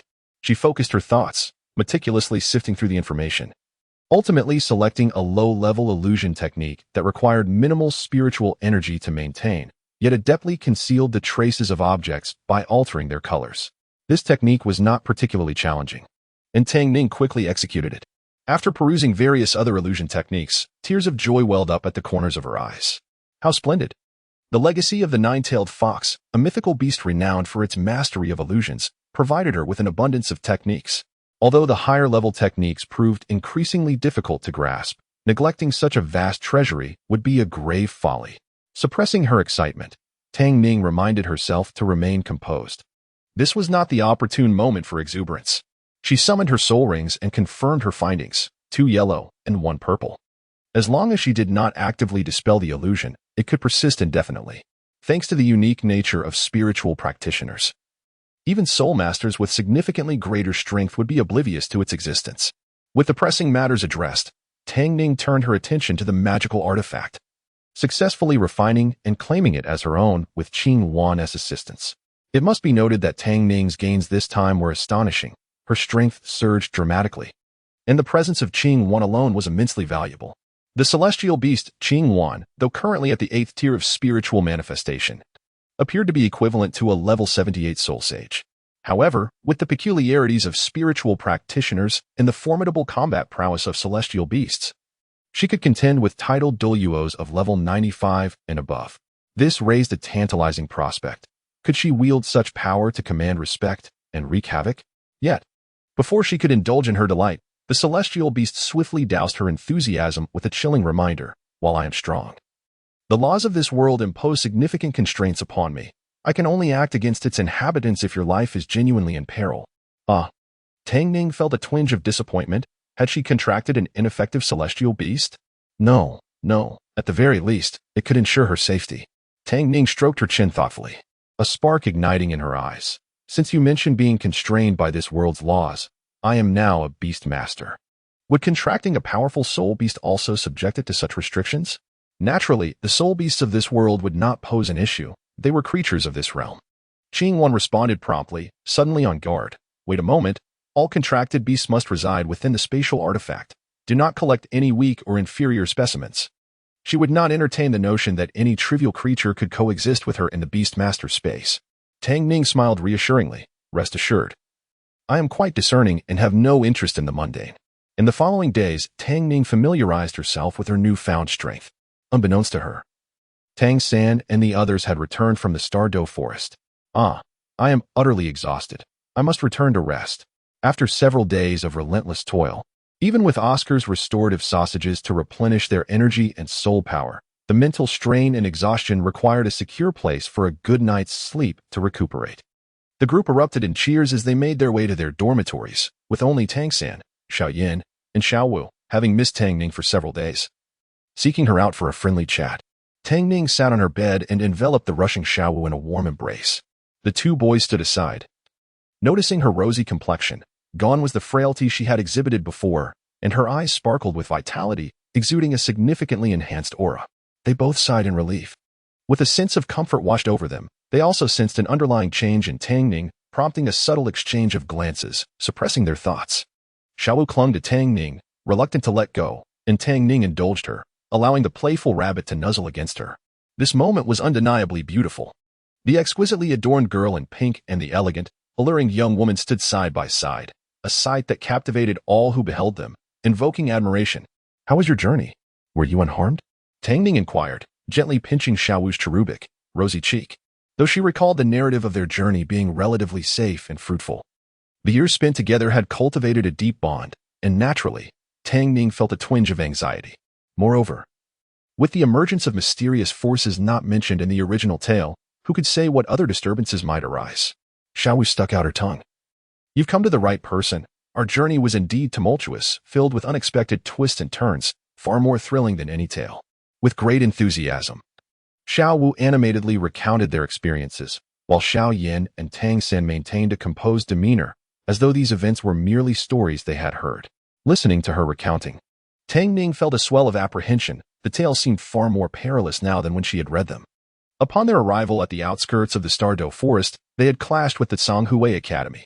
Had it not been for Zhao Wujia's intervention, The level 50 Soul Kings would have posed a significant challenge to Tang San and the others.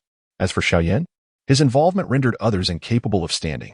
After considerable effort, they finally located a suitable wind-tail coxcomb snake for Oscar, only to discover it was prey belonging to the formidable dragon snake couple for their granddaughter, Ming Iran. It took a great deal of effort to secure it. Xiao Wu raised a finger, and that's not all.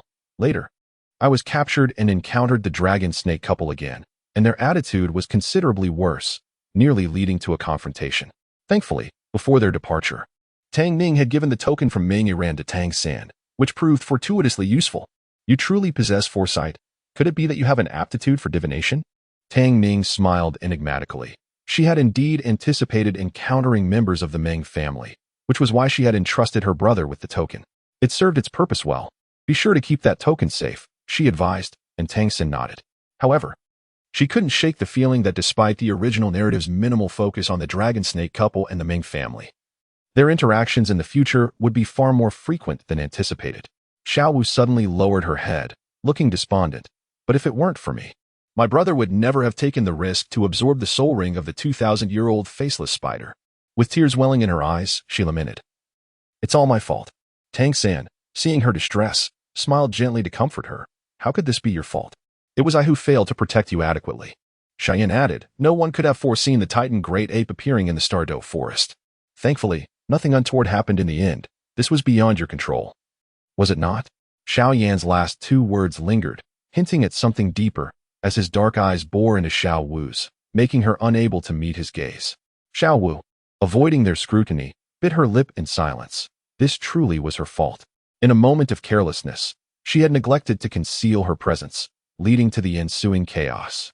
Tang Ning and Xiao Yan exchanged knowing glances, their expressions laden with meaning, until Xiao Wu's unease prompted Tang Ning to withdraw her gaze. She spoke softly, I see. But fortune often lies within misfortune. Had it not been for this, my brother would not have gained such tremendous rewards. In pursuit of wealth, one must often embrace risk. Chapter 75. Teasing the bunny. Xiao Yan, having grown weary of teasing Xiao Wu, nodded in agreement. Although the Titan giant ape presented quite a challenge that left him feeling somewhat disheartened, Tang San's soul ring and his own fortuitous encounters were indeed advantageous. Tang San concurred, noting, indeed, the benefits of absorbing high-level soul rings from a higher tier are formidable. As he spoke, 8 inky black spider legs emerged from behind him. Behold, this can be considered an unexpected delight. Tang Ning circled around, while Xiao Yan, having already examined it, wore a casual smile, marveling at Tang Ning's astonishment. The young girl's reaction was quite normal, yet Tang San did appear oddly peculiar, resembling a spider with a human body. While the notion of spider legs sprouting from a human form was somewhat awkward and bizarre, the fact that they belonged to a man-faced demon spider added a layer of intrigue. Tang Ning gazed at the deep purple-black spider legs in awe, exclaiming, they appear remarkably powerful. Since brother claims this is a product of absorbing the man-faced demon spider, then this venture has undoubtedly yielded great rewards. A set of 8 venomous spears that can be controlled at will would be incredibly formidable in actual combat. Congratulations, brother. Indeed, the external soul bone, the 8 spider lances, was undoubtedly one of Tang San's greatest advantages and trump cards in his early days, rivaling even concealed weapons. Tang San smiled, affectionately observing the young girl as she continued to scrutinize him, cautioning, be careful not to touch them. The venom is extremely potent, and your health is fragile. Xiao Yan added, exactly. The fatty once touched them and learned a hard lesson. Let us not have you suffer the same fate. It was wise for the young girl to refrain from careless actions around such toxic substances. Tang Ning muttered, I know. You both sound like old nags. Tang San quipped, can I exchange this sister for another? Xiao Yan replied, what can I do? I can only maintain a smile. Having studied the spider legs sufficiently, Tang Ning suddenly recalled something and mischievously leaned closer to Tang San. Sensing her approach, Tang San's instincts flared with caution as he scrutinized his sister. Why are you looking at me like that? Every time you do, it never bodes well. With a playful grin, Tang Ning teased, oh, brother, don't be so tense. So, you sparred with Ming Iran twice, haven't you? She scanned him with a playful gaze. Tang San, taken aback, responded, yes. Once in battle, and once in concealed weapons. What of it? Xiao Yan, realizing the implications, raised an eyebrow in amusement, stifling a laugh as he continued to observe. Tang Ning shook her finger. Well then, how does it feel to be kissed on the cheek by a beautiful young lady? Out of the corner of her eye, she noticed Xiao Wu's face darkening, her expression turning increasingly grim. Xiao Yan stifled a chuckle. This was not merely his jest, but a response to Tang San's earlier offhand remark. Tang San stammered, well, it felt. His hesitation only served to deepen Xiao Wu's scowl, her teeth nearly grinding in frustration. What? Can't find the words? Is it that unforgettable? Xiao Yan chuckled, fully aware of the impending storm. Tang San, confronted with Xiao Wu's fiery disposition, felt a rare sense of unease as he turned to face her.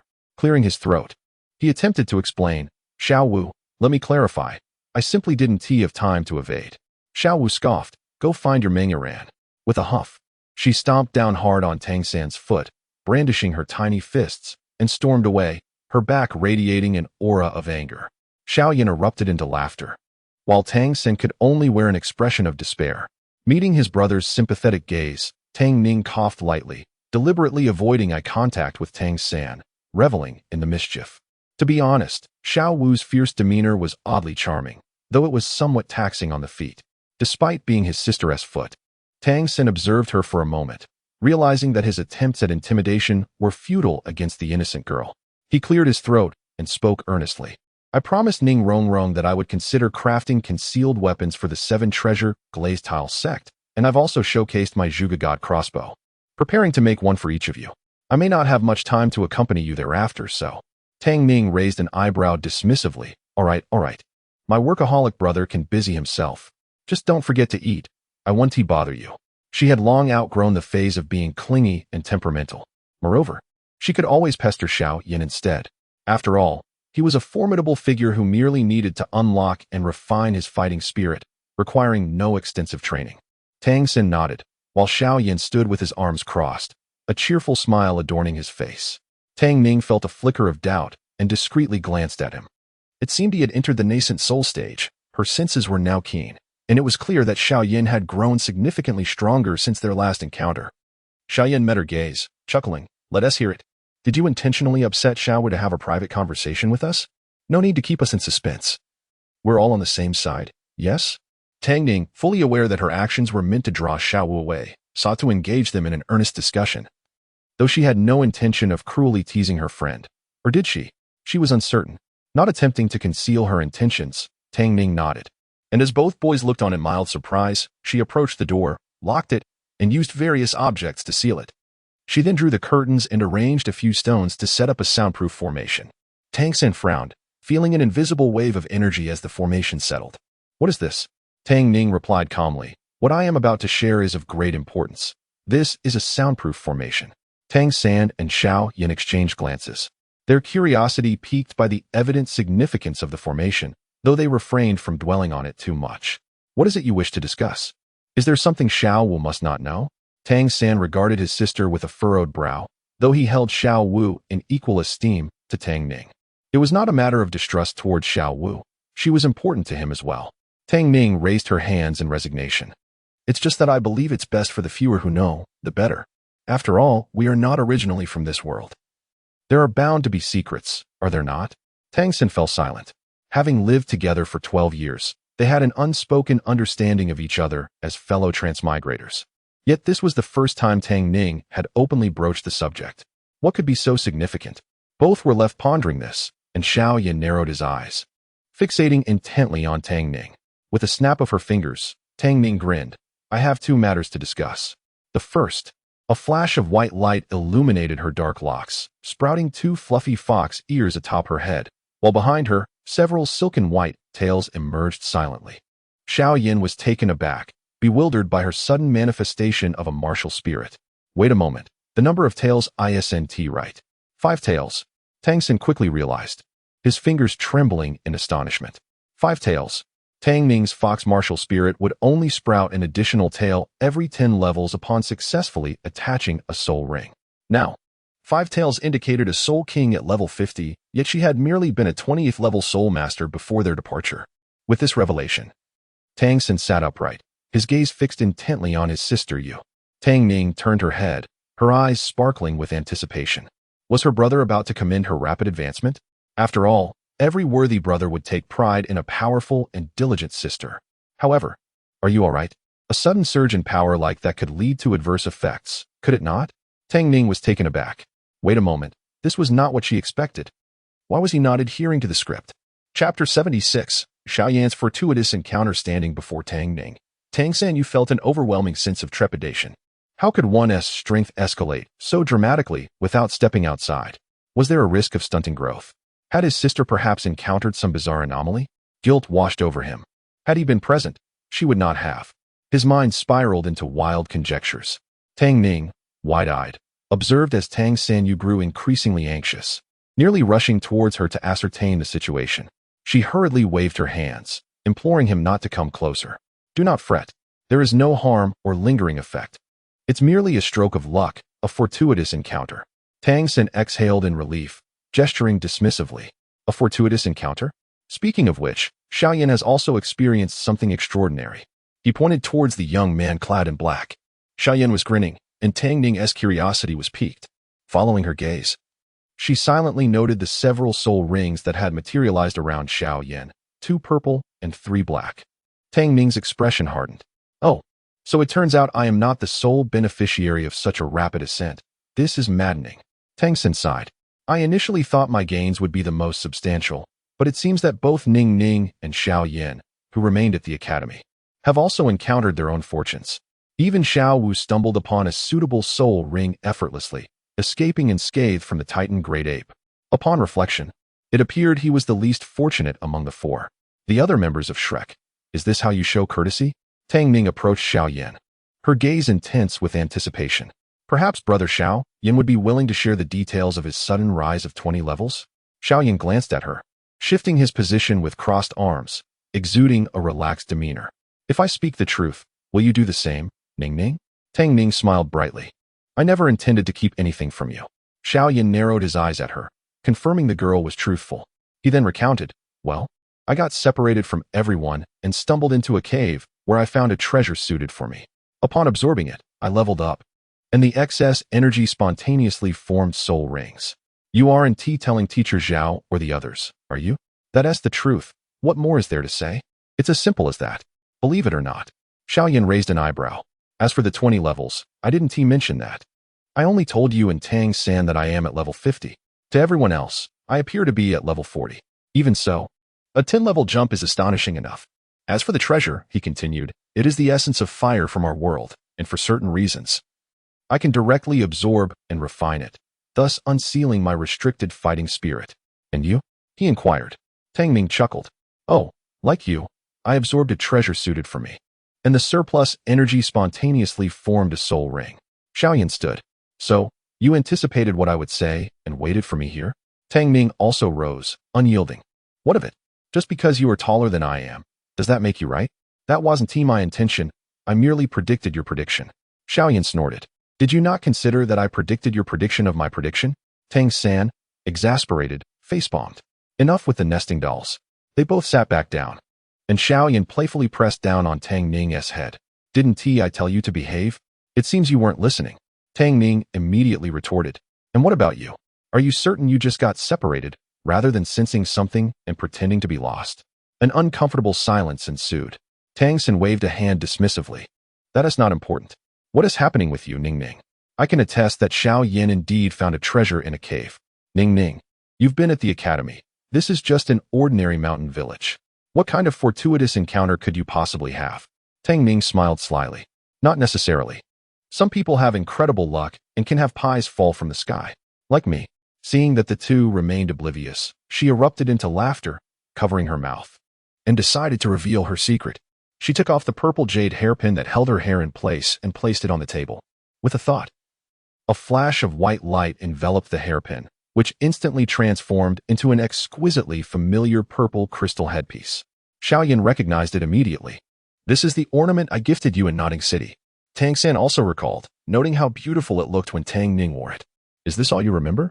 Tang Ning, toying with the headpiece, explained, this fortuitous encounter is related to this ornament. It is a magical artifact. I have acknowledged it as my own while also forming a contract with an immortal beast within. Upon contracting, we share strength, which naturally granted me a surge of powerful energy, allowing me to replenish my soul rings and advance to Soul King. As for my beast-taming abilities, there's no need to discuss them for now. According to the narrative, we at Shrek will not have time to venture out anytime soon, so it won't be necessary. Upon realizing this, Tang San understood why the usually sensible Tang Ning was so adamant about acquiring the ornament. He blinked. Since you formed a contract with an immortal beast, what kind is it? Does it aid in battle? Tang Ning smiled mysteriously. I can show everyone. She then flicked the headpiece and called out, Hey, wake up. Come meet my brother and brother Xiao Yan, or I'll turn you into soup. A burst of azure light emerged as a grand, resplendent blue bird unfurled its magnificent wings. It raised its head disdainfully. Do you think I want to sleep? If it weren't for your insistence on waiting for someone to return before I could come out, I would have ignored this shabby thing for hundreds of years. Initially awestruck by the bird's grandeur, Tang San and Xiao Yan were left speechless. What in the world is this? The two stared silently at the unknown azure bird, their minds swirling with questions, and Tang Ning could even visualize the tangible black lines forming above their heads. She covered her face, lamenting, how utterly embarrassing. This is a complete social disaster. Could she possibly silence this bird or summon another spirit? In any case, this is my contracted spirit beast. Tang Ning gritted her teeth, suppressing the urge to strike the bird. Tang San scrutinized the pompous yet oddly unreliable-looking bird and suddenly felt a pang of sympathy for his sister. Your contracted spirit beast? Are you certain? Xiao Yan chimed in. How about this? Can you possibly exchange it for another? Just uttering those words, he sensed an overwhelming aura of unreliability emanating from the bird. Before Tang Ning could respond, the Qing Wan interjected indignantly. What's the matter? I am incredibly powerful. You know? For a little girl like her to catch my eye is her fortune. I am the esteemed Qing Wan. Xiao Yan replied. Perhaps it would be best to change it, then? This bird seems defective, almost like a fool. Qing Wan? Fool? What is that? Is it a type of bird? Receiving the Qing Wan's thoughts, Tang Ning felt the weight of frustration descend upon her. Chapter 77. Is the silly Qing Wan a female? Tang San wore a serious expression, blocking his sister. I think we should dispose of it. Anything else is fine, but this is absolutely unacceptable. Indeed. The presence of a talking male bird in a young lady's room as a contracted spirit beast was rather inappropriate. Xiao Yan wholeheartedly agreed, flames dancing in his hand, ready to hurl them at the Qing Wan. Tang Ning swiftly seized the blue bird. Well, she's female, although she insists on referring to herself in a rather brash manner. I assure you, she is indeed a girl. Tang San and Xiao Yan exchanged bewildered glances. This foolish bird that speaks so crudely is a female? So what if she is a female? Who says females cannot use foul language? Equality between genders, you know? Tang Ning retorted, hands raised in exasperation. You see, if it weren't for the fact that she is a powerful Qing Wan, I would never have made a contract with such a silly creature that tarnishes my image. Wait a moment, the girl suddenly faltered. What image does she, Tang Ning, even have? Perhaps she is merely a beloved, lazy little darling? After scrutinizing the girl for a while and confirming that she was indeed female, the two finally grasped another issue. Wait, the Qing Wan? Is it the legendary Qing Wan? Tang Ning beamed and nodded. Indeed, a descendant of the magnificent phoenix, a fire element celestial beast, the Qing Wan spirit bird. This is a tremendous windfall, absolutely profitable.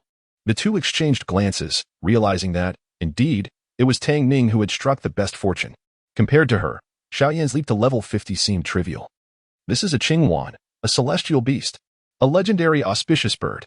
Throughout history, tales of the Qing Wan abound. Both Tang San from the Tang Second Bashu and the modern-day Xiao Yan were well aware, unable to stifle their gasps of astonishment. A celestial beast of legendary status? Goodness, for such auspiciousness to recognize a master, Tang Ning's luck is truly extraordinary. Tang San glanced at his 8 spider lances and 3rd soul ring, suddenly feeling less impressive. Xiao Yan mused. In that case, it's perfectly reasonable for me to regain my strength of over 50 levels. Tang San pondered for a moment, suddenly realizing, right? Since we have the Qing Wan, she should be able to assist in battles, right? Fighting side by side with a celestial beast like the Qing Wan would be devastating. Our strength would soar. Tang Ning sighed with a bitter smile. I wish that were the case, but her power is too great. She is not a creature of this continent, and the laws are highly restrictive, which could easily disrupt the balance. She can only intervene if I am injured or face life-threatening danger. Nevertheless, even so, Tang Ning was already quite formidable, This seemingly delicate and adorable fairy could deliver a lethal blow with a mere kick. Tang San remained undeterred. That was to be expected. If she had no restrictions, it would be chaos. However, this means I no longer need to worry about your safety. Tang Ning's innate frailty had always been a concern for her elder brother, Tang San. Now, with a Qingyuan to safeguard her life. It was as if a pillow had been provided for a sleepyhead. What? You say you envy your sister for advancing 20 levels directly to Soul King? TSK. That's nothing. After all, she is his beloved sister. He should be delighted. If it weren't for the need to maintain a low profile and avoid flaunting. That would be splendid. And even if she had become powerful, she was still a girl. How could a cherished little darling act without restraint in critical moments? Naturally, it would be Daimubai, the melee tiger, who would take the brunt. Daimubai? Are you being polite? Unexpectedly for Tang San, from this day forth. The dean and vice dean of Shrek Academy began to question their existence. At the beginning of the term, Zhao Wujuan and Flander, exuding immense confidence, declared, whatever the matter. Just call us. Later. What cannot be resolved by the Qingyuan? Are we overestimating the Soul Sage? They broke down and changed their names overnight to escape. This generation of children is truly wild. Tang Ning contemplated for a moment before finally revealing the matter of another mysterious force keeping an eye on them. Of course, she did not mention the original plot or her own marks, only saying that these individuals were out of place. Their tone malicious as they plotted how to deal with their side. They claimed they would eliminate all Shrek students and teachers and would likely act against them soon. They even mentioned that several of the girls were quite beautiful and intended to abduct Xiaowu and Zhu Qin to sell them as slaves, threatening to kill their brother and other male students, skinning them alive. Additionally, she roughly recounted how those two plotted to deal with them. And Tang San's expression grew increasingly grim. To target him was one thing, but to threaten Xiaowu and Ning? That was tantamount to courting death. Tang San's dark eyes glinted with cold light. I will inform the teachers about this matter. Anyone daring to set their sights on us will face dire consequences. Their arrogance was truly overwhelming. Even so, you should refrain from wandering about these days. Tang San's words suddenly faltered. Wait. It seemed that all of his sister's injuries had healed. Not only had she surpassed their level 50 strength, but she also had a Qingyuan for protection. Suddenly, he felt a wave of sympathy for those individuals. So, it seemed that the ones who truly needed protection and caution were himself and Xiaowu. Tang San fell momentarily silent but still declared, even so, we must remain vigilant. Now, it's late, and we are tired. Let us return to rest. And you should sleep early as well. Tang San's retirement schedule was that of a diligent elder, prioritizing early bedtimes and early rising for health. As the two departed, Tang Ning chose not to speak further, her eyes flickering as she obediently allowed her brother to pat her head. Once the door closed behind them, the seemingly obedient and soft girl, Tang Ning, sprang to her feet. Qingyuan danger. Her gaze turned menacing as she approached the bird, which stood trembling in the corner, aware of the impending danger. I recall telling you to leave a good impression on my brother and Xiao Yan. The Qingyuan felt a pang of guilt. It seemed that Tang Ning had indeed mentioned this, but she had forgotten. Coughing to regain her composure, the Qingyuan attempted to calm herself. What a beautiful day it is, and yet you are so irritable. This is not good. Ah, wait. Don't pull my tail feathers. Not my head feathers either. Amidst a flurry of chaos, by the time Tang Ning calmed down, the Qingyuan was already bald. The bird gazed at her with resentment, but the breathless girl shot at a fierce glare in return. QWQ. The bird princess felt utterly aggrieved. Why must she endure such torment? Indeed, the water that had entered her mind during the contract was now turning into tears. Now, she was filled with regret, immense regret. After a moment of contemplation, Tang Ning looked up. Oh, the celestial beast had a commendable recovery rate. In just a short time, its feathers had nearly grown back.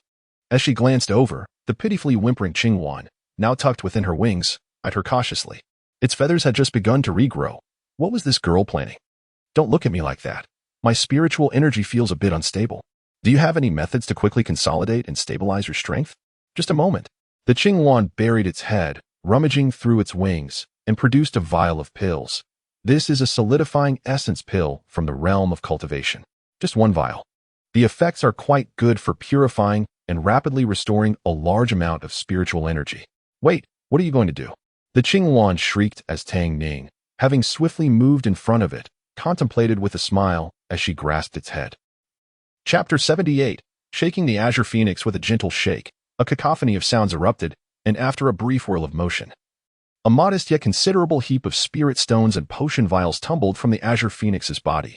Tang Ning, releasing the indignant bird and rubbing her temples, had long suspected that the azure phoenix was hoarding something. It turned out to have concealed treasures within its wings and feathers, truly classic. A simple shake revealing an abundance of hidden items, confirming that this was indeed a female azure phoenix and not a mere hoarding rodent. The bird, infuriated by her thoughts, retorted, "I am the esteemed azure phoenix, a descendant of the phoenix, not some lowly guinea pig." Tang Ning chuckled, uninterested in its tirade, and with a flick of her sleeve, forcefully stored the chattering bird into the spirit beast space. Instantly, silence enveloped the room. In Tang San's dormitory, Oscar, noticing Tang San had finished his grooming and was preparing for sleep, hurriedly inched closer. Tang San, why were you gone for so long? What did you say to Rong Rong?" "Oh, I was with Xiao Yan and Xiao Wu, and also checked in on my sister." "Why?" Tang San replied casually. Oscar bit his lip. "Well, you and Rong Rong." Suddenly, Tang San grasped the situation and, suppressing a chuckle, decided to tease him. "We're classmates. Isn't it normal to chat and share feelings?" Oscar responded with a hint of jealousy. "Share feelings? I'm feeling a bit sour here. But you already have Xiao Wu, so please don't compete with me for Rong Rong." Tang San raised an eyebrow, bemused. "That's a curious thing to say. I recall you were planning to give up on pursuing her." Oscar scratched his head. "That was before, and Rong Rong hasn't done anything wrong. Daimubai has indeed been a bit excessive. Plus, after this trip to the Stardow Forest, Rong Rong has changed a lot. She is only in her teens. I truly don't want to give up." Of course, beneath all that, was his genuine affection for Ning Rong Rong. For reasons unknown, he was captivated at first sight by the girl whose beauty and grace eclipsed even the stars, her gentle smile enchanting beyond measure. He had taken a liking to the exquisite, sweet-looking girl in the elegant white dress the moment he laid eyes on her. Although her previous capriciousness had caused him to reconsider, he had noticed her newfound gentleness lately. Moreover, after he had caught her during an attack by the Titan giant ape, her attitude towards him had become notably warmer. How could he not be moved? Such a beautiful and appealing girl was not something he wished to let go of easily. Yet, if Tang San were to compete with him, Oscar sighed internally, feeling quite disheartened. To be honest, he was merely a support soul master, coming from humble beginnings. Oscar felt that apart from his looks, he lacked the strength and character that Tang San possessed, steadfast, calm, intelligent, with formidable combat skills and theoretical knowledge. After all, even Ma Hongjun was a battle soul master. In that moment, Oscar could hardly imagine that a few years down the line, even his sole advantage, his handsome face, would pale in comparison to Tang San's. Such sorrow loomed large. Seeing Oscar's earnest demeanor clearly indicating his feelings for Ning Rong Rong, Tang San decided to cease the teasing. All right, I won't tease you anymore. Rong Rong approached me solely regarding the hidden weapons issue. There's nothing else. I'm not interested in her. As for Xiao Wu, we're merely siblings, nothing more." Oscar's eyes widened, his tone elongated. Oh, I see, sister. But a sisterly affection is still affection. Just don't compete with me for Rong Rong, all right? Hee. I knew we were good buddies, loyal brothers, he declared, lunging forward for a bear hug. Tang San hastily dodged, rolling his eyes. Enough. Even if I don't compete. Rong Rong is a crucial disciple of the Seven Treasures Glazed Tile School. Her status is significant. You must put in some effort, or it will be quite challenging to gain her recognition. Realizing Rong Rong's esteemed position in the Seven Treasures Glazed Tile School, Oscar understood that his obstacles were not just Tang San, but also the immense reputation of the school and other talented individuals. By the way, Xiao Wu and I are genuinely just siblings. Siblings? Tang San reiterated emphatically. Oscar chuckled. Yes, just siblings.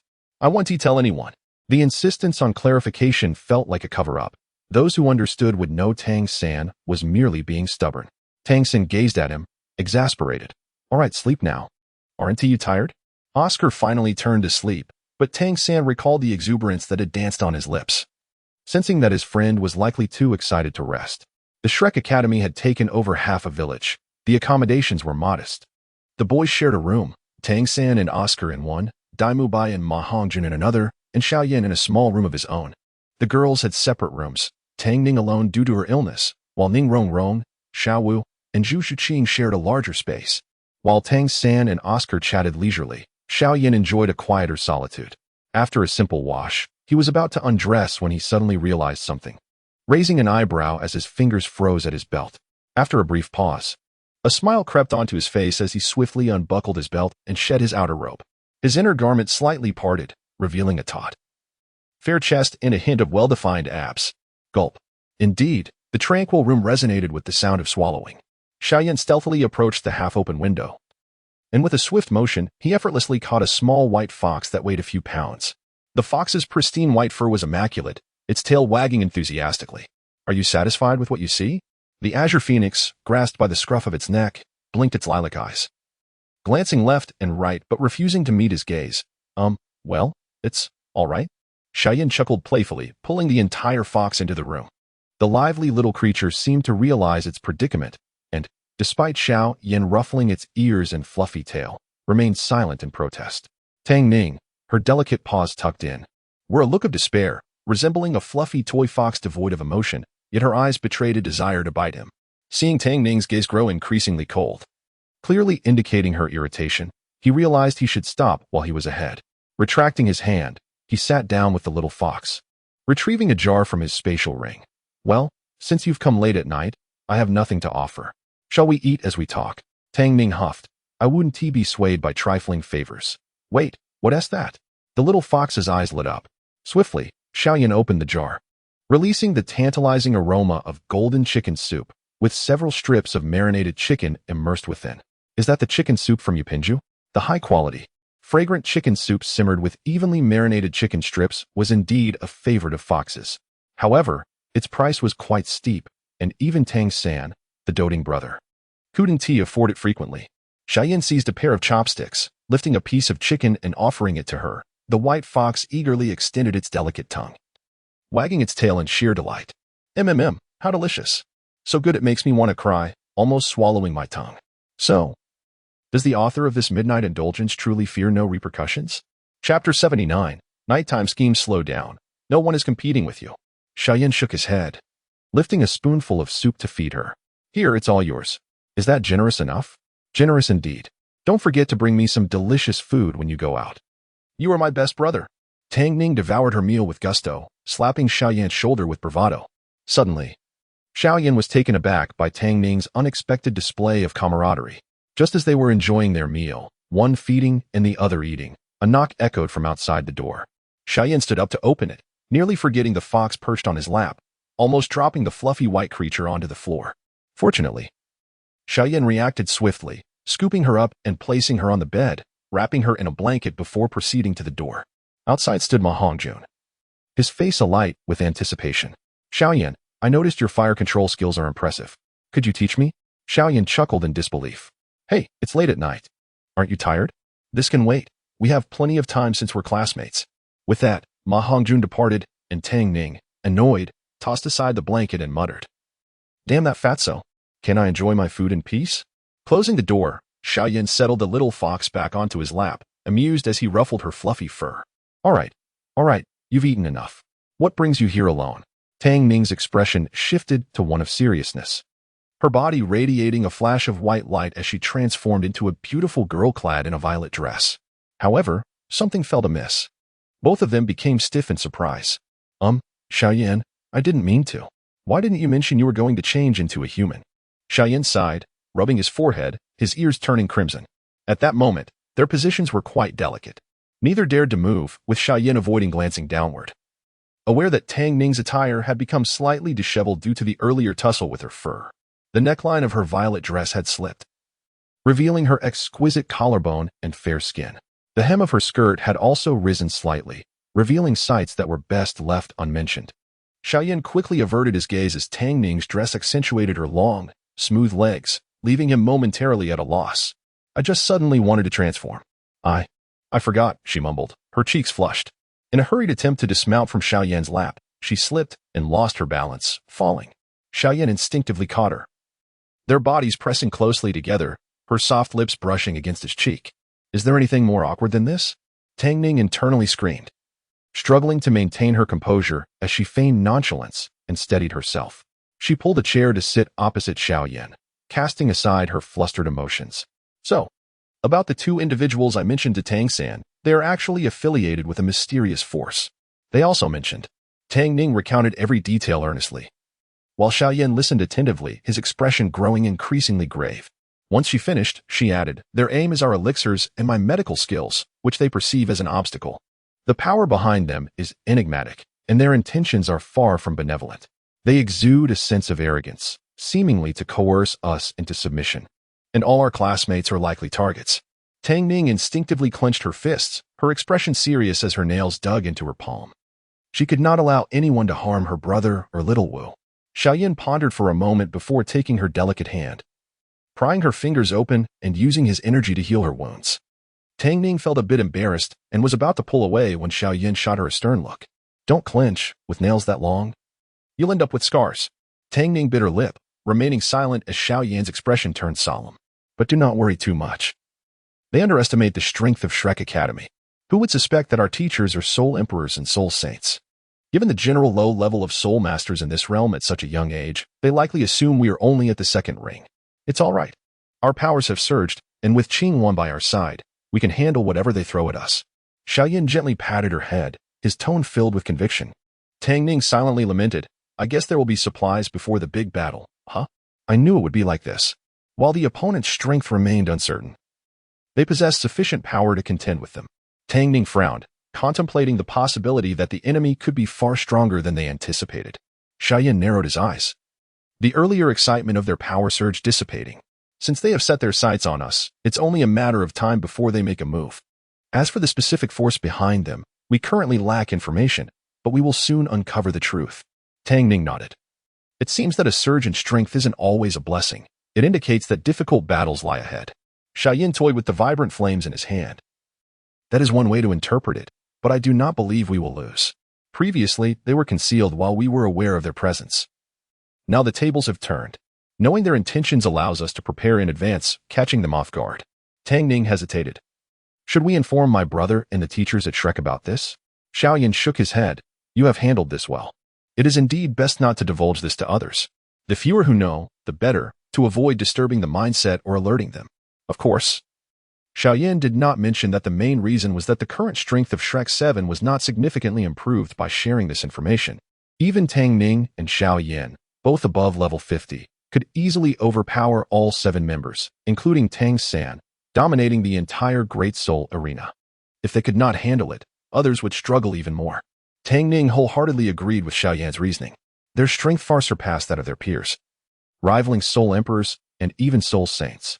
If they could not manage the situation, their classmates, barely at levels 20 or 30, would fare no better. However, this meant they needed to pay closer attention to the safety of those around them. Otherwise, it could pose a significant problem.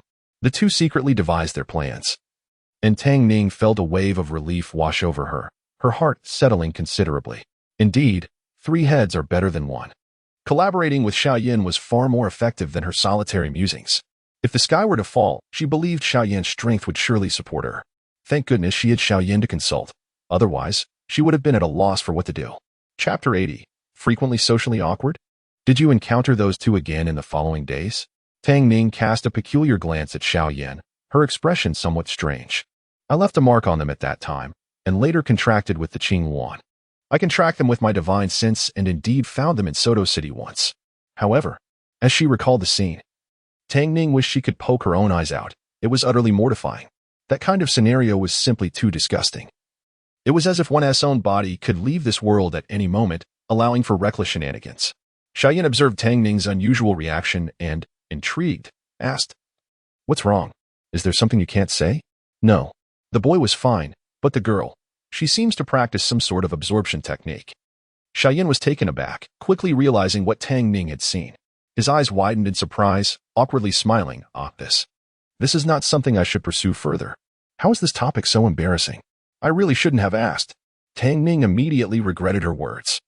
Discussing such matters in front of boys was exceedingly awkward, even with the ever-reassuring Emperor Yan, especially when she sensed the peculiar and uncomfortable expressions on their faces. For reasons unknown, her adventures in this world often led her to numerous socially awkward situations, leaving her speechless. That night was anything but tranquil. Flander and Zhao Wujia were both astonished and fearful about the group's recent experiences. They were equally amazed by the legendary sky blue bull python mentioned by their master. realizing that Xiao Wu had indeed spoken the truth. The master, however, was primarily interested in Tang San's mutated 8-spider legs. Having studied martial souls for many years without encountering such a phenomenon, not to mention the power surge of Xiao Yan. And now, the impending addition of Tang Ning. Tang Ning remarked, "Of course, my brother enjoys protagonist privileges in this world, being one of a kind. There will surely be more things the master has yet to witness." Tang San had an abundant harvest this time. Aside from being recognized by the master for his external soul bone, the 8-spider spears, his blue silver grass also gained 3 abilities: soul power, paralysis, nerve pain, and a potent corrosive toxin. Typically, soul masters find it challenging to resist such toxins, and while the risks are considerable, the rewards are equally enticing. The soul skill is formidable, possessing the ability to bind opponents with a web-like constraint, unless one encounters an adversary with skills that counter it. Even soul masters 10 levels higher would struggle to break free. In one-on-one combat, the most formidable are control-type soul masters, as their ability to restrict movement makes them terrifying adversaries. The toxicity of the 8-spider spears is even more daunting. The reliance on it should not be excessive. After conversing with the master and confirming that he would remain at the academy, Tang San felt immense joy. At this moment, he was unaware of the hidden figures who should not exist in the original storyline, the mysterious forces and unexpected developments, as well as the brewing storm of various sinister plots. Fortunately, Tang Ning and Xiao Yan were more than capable of handling it. "I hear you are a powerful indigenous force concealed from the world. Let's see who is mightier. One of us is a cultivator, while the other is the emperor of another realm, blessed with fortune. Come, let us have a face-off." As Tang Ning and Xiao Yan entered the dining hall one after the other, everyone else was already present. The breakfast was rather meager, consisting merely of steamed buns, pickles, porridge, and a single egg per person, although Tang Ning managed to secure 2 due to her innate deficiencies. Even if a certain fox was not particularly interested in an extra egg. After serving herself, Tang Ning noticed Tang San and the master walking in together. She cheerfully greeted her brother and the master, while Xiao Wu saw them and waved her rabbit paws excitedly. The master, having watched Xiao Wu and Tang Ning grow for 6 or 7 years, softened at the sight, a smile breaking through his usually stern demeanor. Tang Ning sidled up to the master, while Tang San hurriedly served food for his teacher, placing it before him. Xiao Wu sat down beside them, eagerly inquiring, "Master, are you here as a guest, or are you staying permanently?" The master smiled. "Me? I'll be staying. I wish to guide you all, helping you become a formidable group." Tang Ning glanced at the excited Tang San and Xiao Wu, tilting her head and smiling. "I believe we can do it."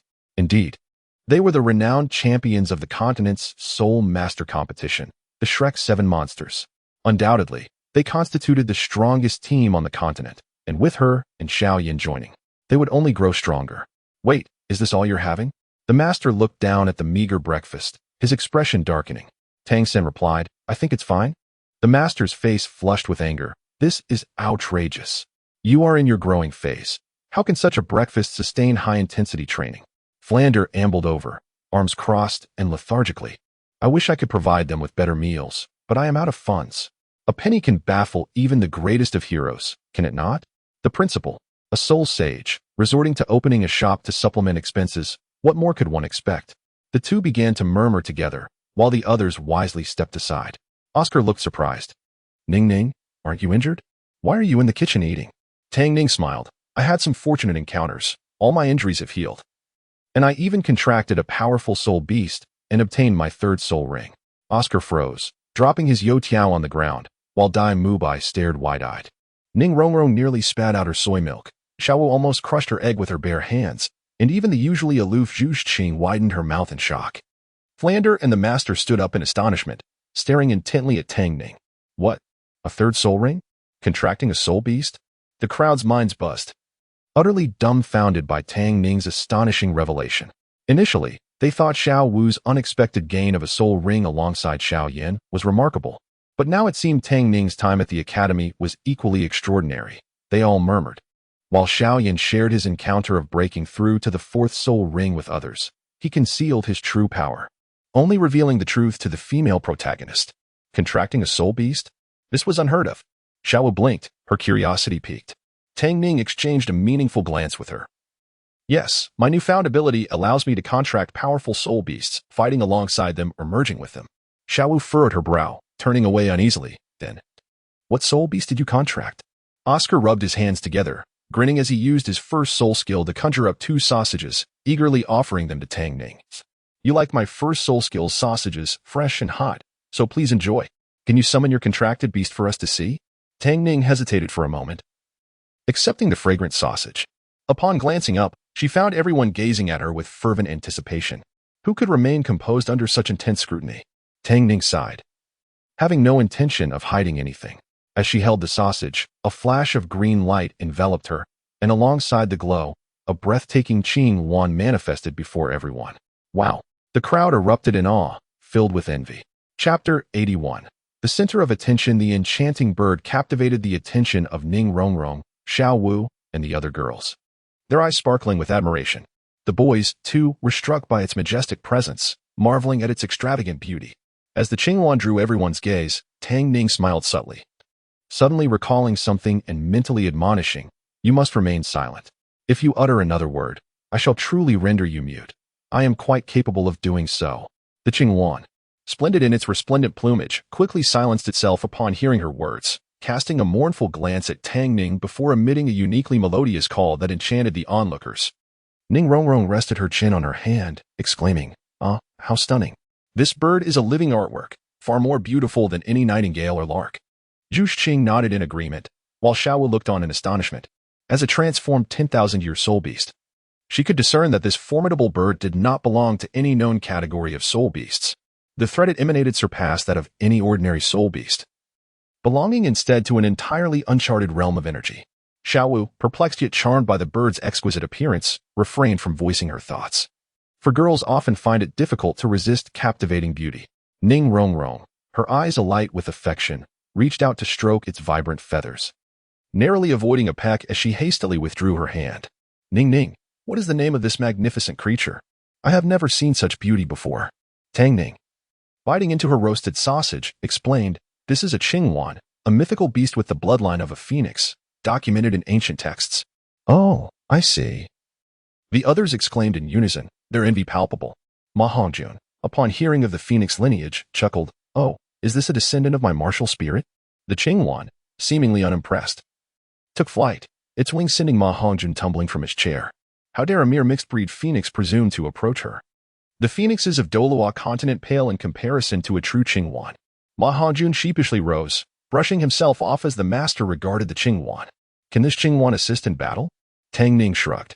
"I now possess the ability to contract soul beasts for combat. Ordinary soul beasts can participate. However, the Qingyuan is subject to certain restrictions. It may only intervene when facing high-level soul masters or if my life is in peril." The master nodded in understanding. It was to be expected that an overly powerful soul beast would not be allowed to intervene recklessly. After a moment of contemplation, he declared, "Since your injuries have healed, you shall attend class with the others starting today. You are a team now." "All right," Tang Ning replied obediently, casting a glance at her classmates, who were still fixated on the Qingyuan, likely unable to eat their meal. Only Xiao Yan and Tang San remained unfazed, continuing their meal as if oblivious. Oscar, curious, wondered aloud, aren't they interested in the Qingyuan? Indeed, they had visited Tang Ning upon their return yesterday, so they were already aware. Tang San and Xiao Yan exchanged knowing smiles, having heard the bird speak. Even legendary mythical beasts could not capture their interest after such a revelation. The cafeteria lady approached, her excitement palpable upon seeing the Qingyuan. Ning, is this your bird?" Tang Ning blinked in surprise. Yes. Why do you ask?" "Goodness, such a grand and beautiful green bird. Is it here to provide us with extra meals?" The cafeteria lady was practically trembling with excitement, eager to handle the magnificent creature. Tang Ning sighed. "No, it's not for extra meals. It's my pet." The cafeteria lady's enthusiasm waned. "Then what does this large bird eat? We must prepare food for it." Oscar interjected. I can confirm it doesn't eat meat." He awkwardly withdrew his hand, recalling his near miss when attempting to appease the formidable bird with sausages. Ning Rongrong pondered. "I recall reading that phoenixes only consume bamboo shoots. Since this is a phoenix descendant, it should be herbivorous." She produced an apple from her soul guide, and the Qingyuan inspected it before pecking at it, swallowing the fruit and spitting out the core. It appears to eat fruit." After their meal, Tang Ning recalled the Qingyuan, and together they proceeded to the training grounds for class. All the teachers were present today, including the 2 deans and 3 additional instructors. Despite the relatively modest number of teachers, their prowess was impressive. Though the deans were high-level soul saints, the 3 teachers included a soul emperor of level 63, another of level 66, and the last, a soul saint of the food system at level 71. Truly formidable. It is worth noting that a food system soul saint holds a revered status in any major power. Tang Ning chuckled inwardly. Although the roles of these 3 teachers would be limited, the presence of 5 individuals, including 2 deans, seemed akin to having an entire class of 30 students with 25 class leaders. It was as if everyone was a leader in their own right. Meanwhile, the food system soul saint was fixated solely on Oscar, his gaze ardent and infatuated, sending shivers down the spines of both Oscar and Ning Rongrong. They exchanged silent complaints. What is with that love-struck gaze? It's quite unsettling. Eventually, Flender introduced the master, and the students regarded one another with solemnity. There was no doubt about Tang San's capabilities. His teacher must surely be an extraordinary figure as well. The master informed them of their rankings, emphasizing that they would function as a cohesive unit moving forward. Number 1, Dai Mubai. Number 2, Oscar. Number 3, Xiao Yan. Number 4, Tang San. Number 5, Ma Hongjun. Number 6, Tang Ning. Number 7, Xiao Wu. Number 8, Ning Rongrong. And number 9, Zhu Zhuqing. He concluded with instructions to gather in the morning for breakfast, reminding them not to be absent before departing. A day of rest? The students collectively sighed in relief, pleased to have a respite after their recent excursions in the Stardow Forest. However, the prospect of unified training left them anxious, uncertain of the master's methods. Ning Rongrong laughed, playfully patting Xiao Wu's shoulder while grasping Zhu Zhuqing's hand. Oh look, we've been assigned numbers. Dai Mubai nodded, grinning as he leaned closer to Zhu Zhuqing. Indeed, who would have thought that Xiao San would become number 4, and Xiao Wu would be number 7? How amusing. Tang San raised an eyebrow. What a coincidence. However, there's no need to worry about tomorrow's training. My teacher is meticulous and serious. Following his instructions will undoubtedly enhance our skills. Tang San, master's disciple, proudly declaring himself the foremost disciple. Chapter 82. Xiao Yan and his fox companion. The crowd nodded in agreement. Yet Ma Hongjun suddenly recalled something and rubbed his hands together, a lewd smile spreading across his plump face. Hee, for lovely sisters, can you call me brother? The 4 maidens furrowed their brows and shot him fierce glares. Xiao Yan glanced at Tang Ning, whose expression was devoid of emotion. Are you sure you want her to call you brother? Ma Hongjun hesitated, realizing he could not compete with him. Fine, I'll keep quiet. The 4 maidens chose to ignore him, with Zhu Zhuqing coldly remarking, defeat me first. Ma Hongjun, seeing his plan thwarted, felt a pang of disappointment. All right, if you won't call, you won't call. Is anyone heading to Soto City? Since we have a rare break, I'd like to take a stroll. Standing nearby, Dai Mubai glanced at Zhu Zhuqing and pretended not to hear, gazing longingly at the sky. He had finally managed to ease the tension with Zhu Zhuqing and did not wish to stir trouble again. With this thought, a smile crept onto his face as he subtly inched closer to her side. Zhu Zhuqing caught a glimpse out of the corner of her eye, and her expression turned frosty. Just as she was about to distance herself, she noticed Ning Rongrong beside her. A flicker of inspiration crossed her eyes, and she swiftly pulled Ning Rongrong away. After all, Ning Rongrong had previously offended Dai Mubai. How could she abandon her good friend here? Dai Mubai, seeing her departure, rubbed his nose in frustration and followed suit. Xiao Wu and Tang Ning exchanged glances, aware of Ma Hongjun's intentions upon entering the city, feeling a mix of disgust and disdain. To their surprise, Tang San suddenly declared, I'll go with you. Xiao Wu was taken aback, unable to believe her ears, while she and Tang Ning stared at him in astonishment, their expressions shifting. Brother, you. Ma Hongjun's eyes lit up at this revelation, whistling in delight. Oh, who would have thought? Tang San, you seem so serious yet. Tang San blinked in confusion. Yet what? I'm merely heading to the blacksmith to reduce my workload. If I were to manage all our hidden weapons alone, it would take ages. Xiao Wu sighed in relief, while Tang Ning smiled. I knew my brother was about serious business and wouldn't be like someone else. The rotund fellow, feeling dejected, lamented. What can I do? I'm just trying to survive. Xiao Wu turned to Tang San. Can I come with you? Tang San gently patted her head. It's fine by myself. You've been through quite a scare. You should rest. I'll be back soon with your favorite cake and carrot pie, all right? Xiao Wu did not insist, and the two departed towards the gate.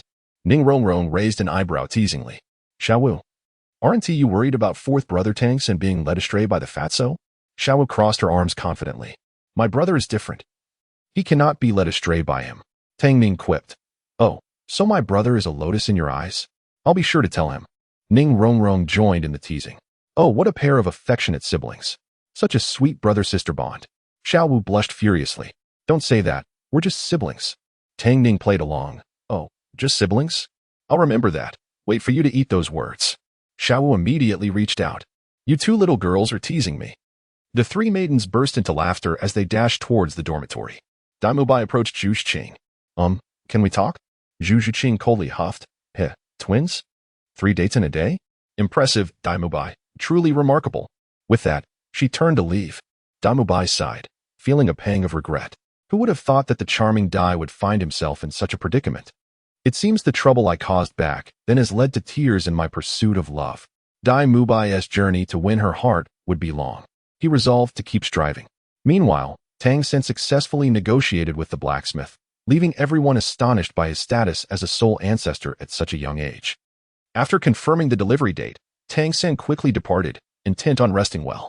Understanding Master S' personality, he knew that since a full day of rest was granted, the training the next day would be far from easy. After practicing for a while, Tang San went out for dinner, bringing along the promised treats for Xiao Wu. Seeing the pink-clad girl's joy reminiscent of a little rabbit, Tang San smiled indulgently and looked around, asking, Where's Ning Ning? Isn't she supposed to be in the cafeteria? Xiao Wu pointed, Over there. Tang San sensed a hint of peculiarity in her tone and turned to look. Ning Ning. What are you doing? Get off Xiao Yan. Curled up on Xiao Yan's lap was a small fox, leisurely wagging its fluffy tail. Upon hearing his voice, it quickly shook its head, burying its face in its tail as if pretending not to see him. I can't see or hear you. I'm deaf. Tang San sighed. Hey. Just because you can't see me doesn't mean I can't see you. Xiao Yan tugged gently, but the fox remained unperturbed. He raised an eyebrow. Forget it. Let her stay. She's as light as a cat. As he spoke, he picked up a piece of chicken and stuffed it into the little fox's mouth. Tang San sighed again. You spoil her more than I do. At 12 years old. Can't she feed herself? Tang Ning yawned without glancing at him. What can I say? Xiao Yan is willing.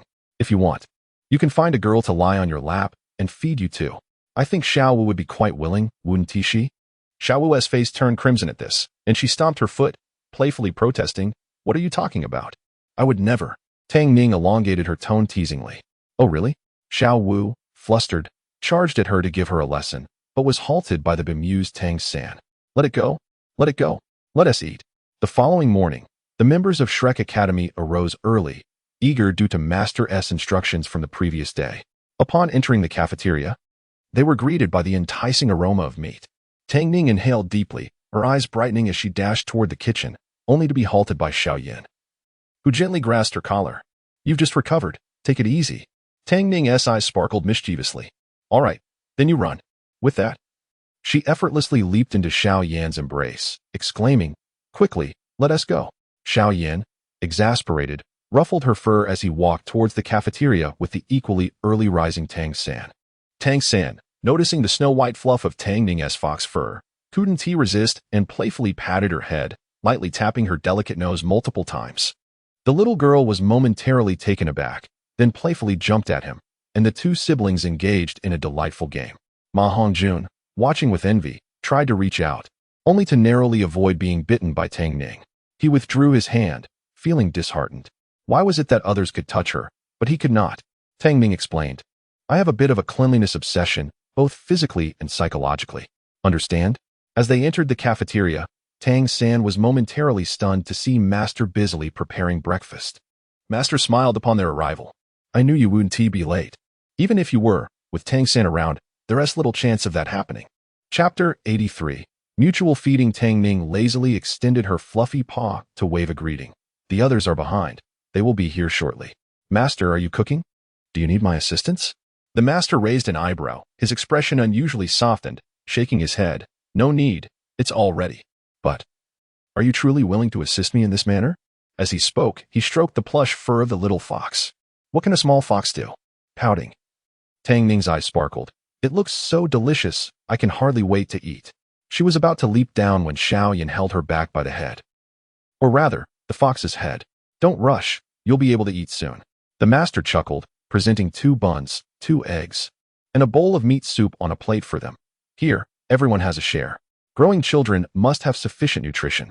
Collecting their plates, Xiao Yan placed Tang Ning's meal opposite him, gently setting the fox down. Aren't you in a hurry? Go eat by yourself. As a carnivore, Tang Ning couldn't resist the aroma of the meat, her saliva flowing uncontrollably. She swallowed hard but did not leave Xiao Yan's embrace. Instead, she rolled playfully, insisting, "No, I want you to feed me." How could a little fairy possibly feed herself? Given that she needed to recuperate, Xiao Yan felt responsible for seeing it through. This was the consequence of her own actions. She had to bear the fruits of her own labor. Xiao Yan raised an eyebrow, gazing down at the white fluff ball rolling around in his arms, letting out a sigh. Do you not have hands? Yet, ultimately succumbing to the adorable gaze, he relented. All right, just this once. No second chances. With such pleading, watery eyes watching him, who could withstand it? Yes, yes, yes, no second chances. Tang Ning nodded vigorously. I want to drink the soup. The little girl had a penchant for such brothy delights, as evidenced by her previous meals at the Nodding Soul Master Academy, which consisted of spicy hot pot, rice noodles, and chicken soup with vermicelli. Resigned, Xiao Yan scooped a small spoonful of soup, blowing on it before bringing it to her lips. Tang Ning eagerly slurped it up, her body jolting with excitement, her eyes sparkling. Xiao Yan observed her reaction and understood that the soup must be delightful. Indeed, the master's culinary skills were unexpectedly impressive. The rich, savory meat soup had simmered gently for a long time, the aroma of meat perfectly mingling with the seasoning. The tender morsels of meat were exquisitely flavorful, melting in the mouth, and there was a subtle hint of medicinal aroma. Tang Ning smacked her lips. Their white atractalodes, cotinopsis, and nodo ginseng among other herbs. This is not just ordinary meat soup. It's a nourishing broth that strengthens the body. The richness of plain meat soup could be overwhelming, but the addition of herbal powders balanced the taste, enhancing its deliciousness. How could the little divine doctor not recognize the soup's value? But could the Academy's funds sustain such indulgence? Tang San also savored a sip, indulging heartily. They feasted until they were full, feeling warm and invigorated. However, one certain brother seemed a bit mischievous. Tang San, with a playful glint, produced a piece of egg white, approaching Tang Ning and holding it above her. Come on, get up, and I'll give this to you. Tang Ning, are you teasing a dog? The little fox, perched on the chair, shot him a disdainful look. Swallowing hard, she did indeed enjoy egg whites. Well, given that her brother was in a playful mood, she decided to play along. With a light leap, she stood upright on her hind legs, effortlessly snatching the egg white from Tang San's hand and indulging in it. Cheers erupted from the onlookers. Xiao's voice rang out. Oh, Ning Ning, performing first thing in the morning? Such energy. But what is this delightful aroma? Higi, what a treat. She licked her lips, her eyes lighting up at the sight of the meat soup in front of the group, awakening Ning Rongrong, who had been groggily roused by Xiao's call. The two happily took their breakfasts, and seeing this, Tang Ning nestled closer to her companions. As Tang Ning finished her meal with remarkable speed, Xiao Yan could only sigh. Am I simply being used? Ma Hongjun chuckled, chatting casually with Tang San and Xiao Yan as they ate. Xiao Yan resignedly prepared to eat by himself when Tang Ning suddenly had a thought. The white little fox transformed into her human form and approached. In the spirit of reciprocity, I want to take advantage of you. Let me feed you. Ma Hongjuan's previously relaxed demeanor shifted. Dai Mubai and Oscar, who had been enjoying their meals, froze, their expressions turning envious. After all, the 4 girls of Shrek each possessed their unique charms. Zhu Shiqing was a cool and aloof genius, evoking a desire to conquer. Ning Rongrong was regal and willful. Xiao had long legs and a slender waist, her golden proportions enviable to all. Though Tang Ning may not have stood out as prominently as the first 3. Her delicate features and unique aura, a blend of innocence and allure, captivated attention. This duality granted her an attraction distinct from the others, and even Dai Mubai, a seasoned connoisseur of beauty, found himself envious. Such a rare gem personally feeding someone was an irresistible temptation. Xiao Yan was momentarily taken aback. Isn't that a bit too courteous? Weren't we? That's different. Tang Ning shook her head, insisting on maintaining the dignity of the esteemed Emperor Yan before others.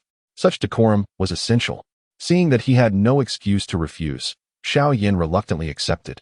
While the others teased him about his awkwardness, mocking, look at you, trying to play modest after reaping the benefits, Tang Ning settled beside Xiao Yan, and the other boys fell silent. watching their interaction. Under the scrutinizing eyes of everyone, even the master appeared intrigued, observing the unfolding scene. Only Tang San felt something was amiss, but as a straight man, he could not pinpoint what was wrong, merely furrowing his brow in contemplation. After all, it had been normal for Tang Ning to be fed by Xiao Yan. Now, feeding him should also be acceptable, right? Yet, something felt off. Ma Hongjun licked his lips, murmuring, "If feeding a fox could come with such a beautiful girl, I would gladly feed foxes every day." Finally, the breakfast session ended. And when the bell for class rang, summoning them to the playground, Xiao Yan let out a sigh of relief. Oscar raised an eyebrow. "Hey, buddy. How does it feel to be fed by a beauty?" Xiao Yan forced a smile. "It's fine, but let us not make it a habit." It was too embarrassing. It had been so awkward he nearly choked, especially since Tang San seemed to have pieced together something, watching him with a strangely vigilant gaze. Tang San retorted, "Can I not be vigilant? If I'm not careful, my sister might get her heart stolen right in front of me. I'm a straight man. Not an idiot, all right." The master surveyed them with a stern gaze. "From today onward, we'll intensify training." Dai Mubai stepped forward. Dai Mubai complied obediently, though proud. He was still a good student willing to heed the teacher's commands to improve his strength, even if his private life was a bit chaotic. With that thought, he raised his head proudly, casting a smug glance at Zhu Zhuqing, as if to say, "See, your fiancé isn't entirely worthless. He has his merits." Zhu Zhuqing caught his gaze. "Is that it? Just that?" Speechless. Shouldn't a good student listen to the teacher? What was there to be proud of? She suppressed a scoff and shot him an eye roll, turning away to ignore him. Chapter 84. The group training. Seeing that Zhu Zhuqing was too indifferent to engage with him, Dai Mubai scratched his nose in disappointment. The master glanced at him and said indifferently, "I have a task for you. Defeat all 8 of them without injuring yourself." Dai Mubai's eyes widened in shock, instinctively stepping back, trembling slightly as he exclaimed, "What? Are you serious? Good heavens, there are safer ways to seek death." He wondered if the new master was playing a prank on him, as he couldn't recall having offended him. The master, taken aback, sternly replied, "What's wrong? They are all 3 years younger than you, and you are already at level 37 with the formidable White Tiger martial soul. Can't you handle them?" Dai Mubai chuckled awkwardly, scratching his head. "Well, others might be manageable, but, his gaze darted over to Tang San and his siblings, as well as Xiao Yan. Those 3 were no easy opponents. After all, there was the girl with the white fox spirit who had effortlessly sent teacher Zhao flying despite being only at level 20, and then there was Tang San, who was armed with an array of lethal toxic hidden weapons, and the formidable Xiao Yan at level 40. He certainly did not want to end up as a roasted tiger. Realizing the predicament Dai Mubai faced, the master pondered for a moment before saying, "All right, Xiao Yan at level 40 might be a bit too much for you, but I cannot allow Xiao Yan to face all 8 alone. His exceptional flames could harm the students, complicating future training." Xiao Yan stepped forward to observe from the sidelines, not counted among the challengers. Additionally, Tang San was prohibited from using his 3rd soul skill and special weapons, while Tang Ning could not employ her fox form or her strange spell formations and 3rd soul ring. Dai Mubai quickly protested, "That's not fair. I can accept the other restrictions, but this is too much. I already have a higher soul power than Tang San and Tang Ning. Not allowing them to use their 3rd soul skill feels like bullying." The master shot him a look, stating, "Tang San and Ning Ning's 3rd soul skills are far more formidable than you realize. If they were to use them, you would not last long and would have no chance of winning. Tang San is a control-type soul master, inherently strong against those below level 10 in a one-on-one fight. As for Ning Ning, she is proficient in both fire and ice soul skills, along with her martial soul's illusory control. Even without her 3rd soul skill, she is more than capable of holding her own against you. However, since you have requested this, it would be beneficial for you to familiarize yourself with their 3rd soul skill, as you will be fighting alongside them in the future." Upon hearing the master's words, Xiao Yan and the others stepped back. Soul masters' attacks are often difficult to control without endangering their allies, and there is a high risk of collateral damage. Tang San's blue-silver grass is toxic, and Dai Mubai's strength is equally formidable. They couldn't afford to be careless. Coming too close might lead to unintended consequences. As Tang San and Dai Mubai engaged in battle, they summoned their martial souls, and the spectators braced themselves to witness Tang San's 3rd soul skill, their expressions serious with anticipation. Meanwhile, Xiao Yan idly toyed with his fingers, appearing disinterested. Tang Ning glanced back at him, thinking, "How effortlessly he hides his strength compared to me. As fellow 5-ring soul masters, why am I the one who feels so disadvantaged?" With the White Tiger martial soul activated, Dai Mubai's physique became astonishingly imposing, and his third soul skill, White Tiger King Kong transformation, further enhanced his intimidation factor, revealing terrifying muscles and exuding a regal aura reminiscent of a Tiger King. Tang San observed the charging Dai Mubai with a relaxed smile, activating his first soul skill to ensnare Dai Mubai completely, rendering him immobile. Initially, Dai Mubai attempted to break free from the blue silver grass as he had previously, but soon realized something was amiss. With the enhancement from his third soul ring, the blue silver grass was far more supple than anyone had anticipated, multiplying its flexibility several times over. Thus, even with all his might, Dai Mubai could not escape, resorting to trying to claw his way free with his sharp tiger claws. Unfortunately for him, he had no opportunity left. As Tang San unleashed his third soul skill, a vast blue net descended from above, and even when Dai Mubai rolled aside, he could not escape its extensive reach. He was ensnared by the web, which also emitted a powerful paralyzing and burning sensation, the potent venom of the man-faced demon spider. Even under the protection of the White Tiger King Kong transformation, he could not withstand it.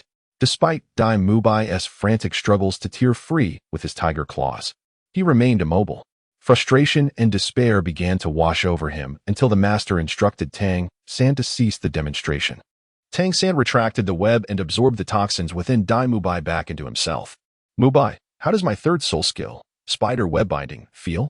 Dai Mubai felt somewhat constrained but couldn't help but praise Tang San. Cough. I mean, fourth brother, your soul skill is truly impressive. It will undoubtedly play a significant role in our future team battles. Afterward, the master arranged for Tang San to battle Xiao Yan, while Dai Mubai faced the smiling Tang Ning, who approached confidently. Tang Ning waved her small fists at Xiao Yan, encouraging her. Xiao Yan, you can do it. Xiao Yan playfully nodded and smiled at Tang San. So, Tang San, fourth brother should be careful too. Both battles commenced simultaneously, with Tang Ning focusing her mind against Dai Mubai. This marked her first solo confrontation with an opponent above level 30. Like Xiao Yan, she suppressed her strength to match that of a three-ring soul master. However, even so, the enhancements from her foundational stage were leagues apart from an ordinary soul master's capabilities, even without utilizing her spiritual skills, formations, or third soul skill. The odds were stacked against Dai Mubai. Tang San glanced at the two and said, "Be gentle." Dai Mubai readily agreed. "Of course, Tang Ning is your sister. I will hold back. I want to severely injure her." Tang San sighed, face-palming. "Dai Mubai, you should unleash your full strength. When I said to hold back, I meant for Ning Ning to hold back." He knew well of his sister's level 50 prowess, even using just 2 soul skills. Her martial soul and physical advantages were beyond what the 37-level Dai Mubai could contend with. Adding to that, Tang Ning's martial soul was particularly unique, combining ice and fire attacks with illusions, balancing both power and speed. Despite Tang San's reputation as an invincible control-type soul master, even with the Tang sect's combat techniques, his chances of winning were slim. "What? You mentioned Xiao Yan? One must have self-awareness. This wasn't merely a matter of slim chances, it was a guaranteed defeat." While the battle experience of the Flame Emperor and the potency of his extraordinary flames were not the pinnacle of fantasy novels, they were far beyond what a novice girl like Tang Ning could hope to rival. Dai Mubai was taken aback, his expression instantly becoming serious as he took a deep breath. He did not retract his third soul skill, White Tiger King Kong transformation, which was a state-enhancing skill lasting half an hour, doubling his attack, defense, and strength. In such a state, any attack he launched would be formidable. And if he were to dispel it now, he feared. As the battle began, Dai Mubai adopted a cautious approach. Unlike before, he did not charge directly. Instead, he activated his soul skill, second soul skill, White Tiger Radiant Wave. A dazzling white fireball, accompanied by the sound of rushing wind, hurtled towards Tang Ning. In the instant the fireball was launched, Dai Mubai leaped towards Tang Ning, using her defense against his ranged attack to close the distance for a melee assault. In contrast to the petite figure of the slender girl, Dai Mubai's imposing presence was magnified, causing the 3 female companions to grow increasingly anxious for her. Chapter 85. Overcoming Dai Mubai. Tang Ning silently admired his cleverness, remaining utterly unperturbed. It was no surprise that the infamous Evil Eye White Tiger, renowned in the Grand Soul Arena, possessed such profound combat experience. Dai Mubai had witnessed her second soul skill, the Violent Ice Blade, which, being an ice-type technique, had an extensive range. This made it exceedingly difficult for him, as a close combat soul master, to engage her directly. Thus, Taking the initiative with a long-range assault to buy time and close the distance was undoubtedly the wisest course of action.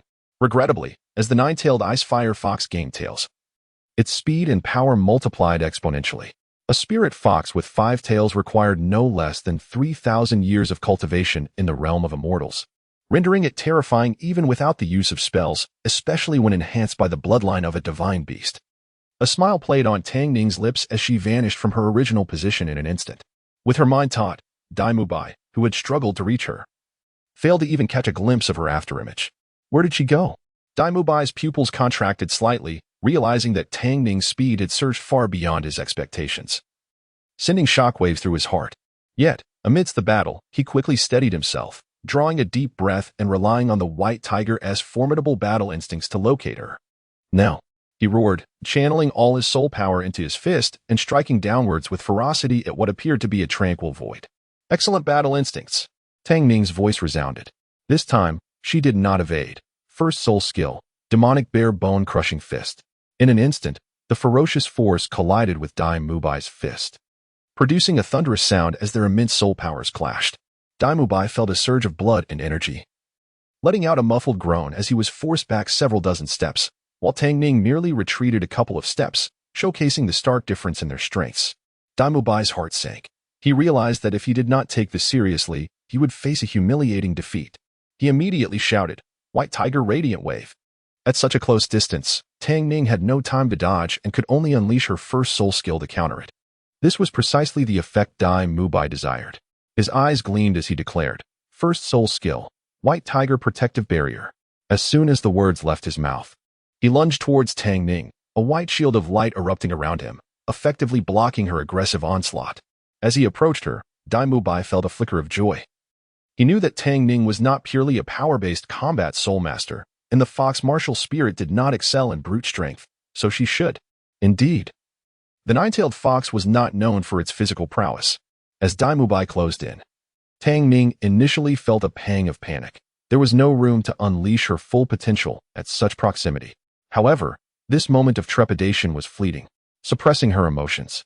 Her mind raced. Eureka!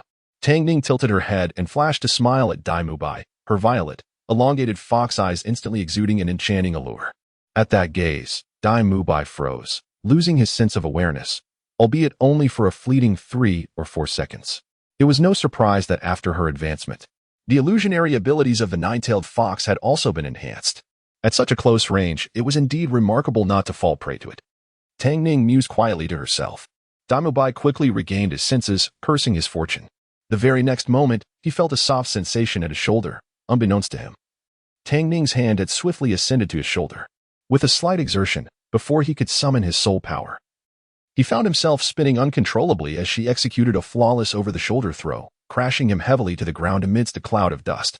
Dai Mubai hit the ground, his body aching as he gritted his teeth and staggered to his feet.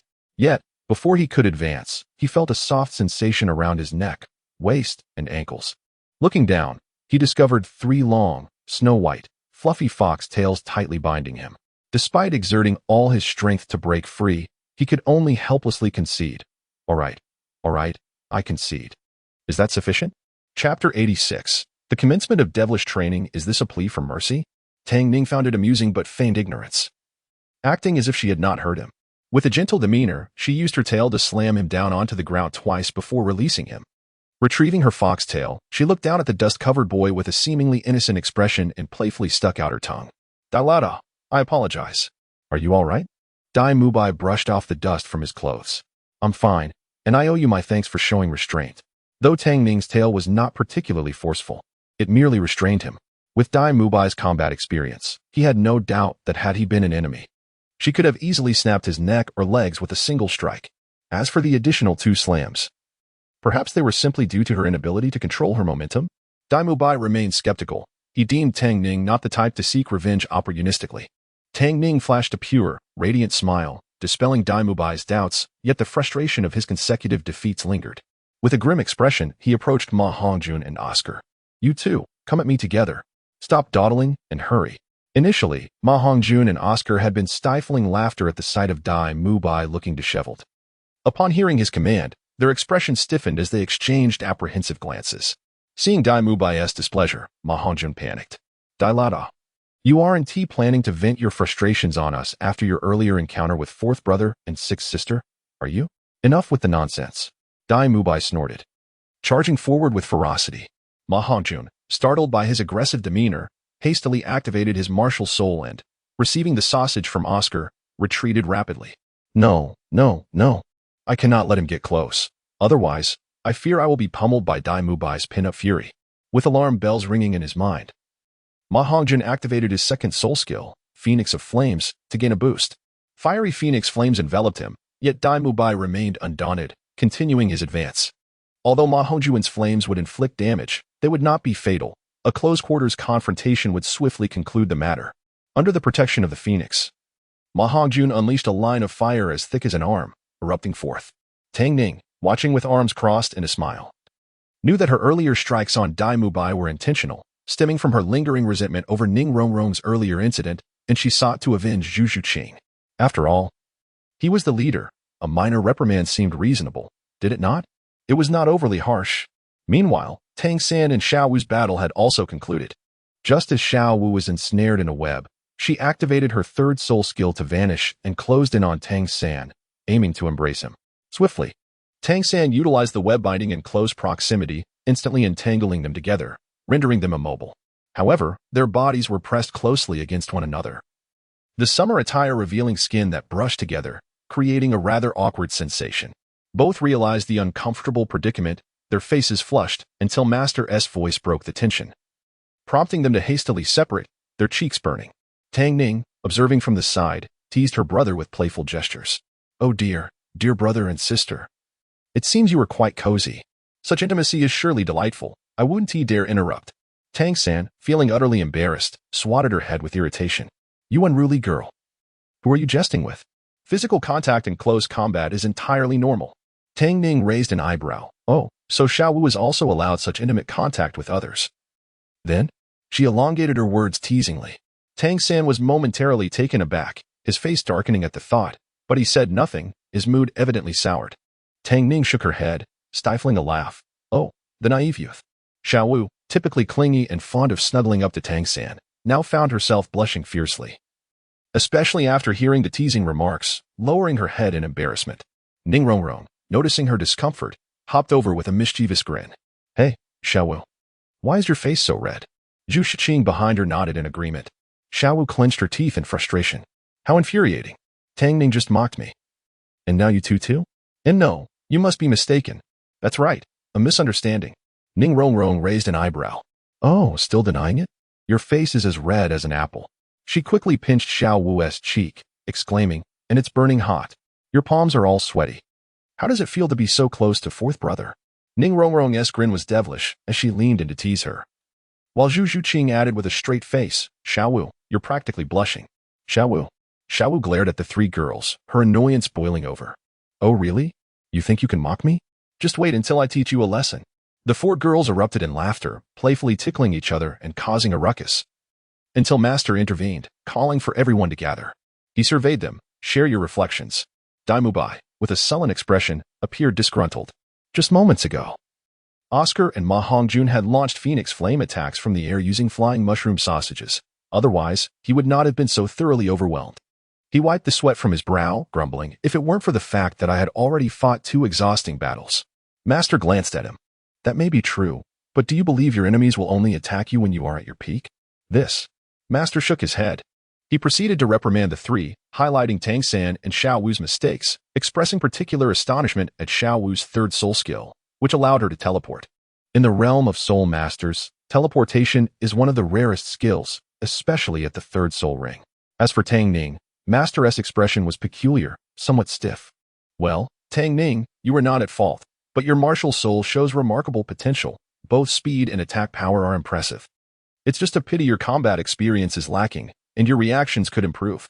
Work harder in the future. Upon finishing with the few who had participated, Master S' expression darkened. Is this what you call monsters? I am sorely disappointed. Therefore, all of you shall face punishment.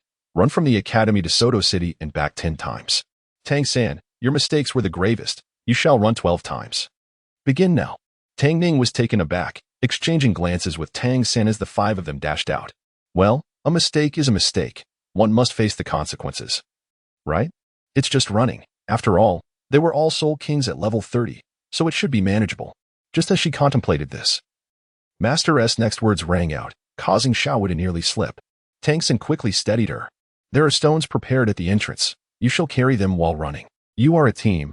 No use of soul power is permitted. If one of you fails to complete it, none shall eat.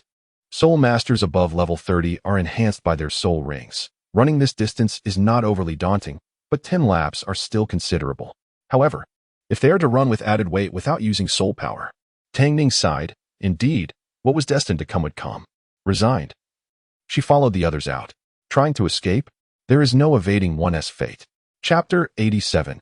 Running training on one side. Ning Rongrong, Xiao Yan, Zhu Zhuqing, and others felt a sense of unease. Indeed, Master turned around and asked, "Why aren't you running?" Xiao Yan immediately nodded and dashed ahead to catch up with a few of them. However, Ning Rongrong looked bewildered. Did we make a mistake? Do we really have to run? The Master glanced at her and said, I told you, you are a team. Not a single one can be left behind. Partners must advance and retreat together. Ning Rongrong hesitated, her fingers instinctively tightening as she bit her lip and followed Zhu Zhuqing, who was ahead of her. The 9 of them began a weight-bearing run while carrying stones, each with different sizes, and their names marked on the bamboo baskets. Ning Rongrong breathed a sigh of relief. Being a support type, her stone was the smallest, while Dai Mubai's was the largest. Wait a minute, what was that with Xiao Yan?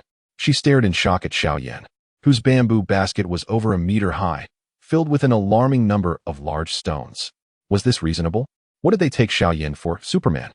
Xiao Yan glanced at her with a calm expression. I'm a level 40 Soul Master. It's normal. Ning Rongrong couldn't help but wipe the sweat from her brow, wondering if he could really endure this. Tang Ning turned to look at the stone in her basket, which was only slightly larger than Ning Rongrong's, and was taken aback. What is going on with this? I'm also a Soul Master. Tang San remarked quietly. Perhaps it's due to your recent recovery from illness and your inherent weakness. Moreover, your fox spirit soul isn't focused on strength, but rather on agility and control. The 9 children resigned themselves to the burden of their bamboo baskets and began their run. Flinder, beside the Master, expressed concern. This punishment seems too harsh. It's not a serious mistake. They shouldn't have to run like this without using their soul power. They want to finish before dark. The Master replied coldly. I've calculated their physical conditions. There won't be any issues. And did they not have a hearty breakfast? Once you've eaten well, you must work. Not long into their run, the group realized the severity of their punishment. If they had been allowed to use their soul power, it would have been manageable. But relying solely on the physical enhancement from their soul rings made the burden unbearable. Tang Ning sighed. Knowing that no grain of rice or piece of meat comes without effort, once they were full, they had to work. She also understood that this wasn't their first day of such training, it was merely the beginning. She would call the Master a devilish instructor. This was no easy task for her either. With her strength suppressed to the 3rd ring and her inherent weakness, such intense exercise was excruciating. Xiao Yan seemed to be faring better. After all, he was well equipped. Despite the Master's saline supplies, even he began to feel dazed after the 9th round. Relying entirely on sheer willpower, only Xiao Yan, with his formidable physical prowess, maintained his composure, yet he bore a significant portion of the burden for others. As their legs trembled, they supported each other and resolutely pressed on. Midway, Oscar and Ning Rongrong fainted. Support-type Soul Masters, even with the enhancements from their soul rings, could not compare to Battle Soul Masters. Thus, Xiao carried Ning Rongrong, while Dai Mubai took on Zhu Zhuqing. And Tang San managed the weights for both Dai Mubai and Zhu Zhuqing. Tang Ning gasped for breath, feeling utterly drained, especially as her back throbbed from previous devastating injuries. Realizing she had reached her limit, she began to assess her companions. Noticing Dai Mubai sweating profusely, struggling while still unwilling to let go of Zhu Zhuqing, she reflected inwardly, though Dai Mubai is a bit of a flirt, Zhu Zhuqing truly is his one true love. The group continued to support one another. Even the mighty Xiao Yan began to feel fatigued. As they neared the finish line, Tang Ning could no longer hold on and collapsed to the ground. Xiao was surprised. Tried to help her up, but nearly fell herself due to her own exhaustion. Tang Ning, are you all right? Xiao panicked, struggling to steady herself and reach out. Tang Ning managed to lift her head, her face covered in dirt, sweat blurring her vision. Under the blazing midday sun, the first thing she noticed was the rare look of concern on Xiao Yan's face as he rushed toward her, his black robe billowing behind him. The young man's face glistened with sweat, shining brilliantly in the sunlight. Tang Ning's lips moved as if to speak. I'm fine. But before she could utter a word, she succumbed to darkness. Xiao saw Xiao Yan rushing over with a heavy load of stones and without hesitation. He picked up Tang Ning, momentarily taken aback. Xiao Yan, you've already shouldered so many stones. Can you handle carrying Tang Ning too? Xiao Yan smiled. These stones weigh about the same as the heavy weight stick. It's nothing. He nodded at Xiao and ran forward, carrying Tang Ning. Upon reaching the finish line, Oscar, Ning Rongrong, and Ma Hongjun all collapsed on the ground, while the others were also in poor condition, their vision fading. Tang San was still contemplating the remaining punishment, but had lost all strength, falling unconscious like the others. Among the Shrek Nine, only Xiao Yan remained standing, calm and collected. He carefully adjusted Tang Ning's clothing, placed a few medicinal pills into her mouth, and consumed some himself. Yet, the sweat trickling down his cheeks and the veins bulging on his hands proved that he was not as unfazed as he appeared. After completing these tasks, he quietly removed his black robe and gently placed Tang Ning upon it. Once everything was in order, he approached the master and locked eyes with him. Master. Aside from everything else, today's training was excessive for Tang Ning. Though she has absorbed her third soul ring, which has healed many injuries and enhanced her constitution, her spinal injury is severe. Pushing her so soon after recovery could easily lead to lifelong disability. The master fell silent, meeting the young man's steady gaze, and nodded solemnly. I understand. This was an oversight on my part. Will Tang Ning be all right? He pondered, wondering if he had indeed overstepped, fearing that if anything happened to Tang Ning, Tang San would harbor deep resentment.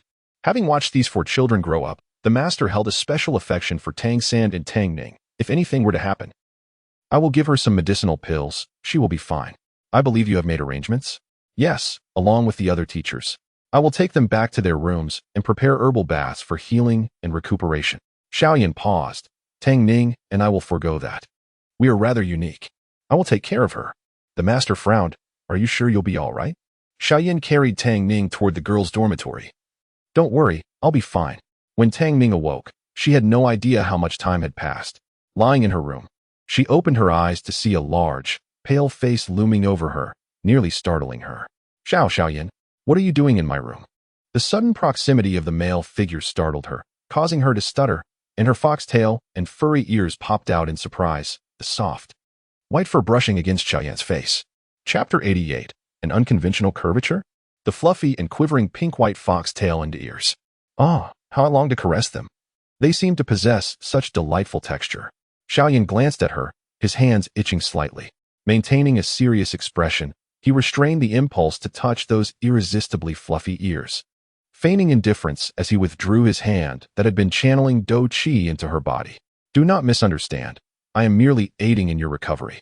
The quality of ordinary soul power pales in comparison to that of a cultivator's spiritual energy, yet Do Qi is quite comparable.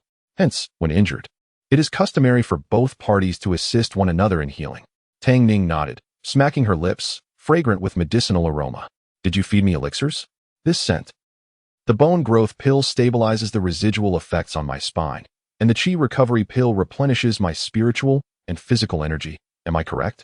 Xiao Yan cast her a glance. Your medical knowledge is commendable. You are becoming increasingly adept. With a playful tongue-out gesture, Tang Ning replied. After selling elixirs with you in Nodding City for 5 or 6 years, I have become quite the little medical expert in pharmacology, haven't I? Your back injury still harbors some minor issues. Fortunately, I have gathered the necessary herbs and have already arranged a 3-day leave with my teachers to concoct elixirs. During these days, you must be on your best behavior in the academy. I did not bring any elixirs back, so exercise caution and do not overexert yourself. Especially when encountering those mysterious individuals from before, you must not act recklessly, understand? Why so much talk? You sound like a nagging mother. The girl nodded nonchalantly, clearly dismissive. Suddenly, catching a specific phrase, Tang Ning's eyes brightened. What? You have gathered the herbs? Did you not say the main herb was particularly difficult to find? Xiao Yan waved his hand dismissively. Do not concern yourself with that. Once the elixirs are prepared and your spine is fully healed, you can no longer afford to be lazy. How did you acquire it? She inquired. Well, the main herb for this 4th-grade elixir, the purple spirit herb, was indeed brought by Tang Hao last night, but he insisted on secrecy.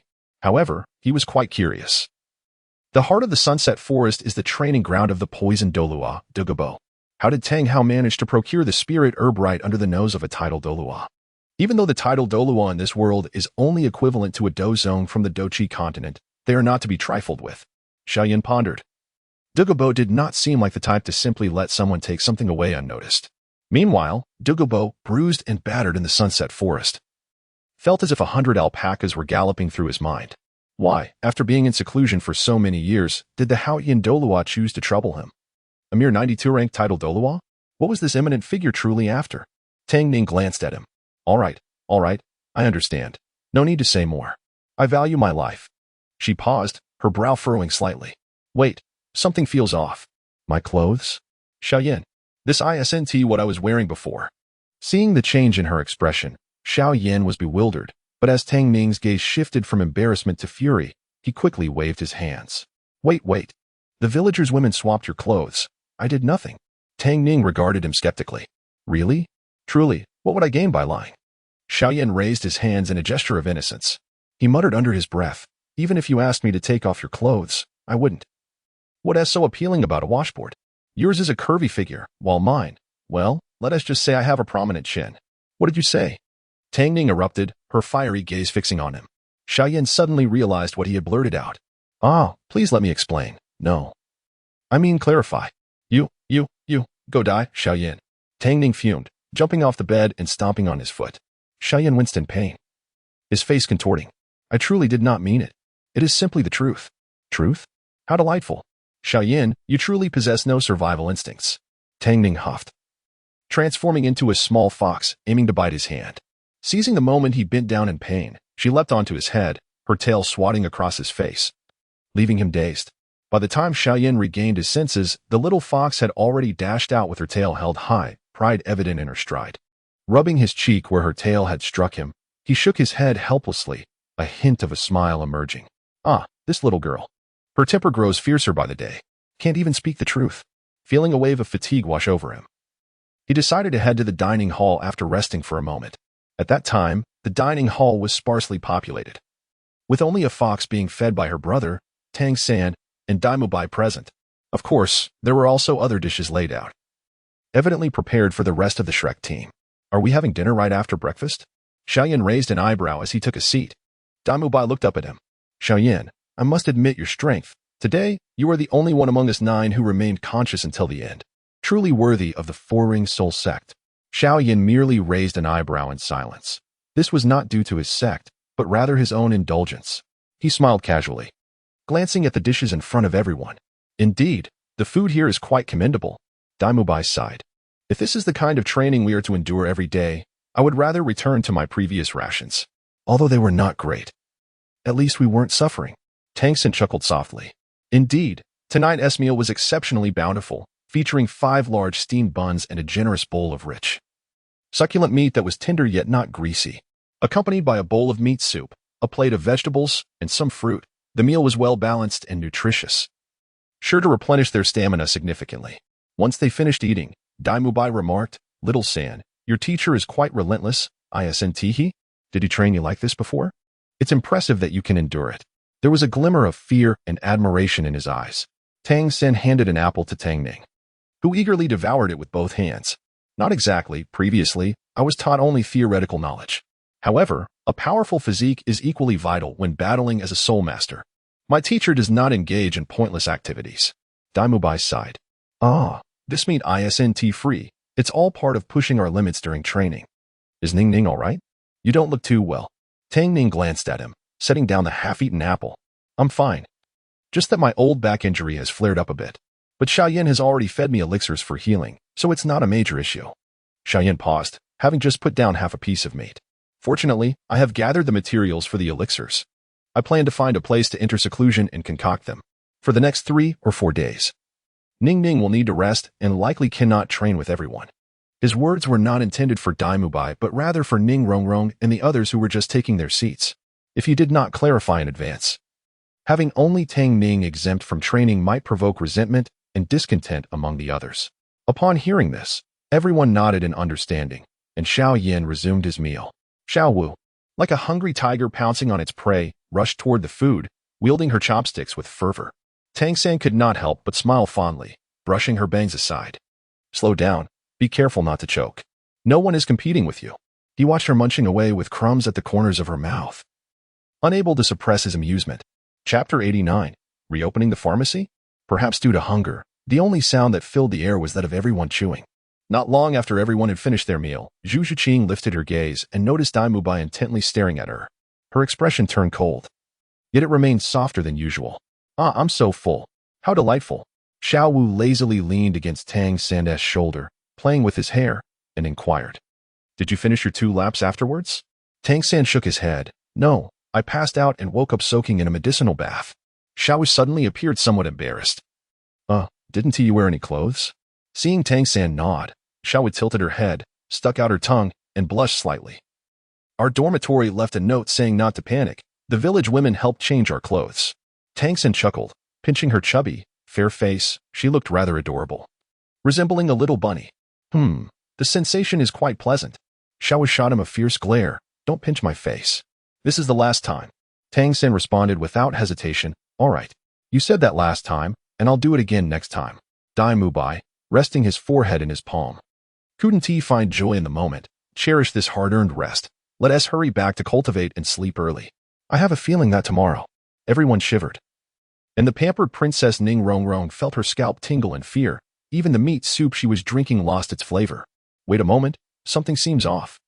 Ning Rongrong set down her soup bowl, clasped her hands behind her back, and walked over to Tang Ning, scrutinizing her with a peculiar smile. Tang Ning blinked in confusion. Is there something on my face? Why are you looking at me like that?" Xiao Wu and Zhu Zhiqing quietly approached, curious about Ning Rongrong's intentions. Ning Rongrong shook her head with a mischievous grin. No, you don't have anything on your face, but there is something I'm quite curious about. Our clothes were changed by the village women, but you were taken away by Xiao Yan for treatment. So what about your clothes?" Tang Ning was taken aback, while Xiao Wu, Zhu Zhiqing, and Tang San quickly caught on. The 2 girls simultaneously revealed mischievous smiles, while Tang San's face darkened. "Xiao Yan, care to explain?" Facing Tang San's furious, murderous glare, Xiao Yan hurriedly waved his hands. No. Tang Ning's clothes were also changed by the villagers, I swear." Ning Rongrong let out a playful "oh," her smile unwavering, clearly unconvinced. Xiao Yan sighed in exasperation. "If you don't believe me, you can ask the village women. I truly didn't change her clothes." Tang Ning smirked. "Of course, someone even complained about my figure. Just wait. One day Xiao Yan will regret it. Who does he think he is to complain? Is something wrong with being petite? That statement seems a bit off." After breakfast, the bell rang, and everyone gathered. Except for Tang Ning and Xiao Yan. The remaining 7 members of Shrek continued their grueling training, practicing against each other. Incorporating weight-bearing runs based on their battle conditions and food, all completed as a group. Of course, 3 to 4 days later, after Tang Ning consumed the medicinal pills, she joined the training alongside the returning Xiao Yan. Under the grueling, year-long training, after 3 months, everyone's physical condition improved significantly, even Tang Ning, who had initially been at a disadvantage. However, Xiao Yan remained as he was from the beginning, leaving everyone astonished. Despite no increase in soul power over the 3 months, the 8 of them had transformed remarkably. It was a pity that Oscar, who had longed for Ning Rongrong, never found the opportunity. Exhausted to the point of collapsing into bed every day, often joining Dai Mubai and gazing enviously at Master's back. So, the obstacle in their pursuit of love turned out to be Master. After 3 months of training, the merciless instructor, Master, finally granted everyone a break. Though it was only for 7 days, amidst 3 months of continuous high-intensity training, it felt like paradise. Most opted to indulge in feasting and then sleep for an entire day and night. During this time, Tang Ning had not received any news of the 2 mysterious figures, as if they had evaporated from existence, causing her some concern. Having the enemy in sight while they remained hidden was indeed perilous. Xiao Yan, however, took a relaxed stance, confident that he could handle any threats that arose. At the level of a rank 50 Do Wang, alongside Tang Ning, who was in the nascent soul stage, they were far beyond the reach of ordinary adversaries. In fact, they could even contend with rank 70 soul saints as long as they were not faced with soul Douluo, which were rare. Let us hope that's the case. Tang Ning furrowed her brows. A group of individuals lurking in the shadows, poised to strike at her and Xiao Yan, was exceedingly dangerous. Having such a group constantly watching them felt like a thorn in her side. Yet, worrying wouldn't resolve anything. After all, their desire for the medicinal pills and her medical skills would push them to act sooner rather than later. It was wiser to wait for the right moment. Setting aside her worries, Tang Ning squinted at Xiao Yan, propping her chin in her hand. So, are you planning to open another pharmacy in Soto City? Why not? After closing the pharmacy in Notting City, many nobles and sects have sent letters inquiring about the new store's location. I believe it's necessary to open another one. The profits from Notting City over the years have been quite substantial, as you've seen. Previously, we didn't have the time due to training. But Soto City has a much larger flow of people than Notting City.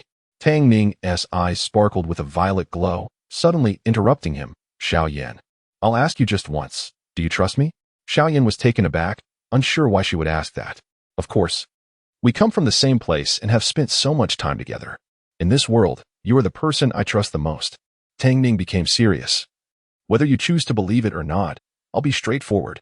Due to certain reasons, I know we won't be able to stay in Soto City for long. We won't be able to settle in one place for an extended period, so don't think about opening a store within the next 2 years. Xiao Yan fell silent, his gaze probing into her. After a moment of eye contact, he nodded. All right, you wouldn't deceive me. And you're entitled to 40 of the profits.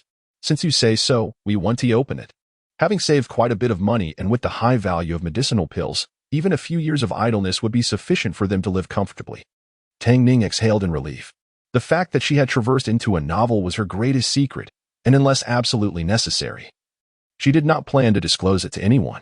She feared that Xiao Yan would pry further into her past, but thankfully, he had a considerable level of trust in her. It was that she didn't want to make money by opening a store. Who wouldn't want to profit? Yet, the timing simply wasn't right.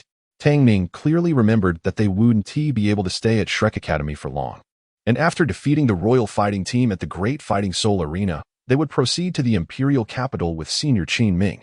Following that, they would need to prepare for the elite Soul Master competition across the continent. Where would they find the time to manage a store? Chapter 90.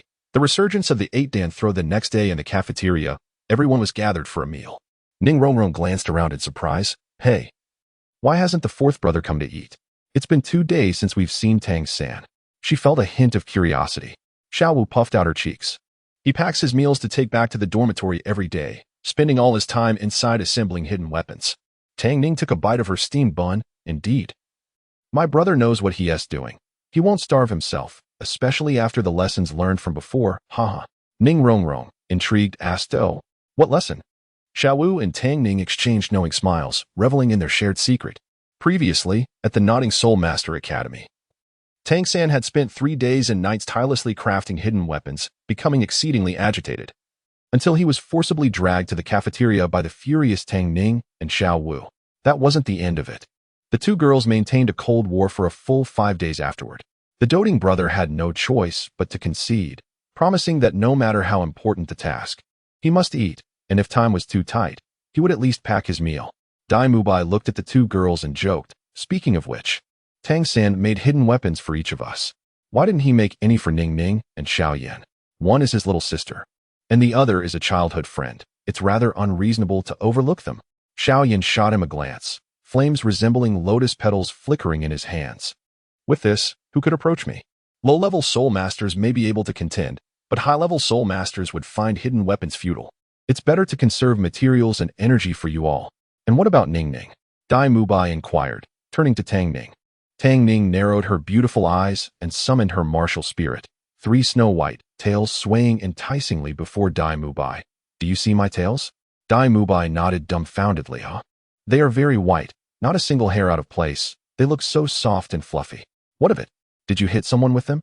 Tang Ning smiled mischievously. Dai Mubai shuddered, instantly recalling the multiple times he had been struck in the face or swept off his feet during practice. The pain. Therefore, with this, I truly do not need hidden weapons, especially since I also have my ultimate summoning technique. What ultimate summoning technique? Tang Ning patted Xiao Yan's shoulder. Go on, Xiao Yan. The group suddenly understood. Oh, so when they can't win, they let Xiao Yan handle it. And Xiao Wu's ultimate summoning technique is to let Tang San and his equipped hidden weapons take over? How enviable. They hadn't forgotten the fury of Xiao Yan and Tang San when Xiao Wu and Tang Ning were heavily injured during the entrance exam. Even Zhao Laoshi was left in ruins. The group exchanged glances, resolutely deciding to never provoke these 2 girls unless they wished to feel the wrath of Xiao Yan's flames and the barrage of Tang San's hidden weapons. Ning Rongrong teased Xiao Wu. Aren't you jealous? Those hidden weapons were originally made for you, and now we have them too. Xiao Wu waved her hand dismissively. Of course not. Am I that kind of person? Moreover, a hint of sweetness crossed her mind as her cheeks flushed slightly, and she began to fidget with her fingers. The hidden weapons she carried, though lacking special features, were all marked with her name and a lively, adorable little rabbit. Her hidden weapons were truly unique, belonging solely to Xiao Wu. The little rabbit was absolutely delighted. Noticing Ning Rongrong was about to ask more, Xiao Wu quickly stood up and approached Tang Ning, turning to the others. How about we take a break tomorrow and go shopping in Soto City? I'm almost suffocating here. Ning Rongrong's interest was piqued at the mention of shopping. She nodded eagerly, and Zhu Zhuqing also smiled in agreement. ISNT at what girls enjoy most. Going out shopping with their friends? Tang Ning puffed her cheeks. But first, let's agree on one thing. We won't visit those boutiques, as their trinkets are quite ugly. Only the Jade Fox figurine from that shop in the west of the city is worth considering. However, that particular piece was too expensive and not for sale. One must complete their signature dart game and hit 100 targets to earn it, with the stipulation that each person is only allowed 5 darts a day. Xiao Yan glanced at her thoughtfully but said nothing. After finishing their meal, they encountered Xiao Yan and the battered Ma Hongjun, who resembled a pig's head. Oscar initially wanted to laugh but quickly turned serious upon seeing Ma Hongjun's severe injuries and hurriedly offered him a recovery sausage. After consuming it, Ma Hongjun regained some strength. And upon seeing his condition, cold light flickered in Tang San's eyes. Who did this to you? After 3 months of group training, the bond among them resembled that of true brothers. No matter how good-natured Tang San was, witnessing his brother suffer such a beating was intolerable. Even the girls wore frowns. Filled with indignation, they helped Ma Hongjun into the cafeteria to eat, urging him to recount what had happened. Dai Bai, still finishing his meal, jumped up as soon as he saw Ma Hongjun's state, rolling up his sleeves. All right, who did this to you? I'll seek justice for you. A tiger could hardly be considered gentle. Tang Ning, likely aware of the unfolding drama, rested her chin in her hand, bored, as she listened to the indignant rants of the hefty boy and the fury radiating from the group. How outrageous. A soul sect dared to strike one of theirs? Exactly. Let's go settle the score. Several boys declared, immediately heading outside, with Tang San following closely behind, his expression grim. Tang Ning glanced around, noting how Xiao Yan appeared utterly disinterested, smiling. What's wrong? Brother Xiao Yan, aren't you joining them? Xiao Yan yawned. Forget it. Your brother and Dai Bai are strong enough, not to mention Oscar as support. My presence wouldn't make a difference. Besides, letting them expend their energy is beneficial. If I went, they might not get a chance to act. However, it was one thing for him to refrain from joining. Why was Tishi going? As you said, they can handle it. Tang Ning shrugged, thinking this was the moment when Xiao Wu's explosive 8-section throw would officially debut in the main storyline. Having witnessed it once, she had no desire to see it again, especially since that fellow named Douluo was simply too visually offensive. Being a beauty enthusiast, she found it unacceptable. She would have to return and cleanse her eyes afterward. Several hours later, Douluo lay in an alley, barely clinging to life, filled with resentment. Just you wait. I will have my revenge. They will wish they had never been born. This matter was far from over, and the enmity would not be easily forgotten. Unfortunately, in the end, he would not achieve his revenge, for he faced the formidable protagonist team. Tang Ning and Xiao Yan strolled and chatted for a few hours until they encountered the returning members of Shrek, now including Xiao Wu. Hey, wasn't Xiao Wu absent when we left? Tang Ning feigned astonishment. Dai Bai and the others exchanged fearful glances, recalling Xiao Wu's fierce 8-section throw, shivering in unison. They realized they could never provoke Xiao Wu again, should they receive a similar treatment. Tonight would surely bring nightmares. It had been too brutal and bloody. They were still just children after all. Seeing the group's fearful expressions, Xiao Yan understood. All right, no need to ask. It must have been Xiao Wu's explosive 8-section throw that scared them. TSK, the visual impact must have been substantial. The others nodded with bitter smiles. But Tang San's expression darkened. No matter the circumstances, we cannot tempt our enemies like this again. It is far too dangerous. A girl should not act this way. Didn't you promise last time? How could you? What? There was a last time? The group couldn't help but feel sympathy for that unfortunate fellow. Who knew whether he was still alive? Chapter 91. The path of the 3 dances. Tang San's protective and possessive instincts toward Xiao Wu are indeed quite strong. The group, reflecting on this, exchanged knowing glances. Under their observant gazes, Xiao Wu paused, noticing Tang San's disapproving and serious expression, and ultimately nodded in agreement. There was no way around it. Despite Tang San usually indulging her without limits, his stern demeanor left little room for refusal, all for her own good. With a darkened expression, Tang San returned, feeling inexplicably displeased as he witnessed Xiao Wu's flirtation with that peculiar uncle. His irritation reached a boiling point, and he even contemplated eliminating the man. Meanwhile, Tang Ning raised an eyebrow at her brother's unconscious and awkward gait, amused. "Oh, has the wooden block finally woken up?" she teased, approaching him with a grin, glancing back at Xiao Wu. "Is my brother jealous? Upset that Xiao Wu is charming someone else? Oh dear. How reminiscent of those couples." Tang San maintained his composure. "Xiao Wu is merely my sister. I am not jealous, only concerned for her safety." Tang Ning scrutinized him. "Really? Not even a bit uncomfortable? Not jealous at all?" "Of course not," he replied firmly. Tang Ning's eyes sparkled mischievously. "Oh, I heard a young soul master from Soto City confess to Xiao Wu a few days ago." Tang San abruptly halted, his expression darkening as he demanded, "Who is it? Still claiming not to be jealous? How duplicitous." Tang Ning smirked inwardly, her expression neutral. "Oh, just a rumor. Are you flustered? This isn't like you, brother. Did you not just say you were merely siblings and not jealous?"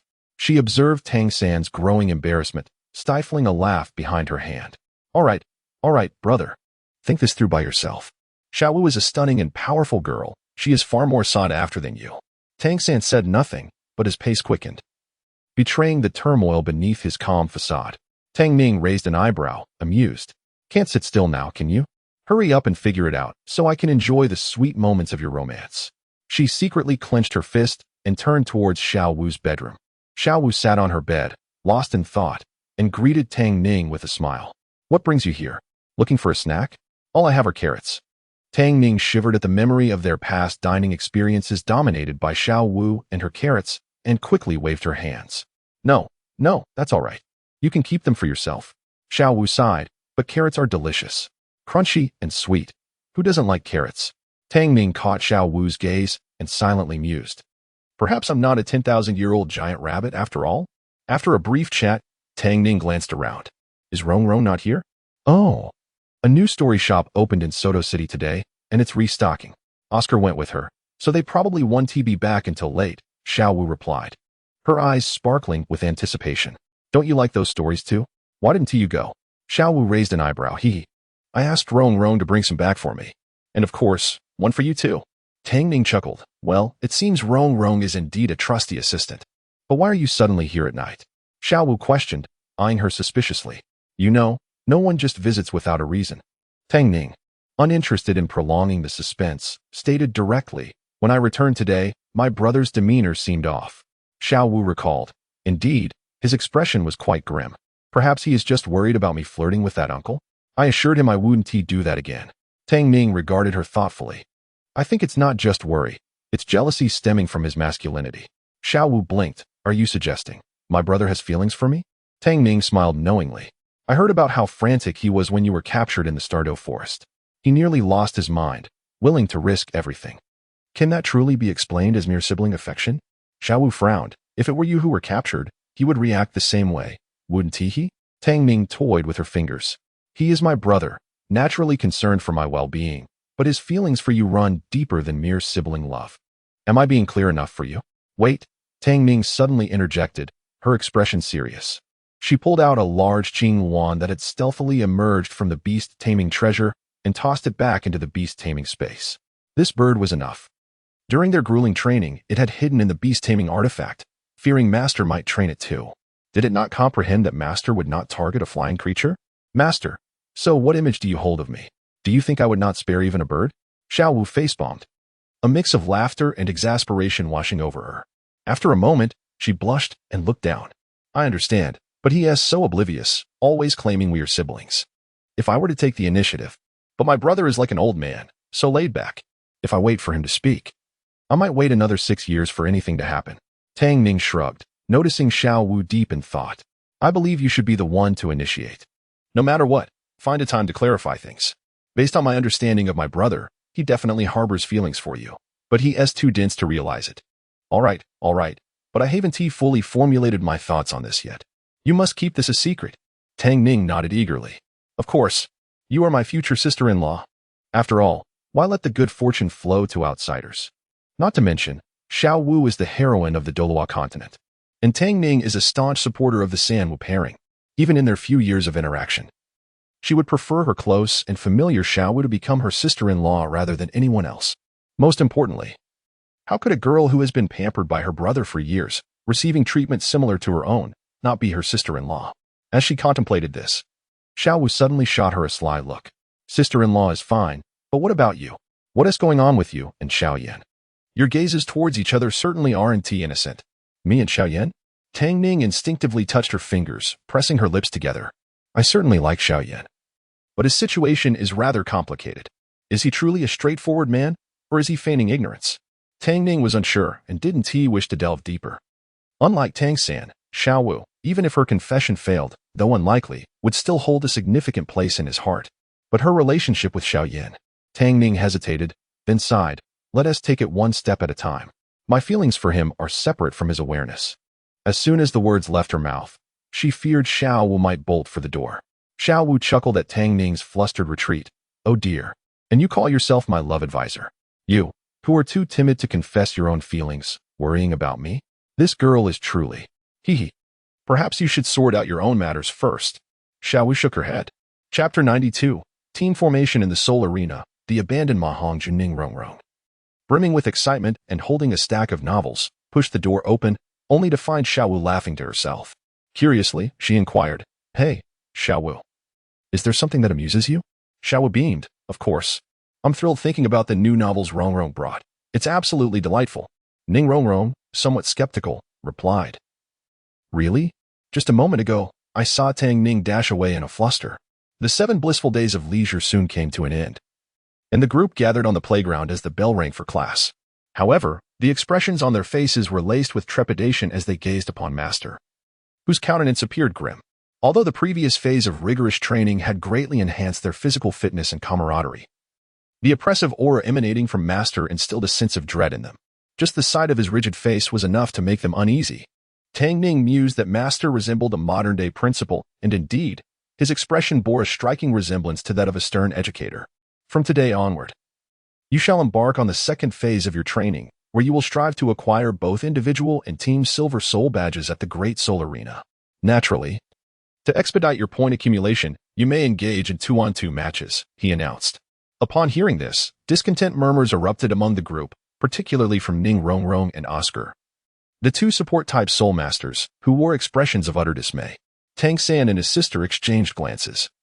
Well aware that this second phase aimed to cultivate their practical combat experience, while the first phase focused on physical conditioning and teamwork. This progression was entirely expected. Without delay, the group settled into a hotel near the Great Soul Arena. Tang San teamed up with Xiao Wu, while Dai Mubai paired with Oscar, and Ning Rongrong formed a duo with Zhu Shiqing. Given their prior collaboration, it was only natural for Tang Ning to partner with Xiao Yan. Everyone was quite pleased with the arrangements, save for Ma Hongjun, who felt dejected. Why was he the only one left to fend for himself? Out of 9 individuals, he was the sole one left behind. His previous proposition to team up with Ning Rongrong had been declined, leaving him to wallow in sorrow. Woe is me. Do you all discriminate against me? Ma Hongjun protested. Ning Rongrong chuckled, casting a gentle glance at him. But you are my 5th brother, endowed with the formidable phoenix martial spirit. I believe in your strength. You can surely hold your own against the others. My 9th sister needs my assistance more. Ma Hongjun, utterly captivated by the beautiful Ning Rongrong, could hardly think straight. He thumped his chest and declared, Of course. Who am I? I am your 5th brother, the mightiest with the most powerful phoenix martial spirit. Just you wait and see. I am the strongest. Go ahead and assist the 9th sister. She is the youngest, and I shall take care of her. Dai Mubai playfully punched him and retorted, Who needs your care? Zhu Zhuqing will naturally have my protection. What about the 6th sister? Your ice and fire soul power combined with my flames. He gazed eagerly at Tang Ning, whose green bean-like eyes sparkled with anticipation. Tang Ning playfully stuck out her tongue. Sorry, fatty, but Xiao Yan already promised to team up with me once I recover from my injuries. With a sigh, Ma Hongjun lamented. Am I to be the odd one out among 9? Little did he know, this was merely the beginning. In fact, right up until graduation of the 9 from Shrek. For couples formed, leaving him as the solitary single. Moreover, it it wasn't until they reached Sea God Island that he managed to find a girlfriend. Embarking on a long and arduous journey of pursuit that wouldn't reach its conclusion until the finale. Let us take a moment to mourn for him. From that day forth, the Shrek 9 monsters were officially established: the evil eye white tiger Daimubai, the sausage specialist Oscar, the flaming inferno Xiao Yan, the thousand-hand azure Tang San, the evil fire phoenix Ma Hongjun, the thousand illusions ice fire fox Tang Ning, the soft-boned charming rabbit Xiao Wu, the seven treasures glazed Tao Ning Rong Rong, and the netherworld spirit cat Zhu Zhiqing. Unexpectedly, the monikers of these 9 individuals reverberated throughout the continent for centuries, each becoming an immortal deity and an indelible legend. During this naming process, Xiao Yan initially wished to call himself the Flame Emperor, but Master rejected the idea, deeming it too ostentatious. Nevertheless, Xiao Yan hoped for a chance in the future.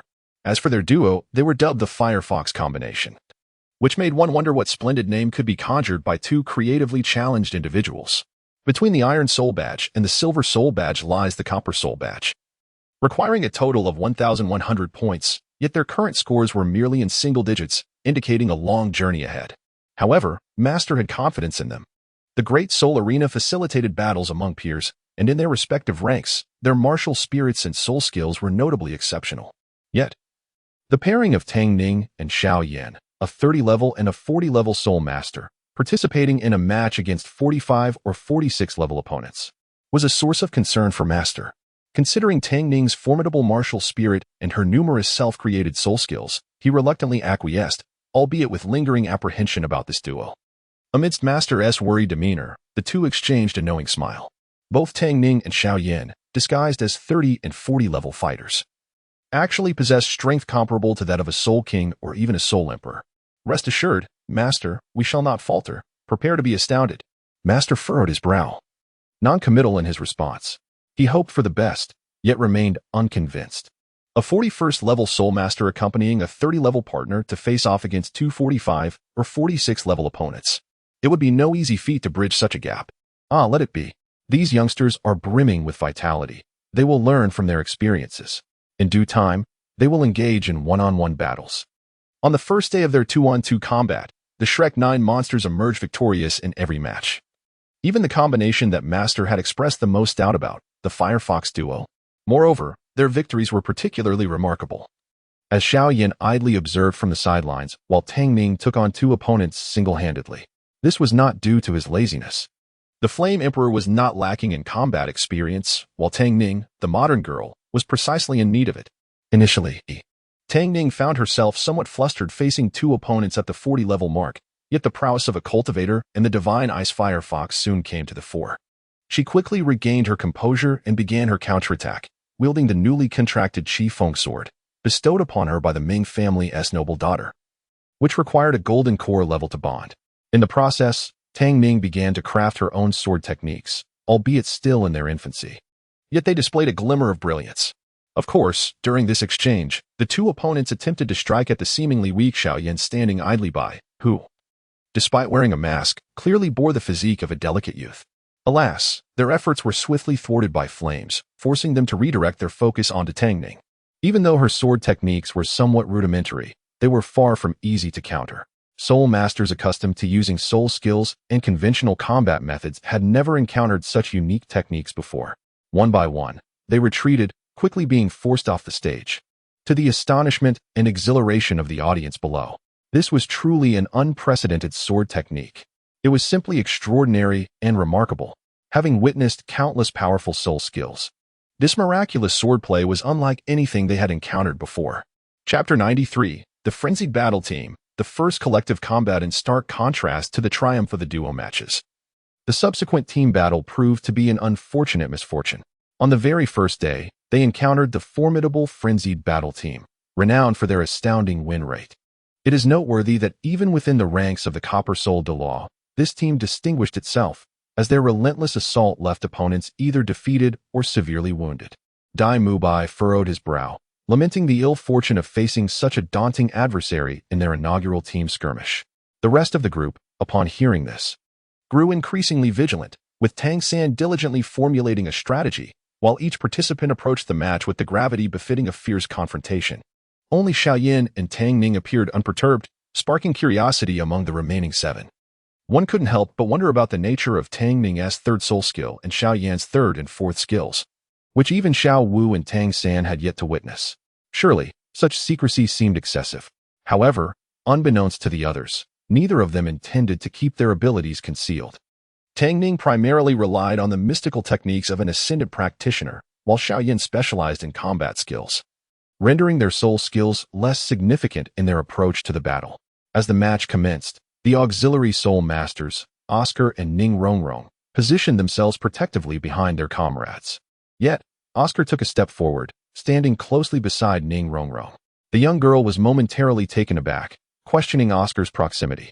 Under normal circumstances, she might have perceived it as an attempt to encroach upon her personal space, yet in the context of a team battle, it appeared as though he intended to act as her human shield. Indeed, Oscar clenched his fist, attentively observing the enemy's movements. "You are the auxiliary soul master with a weaker physique than mine. Should anyone attack you, I shall serve as your human shield, capable of deflecting some blows," he declared. Ning Rongrong's eyes widened in surprise as she gazed at him, her fingers trembling slightly. Yet Oscar, as an auxiliary soul master himself, why was he so preoccupied with her protection? Memories of their recent encounter in the Star Do forest resurfaced, where Oscar had valiantly shielded her from the Titan giant ape. Rushing to her aid without hesitation, a blush crept onto her cheeks, softening her demeanor. Although Ning Rongrong was the cherished princess of the Seven Treasures glazed tile school, revered and admired, she recognized that most who lavished her with attention did so out of self-interest. Only Oscar, unwaveringly and consistently, chose her, even in life-or-death situations. Such open favoritism and singular devotion stirred emotions within her heart. As the countdown concluded, the battle began, and the participants unleashed their martial souls and spirit rings. The striking presence of several thousand-year-old purple spirit rings among the Shrek members was already captivating. But Xiao Yan's 4 rings, 2 purple and 2 black, along with Tang Ning's black third spirit ring, plunged the arena into an awed silence.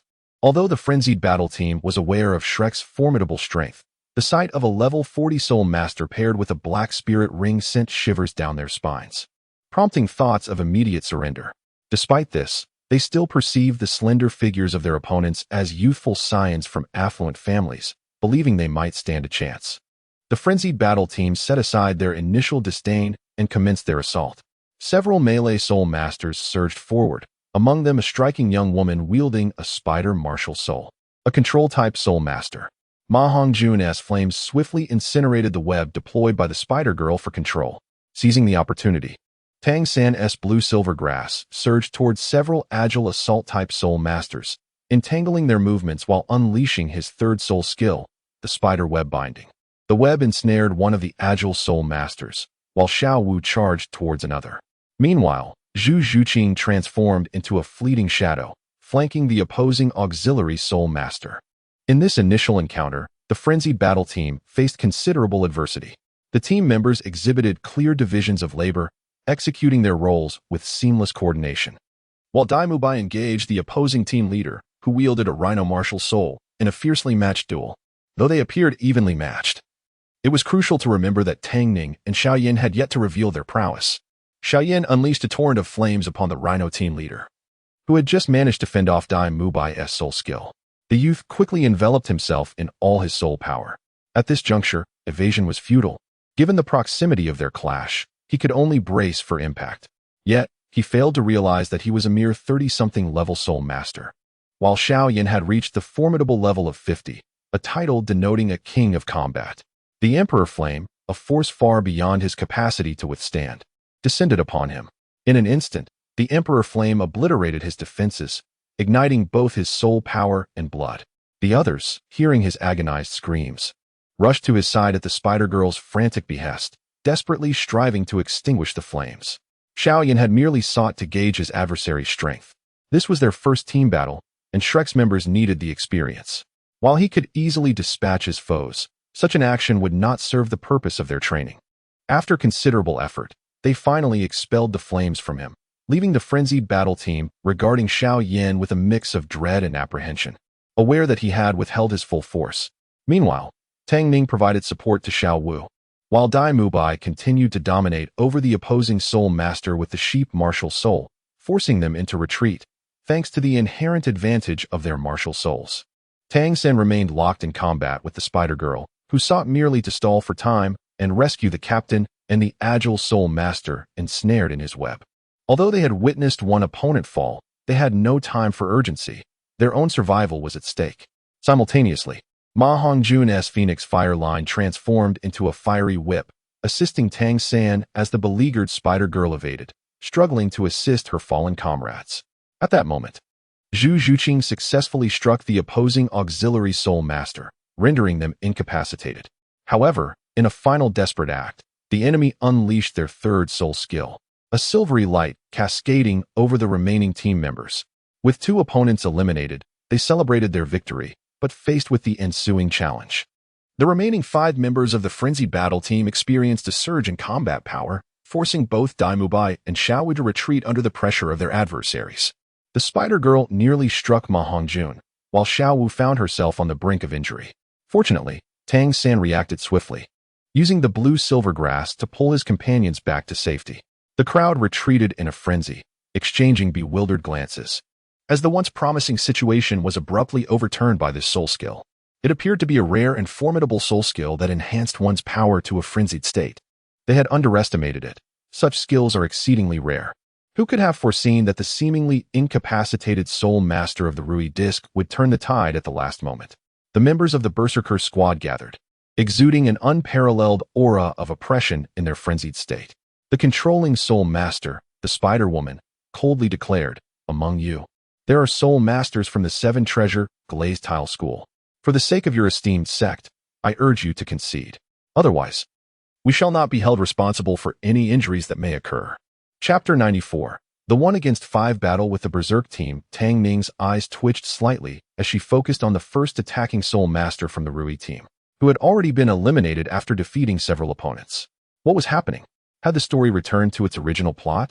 With this fervent state unleashed, the Shrek team found themselves at a disadvantage. Could they still secure victory?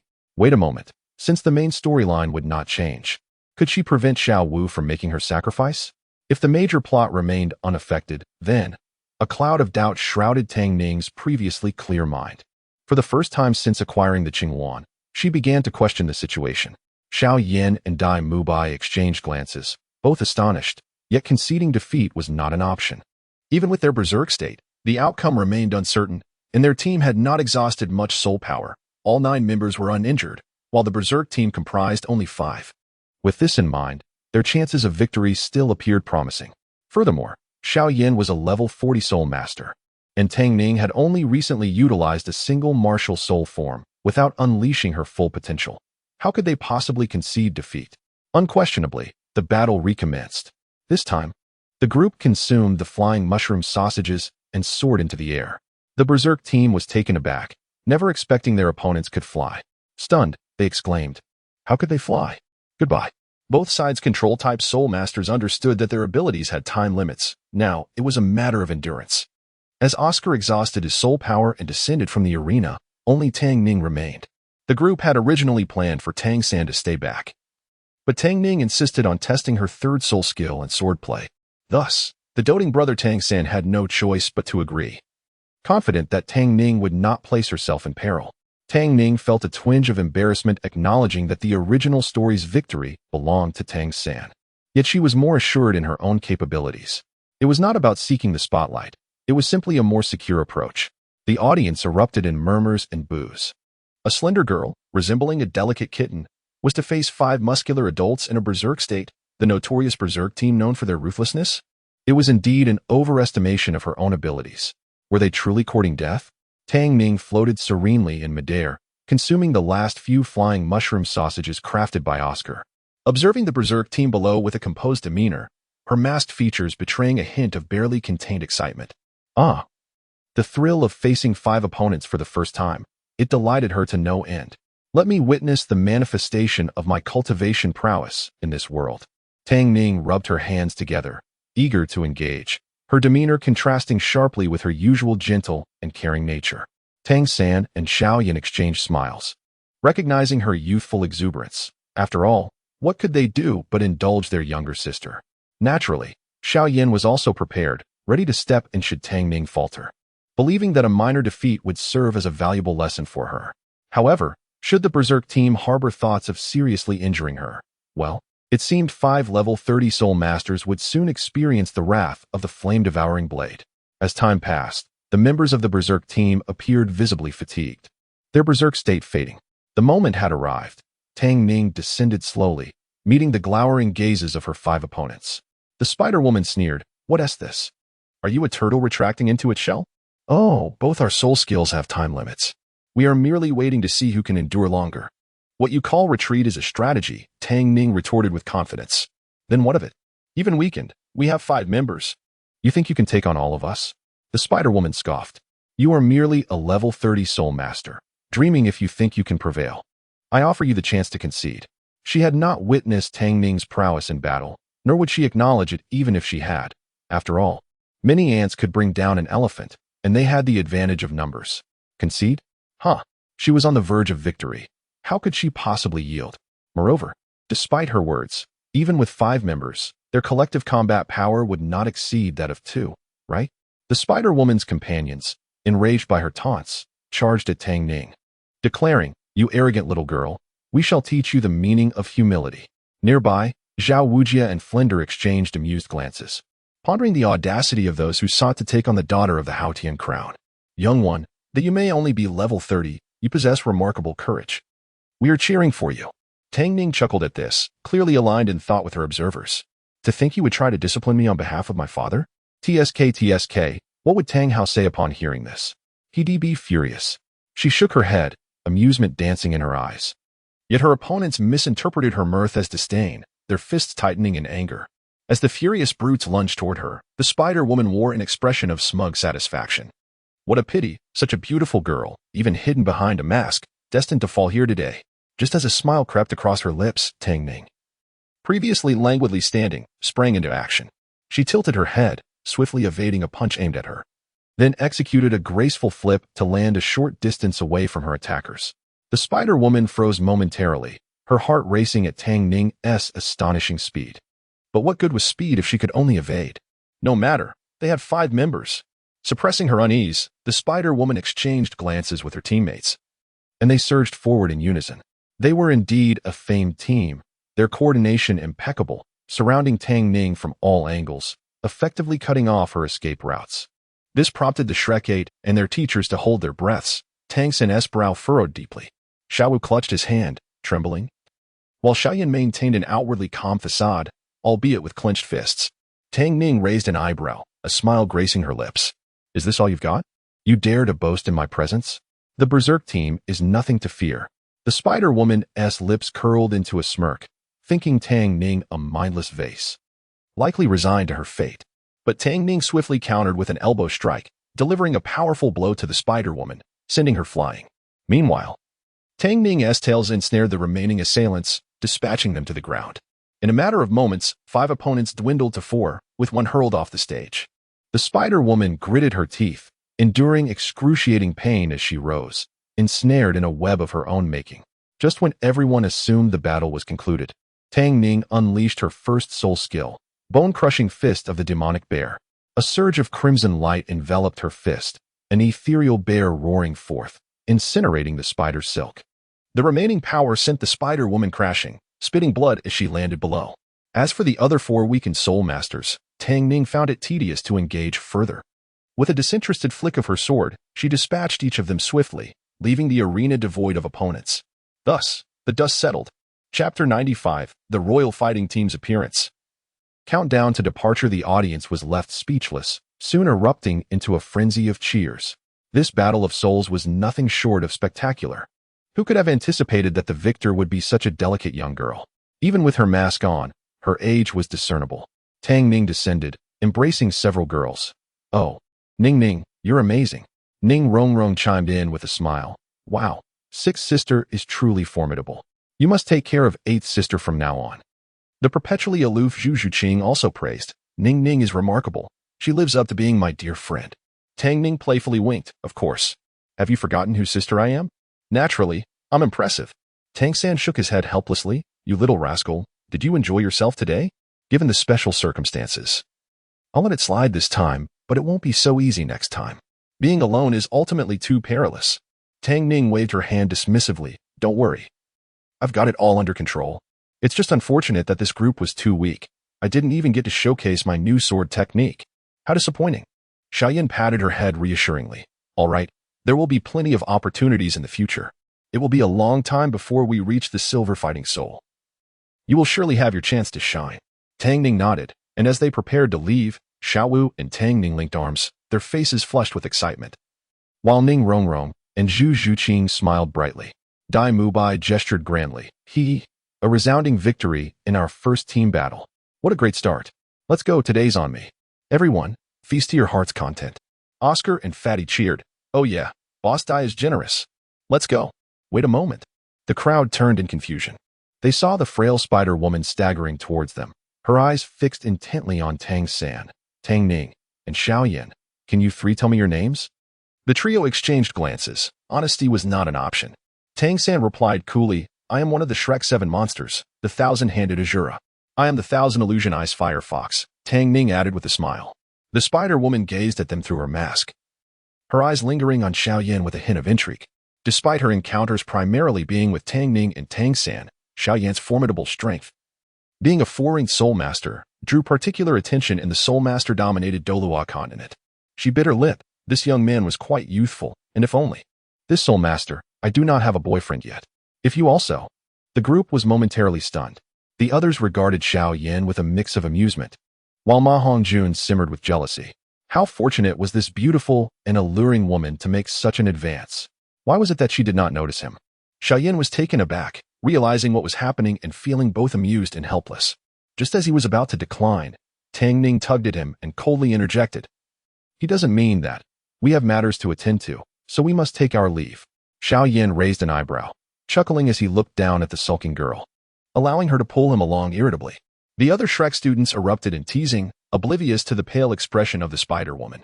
Once outside, Dai Mubai indeed kept his promise, reserving a lavish feast at the largest hotel restaurant nearby. Everyone had expended considerable energy and soul power during the day's battle, and as soon as the dishes arrived, they dug in heartily, appearing thoroughly satisfied.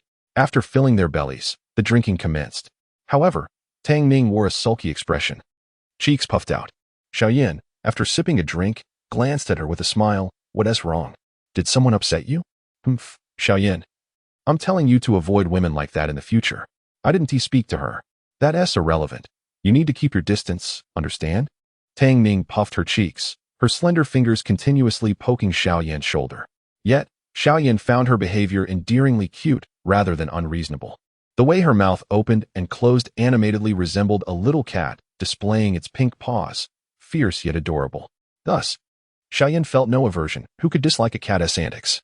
He burst into laughter, teasingly scratching her chin as he joked. Oh dear, why is there no purring sound? That's unusual. Tang Ning was startled by his gesture, momentarily frozen before snapping back to reality and swatting his hand away, her eyes wide like a cat's. Hey, foxes belong to the canine family, okay? Are you treating me like a cat? Let me tell you, I'm really furious. Yes, incredibly furious. I'm so afraid. Xiao Yan laughed heartily.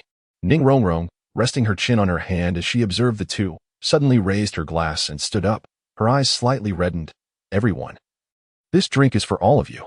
When I first came to the school, I caused quite a bit of trouble for everyone.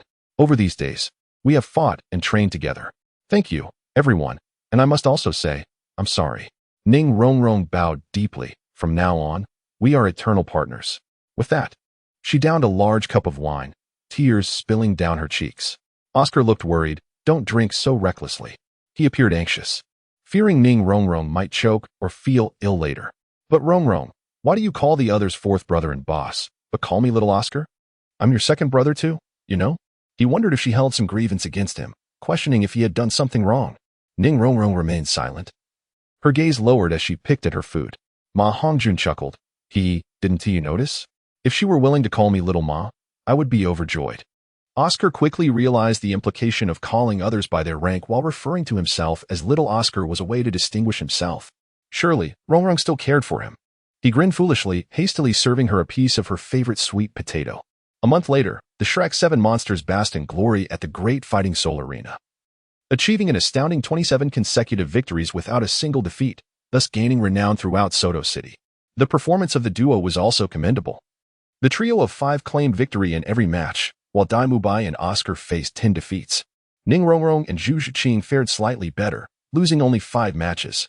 The Firefox duo of Xiao Yan and Tang Ning, relying on the ferocity of their and her newly practiced sword techniques, emerged victorious in all their endeavors. In individual competitions, aside from the 2 auxiliary soul masters, their win rates were exceedingly high. Before long, they amassed a legion of fans at the Fighting Soul Arena, frequently greeted by enthusiastic spectators chanting the name of Shrek. However, this day was different. Their opponents were an extraordinarily formidable Silver Fighting Soul team, whose streak of consecutive victories had inflicted significant losses on the Great Fighting Soul Arena.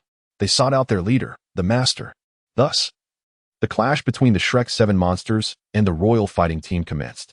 Yet, upon reviewing the Royal Fighting Team's information, everyone gasped in shock. The lineup was utterly terrifying. All members were optimally configured with 2 yellow and 1 purple soul rings, including 2 38-level soul masters and 1 39-level, with all others exceeding level 35. This lavish assembly, combined with equally impressive martial spirits and soul rings, presented them with the most formidable adversaries they had encountered. Despite this, I firmly believe in everyone. Pressure breeds motivation, the master solemnly stated. Xiao Yan remarked, "No worries. With me around, pressure is non-existent." Chapter 96. Battle against the Royal Fighting Team. Ning Rongrong hesitated for a moment and suggested, since everyone has such confidence, it would be prudent to prioritize the 9 Hearts Si Tang Spirit Master. The master was taken aback, having never heard of the 9 Hearts Si Tang. He wondered why Ning Rongrong made such a statement. With a wry smile, Ning Rongrong explained, the 9 Hearts Si Tang is an exceptionally unique martial spirit. Regardless of how many soul rings it possesses, it has only 1 soul skill, which is a comprehensive healing ability for the entire team. If we cannot incapacitate the 9 Hearts Si Tang Spirit Master first, it could prove to be quite troublesome. Everyone understood Ning Rongrong's implication. If the opponent had a healer who could continuously restore their health as long as they remained alive, the battle would become insurmountable. After all, if the enemy could regain full health with a single skill, their efforts would be in vain. The master's expression darkened. Yet this also ignited the fighting spirit among the group. No matter, we shall grow stronger in the face of adversity. Victory will surely belong to Shrek. Tang Ning felt a heaviness in her heart. Was it time to part ways? She remembered that after the Royal Fighting Team was defeated, their time in Soto City would also draw to a close, and she felt a twinge of reluctance after being there for so long. While the Shrek team was filled with determination, the Royal Fighting Team in the adjacent lounge began to ridicule them. Ha ha ha, what a pitiful group of low-level waste. How could they possibly defeat the Mad Fighting Team? The only ones worth noting are the level 40 Blazing Fire and the 38-level Captain, the Evil Eye White Tiger. In a corner, Yilingling, the 9 Hearts Si Tang Spirit Master, paused, her fingers tightening as a strange glimmer flickered in her eyes. A jade pendant at her waist swayed slightly, its patterns identical to those of the mysterious woman Tang Ning had seen by the river near Shrek Academy. Dugu Yin laughed heartily. Ha ha ha. We need to pay attention to a mere blue-silver grass spirit master? What a joke. It can't even withstand my first soul skill. Does such a thing deserve to stand alongside me? As the battle commenced, the 9 members of Shrek and the 7 opponents unleashed their martial spirits. Tang San released his blue-silver grass, wrapping it around his companion's waist to facilitate control, whispering, as I mentioned before, Dai Mubai, Xiao Yan, and Ning Ning will be our main combat force. I will focus on controlling the battlefield and adapting as needed, while the others will provide flanking attacks. If anyone has the chance, eliminate the 9 Hearts Si Tang, Yilingling, at the first opportunity. We must not allow her the chance to heal. With that, the battle was set in motion. Dai Mubai roared and charged at the opponents, his body radiating golden light as he activated the White Tiger barrier, significantly enhancing his defense. Tang Ning cast a glance at Yilingling, sensing an incongruity in her aura that differed from the character she had encountered in the original narrative, and the silhouette sparked a faint sense of familiarity within her. However, she could not ascertain if this was indeed the mysterious figure she had previously met. As so much time had elapsed, and the spiritual imprint she had left behind had long dissipated without revealing her true face. At that moment, the Shijiao brothers, wielding the Xian Gui martial spirit, engaged in combat, but despite Ning Rongrong's enhancement from the 7 treasures glaze tile, their attacks failed to inflict any harm. The brothers retracted their heads into their shells, completely unscathed. The recoil from the impact left Dai Mubai's arm tingling with pain. Indeed, The Xianyu turtle was renowned for its unparalleled defense. Tang Ning's gaze sharpened as she swiftly moved to her brother's side, ready to intervene at a moment's notice. Before Dai Mubai could stabilize himself, the opposing captain, Yu Tianheng, from the blue lightning tyrant dragon, lunged at him with a dragon claw. A strike that could potentially lead to severe injury or even death.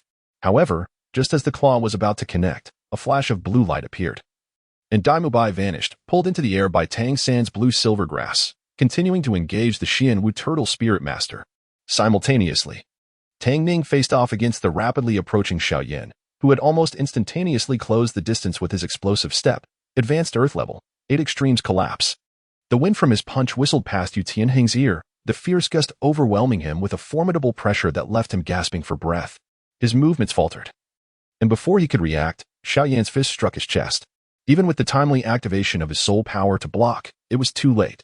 With a resounding crash, Yu Tianheng managed to lift his arm to shield himself with the dragon claw, but the force of Xiao Yan's punch was terrifying, producing a series of explosive sounds that distorted the surrounding air. At this distance, Tang Ning felt confident of their success. She exchanged glances with Zhu Zhuqing, and the two swiftly circled around to attack the rear of the royal fighting team, setting their sights on the 9-heart Tang, Yilingling. Meanwhile, Xiao Wu and Dai Mubai engaged the Shijia brothers, aiming to dismantle the enemy's battle formation. Yu Tianheng was sent flying with a single blow, struggling to rise from the ground. Had it not been for Douluo Yan's immediate release of toxins to stall for time, he would have already been pursued relentlessly by Xiao Yan. Although Xiao Yan's extraordinary fire countered the toxins, he pretended to be cautious to deceive his enemies. For Yu Tianheng was no match for him. Xiao Yan, who was not particularly reliant on soul skills, preferred martial arts over the soul techniques of this world. But he still felt a twinge of excitement at the prospect of combat. Seeing Yu Tianheng regain his footing, he charged forward with a hearty laugh. Third soul skill, Flame Sword. As the words left his lips, his energy surged violently, manifesting as a massive flame sword several meters long that soared through the air to collide with the leaping Yu Tianheng. Terrified by the overwhelming presence of the flame sword, Yu Tianheng increased his soul power output, his hands glowing blue as he prepared to withstand the impact, convinced that even in close combat, he would sustain injuries. However, Xiao Yan merely smiled, the silver light beneath his feet swirling. Low-level Earth Tier, 3,000 thunder movements. He transformed into an afterimage, leaving only Yu Tianheng behind.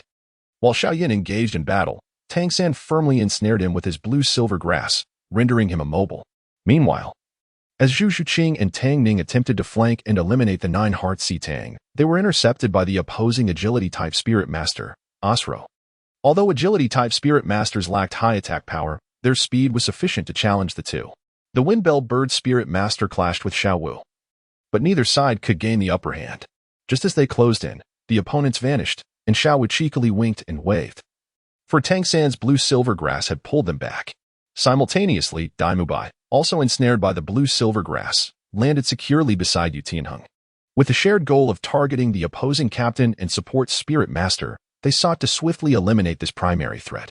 The others quickly realized the situation and rushed to rescue their captain, but they were a moment too late. Tang San's blue-silver grass and Ma Hongjuan's phoenix flame effectively blocked Yu Tianheng's escape route, while Dai Mubai, Zhu Zhuqing, Xiao Wu, and Tang Ning surrounded him, leaving no room for retreat. If executed flawlessly, this move could eliminate the greatest threat, the captain of the royal fighting team. Yet, whether they would achieve their desire remained uncertain. Chapter 97. The eccentric Yilingling Yu Tianheng grew frantic, yet despite his frenzied struggles and desperate attempts to counter, he was steadily pushed back under the relentless assault of the crowd. Xiao Yan's strange fire was formidable. The flame sword just unleashed was beyond the resistance of any soul master of the same rank. Already gravely injured, Yu Tianheng was on the brink of collapse. Even with all his soul skills unleashed without reservation, it proved futile. The depletion of his soul power rendered his defensive actions increasingly sluggish, and his injuries exacerbated. Once more, a surge of unusual fire forcefully drove Yu Tianheng back. Xiao Yan arched an eyebrow, intrigued. Did it appear that his opponent was in a state of desperation? With his vast combat experience, he swiftly retreated several meters alongside Tang Ning, who had similarly grasped the urgency of the situation. Yu Tianheng bellowed with all his might, thunder of the heavens. In a flash, his soul ring shimmered, and the blue-silver grass encircling him was shattered, unleashing a torrent of lightning that surged forth, fiercely assaulting the crowd. This soul skill not only obliterated the blue-silver grass, but also dispelled the remnants of his strange fire and phoenix flames. As the lightning onslaught combined with an alarming speed, Yu Tianheng exhaled a sigh of relief, fully aware that this strike could severely injure his adversaries. It was a momentary reprieve to buy time for his companions to encircle the Shrek team.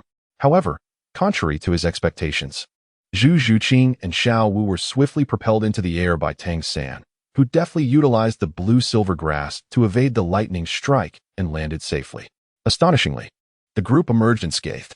Dai Mubai's fighting spirit surged as a power-type soul master.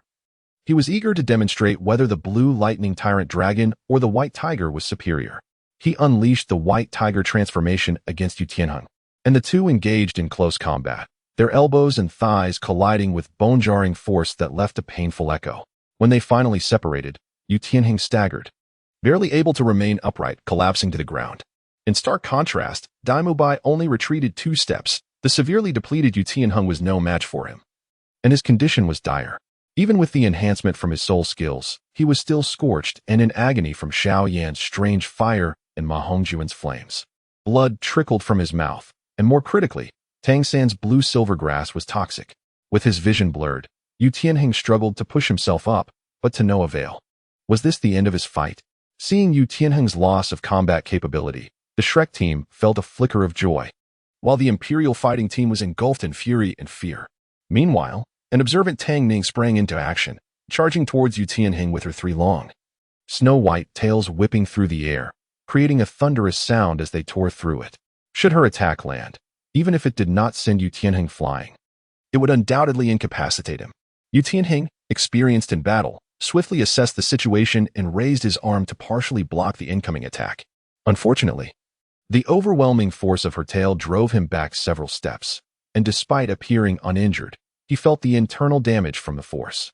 He coughed up a mouthful of blood, his face pale as death, clearly on the verge of collapse. Defeat was merely a matter of time. In desperation, Yu Tianheng unleashed another surge of thunderous energy. Yet he overlooked one crucial detail: Tang Ning's speed. Her already astonishing velocity was magnified to an alarming degree under the enhancement of her martial soul. Tang Ning effortlessly evaded his attack, resembling a cat toying with a mouse, leaving him frustrated. Following this, Dai Mubai and Xiao Wu launched a series of relentless assaults, their coordinated strikes easily shattering the bones in his arm. Overwhelmed by pain, Yu Tianheng felt as though he were a kite severed from its string, sent hurtling through the air. Captain! The furious outcry from the Shrek team ignited outrage and terror within the Imperial fighting team. They hastened forward, but could only catch Yu Tianheng, who was barely conscious, continuously spitting blood. Yu Tianheng was the boyfriend of Douluo Dalu, and his grievous injuries incited the proud girl of the emerald-scaled serpent martial soul into a rage, stripping her of reason. Her 3rd soul ring glowed with purple mist. Swiftly advancing toward the crowd, Tang San quickly signaled for everyone to retreat behind him, while the members of the Imperial fighting team hastily withdrew behind Douluo Dalu, clearly fearful of her toxic mist. Douluo Dalu's emerald green eyes were filled with malice. Those who dared to harm her boyfriend would soon meet their demise. Observing silently from the rear, Yi Lingling revealed a smile. Tang Ning, who had been scrutinizing her since her entrance, suddenly realized, was she not the girl who had previously visited Shrek Academy? Cloaked in black gauze, she matched Yi Lingling's persona. Had it not been for the identical jade pendant at her waist, Tang Ning might not have recognized her. What was her true intent? Her arrival boded ill. Initially, Tang Ning was not overly concerned, as the original narrative of this soul fight promised their victory without unexpected twists. However, the emergence of Yi Lingling ignited alarm bells in her mind. Who could predict what schemes this self-assured, enigmatic woman harbored? It was possible that this soul fight was an opportune moment for her to strike. Realizing the gravity of the situation, Tang Ning's expression shifted. She communicated with Xiao Yan through spiritual energy.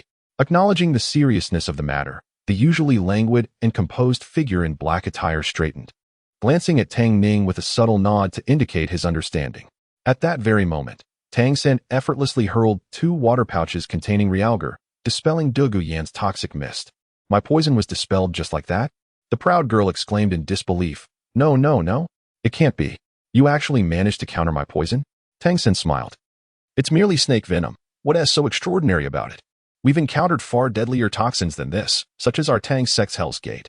Disregarding Douluo Dalu's venomous glare, he turned to the stunned members of the Imperial fighting team and remarked, just a trivial technique. Your snake poison is far from mature. What a pathetic toxin. The absurdity of it all was laughable. After all, the Tang sect were masters of poison, and attempting such antics before Tang San was akin to self-deprecation. Even if one were to consider Xiao Yan's unusual fire and Tang Ning's spiritual power, they were both formidable tools for neutralizing toxins, rendering the Shrek team's advancement unimpeded. However, the Imperial fighting team was only momentarily disheartened. Soon after, Yilingling appeared with a smile, effortlessly using her martial soul to heal their injuries. Now, even the barely alive Yu Tianheng surged forward, but the impact on Shrek was profound. How could they contend against such an auxiliary soul master? Capable of healing at any moment? The battle was only just beginning, and the opponents stood at their peak, while the Shrek team had already expended considerable energy. Yet, with no alternative but to engage, the group plunged into the fray once more, the sounds of soul energy colliding resonating throughout. As Xiao Yan and Tang Ning fought, they remained vigilant of Yilingling, whose enigmatic smile hinted at her true capabilities. Chapter 98. Sudden change at this moment. Yilingling was also observing them. This wretched girl dares to steal the ice spirit stone from the young lady and has disrupted our business so much. She must be eliminated first. As for that Xiao Yan, he is wanted by the master, and he must be brought back alive. However, according to their sect's customs, even if they exploit him for a while, the outcome won't be much better. Once they have drained his value, he would only face death. It is a pity that if he were a bit more handsome, he could have been taken back as a servant to save his life. Yilingling shook her head in disdain, completely unaware that both Tang Ning, who possessed immortal cultivation techniques, and Xiao Yan, who had advanced to Do Emperor on the Duki continent, were not entities that her side could easily toy with. Even if their affiliated forces were extraordinary and powerful, they belonged to a hidden grand sect. As the battle progressed, neither side was able to inflict serious injury on the other, but the situation was not optimistic for Shrek. Xiaowu encountered a crisis while approaching the two soul masters of the Xuanwu turtle martial spirit. The blue-silver grass on her body was severed by the turtle shell. The worst part was that Tang San was unable to provide rescue. Despite his ability to teleport a few meters away, he could not completely evade the danger, and his slender figure was ruthlessly torn apart in midair. Blood splattered everywhere as Tang San desperately activated the ghost shadow misty steps, his eyes filled with fury, barely managing to catch Xiaowu. However, at that moment, her light pink dress was soaked with blood, and she trembled in pain, losing consciousness.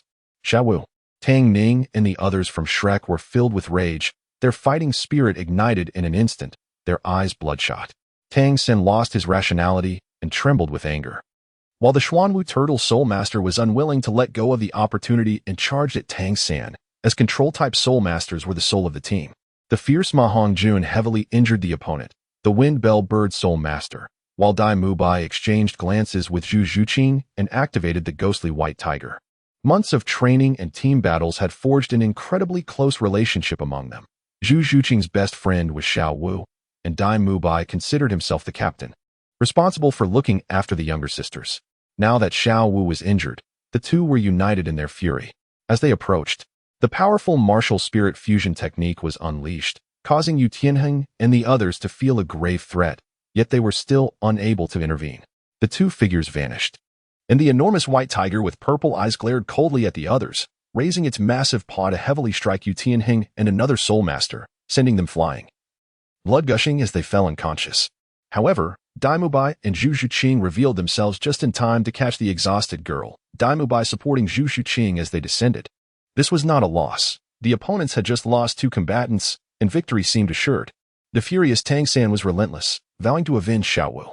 He swiftly used the 8 spider lances in conjunction with blue silver grass to easily defeat the 2 Xuanwu turtle soul masters and the Wind Bell bird soul master, all three twitching on the ground, writhing in agony from the poison.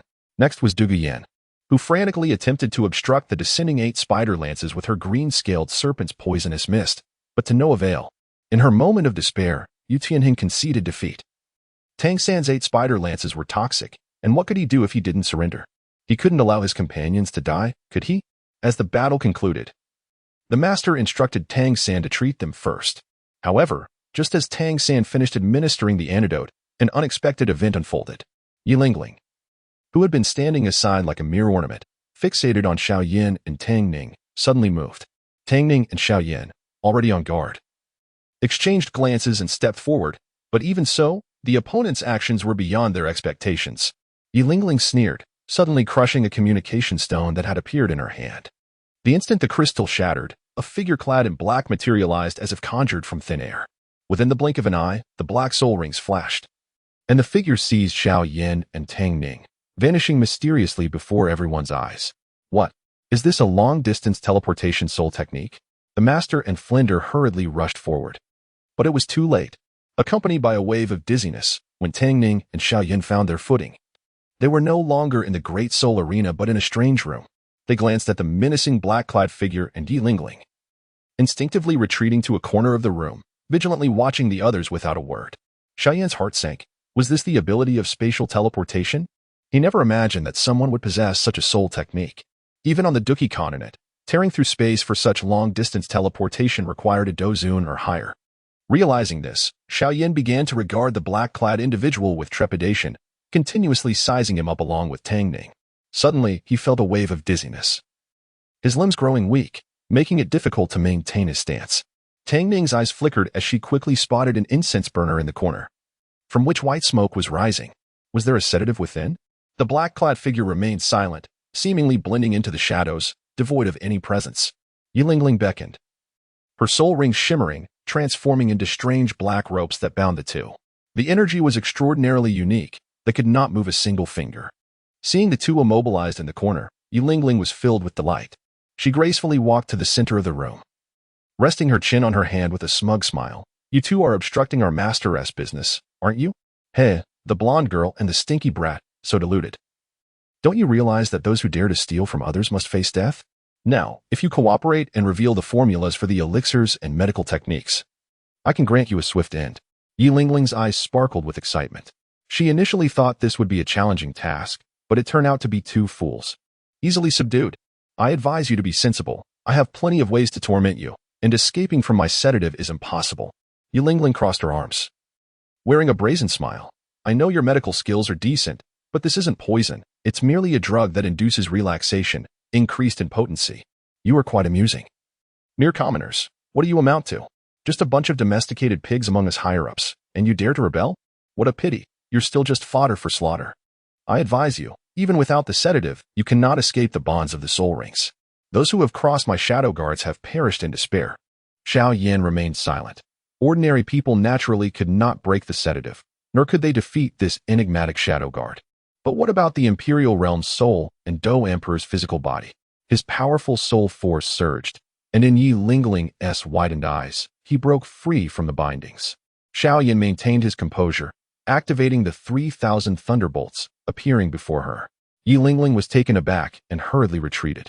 She was swiftly pulled aside by the shadow guard, narrowly avoiding Xiao Yan's thunderous strike, though the edge of her garment was still torn. How could these lowly commoners? Chapter 99. The false Yi Lingling? The true master appears, Aunt? Are you referring to yourself? Xiao Yan scoffed, crushing the tattered fabric in his hand. What? Do you look down upon us commoners? If you have the ability, go ahead and kill me, but alas, you lack that capability. His tone was indifferent, his gaze as frigid as if Yi Lingling were merely a trivial existence unworthy of his consideration. This demeanor incensed the haughty young woman, causing her to tremble with rage. How dare you speak to me like that, you filthy commoner? Do you truly believe you can turn the tables? Then let us see how it feels to die at the hands of a lowly commoner. Xiao Yan's lips curled into a chilling smile. Beneath the weight of such a smile, Yi Lingling instinctively shuddered, fear coursing through her veins, quickly followed by a surge of fury. How could she be intimidated by such a despicable being? It was utterly ridiculous. Once again, she urged her shadow guardian to retreat, laughing maniacally. If you dare, come at me. Though the guardian's strength is lacking, its speed is unmatched. She was confident that Xiao Yan, a mere low-level soul master, could not endure for long. Just wait and see. Victory will undoubtedly be mine. However, Xiao Yan's speed and power were overwhelming, and it was not long before the Shadow Guardian found itself in dire straits. Yi Lingling, frightened, began hurling an array of magical artifacts in a frantic attempt to defend herself, her previously arrogant expression gradually darkening. Damn it. Why is this ant so difficult to deal with? In her desperation, her eyes darted around until they landed on Tang Ning, who lay motionless in a corner. A glimmer of realization sparked within her, and a smile crept across her face. Ah yes, I almost forgot about her. With this pawn in hand, Xiao Yan will undoubtedly hesitate. With a sinister grin, She hurled another artifact to obstruct Xiao Yan's advance before sprinting towards Tang Ning, seizing her slender, pale neck. Xiao Yan, if you want her to live, behave yourself.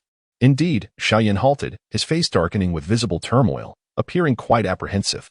Yilingling's heart surged with delight. She had known that this lowly girl had a special connection to him.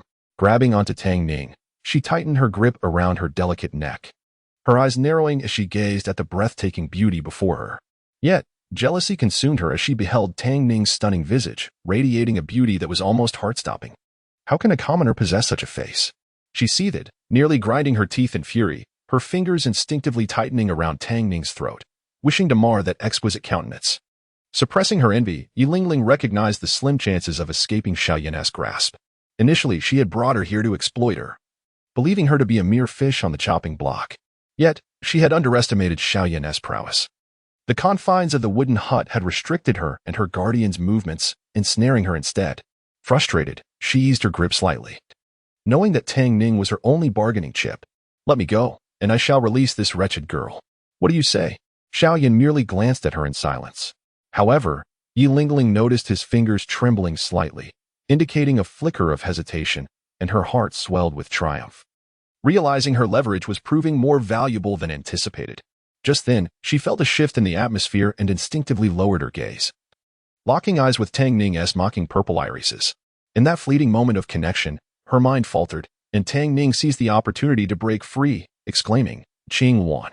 The beast-controlling artifact transformed into a shimmering purple crystal bracelet, glowing with a vibrant azure light. A colossal Qing Wan soared into the air. Its icy black eyes fixated on her with an intensity that was suffocating. The overwhelming pressure emanating from the celestial beast brought Yilingling to her knees, rendering her immobile and causing her to writhe in pain, unable to utter a word. A Qing Wan? How can a mere commoner be accompanied by such a legendary beast? Yilingling stammered. Disbelief etched across her features, sweat streaming down her cheeks and into her collar. Tang Ning darted swiftly to Xiao Yan's side, scanning him for injuries and exhaling in relief upon confirming he was unharmed. Turning to face the immobilized Yilingling, she commanded, "Qing Wan, capture her." As the Qing Wan flapped its wings, preparing to strike, Yilingling gritted her teeth, but a moment later, her body collapsed to the ground, breathless and lifeless. Her heart no longer beating. Was she dead? Had she truly perished in an instant? Tang Ning was taken aback, while Xiao Yan remained unfazed, surveying the scene before him, a slight smile curving his lips. Trying to escape? Dream on. With a swift motion, he conjured a ball of flames, launching it into the air with pinpoint accuracy. Accompanied by a gut-wrenching scream, a figure tumbled from the distorted space, a disheveled woman. As for the lifeless Yilingling, her form dissipated, revealing it to be a mere projection or illusion, not her true self. The woman bore a resemblance to Yilingling but had a distinctly different appearance. Yet her haughty demeanor was unmistakable. Clearly, she was the false Yilingling. As for the real Yilingling, Xiao Yan's gaze swept the room, and with a flick of his black sleeve, the door burst open, revealing an unconscious girl sprawled on the floor, looking gaunt and frail, evidently imprisoned for an extended period. This was the genuine Yilingling. The false Yilingling writhed in Xiao Yan's grip, her face contorted in rage. Xiao Yan, disinterested, remained impassive, devoid of curiosity about how she had managed to disguise herself with the nine-heart CPNE martial soul. After all, he had long outgrown the stage of youthful curiosity, exhibiting a calmness akin to that of an ancient sage. He bound the false Yilingling tightly with his energy, silencing her incessant shouting by stuffing a ball of energy into her mouth. "Ah, much better." Tang Ning turned to Xiao Yan, her expression serious. "What shall we do with her?" "We'll return first. The rest can wait," Xiao Yan replied, glancing around with a solemn expression. Noting that the Shadow Guardian had vanished without a trace, it mattered not, for having this false Yilingling in their possession was valuable enough, given her peculiar martial soul that made her elusive. The duo brought the true Yilingling back to the Grand Soul Arena, meticulously explaining the situation. Initially astonished, the master and others soon relaxed upon realizing the two were unharmed, deeming the safety of the children far more important than any further inquiries. Meanwhile, the false Yilingling was confined within the wooden hut, awaiting a thorough interrogation in a few days. After all, given her arrogant demeanor, it was unlikely she would speak the truth without experiencing some hardship.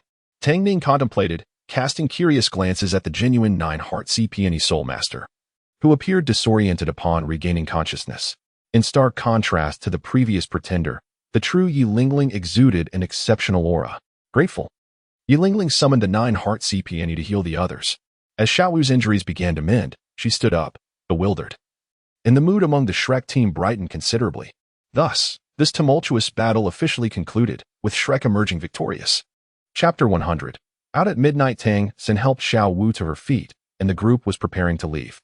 However, Du Guian, who was also departing, suddenly halted. Her eyes filled with malice as she glared at Tang San. Your poison has nullified mine.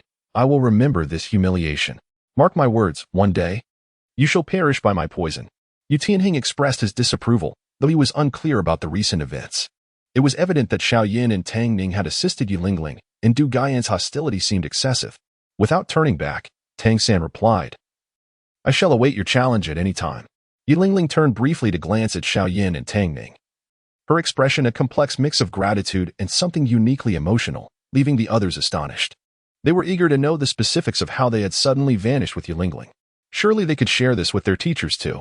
However, this was not the crux of the matter. What truly mattered was the shared glances and smiles among the Shrek group. They had indeed triumphed. Victory belonged to Shrek. Their laughter was filled with excitement as they sought out their teachers. Suddenly, a figure approached. It was their senior, Qin Ming, the teacher from the Royal Combat Academy. The group was taken aback to learn of his seniority. What a coincidence. They also discovered that their recent adversaries were elite students from the Tiando Royal Academy, which fueled their exhilaration. What was this Royal Academy? It sounded prestigious, yet it appeared to be nothing extraordinary. As the month drew to a close, Tang San, Tang Ning, and Xiao Yan received the gold soul badge, while the others were awarded silver soul badges. Oscar, incredulous, marveled at his badge. Heavens, it's only been a month. I actually have a silver soul badge? It feels like a dream. Ning Rongrong, what are you doing? He exclaimed, clutching his suddenly aching arm, looking quite pitiful. Ning Rongrong, with an innocent smile, replied, Oh, didn't you say it was just a dream? I wanted to help you realize this is indeed real. Oscar chuckled, rubbing his arm where Ning Rongrong had pinched him. Ah, this is our first close physical contact. I might skip bathing. Tang San admonished, if you smell bad, I will remember to throw you out. The group erupted in laughter. Upon returning to the hotel, 2 teachers and Qin Ming awaited them. Qin Ming was astonished to see how young the faces were beneath their masks. Such young children were impressively powerful. Indeed, the academy students were becoming increasingly formidable. For a while, he was speechless, while Flander beamed with pride. My goodness, a soul master at the tender age of 12 or 13. Truly remarkable. Dai Mubai jested. You flatter us, senior. What about you? What level are you? I'm at level 62. Truly impressive, a testament to Shrek Academy's extraordinary students. This senior is indeed exceptional. Zhao Wujing remarked with a smile. Everyone, please sit down and order freely. Today the dean is treating. What? The stingy dean is treating? This will be quite a feast. The group chuckled mischievously, eyeing Flander with playful intent, relishing the thought of making the notoriously frugal all spend generously. Flander's face stiffened at once, and Ma Hongjun shouted, This, ha ha ha. My disciple truly knows how to save money. My efforts have not been in vain. Flander declared, besides these, everyone else can order one of everything. Flander's expression turned flat, realizing he had been duped over the years. The whole group roared with laughter. Oh dear, today, Dean Flander truly has to splurge. However, the chubby one would certainly incur the dean's ire. He should count his blessings. Thankfully, Qin Ming was more considerate and willing to treat them, yet judging by Flander's demeanor, the chubby one was likely in for a reprimand. As they dined, Qin Ming remarked, It's a pity, with such remarkable talent among the juniors. If they weren't from our academy, they would surely be taken by the Royal Academy. Suddenly, the master approached and said, Actually, even if they're students of Shrek, you could still bring them to the Royal Academy. What do you mean? Qin Ming was taken aback. Flander was incensed. Students of Shrek are, of course, Shreks. Why should they go to the Royal Academy? The 2 adults, the rational and composed master and the furiously outraged Flander, engaged in a heated debate, while Qin Ming looked utterly bewildered. Eventually, the master managed to persuade Flander. In due course, they would participate in the Continental Elite Soul Master Contest under the banner of the Tiando Royal Academy. Of course, Flander was not entirely enthusiastic about this. Yet, the master made valid points. After all, Shrek could not provide the suitable training environment and resources needed for the children. nor could it grant them the qualification to enter such a crucial competition. Ultimately, Qin Ming and the academy's higher-ups discussed the matter, agreeing to allow the children to join the academy, but they must accept all of Shrek's instructors. Thus concluded the dialogue among the three. The adults discussed matters the children could not interject in, and the group felt somewhat bewildered, unable to grasp the situation. What was happening? Were the teachers merging with the Royal Academy? Would Shrek Academy cease to exist? Though it had only been a few months. They had developed an unparalleled sense of belonging to this academy, leaving them collectively melancholic and contemplative. That night, after the revelry, the group lost their spirits, returning to their rooms to sleep. During the meal, they had inquired about Xiao Yan and Tang Ning, but both remained tight-lipped, and seeing them unharmed, they let it go. In the middle of the night, Tang Ning quietly arranged her garments, her steps as light as a nimble cat, gently pushing open Xiao Yan's single-room door. The hotel typically accommodated 2 guests per room, but with 5 boys, Xiao Yan had a room to himself. He bore no feelings of isolation, enjoying the solitude. However, upon entering the room, Tang Ning found not just Xiao Yan but also Yu Lingling, who had astonishingly awakened after the soul of the traveler had departed. Gazing at the beautiful and mysterious soul master of the 9-heart begonia, Tang Ning smiled slightly. Greetings, Yu Lingling. I believe you are the true Yu Lingling of the 9-heart begonia, are you not? The girl smiled wryly. Yes, I am indeed the genuine Yu Lingling. After speaking, she fell silent, appearing to be an exceptionally quiet and elegant young lady, exuding the aura of someone from a distinguished family. Tang Ning pondered silently, while Xiao Yan took her hand. All right, it's getting late. Now that everyone is here, let us proceed. Tang Ning asked no further questions. A mere glance exchanged with Xiao Yan conveyed her understanding. The two moved in unison, with Yu Lingling silently trailing behind them as they stealthily exited the hotel without disturbing anyone. Soon, they arrived at the wooden house where they had fought earlier in the west of the city. Upon opening the door, they found the false Yu Lingling, trapped in a corner by Xiao Yan's, looking quite haggard. It seemed the earlier ordeal had taken its toll, and she was unable to withstand the pressure for long. Tang Ning cast a glance at the resentful-looking girl and said coolly, So, are you now willing to speak the truth and lay everything bare? Bah, in your dreams.